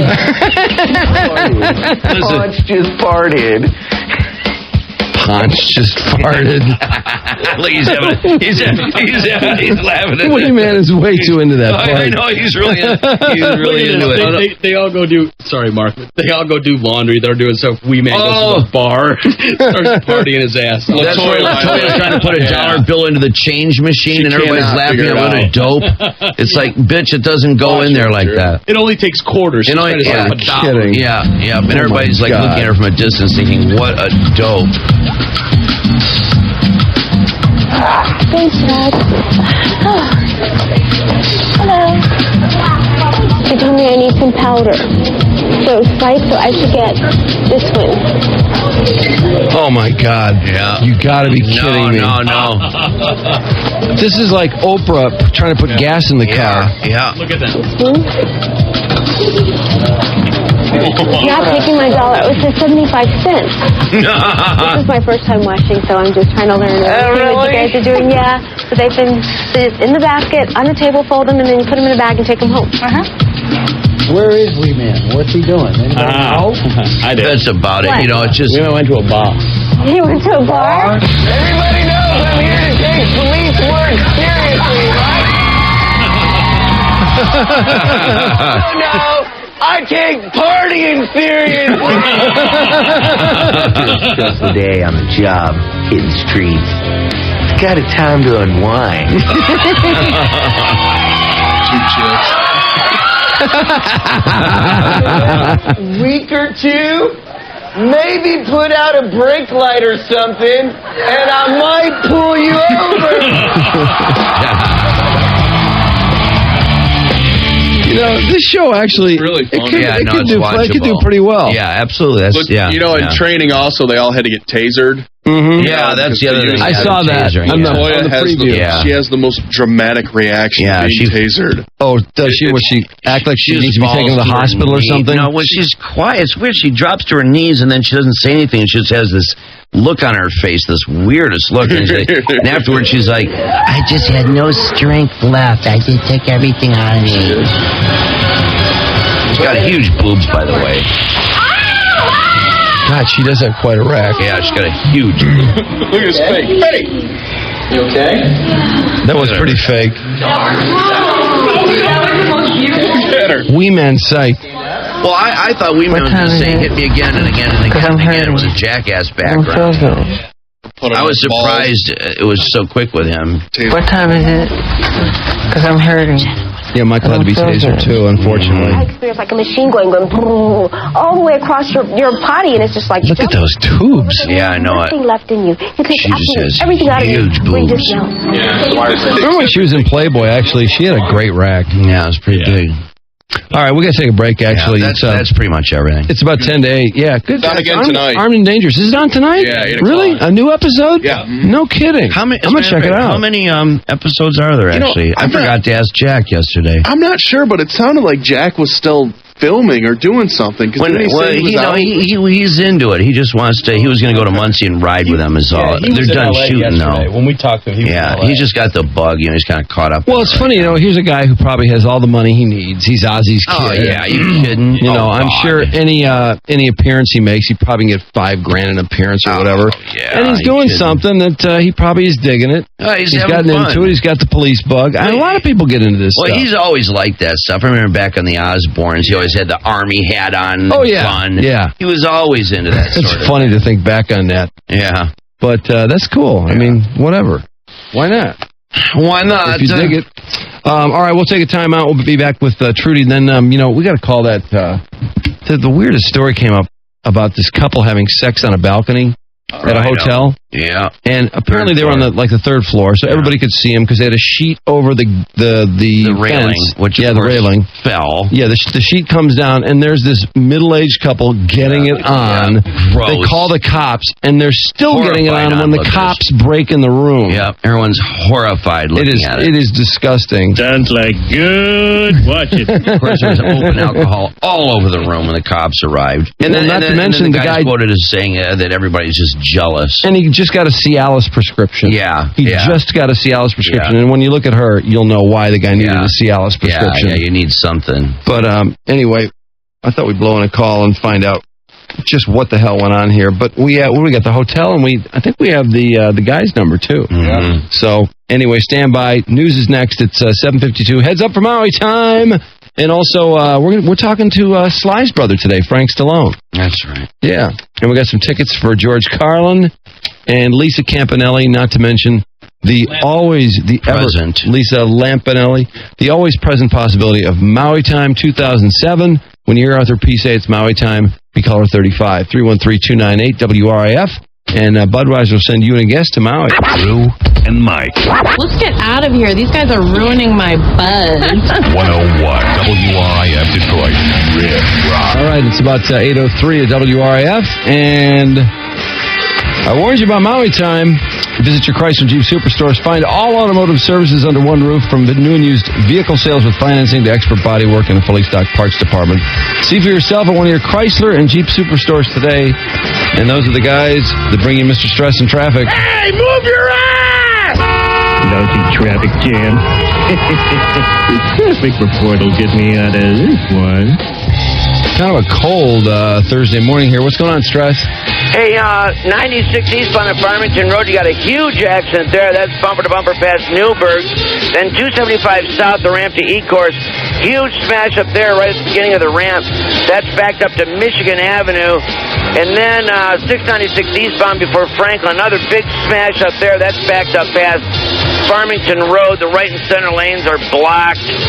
And Woodward northbound between Canfield and Forest, 2 lanes are blocked due to a building fire. The rest is all construction. That's traffic. All right, and Trudy News brought to you by Builder's License Class. A one-day Builder's License Class will be held in Livonia on the 13th and in Troy on the 20th at $189. It's guaranteed. Pass the state test or get your money back. Call 1-800-PASS-104 or go to license2build.com. That's one of those big professions. The number one upcoming jobs. Is that right? Yeah, it's on the list. Huh. Yep. Well, I tell you, we got to do something about jobs. Yeah, we got to find here. another one. I'm talking to more people, either struggling in their business or they can't sell their house, or this economy is just terrible. Something's got to give. God, I know it. It's like, when is there going to be some break in this? Well, Granholm said we'll be blown away at some point. Oh, I know. Are we still waiting 5 years? Away. All I'm hearing out of her is more and more tax. But she's talking about some of the professions that they have lots of loose and laying around are medical professions. And I was thinking of actually maybe taking a few classes, going back and being a nurse.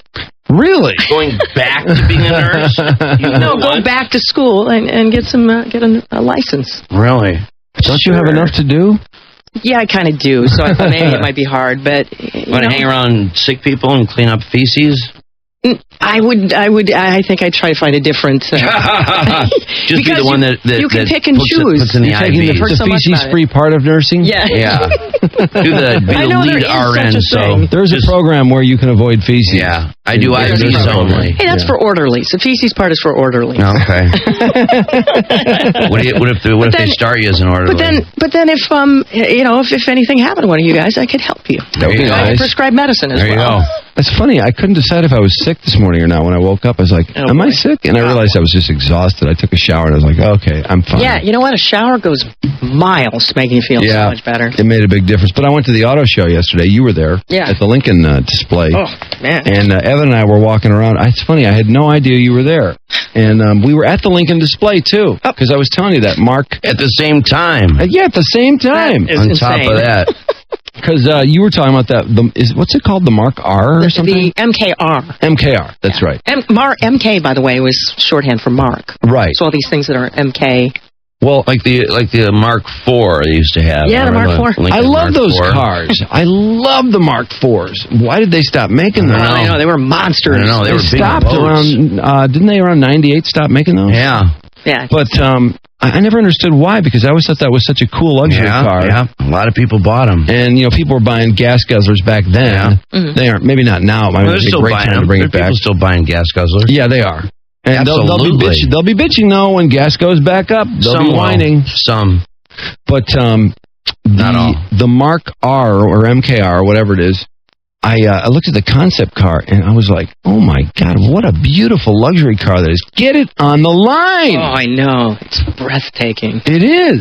I mean, there's no handles on the doors. There's like buttons. We couldn't figure out how do you get in this car. It's almost, like Bond meets Beauty It is. in a way. Yeah, it was very Bondish. That's a good analogy. But they also told me that, the leather is made of a special process that doesn't pollute, and the mohair carpeting is recyclable. And, they've done a lot of things to this car. It runs on E85. Nice. So it's an environmentally friendly hot car. Yeah. Well, that's what Newsweek was saying this week, is that more and more corporations, whether the White House will admit it or not, are concerned about global warming, and they're trying to do environmentally responsible things. And not Home Depot, Walmart is one of the biggest.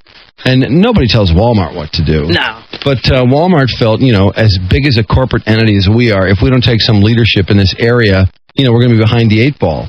And the big three, it kind of at the last minute just seemed like this year they sort of decided, wow, we got to get hybrids out. We got to do something. We should be sort of proactive about this. Isn't it funny what the government won't do, that all of a sudden people and corporations have decided, well, we've got to just take the lead on this now. Well, I do think it's very strange, and I don't know, if the Gore movie has anything to do with that, An Inconvenient Truth, because I think a lot of people are watching that movie. You saw it, didn't you? Yeah, oh yeah. Yeah, I mean... And Bush couldn't be told by Al Gore what to do. Well, I was a believer in global warming before I saw An Inconvenient Truth. I thought, this is an issue, because if you've seen... enough things on the Discovery Channel on it. I mean, it's certainly something funny is going on, and the temperatures, the winters here the last few years. Yeah. I mean, look at this year. Well, a lot of that they say is El Nino or Nina, which is causing it. Although they say there's a little bit of global warming probably in there, but this warmth is absolutely from that El Nino. There's a degree or two, from global warming. But the only good thing about that is if Michigan turns into Florida and then Florida burns up, it's like, well, all of a sudden our houses will double in price because we live in this great warm climate. Palm trees will start flourishing. Except there'll be no one to buy your house because there'll be so many states that are literally out of business. Maybe they'll all come up here and want to live in our homes, though. Florida will come up because their state's on all those fire. People come back. All those people who we've been jealous of living in the warm weather. Yeah, they'll all come. They want to buy your house. Exactly. Believe me, I don't know where we go. Maybe the ultimate north. The ultimate effects of global warming, if it ever got that far, you do not want. Oh, I know it. Last summer was enough for me. Yeah, we know. Yeah, really. I mean, it's a serious thing, but I thought the movie was, Gore did not know apparently when they were shooting that they were going to make that into a movie. So Gore ends up coming across the way that his handlers, they were really bumming out during the 2000 presidential races. Like, this guy's a brilliant guy, and you've seen him at his best, like the Perot debate you always talk about, Mike. I know, he laid waste to Perot on NAFTA. And we thought Perot was the consummate think-on-your-feet kind of guy, and Gore just wailed on him. I know. He wiped him out. I was really bummed. And his handlers and a lot of people in politics agree that he's a brilliant guy, He's but so he just wooden. comes across so He's badly. so wooden and boring and monotone. Yeah, he just can't. He can't win the ultimate prize because he can't express himself. They busted their ass to correct that too, and nothing doing. But an inconvenient truth is a part of the movie is him giving this. He's giving a speech and he's showing slides and stuff like that, and he's very kind of off the cuff and very natural. And he comes across. I mean, you'll be blown away. You won't believe it's the same Al Gore because he's actually funny. Oh, I mean, he is. I thought he was funny in that movie, didn't you? Yeah, I thought he was really good. I thought he came across great. The problem is, people like my dad won't even watch it because it's Al Gore. No, I know. Yeah. Well, that's my inclination. Well, I didn't watch it because it sounds boring. Yeah, it sounds so boring. Al Gore talking about global warming sounds to me like the biggest insomnia cure You should in the watch world. it. Before you judge it, you should watch it. I'll let you borrow it. Yeah, I've got it too. Speaking of wooden. Where mistakes have been made, the responsibility rests with me. Okay.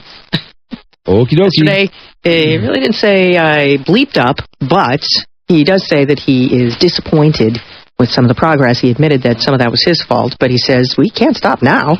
Car has no brakes. We concluded that to step back now would force a collapse of the Iraqi government, tear the country apart, and result in mass killings. Such a scenario would result in our troops being forced to stay in Iraq even longer. Oh, stop it. They don't have to do anything. Just now decided that it's so far gone that you've got to stay in there and mop this mess up. Well, Bush did surprise a few people. Our past efforts failed. Yeah. 90 advanced troops from the 82nd Airborne are already there. The rest will be on the way. It was about how things are going to change in the war. 20,000 new boots on the ground is what he said last night, or 21,500. But these are 20,000 well-traveled boots who've been there again and again. And first, of course, the mission is to secure Baghdad. By the way... Well, we talked about this quite a bit when we first started this morning, and I thought the conversation was interesting, and the subject is interesting, certainly, and everybody's got an opinion on this. But in the end, I still can't get over the fact that we just told them what our battle plan is, that we're going door to door in Baghdad, and any insurgent who's in Baghdad, if I were one of the insurgents and I were in Baghdad, I would just move right now to Fallujah. Sure. Or to Crete or somewhere, but I sure as hell wouldn't be in Baghdad. Because you now know, because the U.S. president told you that they're going door to door in Baghdad, and they're going to flush the insurgents out. Well, they just do what they always they have done. When the troops show up, they kind of disappear and go somewhere else. Well, and then when we clear that area out, boom, it's whack-a-mole. They have the ability to blend in, too, because it's not as though they're an army. So they can, whatever they want to do. They disappear into the crevices. But how many times have you seen an insurgent? It's like Nam with jungle warfare. They did the same thing. Yeah, but, think about this. It's the theater, How many times on CNN have you seen a representative of al-Sadr telling us what they're going to do? Yeah, that guy's going to You'll never see that day. They're not that stupid. They're talking about going to Sadr City. That is going to be the battle royale. Well, nice telling everybody what we're going to do and exactly how we're going to do it. That's what gets me. Well, trust me, the day you see them doing that, you'll know this war is over, because they would never do that. Well, I mean, it's just so why don't we do it? I have no idea. Because he's trying to sell this. Unless it's a setup. He's trying to sell this to the American public. That's why he had to get very detailed in terms of his plan. And he will begin doing that today at Fort Benning. Again, preaching to the choir. He goes to an easy audience. Of course, that will be... I know. What a joke. Soldiers at Fort Benning, Georgia, to begin the sales job. So we're going to hear this speech again and again, unless he changes the way he does things, because the last couple of speeches that he took across America to try to change things up were the exact same thing, word for word, in every location that he ended up. Well, and I don't know how many people don't understand amplified sound. He doesn't understand that everybody has seen this speech because it's on CNN in its entirety, and so the country really gets tired of it all. Yeah, I'm kind of worn out on this whole thing. It's like, all right, either just control the insurgents, or either throw everything but the kitchen sink at it, or forget it. By the way, 20,000 troops is not a lot of troops. Sounds to me like that's as much as we can muster. And I always wondered about that, but the fact that we have to pull some from Afghanistan, pull some from over here, extend the tours on these other guys. Well, I have to tell you, sounds to me like it's everything we can do to get that much. When Time Magazine had their little graphic of all our troops, all our troops, you see that we have 50-some thousand in Europe, 20-some thousand in Japan, 20-some thousand in Korea, and there's still. Tess was asking me about this yesterday. She's like, "Well, you ran down all the numbers where all our troops are, but then there still is a huge number left. Where are they?" And they're in the U.S. Right. And they're training. A ton of them in There's the US. people at the, for example, at the border. Remember when we sent 18,000, I think, guardsmen down to the border? So, I mean, I guess, I don't know if they're available or they're not trained or what the deal is, but there's a big number of troops that are, to me, are just unaccounted for. Do they exist? Where, and if they do, we'll never know. It's White House math. I think it's trying to win the war on the cheap, if you ask me, because like the trophy technology we talked about, they make all these excuses for why they don't want to buy it, something that would obviously help our troops, who they act like are, the most important natural resource we have in the U.S., and then they turn around and they won't buy, whether it's the technology. There's a bulletproof vest that's far superior to what they have right now, but family members that are sending it to their loved ones over there have been told that if they get killed, then they won't. There'll be no because they don't want to buy a vest for everybody. For them. No, they don't want to spend the money. Yeah, no, they don't. And that's one of the. But yeah, we're still blowing $5 billion a month over there on God knows what. Half of it being squandered on $1 billion in to get them infrastructure jobs. stuff. Yeah, I know. Give me a break. What about getting jobs in this damn country? Colin Powell, one of the comments he had about this whole issue is, why are we still trying to win this war on the cheap? You can't. I don't know. You have it's so important to win this war. You have to overwhelm the opponent. You can't just try to provide just the right amount and maybe two over to secure a country. You have to send so many that they can't even think about doing the things they're doing. When he was asked about it last night, he said that is not sufficient. You have to do far more than that. And there's a million other things that Bush has to correct over there, to the communication lines and the people in charge and the way they go about doing the things that they do on that battlefield that have to be corrected as well. How about stop giving contracts to your favorite contractors? But they are did burning money. They did have this other military guy though that was on there who was trying to say that the ratio for a war like this is 1 to 50, and that's so much higher than what his plans that accomplishes a 1 to 50. I can tell you, one soldier for every 50 Iraqi citizens. I can tell you from reading about Gulf War I versus Gulf War II that number is so much higher than the number they were talking about in Gulf War I, where we sent 500,000 troops between us and our allies. Mm-hmm. Because if you remember, Bush's father put together a fabulous alliance. I mean, he spent a lot of time on it. He had all these other countries helping out. I mean, the whole world approved of what we did. Yeah. They were in Kuwait, and so it was, you were taking a country that was invading another country and pushing them back, and everyone approved of it. And we had 500,000 people there, and Colin Powell was saying, that was really barely enough. That was just enough and that's to get the job done. And that was Kuwait back. And that was when we weren't even occupying the country. Yeah. This is not a reason. It seems to me you'd want 1 for every 20. Well, I think it was something like 1 to 17 is what I can imagine 1 to 20 sounds good to me. But incidentally, we're hearing from Jordan, Saudi Arabia, Kuwait, and Egypt, and the United Arab Emirates, all who are saying, please don't go. Don't go away from Iraq because it'll all blow up and then it'll spill over into our country. Well, then help out. Why don't they help out? They could get off their asses, couldn't they? Sure could. And enlist a few people who aren't doing anything in some other countries. They're content to let us spend all of our money. Well, one of the other complaints, complaints, they sit on top of the oil wells, and one of the other complaints about this new strategy, quote unquote.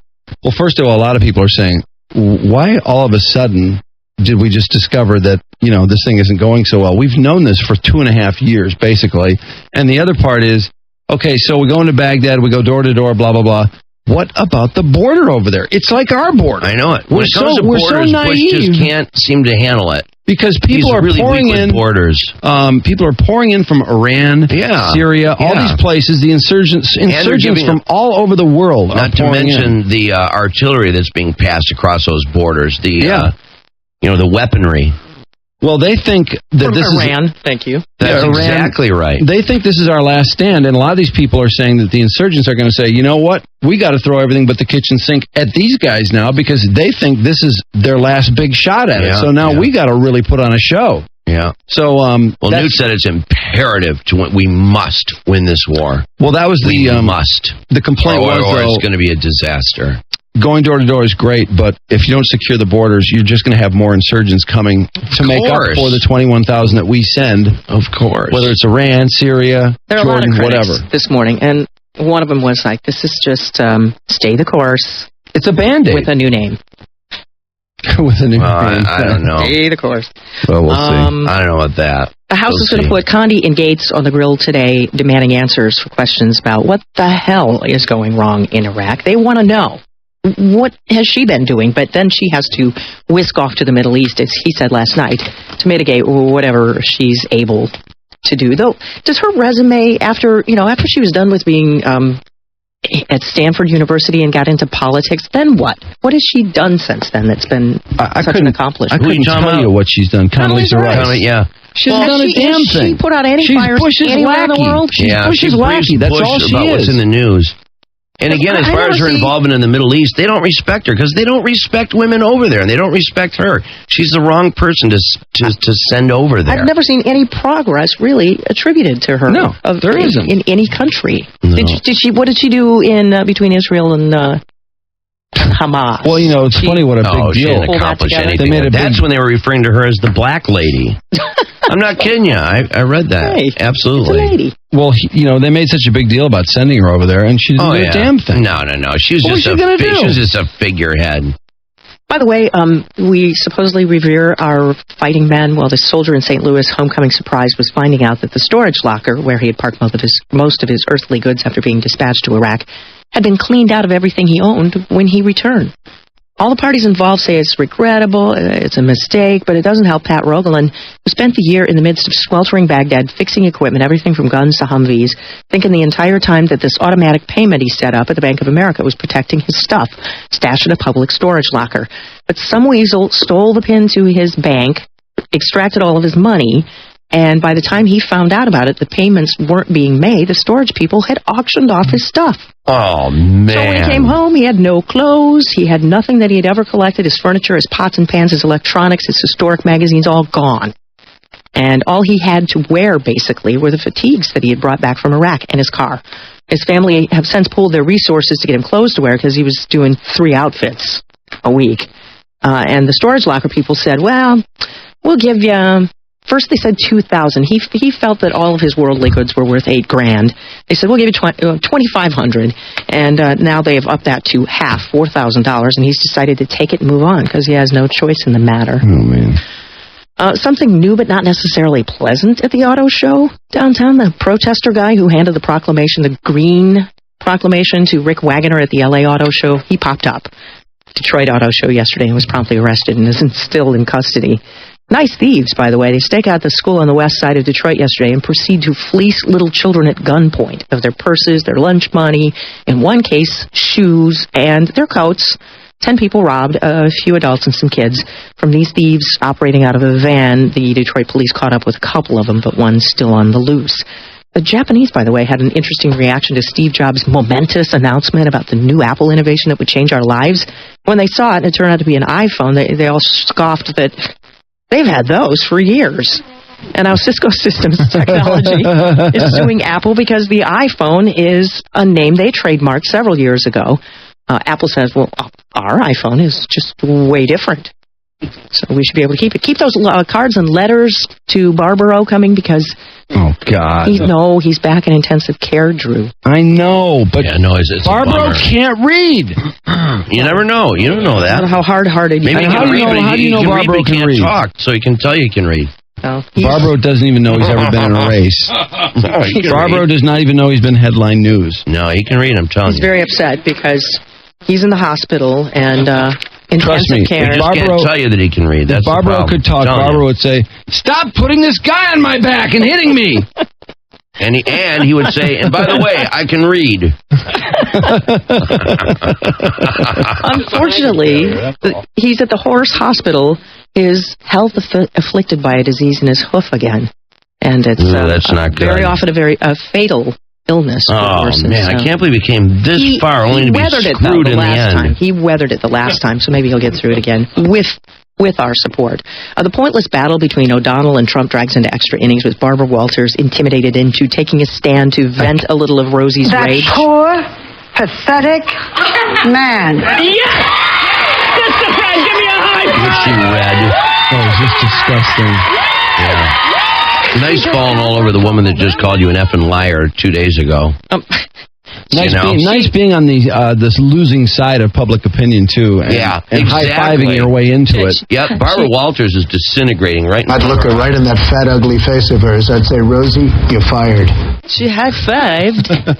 Barbara Walters, I think Barbara probably has like 10 broken bones in that hand. I know. It looked like a rough high five. Rosie, all right. And didn't she lean across a couple of very nervous people to do it? Yes.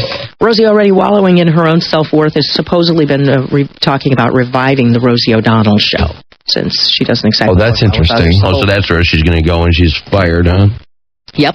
Yvonne DiCarlo, Lily Munster, passed away yesterday. She was 84. You know what? Did you see the last picture they released of her? No. Packed on a lot of pounds at the end of her life. Uh-oh. That happened to Morticia, too. I was so bummed out. I know. Morticia was so You're spelt right. Yeah. her whole life. Well, Marilyn? Have you seen Marilyn Munster lately? No. Oh, she looks tough. Not good. She Really looks rough. bad. Now she would fit in with a Munster. She wouldn't be the cute one anymore. You're kind of right. She just looks like Herman. Well, you know who's probably the hippest looking Munster of all is Eddie. Remember when he showed up at our event? Oh, He was doing shots and stuff. Yeah, he was cool. Are Eddie and Marilyn the only ones left now? Let's see, because Grandpa's dead. Grandpa died just recently. Lily's dead. Herman's dead. Herman's been dead for a long time. For a long time, yeah. Yeah, Eddie and Marilyn are the only ones alive, I guess. A bummer. Life sucks. You know what I couldn't believe in all the Yvonne DiCarlo discussions yesterday? This show was only on for 2 years. I know. Can you believe that? Something? That show was the power of huge. reruns. They packed a lot of episodes into a season, didn't they? I think they did, because they were talking about the total number of episodes they had. Yeah. The number seemed a lot higher than I thought it would be. By the way, some of the shows that we've missed are coming back. Lost is coming back, February 7th? Yeah.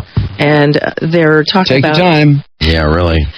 24 is coming back for the 6th season on Sunday and Monday at 8 o'clock. And in celebration of this, they have a Jack Bauer action figure. That Todd McFarlane of McFarlane Toys spent 2 hours scanning every facial expression of this actor to craft this thing. It finds him in a bulletproof vest with his gun raised, looking for danger. $10 to $12 for this. By the way, the first group of Lost characters has sold well, and so they're producing some other ones. Saeed, Desmond, a tied-up Henry Gale, and Claire with her baby. They're going to be cranking out soon. Jack is the most popular selling action figure from the Lost cast now, Locke and Shannon figures, and the Hatch collector set. I wonder if they're going to kill Jack off. I'd love to have my own little Hatch. Yeah, cute. Why don't you have Lost action figures? You know, I did. Who got do you me? have? Doug Podell got me some of those did he? action Who did figures. he get you? Got me, God, I think he got me Jack. Jack? And, no, he Sawyer? got me a Locke. No, because there's not a Sawyer yet. That's Shannon. coming in the There's spring. not a Sawyer? How can there not be a Sawyer? Oh, I don't know. Is there a Kate? That is so going to be misused. That's Sawyer. I thought it was Shannon I got in the bikini. Oh, you're right. Yeah, Did you hear that, though? You can get the Hatch. I know. I saw the then Hatch. you I can saw play a with your picture action of the figures. I saw a picture of it on the back of the box. The Hatch was awesome. The second wave. Yeah, you can come over and play, Mark. If we had the Hatch and we had all those action figures, we'd be playing Lost here all the time. By the way, I tried to take Instead, her. we're playing Guitar Hero. I tried to take her bikini off, by the way, and that's the only part I would have changed with the design of the toy. You can't take her bikini off. No, you couldn't. I was really bummed. The second wave Broke comes 3 fingernails trying to. this spring with Mr. Echo and Jin. I think Jack's going to be killed off. Jin will not be a popular action figure. Sorry, can barely understand a word he says. Where we left Jack was in that, He just looks that inscrutable bizarre all the time. that bizarre situation Jack's in right now. In the middle of that surgery. He's cut his kidney or whatever. Yeah, but notice that Jack is starting to. He's out there. He's in a lot of movies now. He's in TV. He's got a lot of things on his. That's usually the sign. He was huge on PO5. Yeah, I think they're going to kill him off. No. Yeah, that's the play. Remember, he wasn't supposed to be beyond an episode, too, remember? No. So I think Jack's going to go bye-bye. Well, all the more reason to have the action figure. We'll see. Yeah, that's the play. By the way, People Magazine says the latest Britney Spears lap, who she's climbed onto, is a K-Fed lookalike, a guy named Isaac Cohen. Yeah, I hear he's a spitting who has image an of K-Fed. agent who says he looks no more like K-Fed than other guys look like K-Fed. And this must be a real smack in the face of Eminem, where the original look came from, that K-Fed tried to emulate when he was going into his rap career. Trudy Daniels, Riff Rock and Roll Radio. Here's a spitting image. Ugh, gross. Yeah. Huh? Well, The letters to the editor in USA Today this morning are kind of interesting. This one just cracks me up. I hope the president reads this, or I hope someone reads this to him. But of course, I know he they doesn't won't. read the paper. Yeah, he came back on that. I know, he came back and contradicted said, himself. Well, that's really not true. Yeah. But, you know, so the whole he took idea... enough flack about it that he changed his mind. The whole idea originally was, hey, I've got people that read the paper for me, and they tell me what I need to know. And it's Condoleezza Rice and Karl Rove. Yeah. And it's like, you get all your information from those two people, and you think you know everything that's going on. Well, then he says he makes the news. He doesn't read it. What he says... Yeah, that's right. He's a decider. What he says makes the news, is news. Everything that comes out of his mouth. Well, listen to this letter. This says I don't have to read what I said. I want to, vacuum it up. Reggie Marcellus from Lenexa, Kansas writes, President Bush has been playing Army in his backyard sandbox long enough. He's done all the damage he should be allowed to do. It's time to call him back inside and put him to bed. His playtime is over, America. Along with the entire world has had enough of his trial and error, all trial and mostly error form of leadership. Reggie Marcellus, Lenexa, Kansas. And then the editorial in USA Today is saying basically that, hey, nice try, but this is probably just a Band-Aid. And they point out that so much of this depends on the Iraqis, who have been absolutely undependable. Mm-hmm. And this again, I don't know why those people are going to change. They're not. That's what this editorial is saying. They are who they are. Maliki has promised 18 Iraqi army and police brigades with 63,000 men, but in phase 2 of the Battle of Baghdad, with a smaller surge of U.S. and Iraqi troops, many Iraqis simply didn't show up or showed up and dropped their guns. Yeah. And they point out that so many of these guys just joined the army because there are no jobs in Iraq. So they wanted the $60 a month, or some of them actually got up to $200 a month. Can you imagine living like that? Yeah. So I've been to war. I've raised twins. If I had a choice, I'd rather go to war. Our nation must come together to unite. I have that doll at home in the rock room. It's so funny. Whenever anyone comes over and sees that doll, I have to hear it for like 2 hours. Awesome. People can't stop. They can't stop hitting it. It's like that fat bastard I have. You keep pushing the Fat buttons, Bastard was great. Fart. Yeah, until he finally was killed. Mm-hmm. But they point out that these guys for $60 a month, they don't really feel that strongly about it. They have no strong feelings about it. It's just a matter of they needed a job. It wasn't that they were saying, boy, we got to help the U.S. get democracy in here. This is so important. Whereas our guys all are there busting their ass, feeling very strongly about what they're doing. They don't. Nope. So that's why... well, isn't he trying to say last night that if they don't get with it, basically, we're not going to even send the second phase of people. Right, then we're done with them. I guarantee you we'll send the second phase, no matter what. Well, obviously we want a presence in that region, and we're afraid if we pull up what Iran and Syria may do. Well, Iran and Syria, what they do... the beginning of World War III. They point this out, too, that this plan has no discussion of the borders and the people leaking over the borders, all these insurgents from Iran and Syria and all these other places. There's nothing in this new game plan about shoring up the borders. It's all about Baghdad, and they say... all he cares about is, when it comes to borders, is things like refugees fleeing to Turkey and all that, because they're worried about that. Well... Do you know how many people have left this country? Oh, yeah. Something like 350,000 people have just bolted the country. Hell yes. So, what a joke. No, I don't know. We'll see what happens. Frustrating as hell, isn't it? Yeah. All right, 8:33 at the Riff. Watch out for Maui time. And sports brought to you by General RV. The RV Outlet Show and Sale comes to the Macomb Center this Thursday, January 11th through Sunday. Now see the 2007 RVs and save with huge factory rebates at the Macomb Center. And last night, I don't know what it is about the Bobcats. The Pistons just can't handle these rough Bobcats. They lose to them for the second time this season. Raymond Felton had 18 points and 7 assists to lead 6 double-digit scores for the Bobcats to a 103-96 win over the Pistons. What happened, Flip? We couldn't get long rebounds. We couldn't get loose balls. It sounded like he was talking to me. At times we had the ball as far as trying to put it in. We had layups at the rim. We missed layups. We missed tips. We had 3 or 4 tips. And disappointing thing is we kind of still kept somewhat in the game. I'm really impressed with that.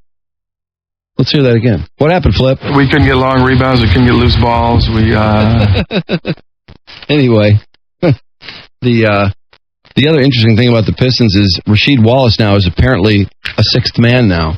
For the second straight game, he didn't start for what Flip Saunders calls basketball reasons, which is his way of saying Sheed isn't playing for squat.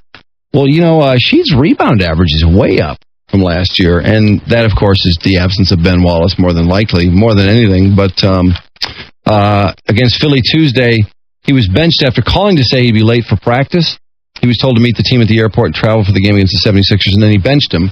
He came off the bench, and it's funny, Sheed is one of those guys that is never going to admit that something bothers him or hurts him, or that you have the ability to hurt him. He was kind of like, hey, man, I've been sixth man before. I like being sixth. I like coming off the bench. I don't have a problem with it. Whatever. I'll do whatever they ask me to do. So anyway, apparently Flip wasn't pleased with his 29 minutes in the Philly game, so he benched him again. And what do you know? They lose to the Bobcats. Well, among the reasons, maybe one of the reasons you didn't get any of those tips or layups or whatever is because you benched Sheed, Flip. So, anyway, he started most of his 18-plus career games, but he added that he enjoys being reserve. He has no problem with it. Whatever. Marquise Gray came off the bench, had 16 points and didn't miss a shot. Spartans beat Northwestern in Big Ten hoops last night, 66-45. That's a nice win for them. They had to have that game. But top 20 basketball, boy, what a stream of upsets. Georgia Tech took out number 11 Duke, who was number 5 last week before my Hokies beat them. 74-63. Duke is now 0-2 in the ACC for the first time in a long, long time. Illinois Chicago beat number 12 Butler, 73-67 in overtime. Vanderbilt upset 16th-ranked Tennessee, and Marquette over number 24 Connecticut by 4. Dolphins search for a head coach led to Detroit and Mike Martz. Did you guys hear about this meeting Huizenga had with Martz? No. They met on his plane. Really? Yeah. Huizenga just brought his private plane in here, and I guess there's a hell of a lounge in it. Yeah. And, I wonder what kind it is. Pete Carroll, who was on vacation in Costa Rica. He just flew down. Flew down there and had a little meeting in his lounge of his plane, huh? Oh, sweet. Well, Wayne Huizenga, you got to figure, has got to have one of the coolest planes ever built. Man. But that's so March just showed up at he was at one of the private airports around here. March just shows up, Pontiac, and goes into the lounge on the plane. They have their little meeting, and off Huizenga goes to meet with somebody else.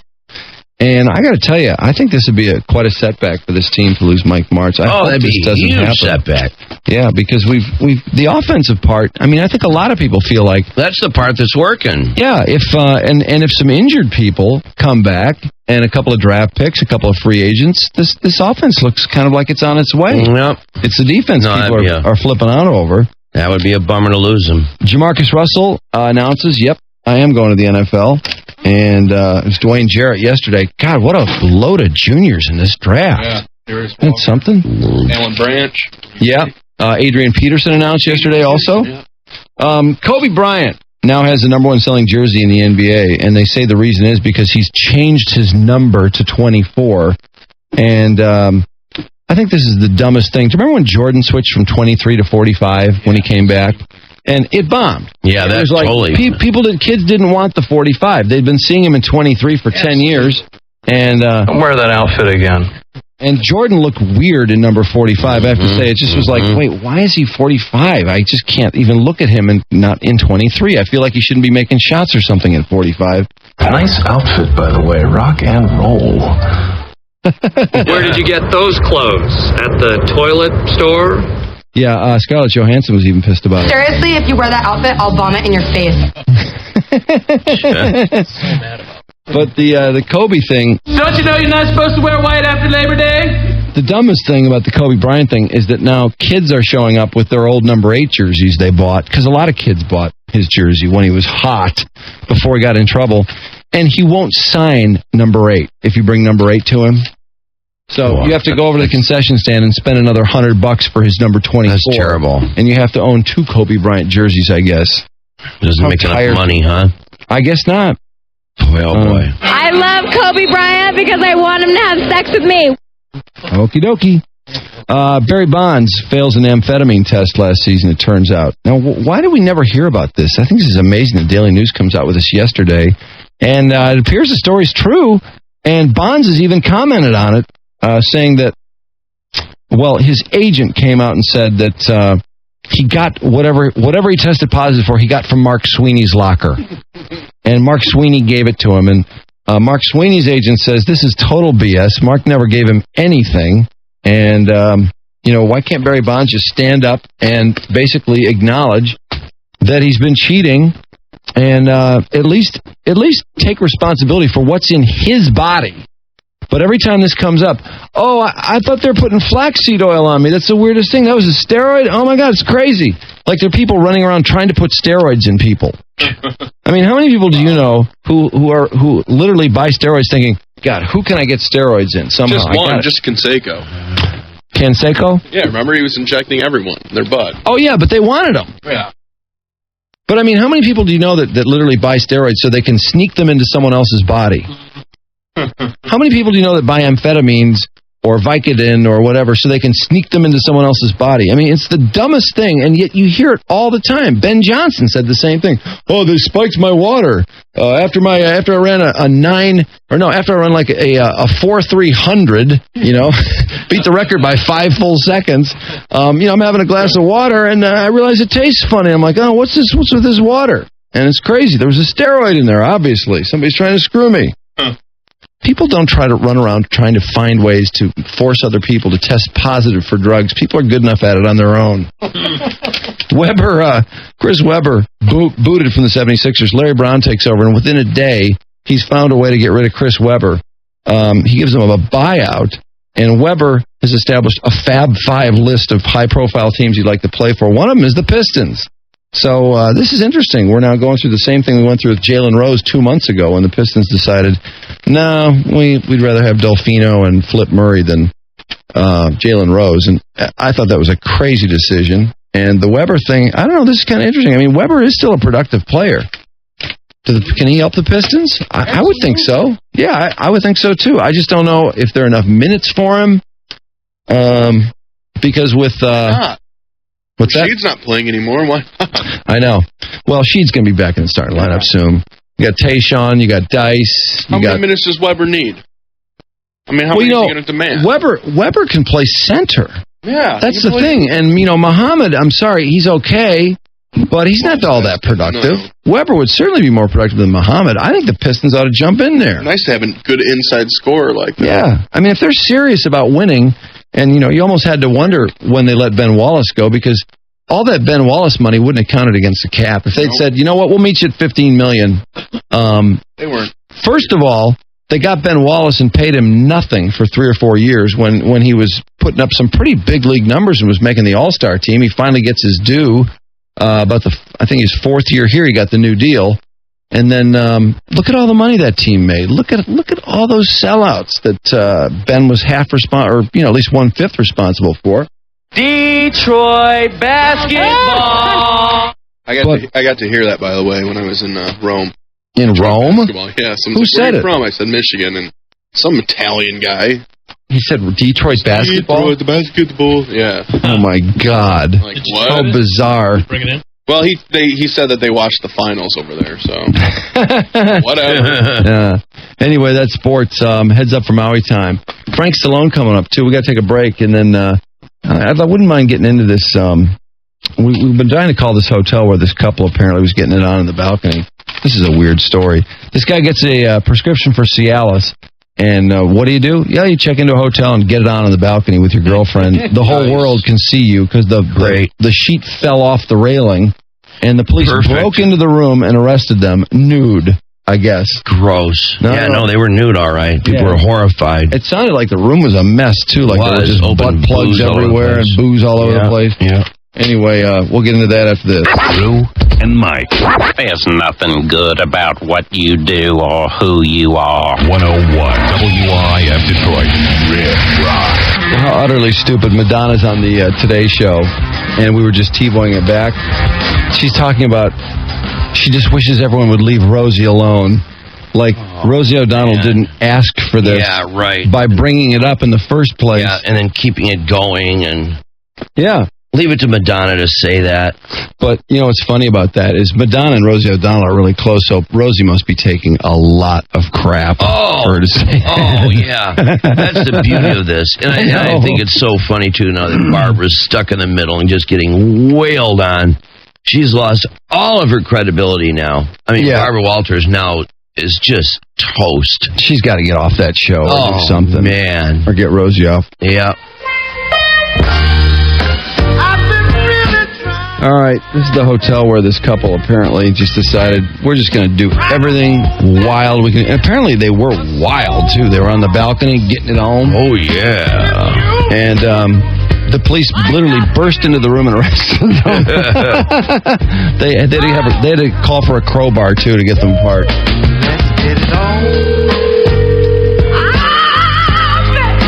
Heads up for Maui time. Yeah, is this Breakers Resort? Yeah, it's Drew and Mike calling on WRIF Radio. How you doing today? I'm doing great. Is this the kinky place where you can have sex on the balcony? No, that's not true. I'm just kidding. No, we heard about these. You got these swingers or something having sex on your balcony? It's a possibility. I don't know. I don't know anything about it. You don't know anything about it? You didn't hear about the couple having sex on the balcony? No, I didn't. And you worked there? I do. Man, don't you guys have a gossip chain like every other normal workplace? No, we're not radio stations. We don't gossip. Really? Well, excuse us. Somebody's having sex on the balcony and we're out of line. I don't know. Come on. I wouldn't know, and I wouldn't be the one to be talking to. So only radio stations gossip about what goes on at work? Possibly. Obviously, you're calling the Breakers to find out what happened. Yeah, well, who wouldn't? Well, our listeners are interested. It's entertaining. Yeah. No, I mean, it's not every day. Well, I don't know what it is. Maybe it is every day.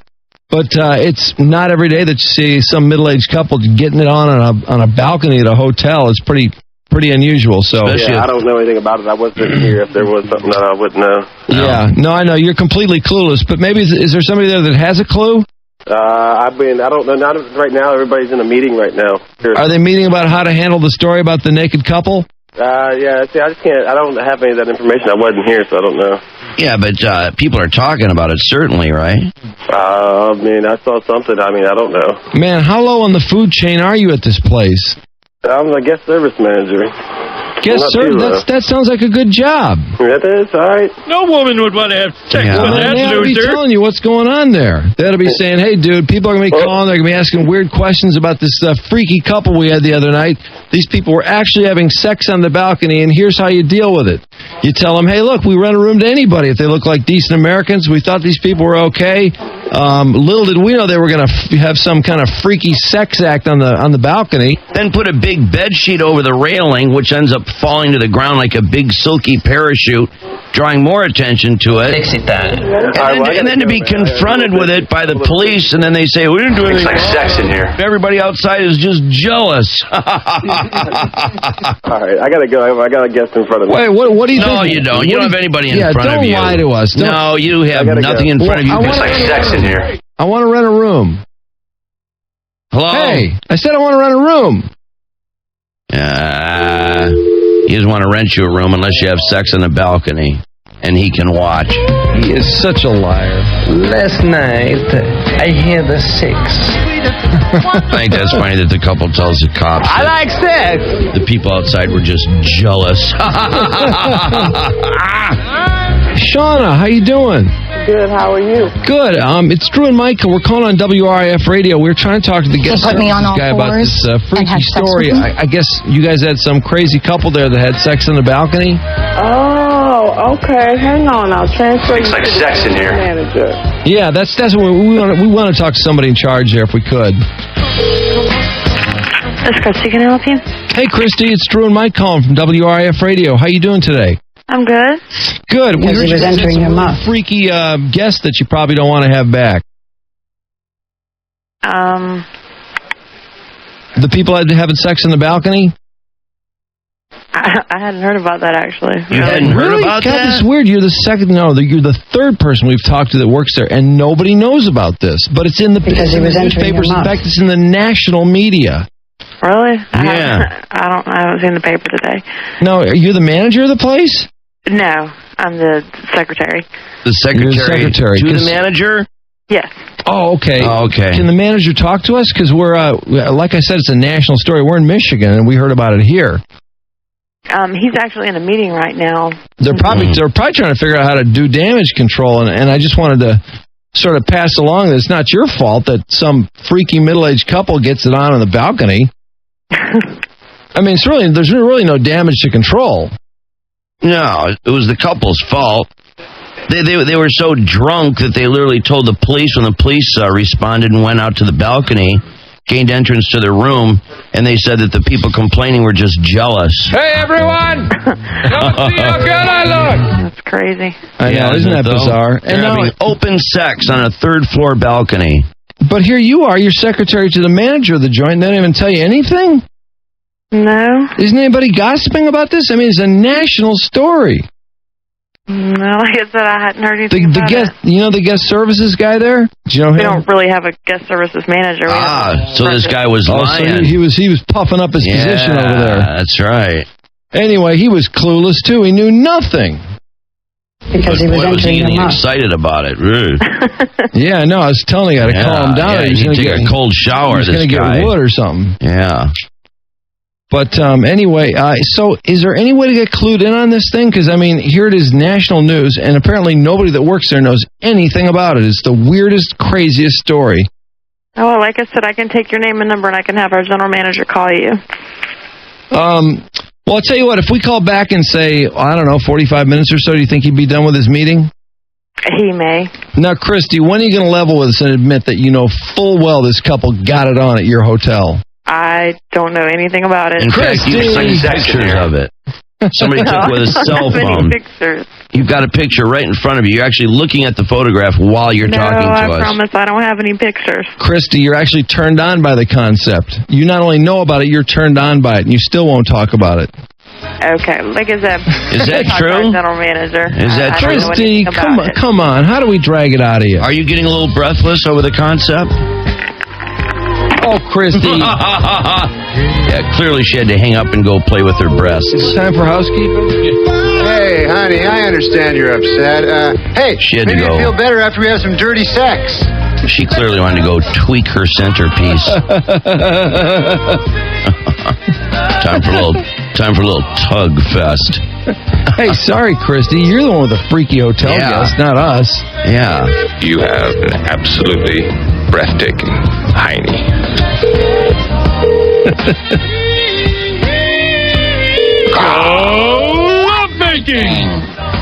This is Christy. Can I help you? Christy, it's Drew and Mike. Now, why did you hang up on us? Because you're being obnoxious. What? Oh, we're just being funny. Silly. Christy, come It's on. not funny. I told you, I don't know anything about it. Like I said, the only thing I can tell you to do is talk to our general manager. Now, why is the resort getting so bummed? It's not your guys' fault. You guys had a weird guest. It's not a big deal. Yeah, it's just a news story with a couple of goofy, weird people. We were just teasing you. We didn't think you're a freak. No. She had nothing to do with it? No, it's just this couple is pretty way out, and it's an amusing story. You know, it's not every day something like this happens. worth thinking that much about. So we thought if we get some information on it, you know. Yeah, but we didn't want to bum you out. I mean, it sounded like you're all bummed out. You hung up the phone like we're some pimps or something. Perverts? Yeah, no, Yeah, perverts. You're a nice person. We're just trying to find out about this couple.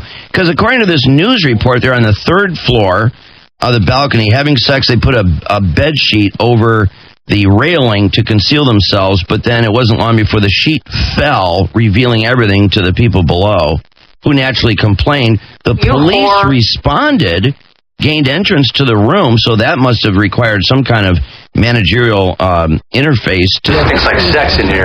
Yeah, absolutely. Who then gave them access to the room with a master key, and then of course they went out to the balcony, catching this couple in the act, and then they were drunk. They had open alcohol all over the kitchen, and they said that the people complaining were simply jealous. Come on, honey, I thought all the cold fish were in the ocean.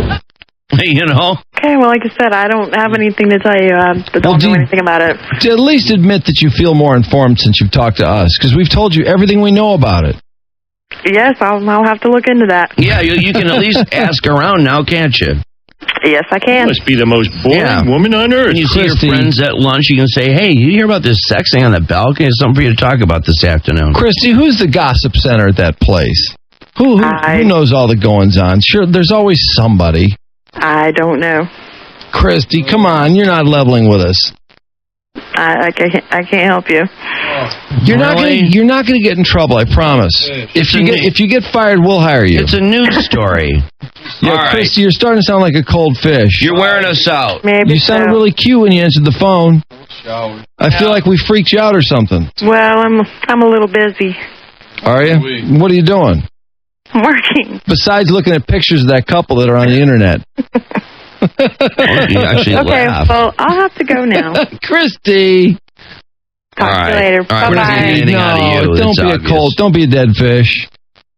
It's too late. She'll be like this at 5 o'clock. She'll still be like this.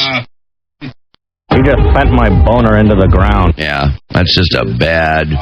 Yeah. She is a boner killer. Yeah, she's no a question. bummer.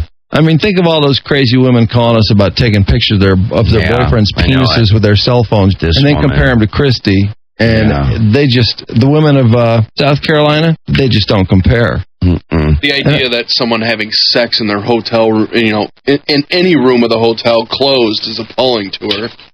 Yeah. I know we should have asked her what their policy is about replacing bedspreads and sheets. Oh, she wouldn't know. Actually, let's call housekeeping. What's your policy? What does that drop? How does that drop go? Policy on men that are legally separated. What's your policy on men that are legally separated? Significantly. Significantly more lenient. Thank you for calling the Breakers. This is Katie. Can I help you? Oh, yeah, housekeeping, please. One moment. Hey. Attention housekeeping. What's your policy on men who are legally separated? Stinks like sex in here.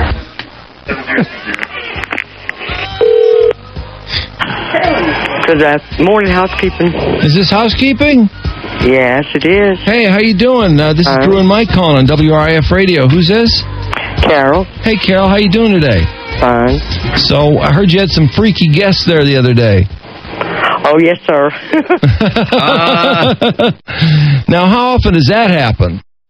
Not very often. Yeah. And did you have to change the sheets on the bed and all that? Oh, we did as a checkout. At the checkout? Yes, sir, everything. By the way, how often do you have to change, like, the bedspread and stuff like that? Because a lot of people, it seems like the news stations do stories every year about these disgusting bedspreads at hotels. We change spreads when they check out. Oh, so every guest gets a fresh bedspread? Yes, sir. And sometimes if they are in the room and they have an accident on a bed or something, we change it during the service. Oh, that's pretty good policy. Very good. And how often do you guys have to replace sheets? We change our sheets every other day. Every other day? Mm-hmm. And they do you buy a whole new set, or do they just wash them and change them? We wash them in the laundry room. Yeah. Everything is fresh. Wow. That's not bad. Pretty nice hotel. Stinks like sex in here. So did you get to meet this couple, or did you see them get arrested? Were you there when this happened? No, sir. I went up afterwards. Oh, okay. You got the job of changing the sheets? No, sir. We all pitched in and cleaned the room, a lot of us housekeepers. Oh, y'all did it together, How much of a mess did this couple make? What kind of pigs were they? It wasn't too bad. It's just a lot of luggage and stuff. Luggage? Yeah, and, we had to pack them up and all. Oh, so they didn't make that big a mess? No, sir. Wait, didn't they take their own luggage? They got arrested, probably. Oh, so their luggage was left behind? Yes, sir. Because did they go to jail, do you know? Yes, sir. Yeah, because they got arrested for public indecency, didn't they? Or something like that. Yes, sir. I understand there was a lot of open alcohol, like in the kitchen, empty bottles, open bottles. Was that true? I don't know. I didn't see that. I just was packing the stuff up. Was there a lot of lingerie and stuff like that had to be put away? Lingerie, I put some of it away, yeah. Yeah. No kidding. A lot of it. Like little teddies and stockings and stuff, or? No, sir. It's just mostly the ladies' clothes is all black. How about black clothes? They didn't have any weird toys or butt plugs or anything like that, did they? No, sir. Oh, that's good. Thank God, huh? I know that is almost worth thanking God over. Because we understand they were having sex on the balcony, and they put a sheet in front of them, and then the sheet fell down, and then, of course, everybody saw what was going on, you know. So naturally, you guys are having to clean the sheet that fell to the ground. There are a lot of activities that you can engage in without having sex. Well, that's a tough one. Let's see, that's a rough like one. Body rubbing or And of dry course, humping. the other thing was this couple having the audacity to say that the people complaining were jealous. Oh, my goodness. Yeah, how do you like that? Yeah, you weren't jealous, were you? Oh, I didn't see it, sir, but all I said was they should do it at nighttime. Yeah, I kind of agree with you. Yeah, they sound like pretty freaky people. Yeah, they sound like swingers. Yeah, what happened to the sheet that they used to cover the balcony with? Oh, I don't know. Yeah, they're probably out on the balcony. There was no sheets out there, just some towels in the chair. Yeah. Oh, it probably went flying to the ground. Yeah. That's probably why they got arrested. Did you pick up the towels in the chair with tongs? No, sir. Yeah, I was going to say some tongs would have come in handy at this place. Oh, yeah. Well, but you sure there were no sex toys or butt plugs or anything like that? No, sir. I didn't see any. Yeah. That's encouraging. Yeah, thank God. Again, thank God. Yeah. You can't thank God enough for that one. I'll bet you these people were nudists, too. I can imagine them playing tennis or shuffleboard in the nude. Oh, I don't know. Well, they certainly are exhibitionists, that's for sure. A third-floor balcony, that's that's low enough down for people to see everything. Yes, sir. Which is what they wanted. Now, how often do you have couples like that? Is that the first time you've had an incident like that? I don't think so. Maybe last year, one time. Oh, really? What? It wasn't our building. It was in another building. Were these some spring breakers or something? Yes, sir. Oh, yeah, I figured. Boy, yeah. Yeah, those spring breakers, they must be a bitch to work with. Did you hear, was a couple loud on the balcony? I mean, was she a screamer? I don't know, sir. All I know is they were out there, they said, and we went up there, and they were already calling. We cleaned the room. So you've had screamers at the hotel before, I bet. I don't know. I check rooms. I don't never hear nothing. Good for you. Have you ever walked in where somebody failed to put a privacy tag on the doorknob and walked in and caught a couple in the middle of a sexual act? Has that ever happened? No, sir. Thank God again, huh? God, I know. Man. A lot to go to the good Lord for on this phone call. Yeah. What room number were these people in? Room number, it was 343. 343. Yeah. So is there crime tape around the room now? No, sir. The room's clean. Oh, okay. So you fixed it all up and it's back in action. We cleaned thoroughly. Yeah, cleaned it thoroughly, deodorized it. Yes, sir. Yeah. Yeah, that's almost one of those things where it seems like you'd have to repaint it and recarpet it after you have freaks like that in there. Yeah. Place probably smelled like a fishing boat when you first went in there, huh? I don't remember. All I wanted to do was get the room cleaned. Yeah. You were breathing through your mouth, weren't you, ma'am? Yeah, admit it, Carol. I hate to interrupt you. I have to go. Okay. Hey, thanks so much for the info, Carol. We really appreciate it. Yeah, thanks, Carol. You can breathe through your nose. You don't have to breathe through your mouth anymore. Okay. Okay. Okay, bye. All right, see ya.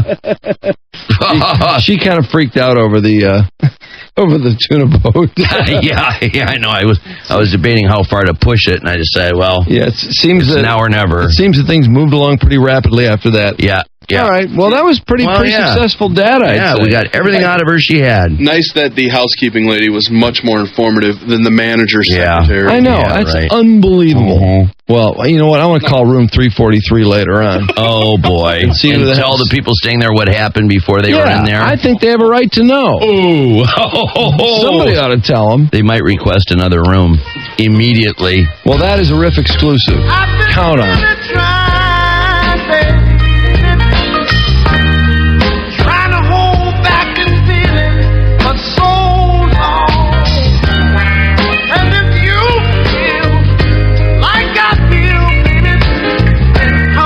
Hey, Frank Stallone's supposed to be checking in any second now. He's got a song in the new Rocky movie. Yeah, Take You Back. Yeah. Sings it a cappella. He first sang it in the original movie, Rocky. Was that in the original movie, really? Yeah, in his on-screen singing debut, but it's been brought back. That's weird. Yeah, and of course that was the 1976 Oscar winner. We had Frank in a couple times, actually. Frank was coming through promoting CDs. Is that Frank? Hey, good morning. How you doing, Frank? I'm doing great, thank you. You got this song in the new Rocky movie, eh? Yeah, how's that, huh? That's great. And this, of course, from the original Rocky, right, where you made your on-screen singing debut? That's right. And which was nominated for an Oscar, is that right? Or no, it was an Oscar winner, as a matter of fact. Well, the movie won Best Picture, yeah. Did you get nominated for song? Well, not that one. No, I got nominated for Grammy and Golden Globe for Staying Alive. Oh, yeah. But then I got ripped off because it was my songs, same five songs were nominated for the Golden Globe, Grammy, and then when Oscar time came out, my song didn't get nominated, and they put another, bad Barbra Streisand song up there. Oh, of course. From Yentl. Oh, God. Gross. How annoying. Yeah, I mean, it was the same songs. No, they're all number one songs. Flashdance, Maniac, Far From Over. And then there were two songs that no one ever heard from Tender Mercies and Yentl. So all of a sudden, when Oscar time came out, they were having a party for me because, of course, I was going to get nominated because there was only 5 songs that were out there. And I didn't, and they took my song out and put a song from Yentl in there, So. Oh, God, that's just horrible. But, hey, that's Hollywood for you. Hey, baby, that's the warm people. Yeah. Hey, so you were performing this song in the original Rocky? Because I was trying to remember the scene. Yeah, that was the scene. That's on the street corner. Oh, okay. You guys just singing a cappella? Yeah, man. Oh, that was okay. I remember that. That was my group Valentine. Yeah. How cool. And now, why did Sly decide to bring this back? Just because he's kind of trying to wrap the whole thing up and tie it up in a bow? I don't know. I think the movie is all about kind of that, just kind of going backwards and then going forwards, kind of wrapping everything up in a tight bow and moving on. Yeah, we got to talk to Sylvester a couple weeks ago, which we'd never interviewed him before, and it was great. Yeah, he was such a nice guy. Oh, was he a great guy? Great, man. Yeah, it was very cool. Do you talk to Sly much? You probably talked to him more than that. I think that's what you told us last time when you were in here. Yeah, we were asking you about if you could get him on the phone right now if you had to, and I think you were saying it was kind of marginal. Yeah. That's right, when I did the show there. Yeah, you came in. I've been trying to... were you guys in the Fisher building? No. Where were you in? We're in Royal Oak Township, actually. That's right. In the burbs. Is that when You're thinking of JR. When I was driving out there? Yeah, you were driving around the country, as I recall, doing stops from city to city. That's right, brother. That's right. I was promoting a record, and I was in, and I was going on my way up to Cadillac. Okay. That's right. I was going makes to Cadillac to do research on an old-time world champion fighter, Ad Walgast from Cadillac, Michigan. Oh, no kidding. I think you were selling. Were you selling that CD on your website? Yeah, my website, for all your people out there is frankstallone.com, but also all my CDs are selling on cdbaby.com, which is a great, great company. I mean, it's really awesome because, the record companies, as we know it, are kind of kaput. People are doing their own stuff, making it all like kind of a even playing field. It's a different world now. It's good for an artist like you, I think. Oh, it's good. Yeah, it's good for me. It's good for a lot of people, I need you guys to do me a favor after you get off the air if you can, because I'm trying to I need your information. If you can just, anyone out there want to stay in touch? Email me at frank@frankstallone.com. Sure. Yeah, no problem. Give me your particulars so I can stay in touch with you guys. You bet. I was interested, too, because I was reading about what you've been doing lately, and did you actually watch some of the shooting of Rocky Balboa? I was there the whole time. Yeah. Oh, okay. And you were kind of worried about Sly, though. You were kind of concerned about all the boxing. Well, that was the fight scene, because the first day he just went, hell-bent for leather. I said, dude, man, you're almost 60 years old, brother. You got to kind of pull back a little bit on that stuff. So that's what happened. So we kind of, because he would have just gone all day, so we just kind of reined him in, Yeah, I got the impression they were really hitting hard. They were really wailing on each other. They were throwing some shots out there, Yeah. Because that guy, who's the guy he fought? That's Tarver, right? Tarver, yeah. Yeah, he's a legitimate boxer. He's a hell of a boxer. Yeah. This guy knocked out Roy Jones, Yeah, because I know when we were talking about that, about choreography of that. And he's like, no, we were really doing that. Oh yeah, that was nasty, man. That was bad news. Yeah, well, that was really cool too. How you got the real announcers and everything else, and and even Tyson makes an appearance. Yeah, which was funny when we talked to your brother about that too, because none of us could figure out what the hell Tyson had said, and that's when Ty said he didn't know either. It took him like 4 or 5 viewings of the movie to figure it out. Yeah, I know, man. Did you get to talk to Tyson at all? Oh yeah, but we still you could smell like the weed from like a block away. Oh no! Oh geez! Yeah, he just got busted in Phoenix. What's happening? Right. Yeah.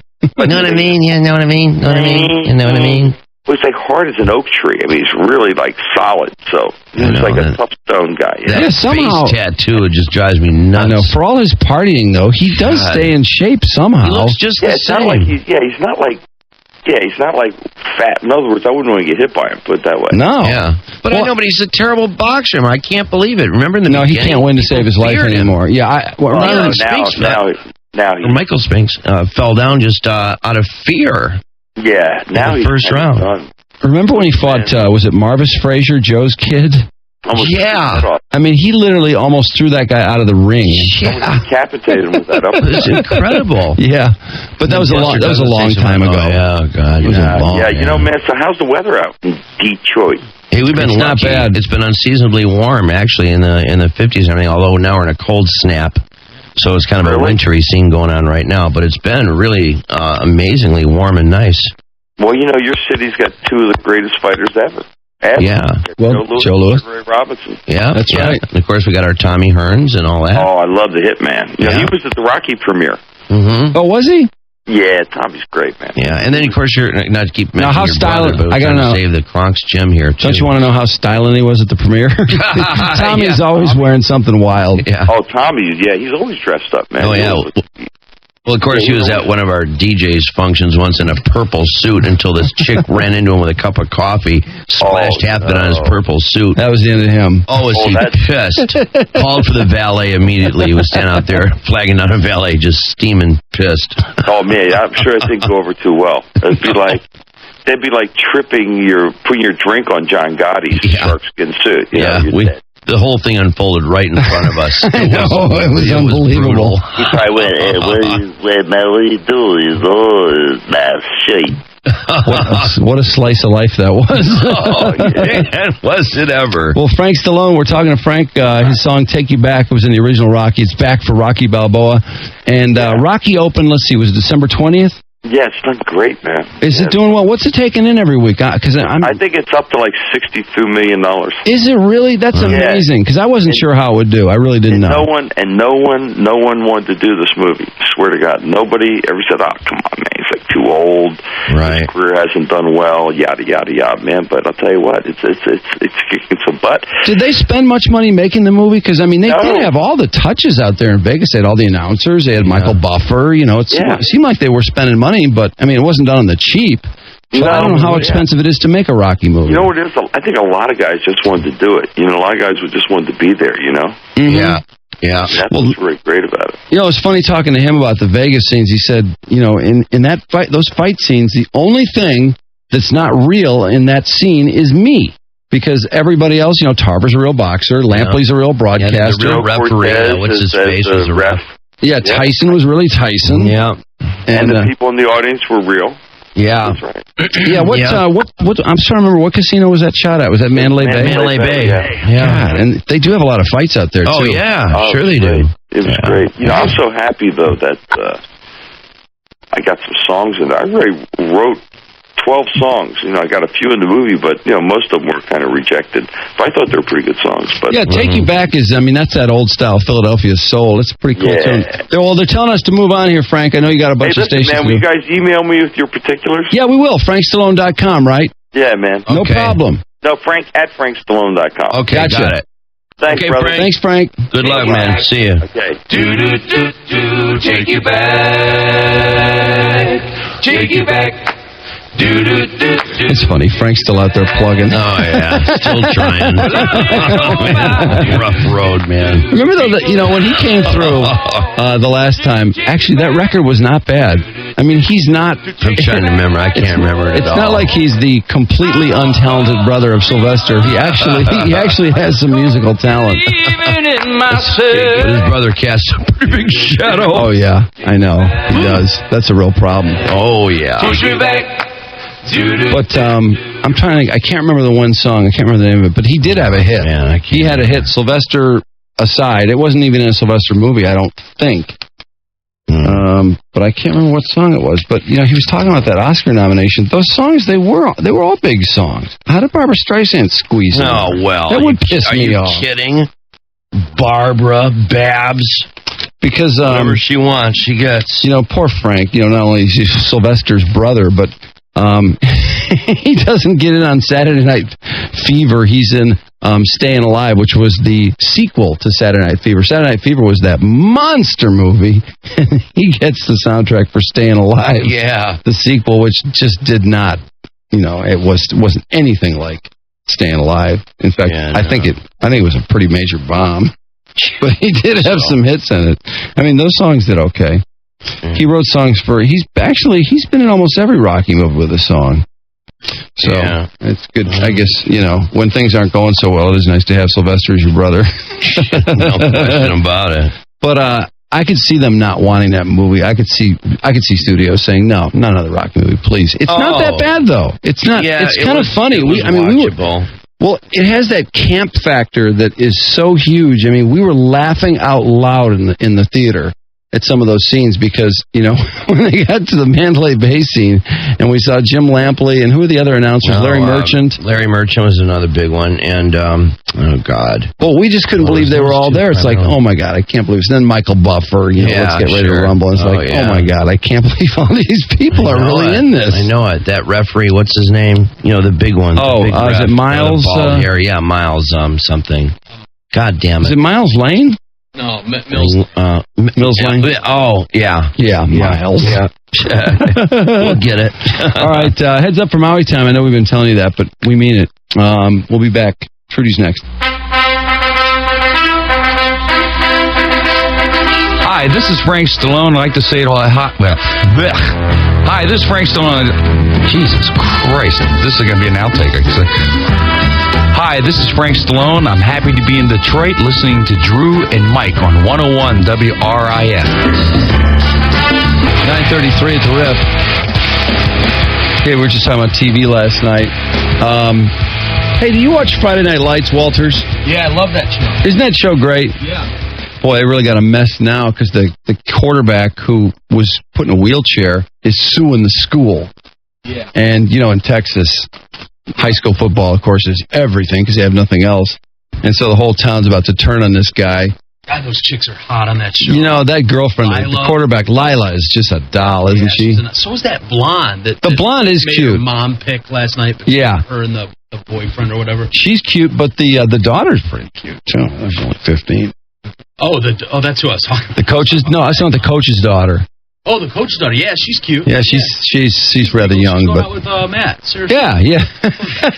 Number 7. Yeah. I don't think Matt's going to play well until his dad leaves town. By the way, his dad needs to get out. I know they need that storyline. He needs to go back to Iraq. He's just effing things up. I know, but Grandma's such a pain in the ass to take care of. Grandma's just cooked. Grandma needs to be in a home. I kind of jumped into this series late. Grandma does. You're talking about real people here. We're not talking about real people. She needs to. But what did he do when Saraston's at school all day? Well, Grandma just sets the house on fire, and she's just, it's nuts. I mean, you never know what's going to happen to the house when Grandma's at home alone. Remember, there's no telling. He tried to take Coach's daughter on a date the one time, and... Yeah, and Grandma ends up... He had a babysitter for her. He had his buddy babysit. Right. Grandma ends up in the closet, crying and... Yeah, and he had to leave his date and bring her home. Oh, man, it's a mess. It's a real C-block going on there. I know. I know it's the coach's daughter, and we don't want to see the coach's daughter get nailed. But, and on the other hand, you got to feel for this guy. He likes this chick. It's 9:34, and traffic's brought to you by, Cherry Hill Dental. And don't be afraid to smile. Get the confidence you need from Cherry Hill Dental Center. Visit cherryhilldental.com or call 734-427-2880. They help you get it all. And they bring you traffic. Hey, move your ass! Lousy traffic jam. The traffic report will get me out of this one. Hey, Stress, what's cooking? 696 eastbound at Drake, still real heavy traffic. The earlier accident there almost out of the way, but big old residual backup. Then 696 eastbound also after 275. The right lane is blocked there with another accident. US 23 southbound before M14, a pile up there in the clearing stages. And Woodward northbound between Canfield and Forest. Both right lanes are blocked for a building fire. John R. shut down too from Forest to Canfield. And that's it. The rest is on construction. That's out of traffic.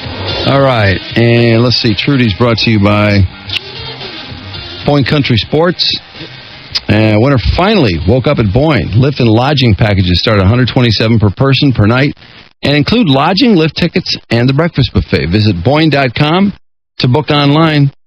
And Trudy just handed me we were talking about it earlier, the new MKR at Lincoln at the auto show. You were over there yesterday with Lincoln. Yeah, the picture just is... Oh, God, is that car cool. Frameable. Oh! So sweet looking. It's so kind of evil in front. Is that the concept car? Yeah, that's it. Damn, get that out there. Yeah.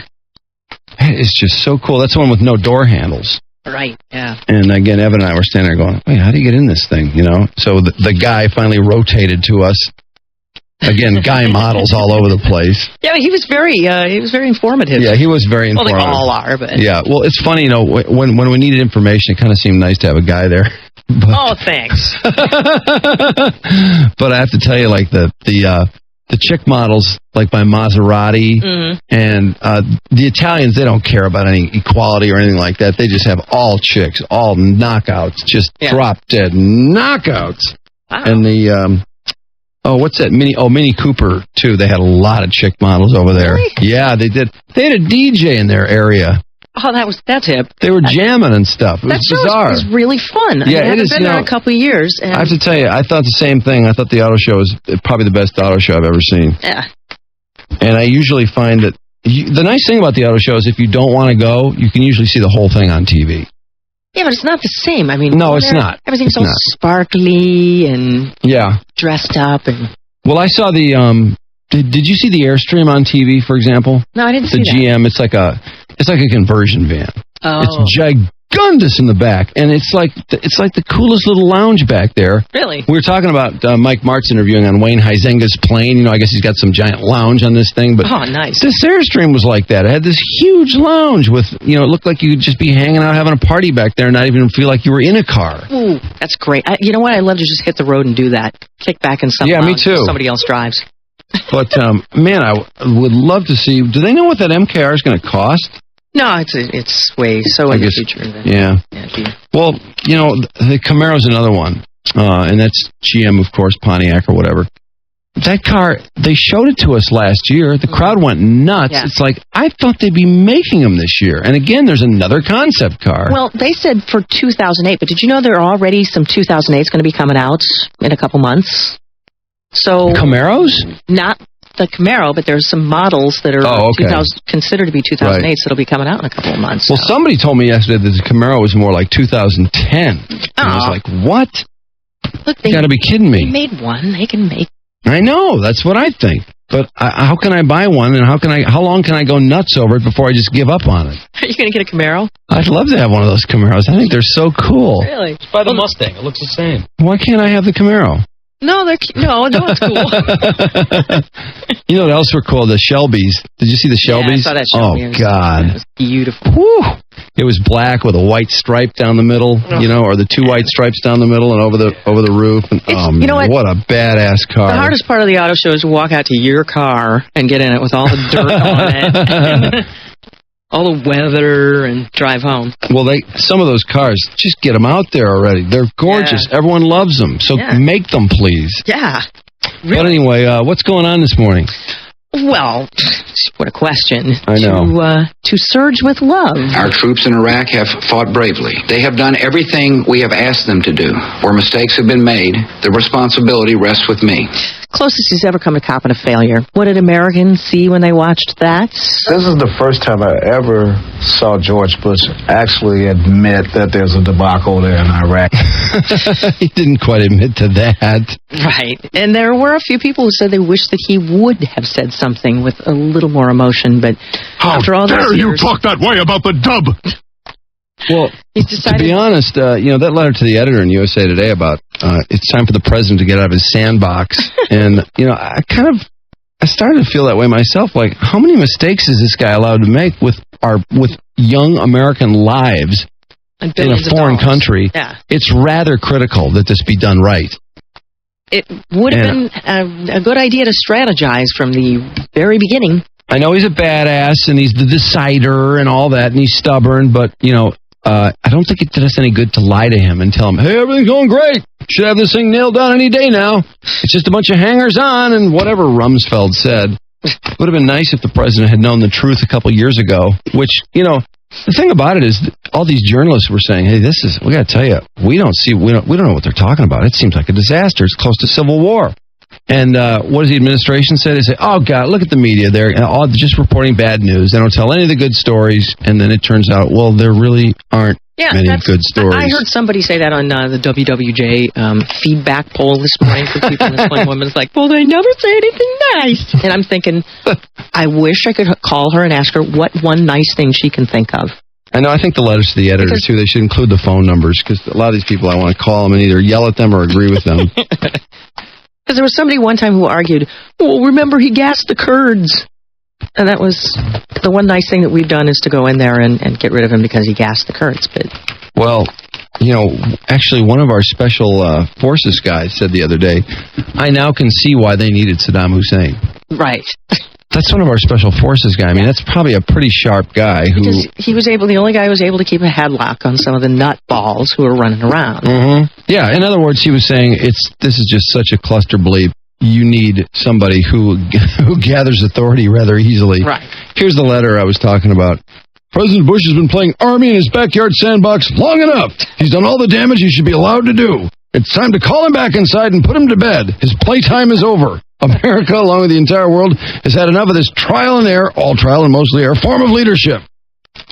Yeah. How dare you talk that way about the dub? And USA Today, I was telling you last hour, their editorial is not too promising. They're saying this plan depends so much on the Iraqis. Right. And doing it. In fact, we're supposedly holding back half the additional troops if they don't pull their end of the load. And they're saying that this is really the third time we've gone in to clear out Baghdad. And the first two phases, both times, and this is our service people saying this. They're saying the Iraqis, a lot of them just dropped their weapons and ran away. Yeah, I know. Because they just joined the army for a paycheck. They don't want to fight. They're not. It's such a maddening scene there, and that's one of the things he brought up in the speech last night. It includes the reluctant boys of the Iraqi army coming, actually growing some stones and getting something. Only Iraqis can end the sectarian violence and secure their people. And their government has put forward an aggressive plan to do it. Oh, hey, slow down. Oh, yeah, they did a great job on that execution, didn't they? Yeah.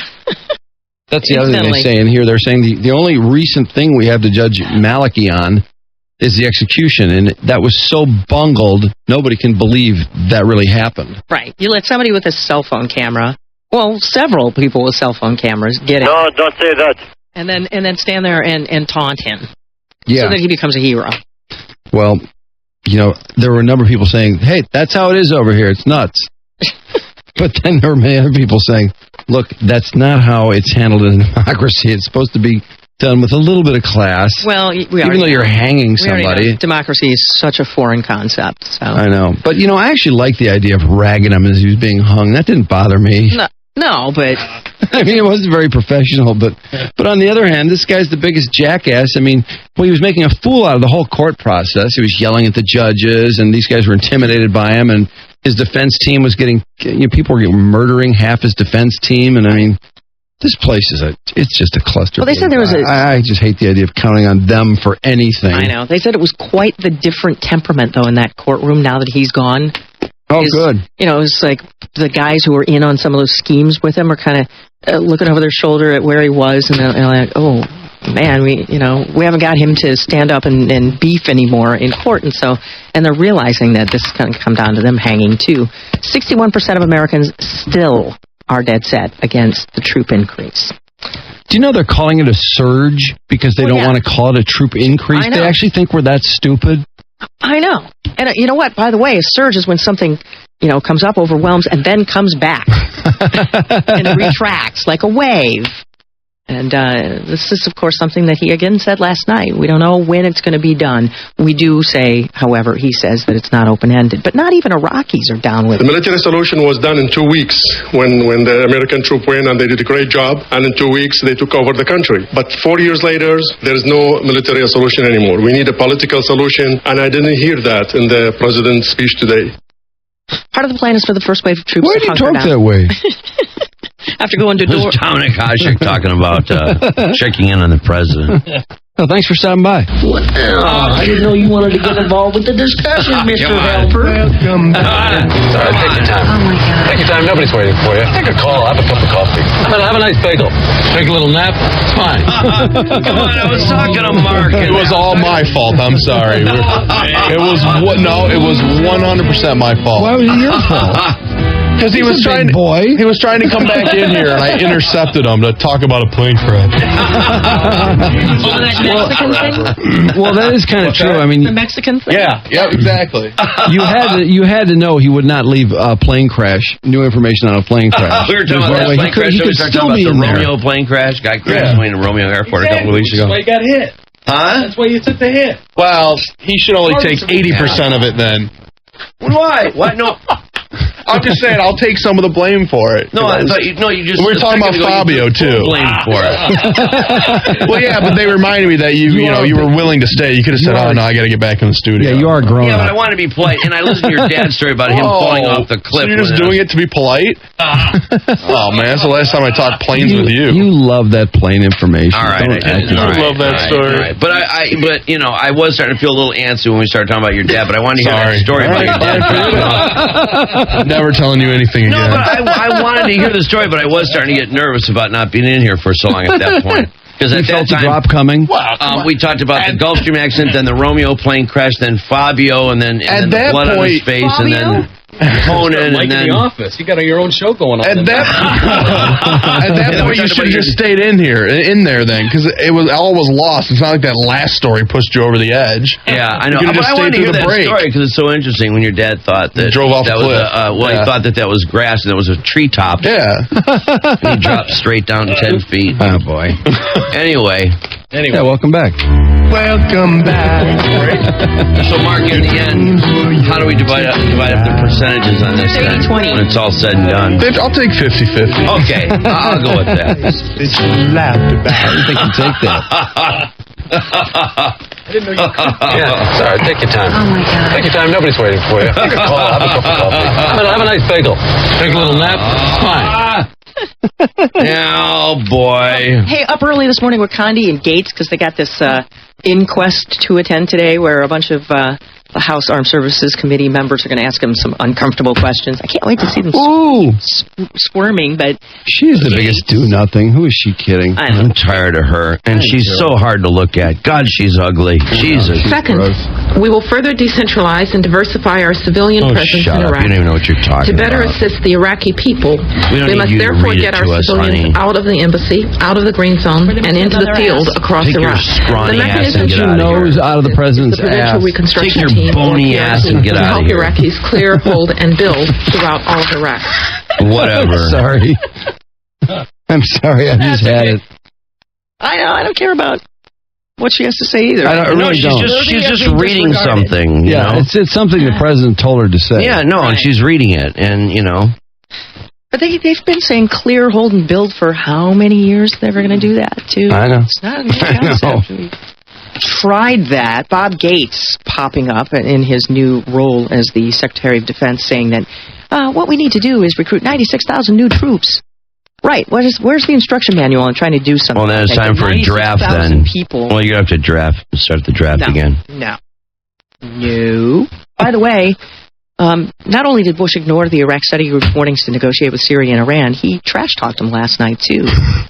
He accused them, matter-of-factly, of providing a pipeline of IEDs to blow up American soldiers. And this morning, U.S. troops raided the Iranian consulate in the town of Erbil in Iraq, nabbing some soldiers there. So it's on. Already, the 82nd Airborne is in Iraq, beginning this whole new strategy.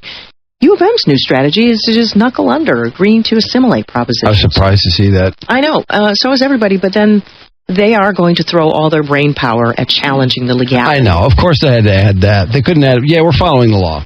We're going to follow the law. The people have spoken.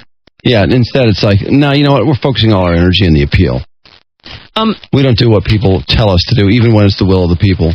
Is it appropriate when George Bush and 61% of the country disagrees with you that you should talk about where your presidential library is going to be? I know. I find these presidential libraries to be the dumbest things. Do people actually go to these places? Oh, yeah, some of them do. I can't believe it. Would you ever go to a presidential library?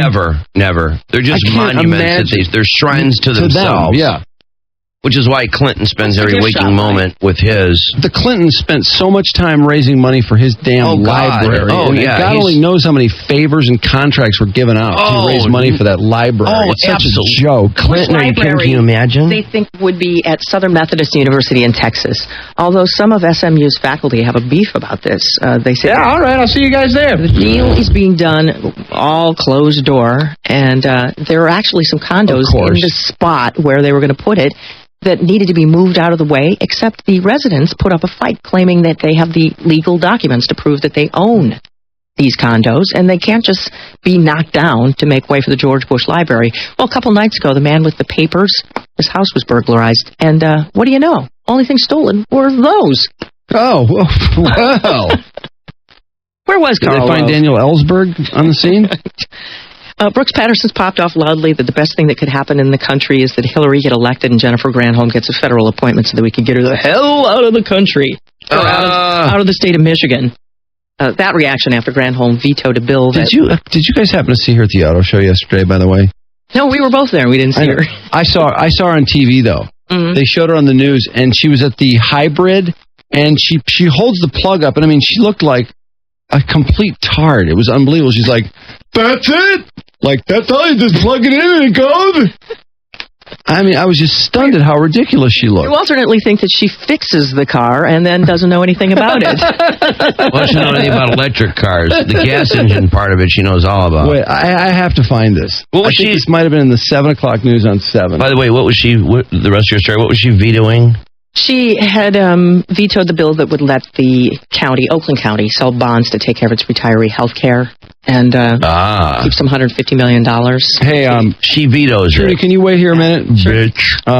There's something funny I got to tell you about, and I want to find this Granholm thing, because I know you'll agree with me. She looks ridiculous in this one thing that was on the news last night.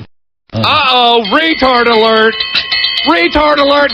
And the other thing was the Senate Judiciary Committee hearing this morning, things got off track when Arlen Specter started grilling Bob Barr on his appearance in Borat.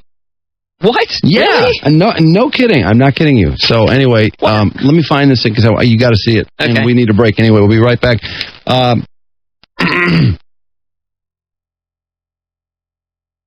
There's a chance of Maui time happening any second now, by the way. Really? Yeah. I mean, like, really. How exciting.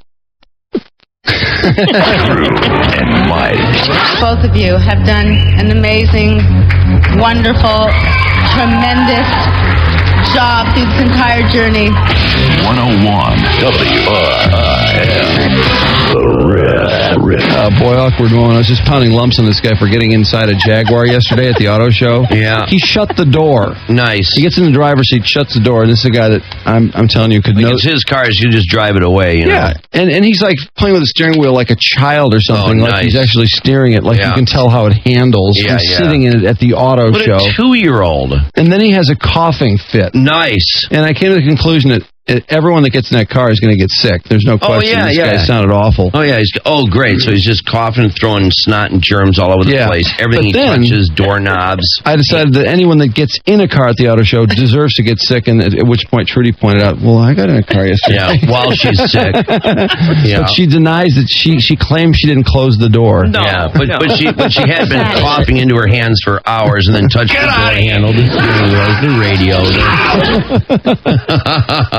It's gone. It really is gone. It sounds like it's gone. It's gone. Sure it is, Trudy. It's just the right, after as you hit mute every 5 seconds. Hey, real quickly on this Arlen Specter story. By the way, we're watching Jenny Granholm, by the way. I just want to say before you move on, because of the auto show. I was going to come back to it. Oh, are you? Okay, yeah, absolutely. We'll come back to it. Hey, she sounds so ridiculous here. But she anyway, needs to be batted around. Bob Barr was in the Borat movie, and Arlen Specter deviates from this talk of government privacy issues to start grilling Bob Barr on his cameo in Borat. Barr says the movie was pitched to him under false pretenses, and he hasn't seen it. You liar.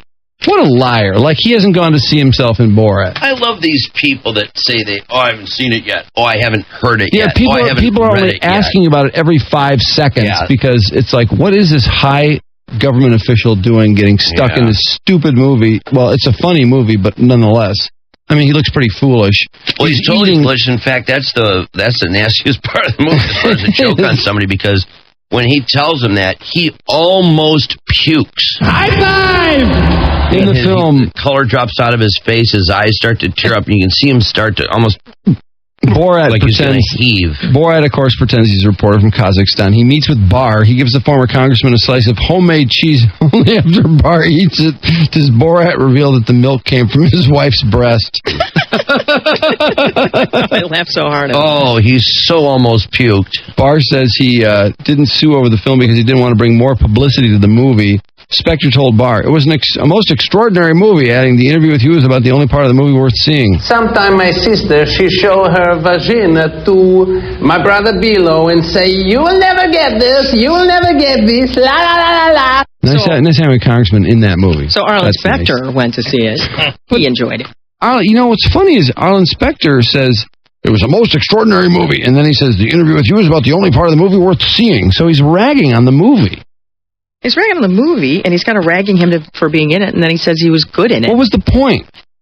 Oh, man. I don't know. Arlen Specter, he, of course, is the winner that kept... what's the guy that put the girl in the trunk and took off Unicorn. Unicorn, yeah. He's the one that got Unicorn bonded when they found the body in his apartment. Oh, yeah. Arlen Specter was an attorney at the time, and he's like, oh, he's a wonderful man. He helped create Earth Day, and you can't put this guy in jail while he's awaiting trial. Are you crazy? Yeah. And so Arlen Specter gets this guy bonded out for like $4,000. And what does he do? He gets in the first plane to Europe. He's gone within a day. Is he in jail still? Yes, he is. He is. Oh, yeah. Is he in federal prison? Super Slammer? I'm not sure exactly. I don't think he's getting any great treatment, because all I know is last time I saw him interviewed, he was not happy.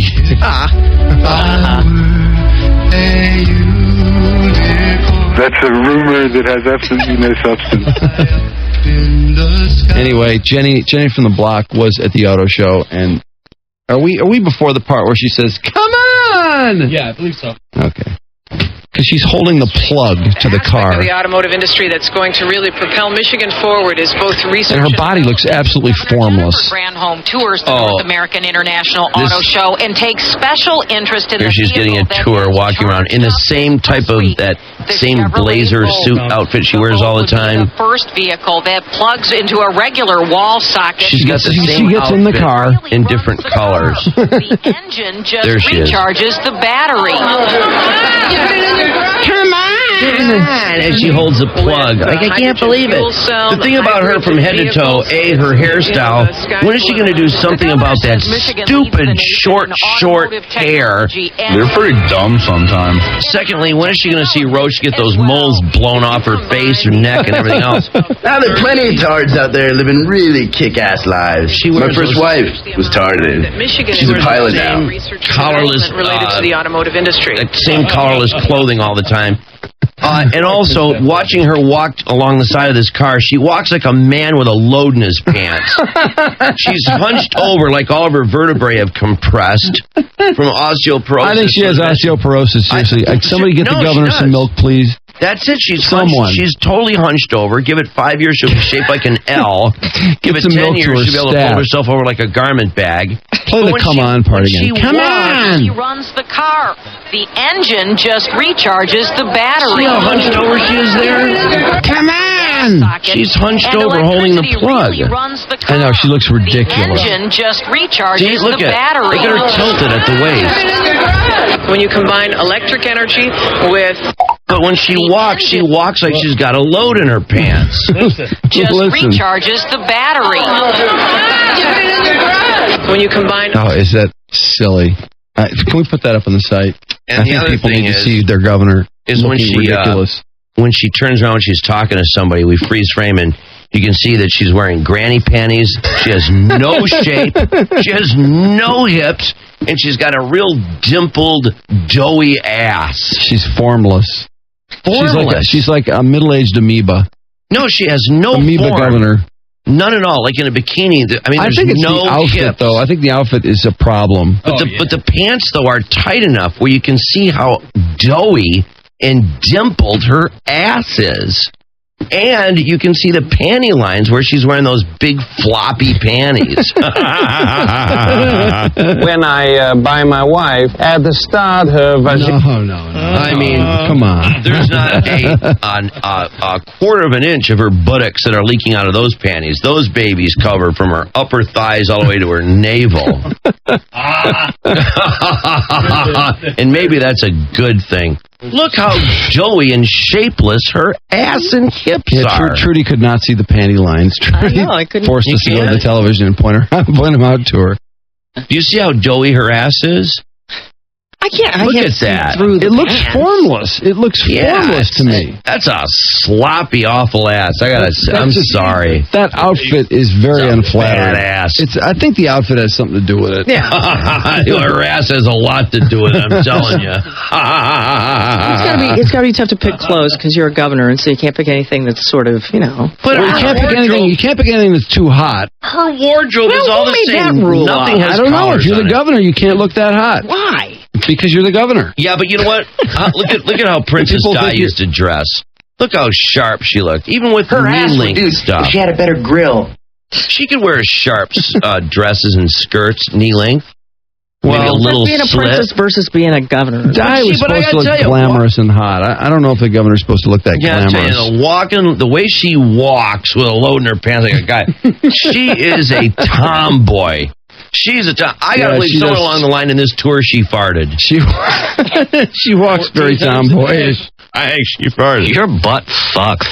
Yeah. She walks very tomboyish, there's no question. But she does look like she has osteoporosis, and I would get some milk to her stat. I think that's because she's tall, and she's one of those people maybe who's like, tries to always trying to bend over. Can we get some good vitamin D milk to her immediately? Yeah. No 2% stuff. Yeah. Yeah.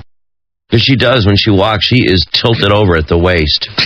That was kind of awkward, though. You're walking up on that rotating platform. Probably didn't want to fall. Gives you something else to She doesn't want to fall if she's got a load in her pants. Were you happy? Were you happy she got in the car, Trudy? Did you feel vindicated? Yes, she and I. Just like, she got in the car. You got to get in the car, though, to see what the inside's like. Get the interior. Can't you just look in the window? No, you get to feel it, you got to... I was slightly concerned, though, when I saw this guy having a coughing fit inside the Jaguar. I was like, there are a million people getting in these cars. There was a car yesterday. There were a couple of dudes in this car the other day that has a telescoping control panel. Instead of setting the seat differently, you can just telescope the control panel. Oh wow! The steering wheel and all. God, there was to suit where you're sitting. That's one thing I noticed at the auto show yesterday. There are a lot of really cool dashboards and consoles and stuff like that. They've really come a long way. Yeah. I mean, it seems like almost all the cars.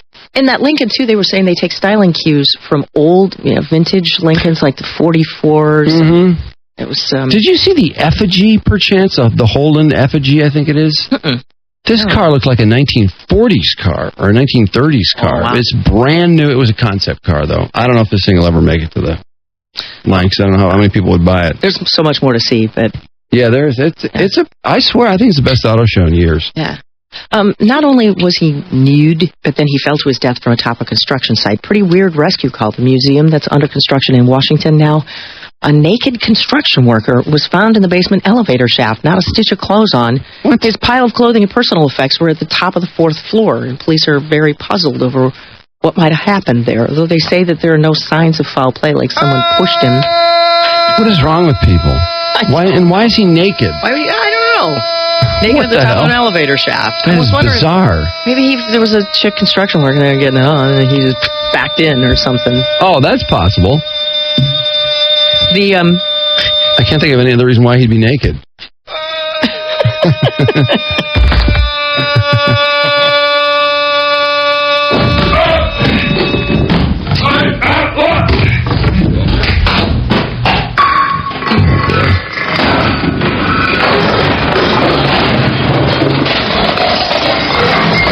It sounds like Aunt B going down the side of the mountain. Aunt B! The Clash's London Calling has now been enshrined in the Recording Academy Hall of Fame by the Grammys, along with 44 other recordings, including The Kangs, Are You Lonesome Tonight, and Van Morrison's Clash. Girl.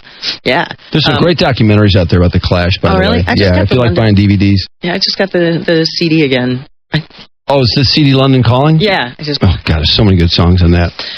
What a cover, too. George what Michael. A cover. Yeah. Pleading innocent to being unfit to drive, arrested in September after the cops were called because his car was blocking an intersection. When they got there, knocked on the window, they found George Michael asleep at the wheel of his with his bag of Chronic on the seat next to him. Can somebody, take the car keys away from him or something? I mean, he can afford a driver, for Christ's sake. He's George Michael. But, I mean, the last time, remember, he hit 9 parked cars or something? I mean, he gets so bombed every time he gets in a car. And if he's not driving around like a madman, he's homoing out with someone in a public john. Yeah, right. It's like, George, just buy an escort or something. His lawyer you could says... have 20 buff little blondes over at once and afford it. Yeah, he picks up these... What are you doing these public bathrooms nowhere. God. His lawyer says they illegally took his blood sample, so they want to just let him off. Your typical homosexual male will be in great shape, well-dressed, wearing sandals, holding a brightly colored drink, and listening to Celine Dion. These hell-bound folk have made a choice to be gay, and they won't rest until everyone else is gay with them. The teacher who painted with his ass by dousing his genitals and butt cheeks in paint and then pressing them up against the canvas has been canned. Sounds like a great teacher. I know, he's been That's canned by the school board Good because judgment. they just couldn't see putting this peni ass cheek artiste back in a classroom. So what? His whole classroom saw his penis? If they've seen his art, and he does sell it, so it's on display. Stephen Mummer has been fired. His paintings sell for $900 a piece, so it's not like 900. Yeah. It's ridiculous. It takes nothing to I don't want to see your wiener. No. In fact, we were talking about that. We had that chick in the studio that did the same thing. School board just figured was a chick. 3 years ago. it caused too many classrooms. And she wasn't a teacher. No. And I think she probably charged $1 for her picture. Some audio of the teacher. I don't know if you guys heard him. Oh, is that him? Yeah. Hey, you want to hear my idea of elegant? Heading back to my place and massaging my planter's warts with your boobies. I love Shakespeare. Speaking of which, I'll be putting on a production of Coriolanus out in my van. Who wants to audition? Trudy Daniels with Rock and Roll Radio. Hey, you want to hear my idea of elegant? Heading back to my place and massaging my planter's warts with your boobies. It's Maui time! You heard the man. Caller 35 on the RIP lines now at 313-298-WRIF. You could win the ultimate getaway. A week-long trip for two to the sun and surf of Kaanapali Beach in Maui with your host with the most, a big kahuna, Arthur Pithallow. Maui Time 2007. Call now and win exclusively from Budweiser. This is beer and your official Maui Time station, 101 WRIF. Everything that rocks. Baby! You want to take it up to 30 or so, and we'll pick up the last few. Meanwhile, sports brought to you by Esurance. Follow your mouse, Michigan. You'll save an extra $50 on your auto insurance. Buy online. Get the $50 internet discount at esurance.com today.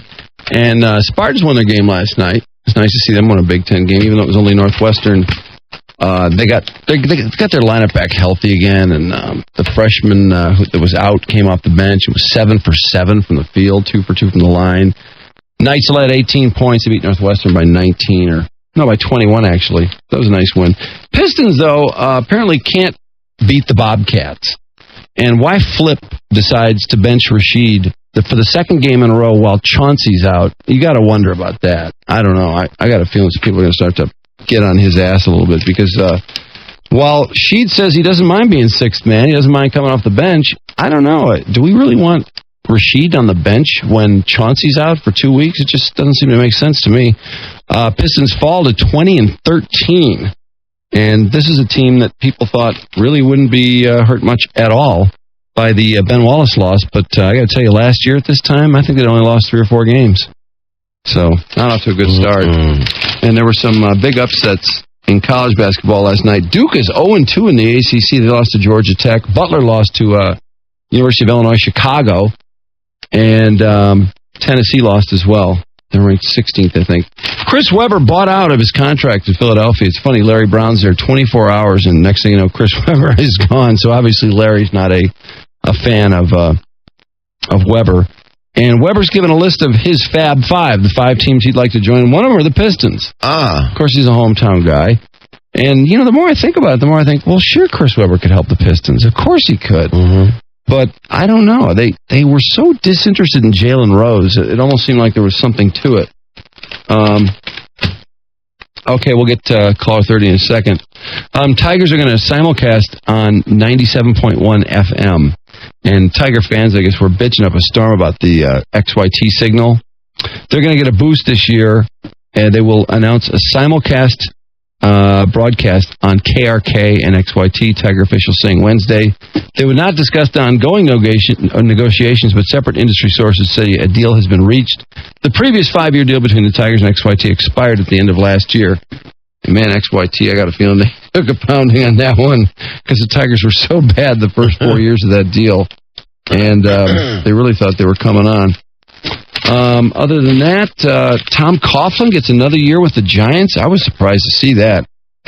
Apparently, Wellington Mara just love Coughlin, and they feel, even though Mara's dead, that they should give Coughlin every opportunity to make it there. Dolphins talked to Mike March yesterday. That worries the hell out of me. And I don't know, they're talking to a lot of people. And let's see, DeMarcus Russell officially came out from LSU, not out of the closet, but out for the NFL draft. And that's whoop. Yeah, boy. That happened yesterday, didn't it? Yeah, it happens all the time. All the time. Oops. I think we need a new screw on there. Yeah. Threads are shot. Something, a washer or something. Again, we're going to start picking up. We were up to caller 30. Yep, caller 30 time. 313-298-WRIF. Oh, caller 30 gave up. 313-298-WRIF. What happened to the phones? Did the phones die? They just died? You're kidding. I think it's, you know what? I think it's because so many people were calling at once. This has happened before. Overloaded the system. Yeah. Serious? Well, Maui trip, 313-298-WRIF. Sure someone didn't just hit the button? And excise all the callers? Gone? Everybody's gone? No, here they come. Oh, that's me. That's you, Mike? Huh. That's weird. Well, we've actually, with some giveaways, we've had this problem before. You think it's... What happened when he called? Did it say all circuits are busy or something? Yeah. Well, that's interesting. Yeah, so we can't have a Maui winner? What amazing timing. We can't get far enough into the calls. Right in the middle of the Maui giveaway. Do you believe that? Well, that's because everyone's calling. Yeah. I got a business. I just tried it. Because every line is open. Yeah. Well. So it crashed our phone. What a unique, what a unique problem to have. Yeah. How much of the tax is going to be on this? Hey, there's Mike Macheski, our worst Maui winner ever. Yeah. When is it? I just gave it a shot. I didn't think I'd hit it. I got to know when it is, and I got to figure everything out now. Let's say I got it, and then I found out, holy cow. Well, no, I want it. I want it. I'm excited. It's one of those things you never think you're going to win it, and then when you do, you're like, holy crap, what do I do now? Why is it that every time we do that, every time we give something away and we say, look, like the Playboy Mansion, like if you can't go to the Playboy Mansion on the 17th to the 19th, if there's some reason you can't leave town, don't call to win this prize, please. And what happens? The guy that wins? Get it. Yeah. I can't go. Yeah. More I think about it, I can't go. Yeah, well, thanks for just calling without giving any thought to it and wasting the time of some person who not only had to take all his information, but all the people that were calling around him. But yeah, our phones are screwed. Our phones are out. Okay. Yeah. Pick it up. Well, I guess as soon as we get them fixed, we'll take caller 30. Yeah. Has this ever happened before? I don't think we've ever had this happen before. No. Yeah, well, was that worth it? No. I'm still getting calls. I know, Mike ended up with like 1,000 calls on his phone. Yeah. Anyway, we'll take a quick break to see if we can get these phone lines back up. Drew and Mike. If you believe in Jesus, you can stay here. 101 WRIF Detroit. Rip Rock. We can actually have a Maui winner. How about that, Beautiful. Hey there, caller 30. Hello. How you doing? Pretty good. Yeah, you're caller 30, though. Sorry. 3-1. Hello. Greg Maddox. How What's are you? going on? You're caller 31. Oh, thank you. You were so close. Oh, thanks. Sorry. Riff. Hey, 3-2. Pardon me? You're caller 32. Oh, wow, man. I know. That sucks. You were so close to going to Maui. Greg. Yeah, man. You know, there's next time, man. That's right. There's the attitude. What an optimist. You guys are hilarious. Caller 33. Oh, you were so close. 2 calls away. Damn. And now you're going nowhere. You're not going anywhere. At least not You were today. so close to going to Maui. Oh, well, thanks anyway. All right. Hey, thanks for listening. Later. Oh, is this a bummer? I feel so bad for caller 34. What? You're caller 34. No, is that what I have to be? No, Yeah. it's Oh, my 35. God, please, please, please. Oh, no, I'm so sorry. I can't. Oh, my God. You were 1 away. You can't do that. We did. We have to. please. No, we have to. Caller 35. Think about how caller 35 would feel.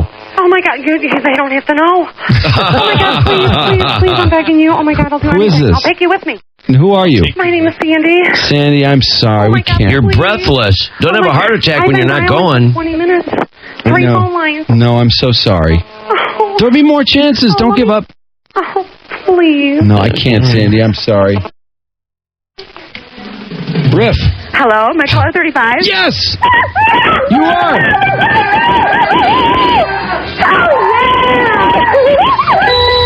I think we have a wiener. Drew and Mike, you guys, I love you.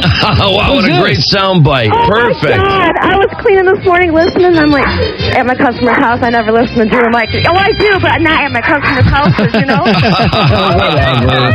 I love you. What's your name? My name's Kim Sorry. Shut up.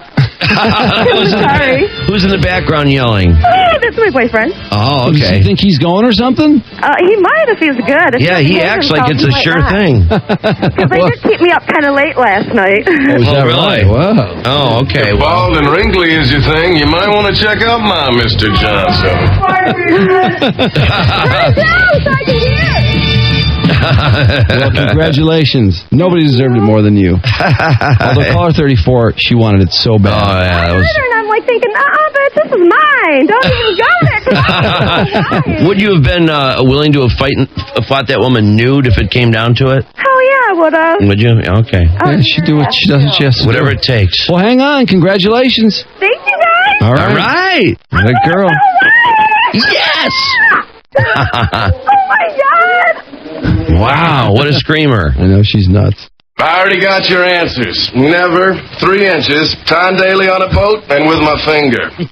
Jeez. Merv the perv. Well, she was a great winner. Do you hear how many calls we were getting that shut the phones down? How many? What was it, 25,000? 25,000 a minute? 25,000 a minute? Wow. Wow. Have you ever that's seen anything like that before? Oh, my God. I didn't know you could monitor that. Yeah, that's interesting. Yeah, we had 18. Oh, cool. Wow. Well, that's great. Oh, how interesting. Yeah, was this sexual audio from the boyfriend? If bald and wrinkly is your thing, you might want to check out my Mr. Johnson. Boyfriend. Yeah, that's him. Merv the Perv rules. How many Merv the Perv appearances were there on SNL, I wonder? 2 or 3. Yeah, because he's not on the show anymore, is he? He got fired. I can't believe they fired him. Wasn't he one of the more worthwhile people on the show? Yeah, he did all the rapping stuff that was so funny. Mm-hmm. Wow. They had a blowout. Why'd they fire him? Well, yeah, because they had to shave this cast down for some reason. They just decided we got too many people on this cast, and I would never have thought Chris Parnell would have been one of the people. Me either. Because he's been there for a while, and he actually does some funny stuff. Oh, yeah. Well, I'd pick you up in my dad's Porsche. We'd romantically peruse my stash of dirty magazines. I'd take off my pants when you weren't looking, then I'd try to grab your boobie. I already got your answers. Never, 3 inches, time daily on a boat, and with my finger. Daily on a boat. What? I don't know. Oh, that's good. Okay. Well, I was just looking at this during the break while we were trying to figure out what was going on with the phones. How about that, though? 25,000 people a minute. Jeez.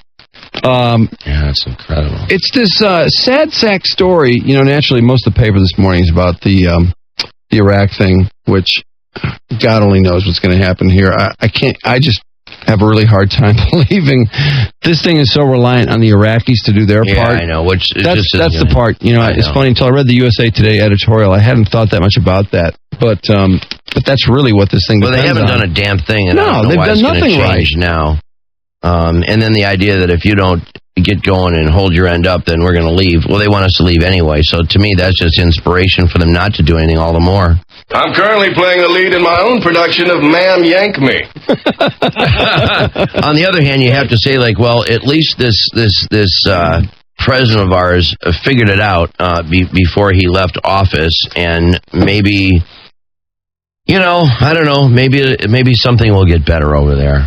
Well, the idea that... you hate to just poo-poo the whole damn thing.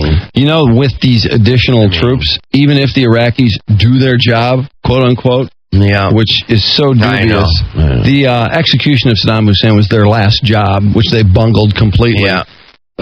This would mean an additional 3 or 4 years of this, which when you think about it, it's like, oh my God, is there any end ever? And that's frustrating as hell. But anyway, next to that story this morning, there's a story about how these poor applicants who are, thought they were going to get in for sure, and now they can't find out because the whole application process got screwed up by Proposal 2. Mm-hmm. And it's like, now, they knew this was coming. They knew what the polls were like, although actually they were pretty deceived at one point because they thought it was going to be close, and it ended up not even being close. People wanted to remove the preferences that create quote-unquote diversity at the University of Michigan. It went on the ballot, people voted, and too bad. Yeah, it wasn't 60-40 or something? Yeah. It wasn't even close. Oh, no, it wasn't close. It was overwhelming. So, to me, it's so simple. Okay, all I can say is, too bad. On the application, you just simply don't have a line for race or gender. You just basically take the name. You probably know it's a female or a male. That's about it. Yeah. And what could be more fair than that? It's perfect. You just look at their grades, their test scores, and that's it. That's probably why people voted that way. So they're quoting the 17-year-old who's from Detroit, and she's probably a good student, but she's an African American and a Native American, which means she probably would have gotten a lot of points. Geez, she probably would have gotten in. And she's like, I think it's a step back, I guess, from all that's been done to make universities more diverse, so everyone had an equal chance. No, wrong. Everyone has exactly an equal chance now. Yeah, they didn't have an equal chance before at all. It was completely lopsided. Yeah, it was great if you weren't a white guy. Mm-hmm. So you come in there just with the best grades in the whole wide world, but if you're lily white, you're out. So now she feels like she's being ripped off because she's not being given an advantage. That's what's so unbelievable. Well, about the people that feel that they're getting the short straw just because they can't use their ethnicity to weasel their way in. You know, and a lot of these people are just like, my grades suck. Yeah, everything pretty much sucks. But hey, I'm. My ethnicity is this, that, and the other thing, so step aside. There shouldn't be any rules for me. Let me in. Put me in front of everybody. And then once I'm in and I can't do the job, then promote me while you're at it. Then what she characterizes as a step backward. Terrence Pell, president for the Center of Individual Rights, says is a leap forward. I think it's a significant turnaround and is good news for this year's applicants, regardless of how the other legal fights play out. She and other applications will be considered on the merits of their abilities and not on race. Well, I thought that was the whole point of treating everyone the same. Yep. But, you get used to having an advantage and somebody takes it away from you and all of a sudden you're being ripped off. It's that handout mentality, man, that just permeates so many areas. And it drives you crazy. And this guy actually that said that. Gimme for nothing stuff. This guy is an attorney representing this guy in a lawsuit whose aim is to force universities to immediately implement Proposal 2. How hard is it to implement it? You just simply don't find out what these person's gender, race, or ethnicity is, and it's that very simple. Yeah, you just take it off the application. They get admitted on the basis of their grades and their test scores. What's so hard about that? No, sit down at the computer, pull up the form, make the changes in 5 friggin' minutes, and you're done. Then this other guy in the story says, I didn't expect the university to capitulate so soon. They lost. What? There was an election. People voted on it, and it wasn't even close. No. They don't have the right to say, accept it. I don't understand this idea that, when someone votes on something and it's made, basically, it's passed into law, people go, well, I don't know if we're going to do that or not. Oh, that's what infuriates me. Let's keep voting on it and keep bringing it up until it goes the right way, until it goes my way. It's kind of like the Patriot Act, which forced libraries to allow government officials to essentially find out, is there somebody coming in here going on terrorist websites all day, and communicating with Al-Qaeda members or God knows what. And these librarians just decide, you know what, we're just erasing all the information every day. We're not letting them do that because libraries are real finicky about that kind of information being used against somebody. But here a terrorist cell could be in play with somebody using a library computer, and they have learned that this is one of the things that these terrorists do is they go to the public library because they figure, well, it's not on my computer. Yeah, so exactly. Can't be traced back. Yeah, it can't be traced back to them. And here's librarians saying, well, you know what? Screw the Patriot Act. I don't have to follow the law. Mm-hmm. I'm in America.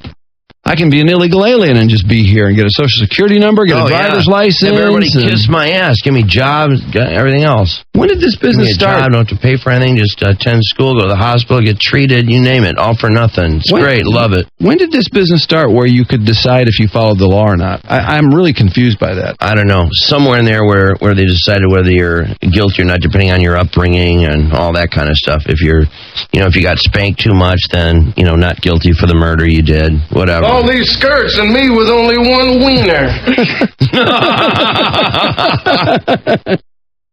What do you say we start turning those uteruses into meteruses?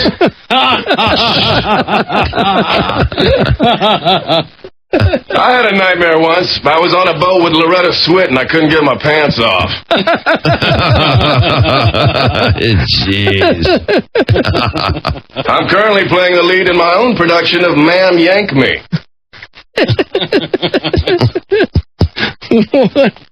All these skirts and me with only one wiener. I like to take you for a ride in Dad's Porsche one. Which one is that? 3? Well, I'd pick you up in my dad's Porsche. We'd romantically peruse my stash of dirty magazines. I'd take off my pants when you weren't looking, then I'd try to grab your boobie.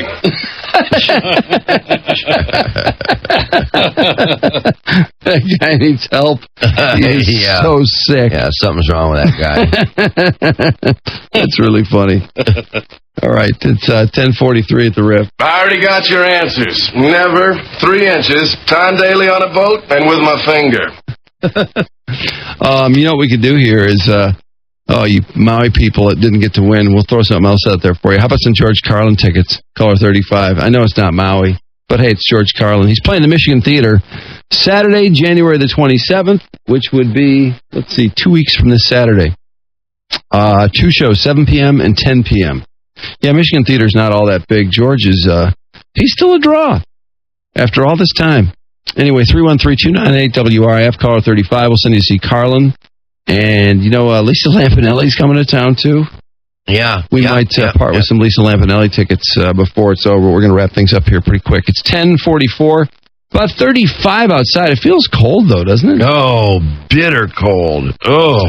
I can't believe we're actually getting up to 44 today, but that's what they say. Then tonight, occasional rain showers developing after midnight down to 38, and then 42 for Friday's high. Weekend, though, let's see. Saturday, mid-30s. Sunday, highs in the mid-30s again, and then MLK Day. Everyone's pretty much taking MLK Day off now, absolutely, yeah.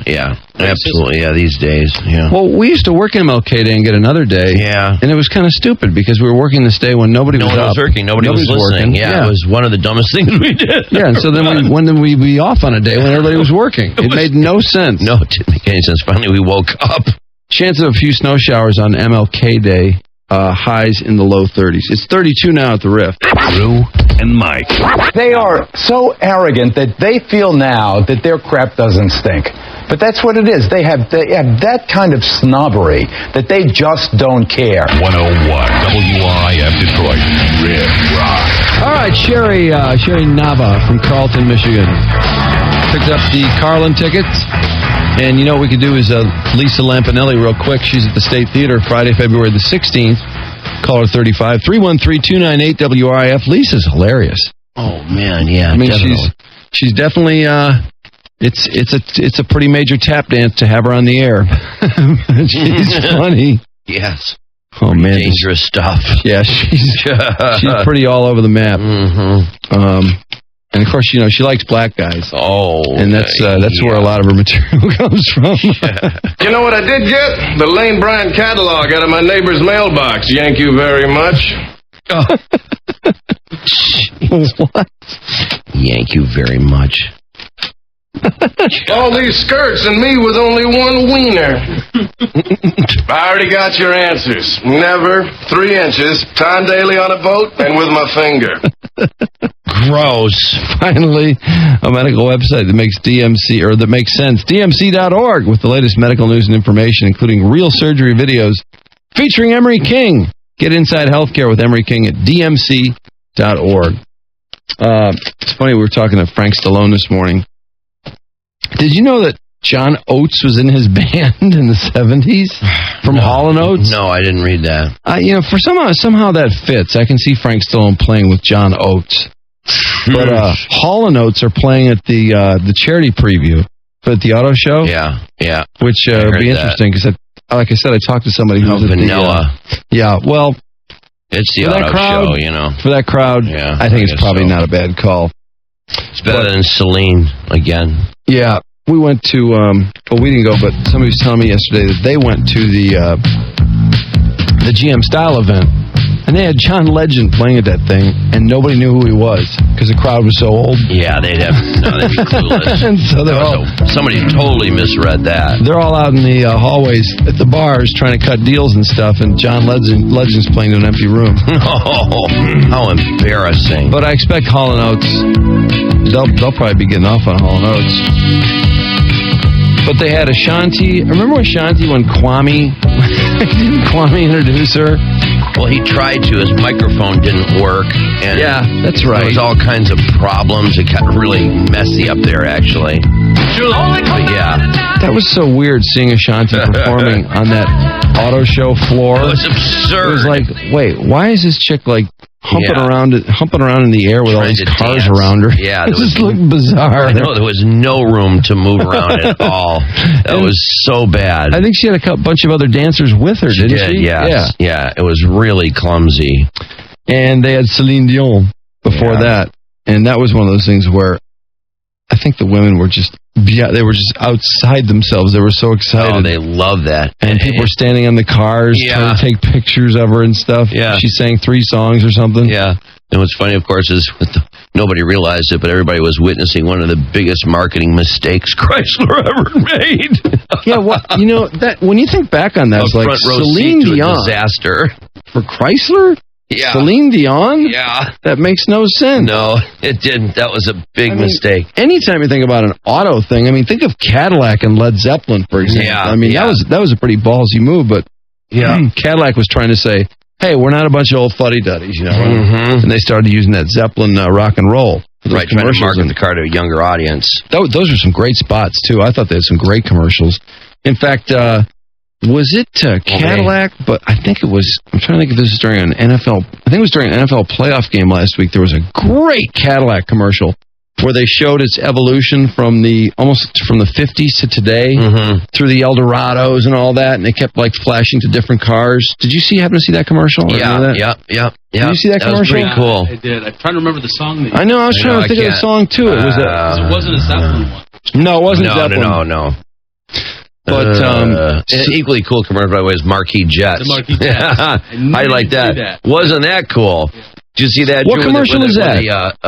It was basically, it was like just before they returned to the stadium, they would show the business jet going by the screen. Then they put a card up for Marquis Net Jets, and it would say, all Fox crew members are transported by Marquis Jets. So all these Fox guys are flying around in private jets to all those games. No kidding. No kidding. Wow. Yeah. How cool. Pretty cool stuff. Yeah, But, that would be one of the benefits of being a Fox executive. Can you imagine the events, sporting events you get tickets for? Yeah, it's an entire Fox crew. Yeah, CBS was it Fox or Yeah. CBS? Oh, Mike, it was Fox. you know me. Are you kidding? Yeah. Freeze frame, single frame. Yeah, it's so funny. I thought of you immediately when that popped up. Yeah. I'm like, I bet Clark is seeing this right now. Oh God, yeah. But Cadillac commercial. What was that song? Can somebody drop us an email? Because it seems to me it was something cool. Yeah. There was something kind of happening. But the Celine Dion thing for Chrysler was just a marketing disaster. It accomplished nothing, and they paid her a fortune, and she had that dumb song she launched with it. Well, it's always like driving the car. When you think of cars, and you think of it's like the male models. You think of it's a chick car. Yeah, male models must be a chick car. Yeah. I mean, surely you don't think guys want to see some hot guy introducing them to their car. Right. It was interesting at the... it's either gay or they're targeting women, one of the two. Well, that's why, I throw Celine Dion in the same category as having these hot guys introduce these cars. Whenever I saw one, I just thought, chick car, got to be a chick car. Although some of the displays I noticed yesterday had older guys that looked almost like engineer types that were with the cars. And this one guy, like at the MKR... at Lincoln was an older guy, and he was very, he knew the car, and we were asking a bunch of questions about it, and I think they must have figured out that people were really interested in the car, so they put somebody out there, although I'm sure there's some women who know the cars, but this guy was, I don't know if he's involved with the car or not, but he seemed to know an awful lot about it, because God, that MK, I love that car. It's sharp looking, yeah. I just wonder when the hell they're going to get it out. Well, that's just it. It's like they come up with these ideas. It's like, come on, let's go. The industry is in ruins. Get this stuff on the street. Well, I find myself continually frustrated with the concept cars because, it seems like half of them never make it. Never see the light of day. Even cars that people love, they go, man, that's a cool car. And it's like you never see it again. No, never. People go absolutely bananas over it. Just crazy. They just can't. They give their right arm for the damn thing. And then it never comes to... it's just absurd. I don't understand. That GM Airstream was a concept car, and I tell you what, that lounge in the back of that thing just looks so awesome. I would love to see a car like that, but I don't know. I'm not so sure that one's going to make it. Probably not.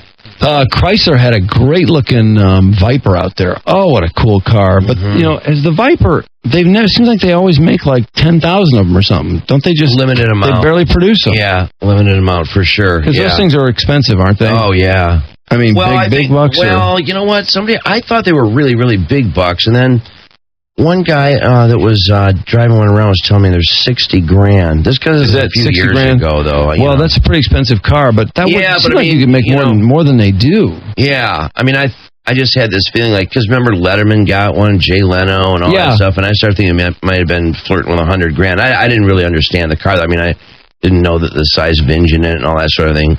But the Shelby 60 Mustang is expensive, no doubt. But the Shelby Mustang was gorgeous. God, was that car cool? Yeah.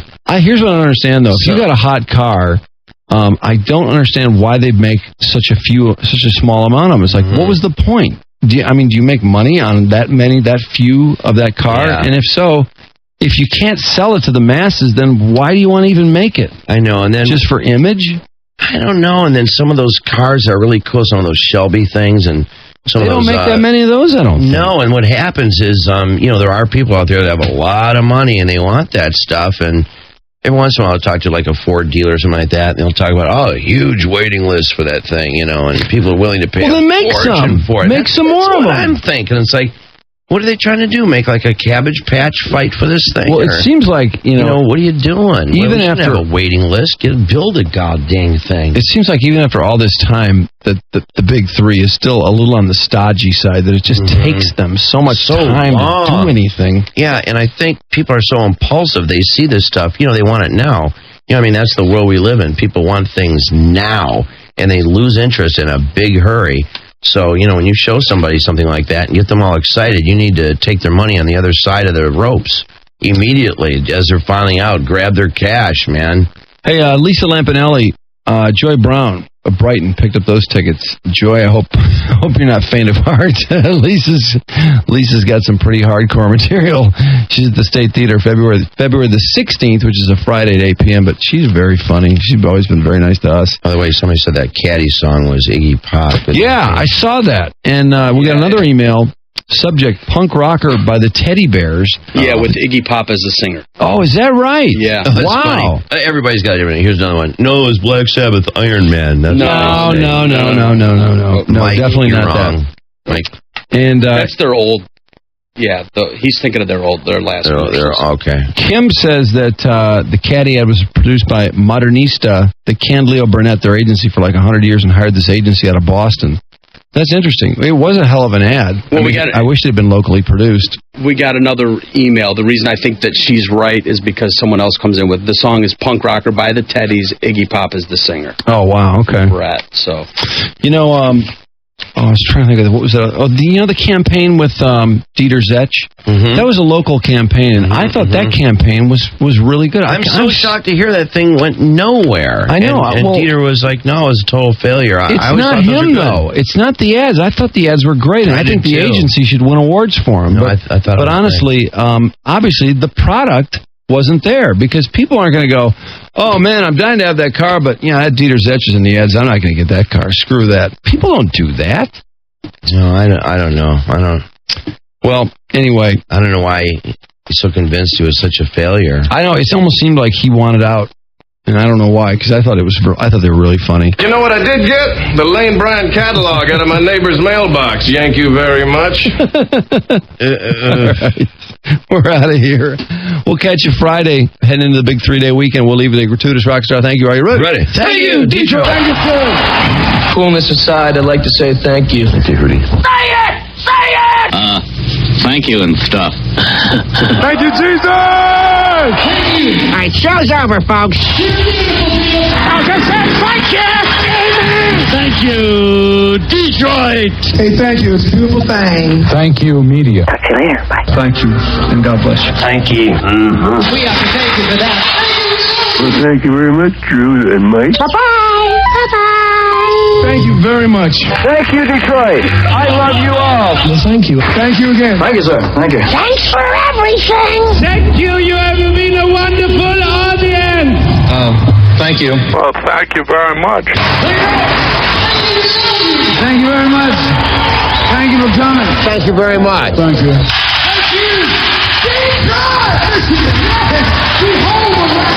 Thank you.